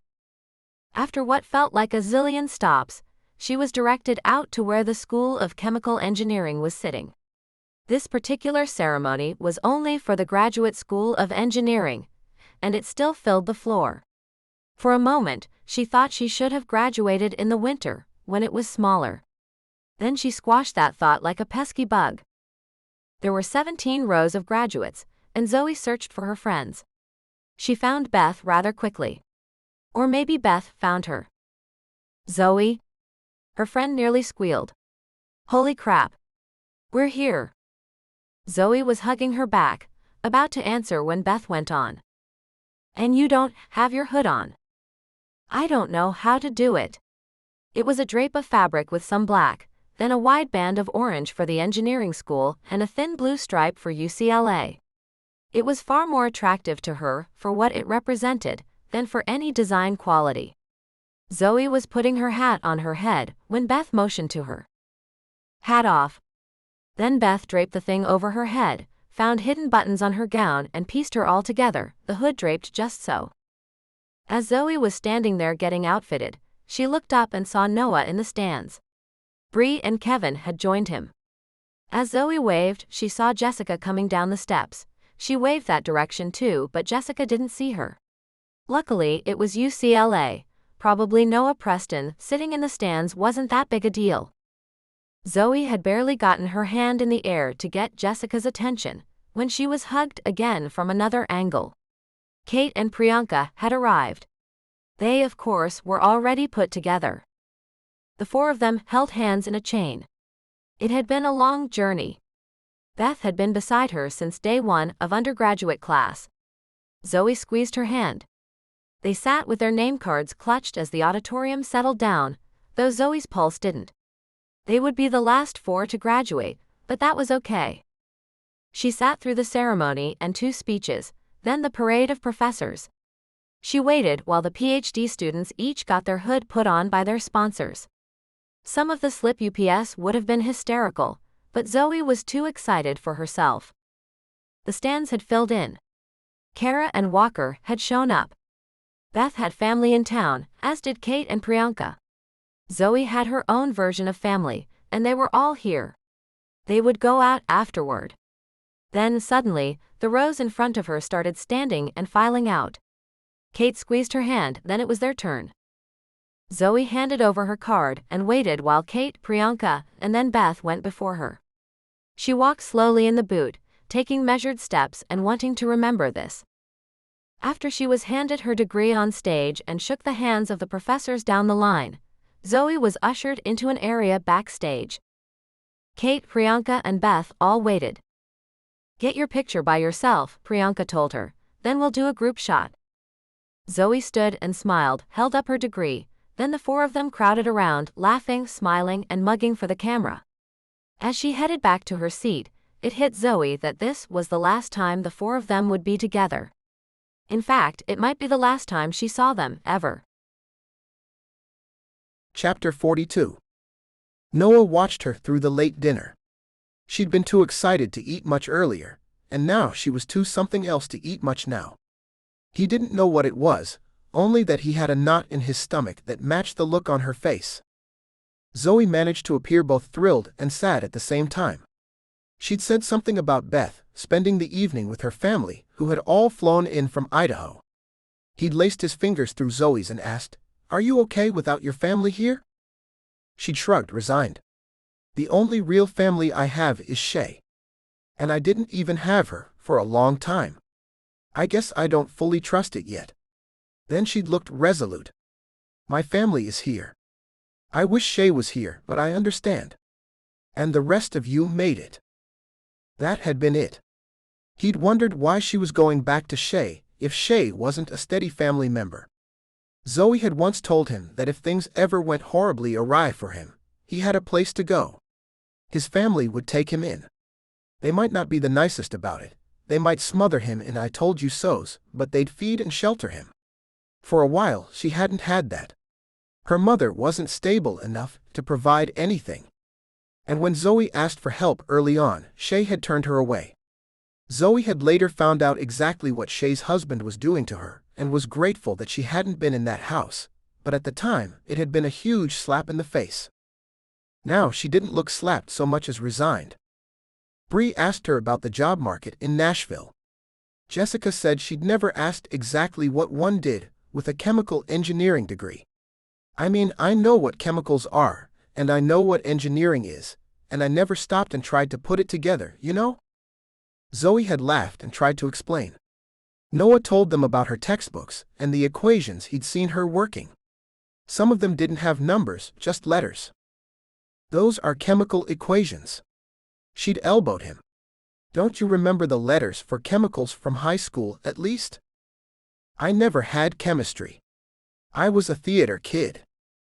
She'd rolled her eyes at him and turned back to the conversation at the table. She was faking it pretty well. It wasn't until they switched from appetizers to desserts, and she did a slow bite-by-bite test of each thing they'd ordered, that he figured it out.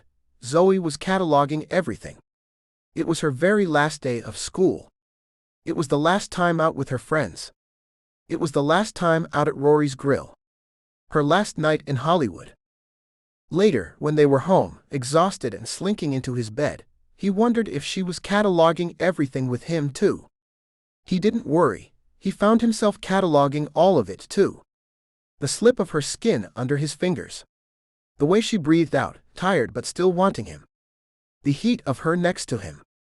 The soft turn of her ankles, boot off for sleeping, just Zoe, just her naked body next to his. He touched her until he couldn't hold off. Found her wet and ready for him, and when he entered her, he realized that this too was another last. His orgasm was strong, wrenching, nearly painful with the knowledge that tomorrow he would drop her at the airport, and Monday he started his new life as Noah Preston, single actor.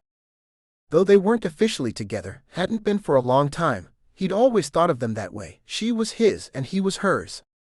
Only now she wasn't, and he didn't know what he was. Sunday morning, Noah made breakfast for them. He'd pulled out the waffle iron, cut strawberries, washed blueberries, got the can of whipped cream. He told himself he always made breakfast. That he was trying to be normal, but the pretty fluff called him a liar. Then she wobbled out, and he decided he didn't care. Zoe ate her waffle in her pajama shorts and cami top. Nothing left to his imagination, though he didn't need it. He didn't push her, though he wanted nothing more than to shove the waffles to the floor, ignore the crashing plates, and take her on the table. He wanted to be sure she never wanted another man the way she'd wanted him. But it was a fool's errand to think that way, and he told her to eat up. She had a long flight.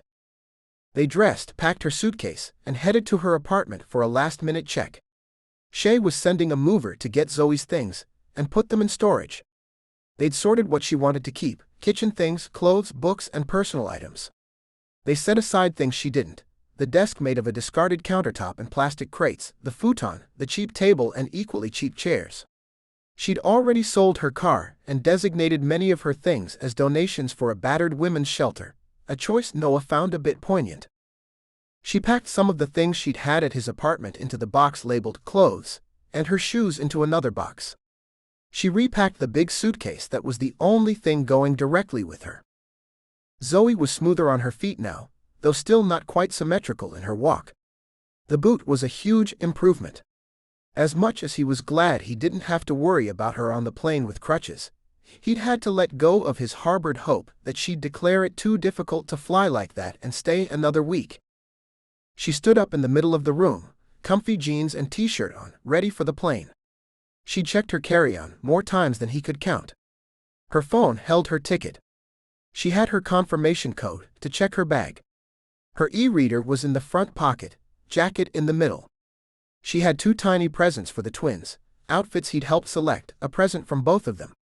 They bore cards he'd written his name on, though he'd only met Shay the once briefly and never Craig. She put her hand on each thing, slung the bag over her shoulder and announced, "Lunch?" She wanted sushi at a little hole-in-the-wall place on 3rd Street. Best sushi in L.A. Another last, he thought. Noah checked his watch incessantly, though he was going to get her to LAX with time to spare. They didn't finish, but he refused the to-go box. What could he possibly save from this? Watching her look out the window at a pristine blue sky, Noah tried to feel something other than numb, but it had been creeping over him since the night before. He figured it was some kind of safety mechanism that his mind was employing to keep him from feeling what he really felt. He welcomed it. If his brain was afraid for him to even see it, he didn't want to know. He maneuvered through traffic, top down on the car, though he felt rain would have suited the day better. Before he could even think about these last minutes together, they were at the airport. He pulled into the drop-off lane, as they'd decided earlier. With rote movements, he pulled her bag from the trunk and helped her roll it up over the curb. In a moment that got away from him, he grabbed her and kissed her as though it would make her stay. Zoe kissed him back with everything she had, not breaking free until the whistles and catcalls around them cut through the fog of having her in his arms. Though he opened his mouth, no words came out. What could he possibly say at this point? Good luck? Have a great life? I hope you fall in love with someone who loves you as much as I do? Certainly not that last one. It was Zoe who spoke. A short, sweet phrase whispered directly into his ear. I love you. Then she was walking away, bag rolling and bumping along behind her, too big and too heavy for her to really be pulling it with her foot in that boot. But it was only to the counter, and Zoe would make it. She'd make it through anything. When she disappeared beyond the corner, he headed around the front of his car and hopped in. Starting the engine, he drove home. He should have had time to think, to solve all the world's problems in the time it took to get from Inglewood to the Hollywood Hills on a Sunday. He took La Cienega and then Vine, thinking he'd be better on surface streets, not digging deeper into why he might drag out the ride.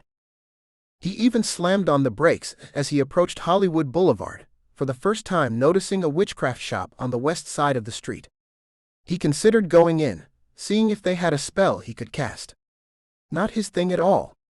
He wasn't even sure he believed, but he was desperate enough to try anything. But he wouldn't try anything. This was Zoe's choice, and he was stronger than that.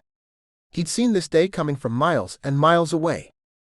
Finally, pulling into his driveway, he went inside and changed clothes, and was heading to the gym before he had time to think. He picked up a drive-through dinner on the way home. Taco Bell. Cheap. Greasy. Zoe hated it. He hadn't had any in weeks. He told himself it tasted wonderful. He ate at the table, watched a movie he'd put in his TV queue. When he got weak, he checked her flight. By the time the movie ended, the plane had landed safely at the Nashville airport. About 20 minutes later, he got a text from Jessica. She'd messaged the whole group. Zoe landed safely, and her brother-in-law picked her up. All's well. That's what broke him. The all's well. It wasn't. It was dark outside. His bed was empty. He could work out all day and eat crap food until the cows came home, and it wouldn't be well. Tomorrow, he had an event. Tuesday he had 2 auditions. He suspected the first one had been held for him. Sherry was a shark, but when she was on your side, she could work miracles. Noah wanted this part. Still, it would be a testament to his acting skills to pull off either of the auditions in the state he was in. He pushed all those thoughts aside, showered without thinking and crawling into his bed alone. It smelled like her. He rolled into the pillow, inhaling the scent of her shampoo, the feeling of the 2 of them together. That was when he admitted that it was over.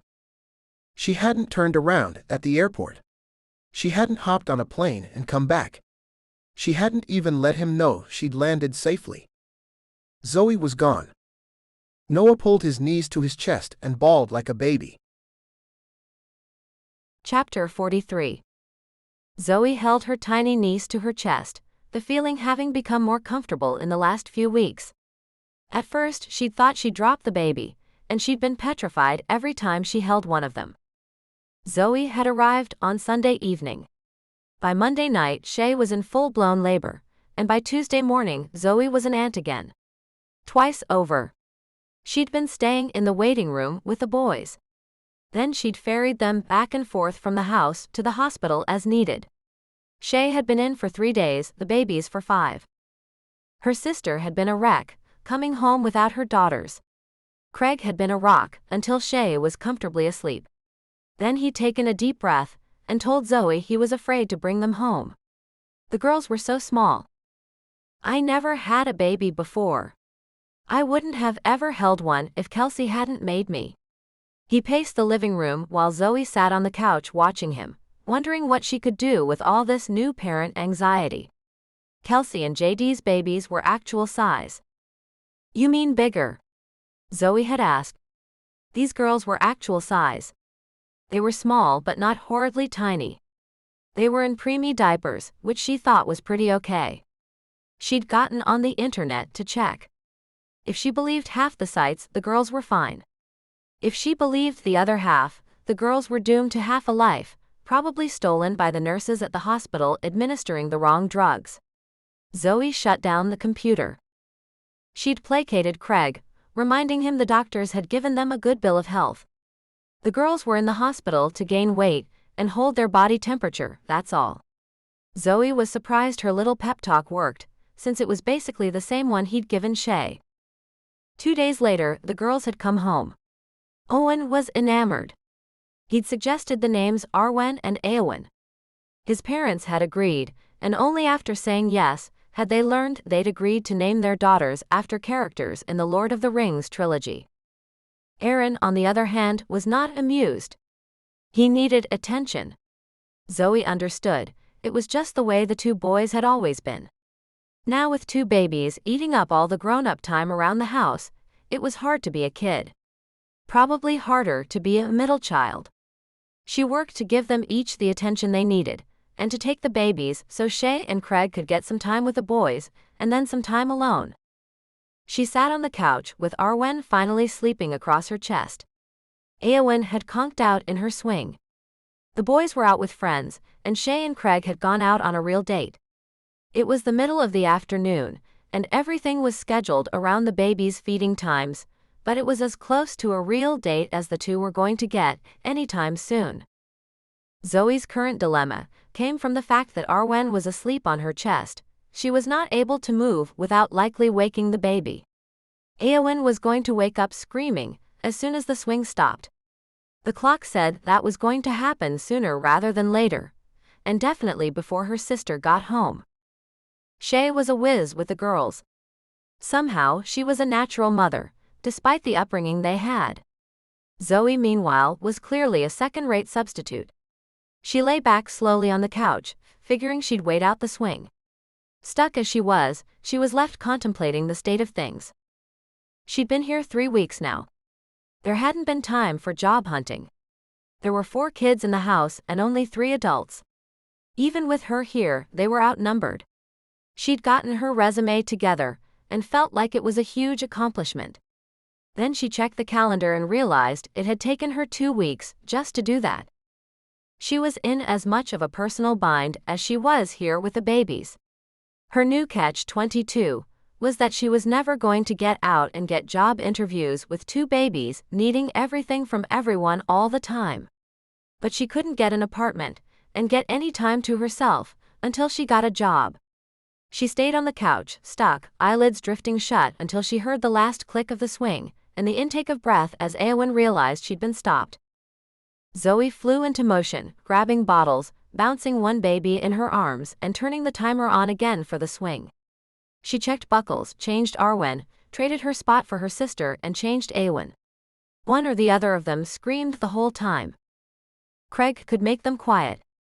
Shay could bounce them in a way that got their attention. Zoe couldn't do any of it.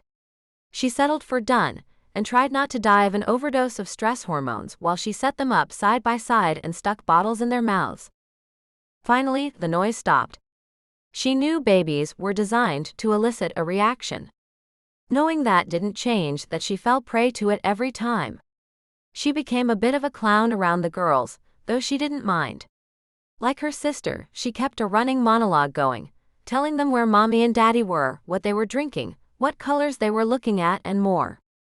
Of course she made faces. There was really no other option around 2 adorable babies. In the end, Shay and Craig came back to find the 2 girls alive and healthy and Zoe exhausted. She climbed the stairs to her room and forced herself to look up job listings. She applied to 3 before her eyelids started to droop. She wasn't sure she applied to those 3 correctly, but she gave up. Falling into bed, she passed out cold. The next day, Shay woke her up and told her to get dressed. "We're going out for your graduation present." Only as her sister said it, did it occur to Zoe that they hadn't gotten her anything yet. Her fingers went to the short, delicate necklace Noah had given her that Sunday morning before she left. 2 small diamonds nestled together in a delicate web of swirls. She found her voice, "I'm getting up." Then, as she got her feet onto the floor, she asked, "I have to go get it? Isn't a present supposed to come to me?" "Not this time, baby sister."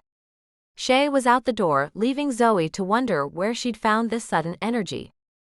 Zoe yelled after her, "Are you doing coke?" Shay didn't answer.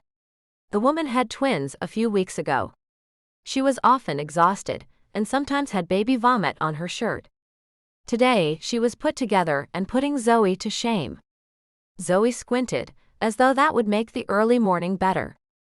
When she looked at the clock, she saw it was almost 10.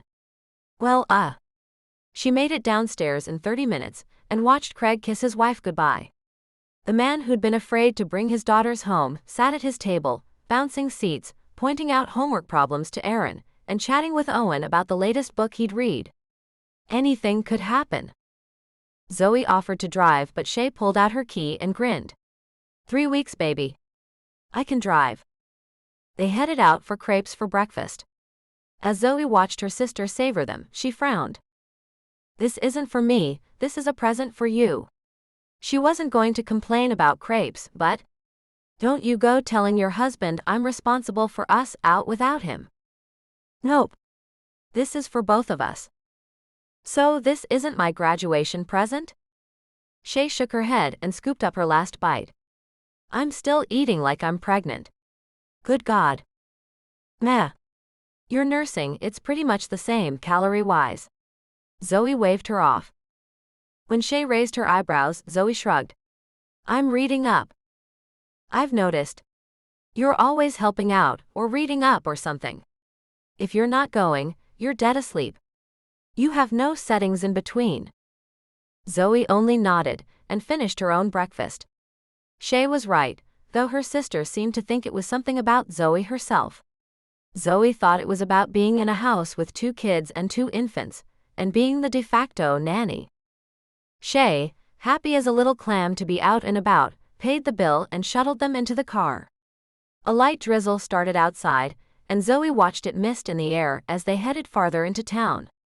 It had rained 3 days since she'd been here. In LA, it rained through January, and that was usually about it. Here it was off and on. She'd forgotten.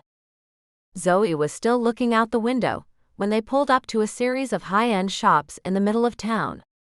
Shay popped out and grabbed Zoe's hand before she could even close the door. "Come on." As they headed into a store she would never had entered on her own, Zoe looked around and wondered what they were doing. Surely Shay knew her better than to take her shopping here. But Shay was doing exactly that. "Zoe." She grabbed both her younger sister's hands and smiled at her. "I've got 3 business suits and a briefcase for you here. You get to pick out any 3, they'll be tailored for you. You'll be fabulous when you hit interviews." Zoe's eyes popped. Shay was right. She had only one suit that she'd bought at a resale place in LA. Granted, it was a great suit, but it wasn't tailored for her. It was last year's model, if not 5 years ago. Her mouth popped open. "Shay. Thank you." They spent the next several hours deciding on suits, 2 pants, 1 skirt, and a briefcase. They sipped champagne while Zoe was fitted for each of the pieces. The whole time, Zoe was in awe. On the ride home, she was still in a bit of shock. And her brain had kicked in. It was time to get a job. She was going to have to step up, make it happen. Because clearly with 2 babies around, it wouldn't happen on its own. Zoe reached into her pocket for her phone. Thinking she'd just call, just say hello. Then she put the phone back. Noah was as far away as the moon. With a sigh she told herself what she always did. She'd call him when it didn't hurt to do it. She wasn't there yet. Chapter 44. Noah was doing better. Each day he went out and did something new. He'd aced his auditions, just proving what a serious acting talent he was. Not that they'd know. The first role was for a party guy. A lead in a film from a new writer, for a new indie production house. They probably had no idea that he wasn't that guy anymore. That he was having trouble mustering up the easy-go-lucky, somewhat bored Noah Preston they'd seen for the past year or so. The second role was for a sidekick, a little dumb, a little out of step, a little off-kilter. That one had been easy too. He acted the dumb part, played to his sense of comedic timing, something he wasn't given the opportunity to do much. He went to the gym. He went out with friends. Not the old crew, he hadn't had the heart to see them since Zoe left. They texted. But hadn't pushed him. Not yet. So, he simply didn't make any effort. He went about his plans, and he was doing a little better each day. At least that's what he told himself.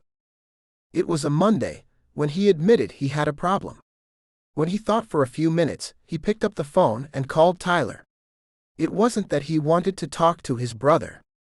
It was that he didn't know who else to ask. Who else had been dumped like this? Tyler. That's who. And Tyler was looking to get a leg up on him. Also, Noah pretty much felt awful all the time these days. If Tyler decided to be a fool and light into him, it probably wouldn't make things worse. Then again, his heart clenched as he dialed the phone. Tyler was usually home on Mondays.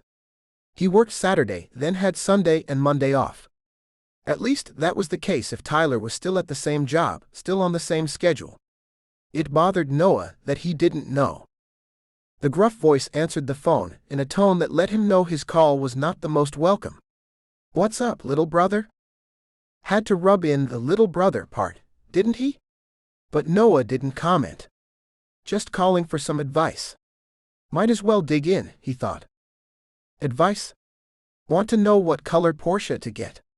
Tyler struck out. Damn you. No. Taking a deep breath, Noah tried to start again. I just wanted to know what you did to get over Kay.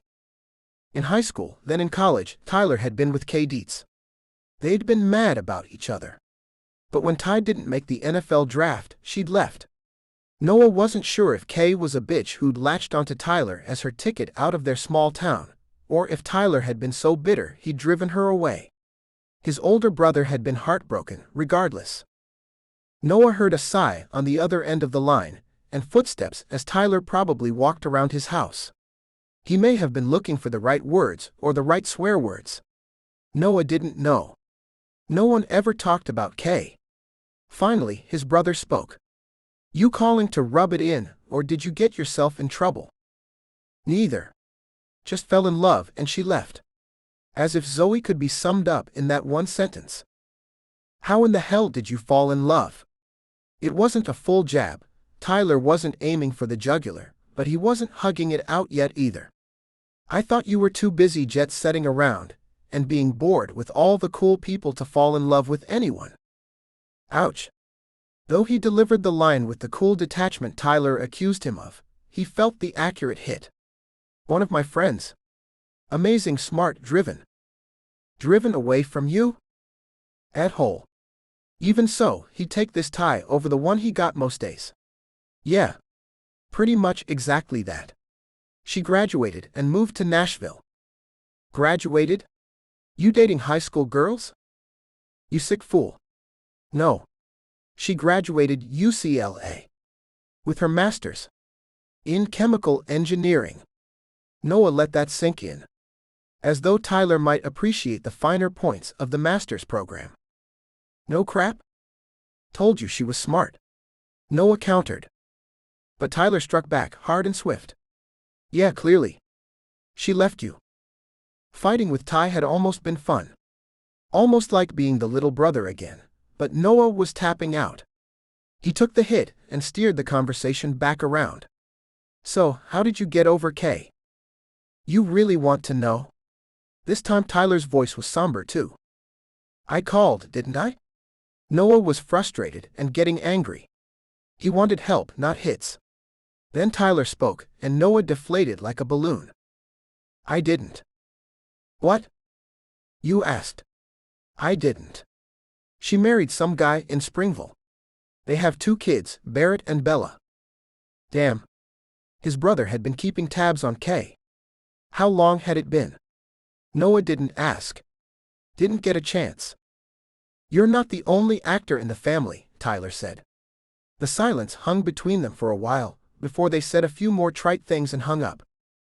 Noah felt like he'd been punched in the gut. He'd always believed Ty was mad about the NFL. Surely he was, but maybe there was even more to it. It was possible Ty had gotten the short end of the stick in more ways than one. Noah rubbed his temples and tried to push away the headache that was creeping up on him. Well, no reason his head should feel better than the rest of him. For a moment, he wondered how to find Zoe in Nashville. Craig would be easy to find random information on, being in a famous band and all, but finding his home address would be harder. Shay would likely not be listed, being the wife of a famous musician. Zoe didn't have a place. Or at least he hadn't heard that she did. He could only assume she was still with her sister. Jessica had shared a picture of Zoe holding the babies, with a radiant smile on her face. When he thought of that, thought of the fact that she hadn't texted him, hadn't told him where she was, wasn't keeping in touch though she was sending the occasional message to Jessica, he realized he had to get over it. His brother had no good advice, so Noah would have to figure it out on his own. He couldn't hold on to Zoe if she wasn't holding on to him. Give me 1 second? Zoe ducked for cover, running with her phone pressed to the palm of her hand. She aimed for the back of the house. Maybe the backyard would be even quieter. She had to get somewhere where a baby wasn't screaming. She was pretty sure that the man on the phone had said yes, he would hold on for a second. Making her decision, Zoe ducked out the back door and put the phone back to her ear. Thank you for waiting. What was that noise? Mr. Hattori asked her. Well, I'm at my sister's house right now and she has very young twins. Oh. He perked up in a way she had not expected. How old? 6 weeks? Zoe smiled. She'd liked him in the interview. He was welcoming, friendly, and open. She liked him better for asking after her nieces. My kids are older now, elementary school age, but I remember those early years. He paused, then asked her, Do you have a few minutes? Is someone watching the babies? She laughed. Yes, their mom and dad are with them. I'm good. What did you call for? He proceeded to offer her the job. She'd gone to the interview in one of the new suits that Shay and Craig had bought her. She hadn't carried the briefcase, having nothing to put in it yet, but had a copy of her thesis research on hand, as well as her clearly just a student resume. It must have been the suit. They talked salary, start date, responsibilities, expectations. It all sounded so good. This was what she had been waiting for. Actual income. Starting soon. Somewhere to go, Monday through Friday, to give her life real direction. The offer wasn't so high that she was concerned, but it was high enough to pay back her student loans and get a decent apartment. It wouldn't be one of the downtown, high-rise penthouses where the country stars lived, but it would be good. Zoe was no dummy, so she asked for everything in writing and said he'd hear from her within 48 hours of when she got the email. Mr. Hattori wished her a good day and good luck with the infants. Heading into the living room, Zoe clutched her phone between her hands. The swings were in action, ticking away, rocking the two babies side to side. They must have quieted down while she was talking. Craig and Shay looked up at her. Zoe smiled. Great news. They offered me the job. I could start a week from Monday. Shay asked for all the details: salary, parking spot, casual Fridays, and more.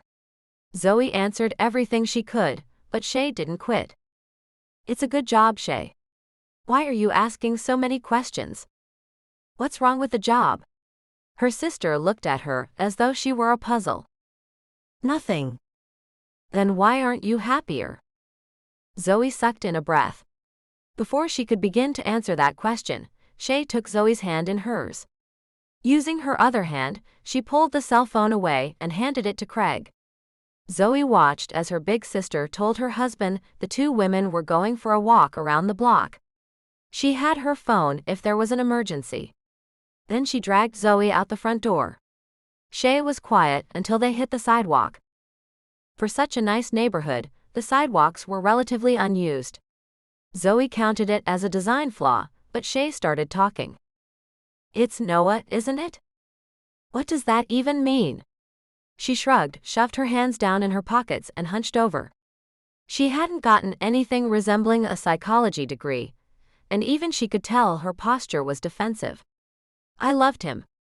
I came here like I said I would. It sucks. Why did you come, Zoe? Shay was walking in front of her, almost backward, as though she wanted to see her little sister's face. I said I would. You need another pair of hands. Zoe was breathing heavily. The strain of justifying her choice was wearing on her. The job market is better here. You're my only family. I can't count Mom, you know that. That's all true. Shay nodded. And you have to know none of it matters. What? Zoe stopped dead. So did Shay. I love you. I love having you here, but we can hire a nanny. We're going to hire one anyway, soon. I'm not stuck anymore. I know you babysat the boys and gave me the only time off I had when I was a single parent. And I needed that. I know you spent hard-earned money to fly out and not even see me much. I love that you did that, and I love that you were a better sister to me than I had been to you.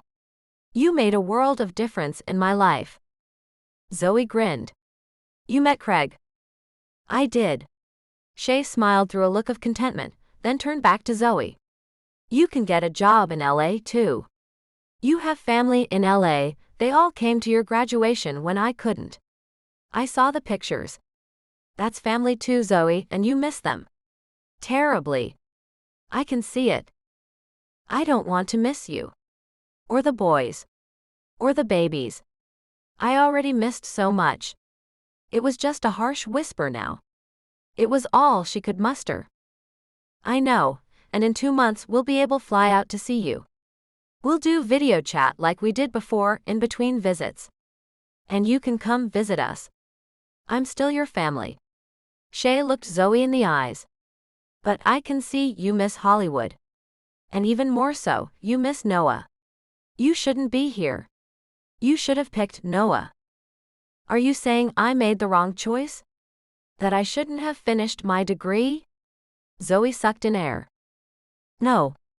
You had to finish that. That was the right thing for you to do. But maybe you should have stayed after you graduated. Seeing how things worked out between the two of you. Shay looked sad now too. You miss him. Zoe hadn't felt it happen, but tears were rolling down her face. I do, but I told him I was done. I left. I know it's supposed to hurt, but you get over it. Right? Do you really believe you're going to get over him? Zoe shook her head, admitting it to herself as she admitted it to Shay. She knew now. It was supposed to get easier. Even though she'd cut off all communication, it was harder each day. Worse even than when she'd chosen school over him. You have to go back, Shay said matter-of-factly. You're kicking me out. Saying I shouldn't have come? Yes and no. I'm so glad you came. This has been great. But you're getting sadder instead of happier. I can't be the cause of that. Shay had turned into a fantastic big sister, Zoe thought.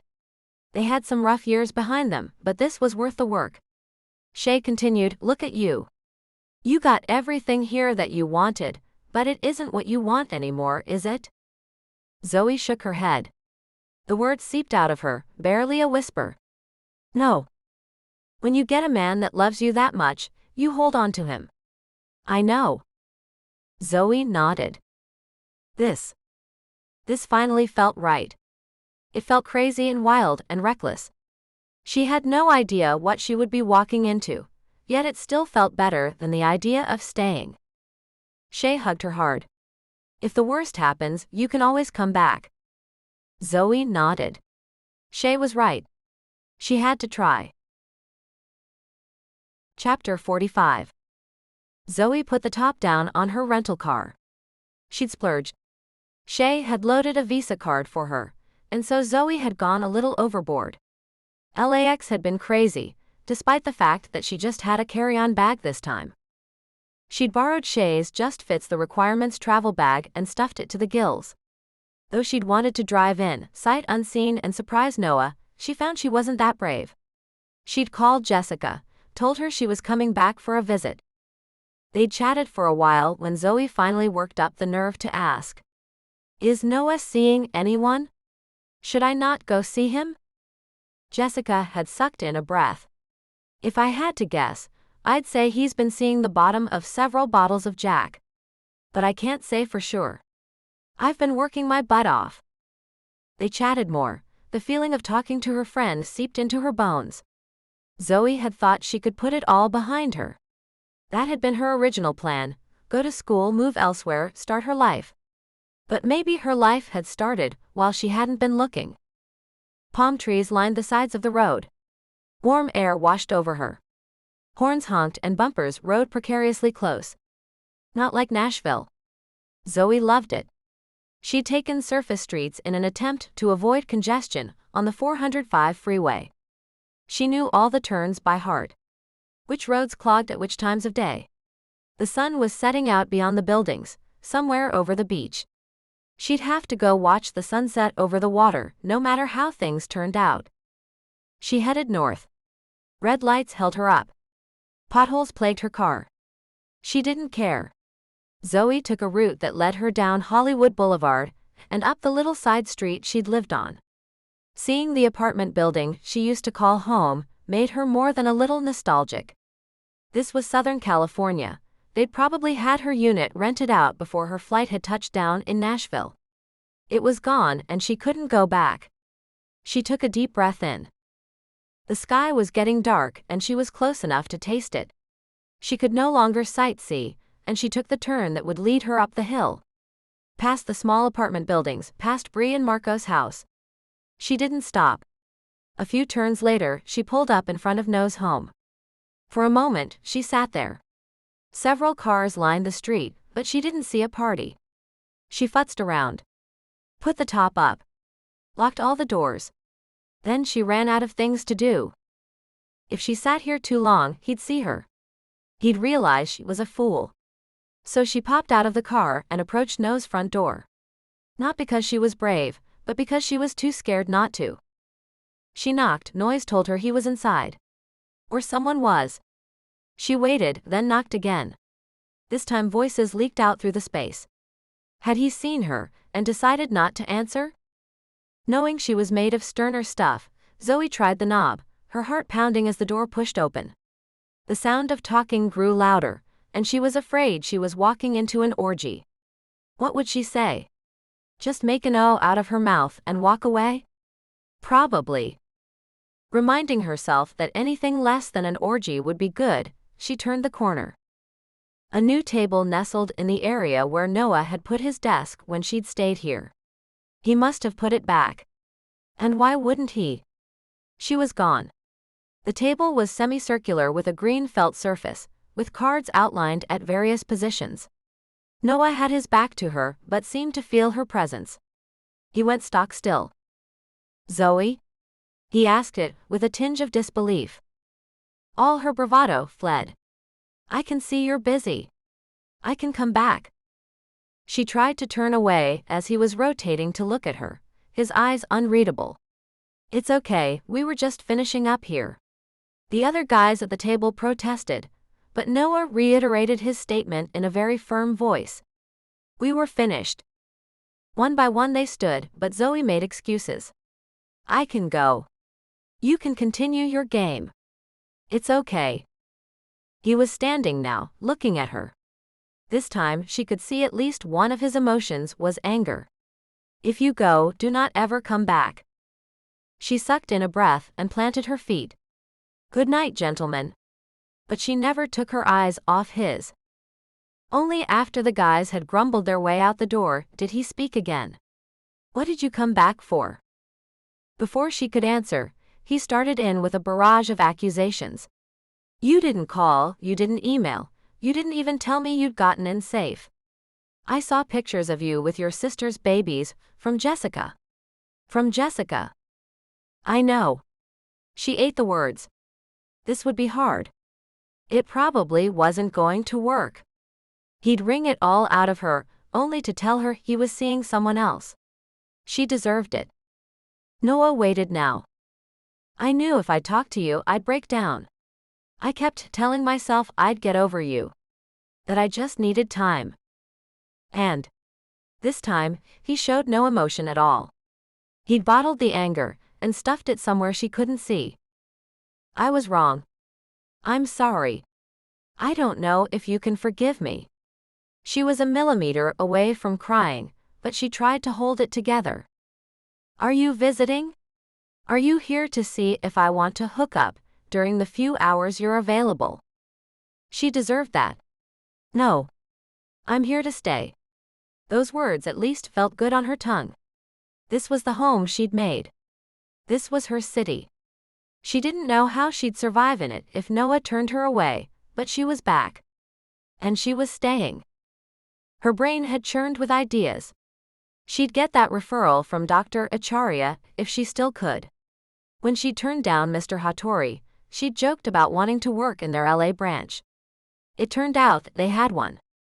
She'd have to interview here, but the offer in Nashville would bode well. Zoe was staying.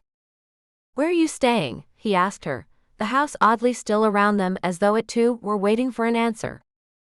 "Not here." That had been clear in the tone of his voice. "With Jessica."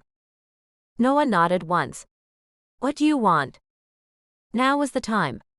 Put it all out there or regret it. Zoe sucked in a breath.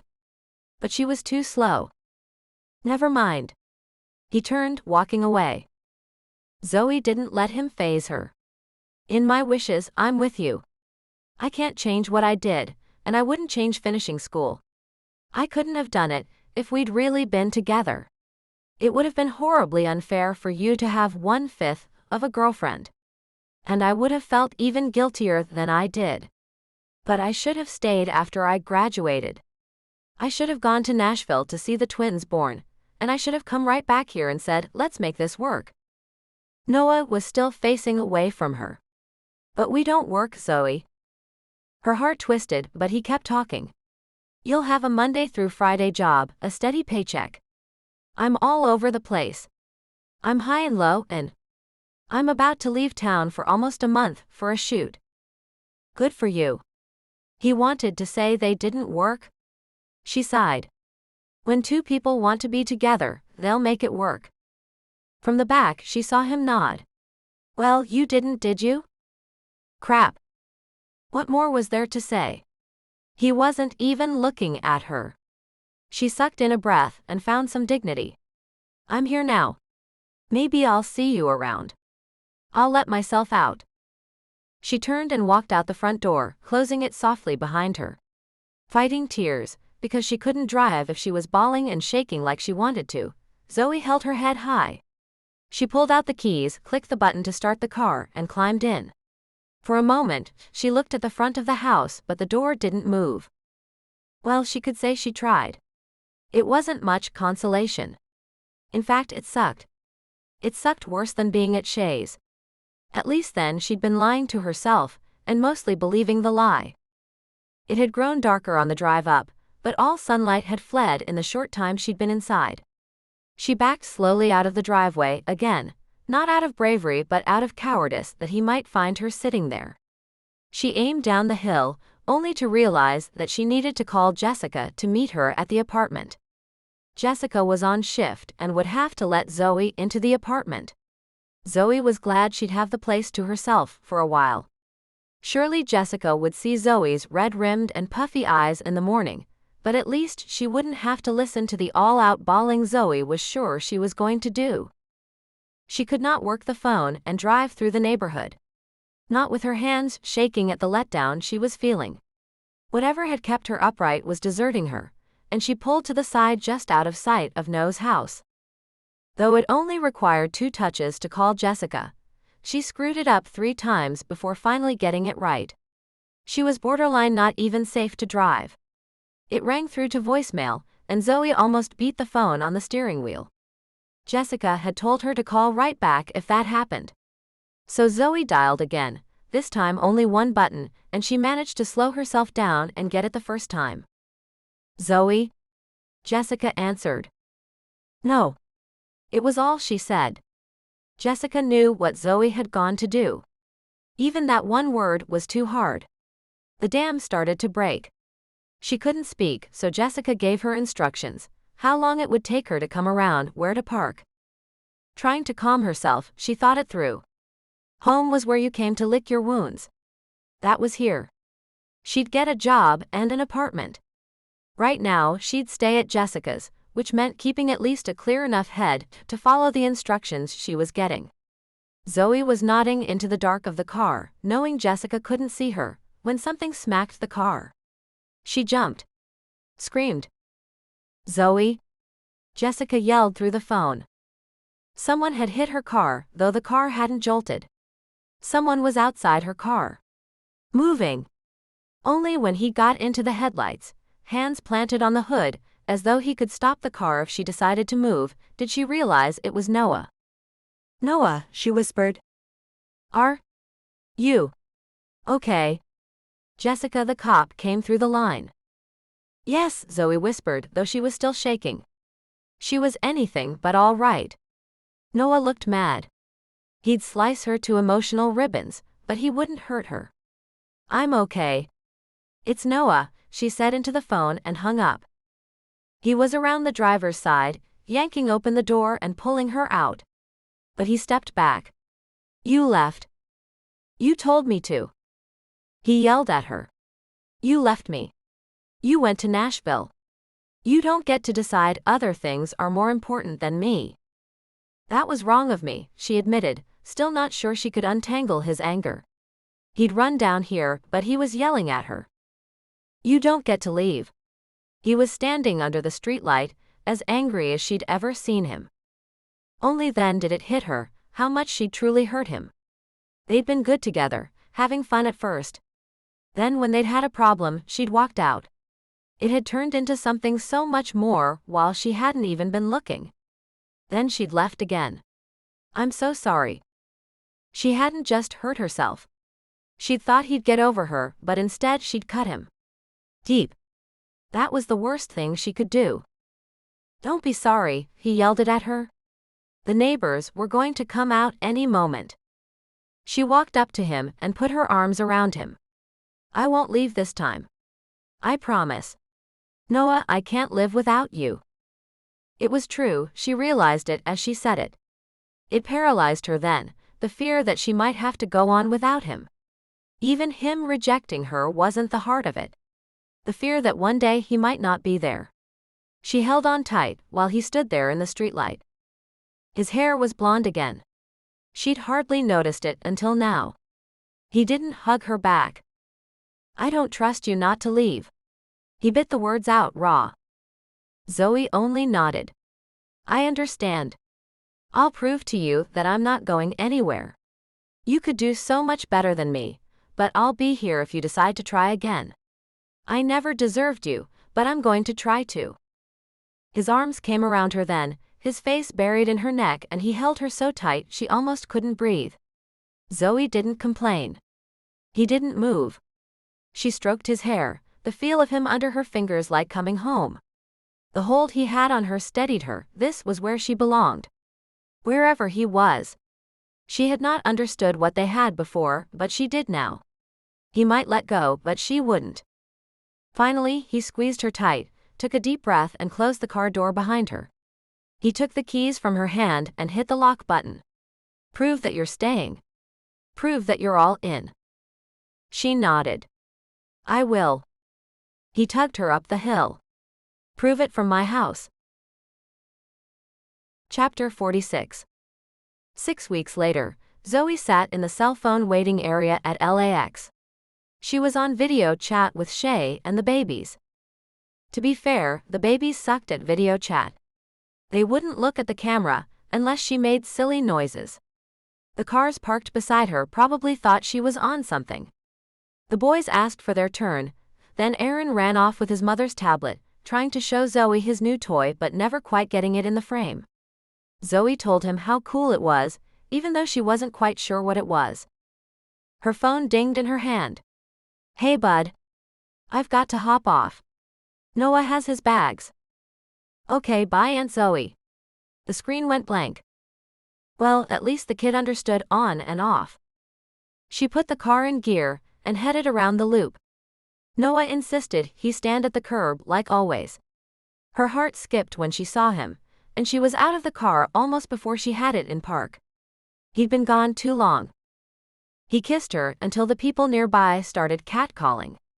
Then he stepped back and looked at her. "Nice suit, don't you look all professional?" "That's just it. I am professional." He'd been gone almost a month. She'd started her new job just a few days after he'd left. There were still things to be sorted out: her obnoxious alarm, his horrid-tasting toothpaste. Their idea to add a small sunroom office warred with their desire to not have contractors in the house. Getting her enough closet room in a space he'd occupied solo for a while was going to kill her. They were going to need another car now that he was home.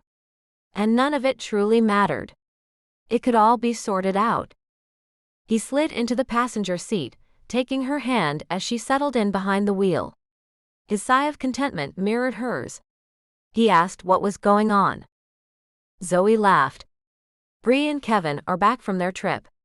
Walker and Kara are their usual selves. Jessica has a housemate. Some coworker whose apartment burned. And work is starting to feel like a rhythm I can handle."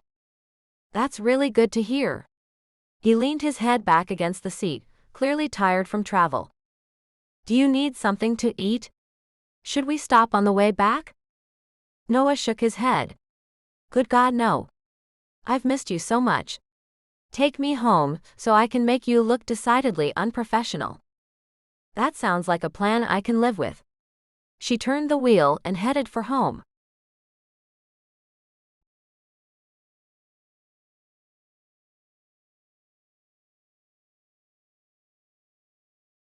Her chest was tight and her arms were crossed. Her foot tapped as though she were impatient for this to all be over. She'd stared at the door as though everything were the door's fault. But it wasn't. She had a house guest. Not just any house guest, but another cop. Not just any other cop, but the younger guy who'd been asking out all the women in the precinct since he'd arrived a few years ago. Jessica needed a promotion, not a playboy. Eventually, face it, she was afraid of getting caught staring at his door. Jessica bolted from her own apartment, pulling her cell phone even before she locked the front door behind her. She reminded herself she was housing a hero, not a law enforcement calendar hottie. Though he could easily be the second. She dialed Bree, but hung up before it rang. She knew what Bree would say, go for it. You could handle getting laid more. That was not what Jess wanted or needed to hear. She needed to be told, do not sleep with your coworker. She needed a reminder that she'd worked too hard for her promotions to, literally, screw them away. Kara? No. Kara was probably busy anyway. If she was in court, it could be hours before she called back. Zoe? Jessica pushed the buttons and was almost instantly rewarded with a cheery, Jess? There was no time for pleasantries. Her breathing was strict, and her jaw was clenching, just like it always did when she wanted something she shouldn't have. When her head and her heart went different directions. When she was about to make a mistake. Zoe talked me down. From what? Jessica could hear the curiosity in her friend's voice. She did not want to tell Zoe what had so thrown her for a loop. But if she didn't, then she couldn't get talked off her ledge very well, now could she? You know my house guest? The silence spoke volumes. Everyone's eyebrows had raised when they saw Alex. Hard body, TV star smile, nice but brave enough to save kids and pets from his burning apartment complex. Yeah, Zoe didn't need the rundown. Well, I saw Alex walking across the hallway after a shower. More silence. In just a towel. Still more silence. Zoe? And that was enough to make you call me? Yes. Jessica almost yelled it, glad she was enclosed in her car now and her neighbors couldn't overhear that. That's why I need to be talked down. Tell me I can't sleep with my coworker. Remind me it will mess up everything I've worked for. I need to hear the words, Zoe. Well? Ever thoughtful, Zoe was likely formulating a classy response when all Jessica wanted was someone to forcefully remind her what was at stake. Is his walking across the hallway in a towel an invitation? I mean, Alex does live there for now. No. It's not. But all his previous actual invitations were invitations. The towel was just in my way. She was not usually like this, and she didn't like the feeling at all. She wanted to think of herself as she wanted others to see her, smart, resourceful, useful, helpful. Instead, she was feeling flighty and horny. Not the qualities one needed in an LAPD detective. Zoe was talking and she almost missed it. I didn't get the same playboy impression from him that you said you did. Damn it, Zoe. Not why she'd called. And I know you, Jess. You're lying to yourself. If you simply saw him in a towel, and you had to call me to talk you down, then there's more going on here than just a man in a towel. Jessica went still. What if Zoe was right? Thank you so much for listening to Call Me Yours. This story of Noah and Zoe's lingered in my heart from my own grad school days at UCLA. I hope you loved all the glamour and even grit of their story. Jessica Valverde was first seen in the Wilder books, but she's ready for her own story now. Alex Copeland knows from day one that Jess is the one for him. Only she believes every move is just because he's an incurable flirt and a playboy. Alex is learning that when the bad boys fall, they fall hard. How can he convince Jess that he's not that guy anymore? All while navigating a very dangerous job. Click the link or the playlist to hear Ask Me to Stay. You need more Savannah. Get newsletter info, author bio, links to all books and more. Click here.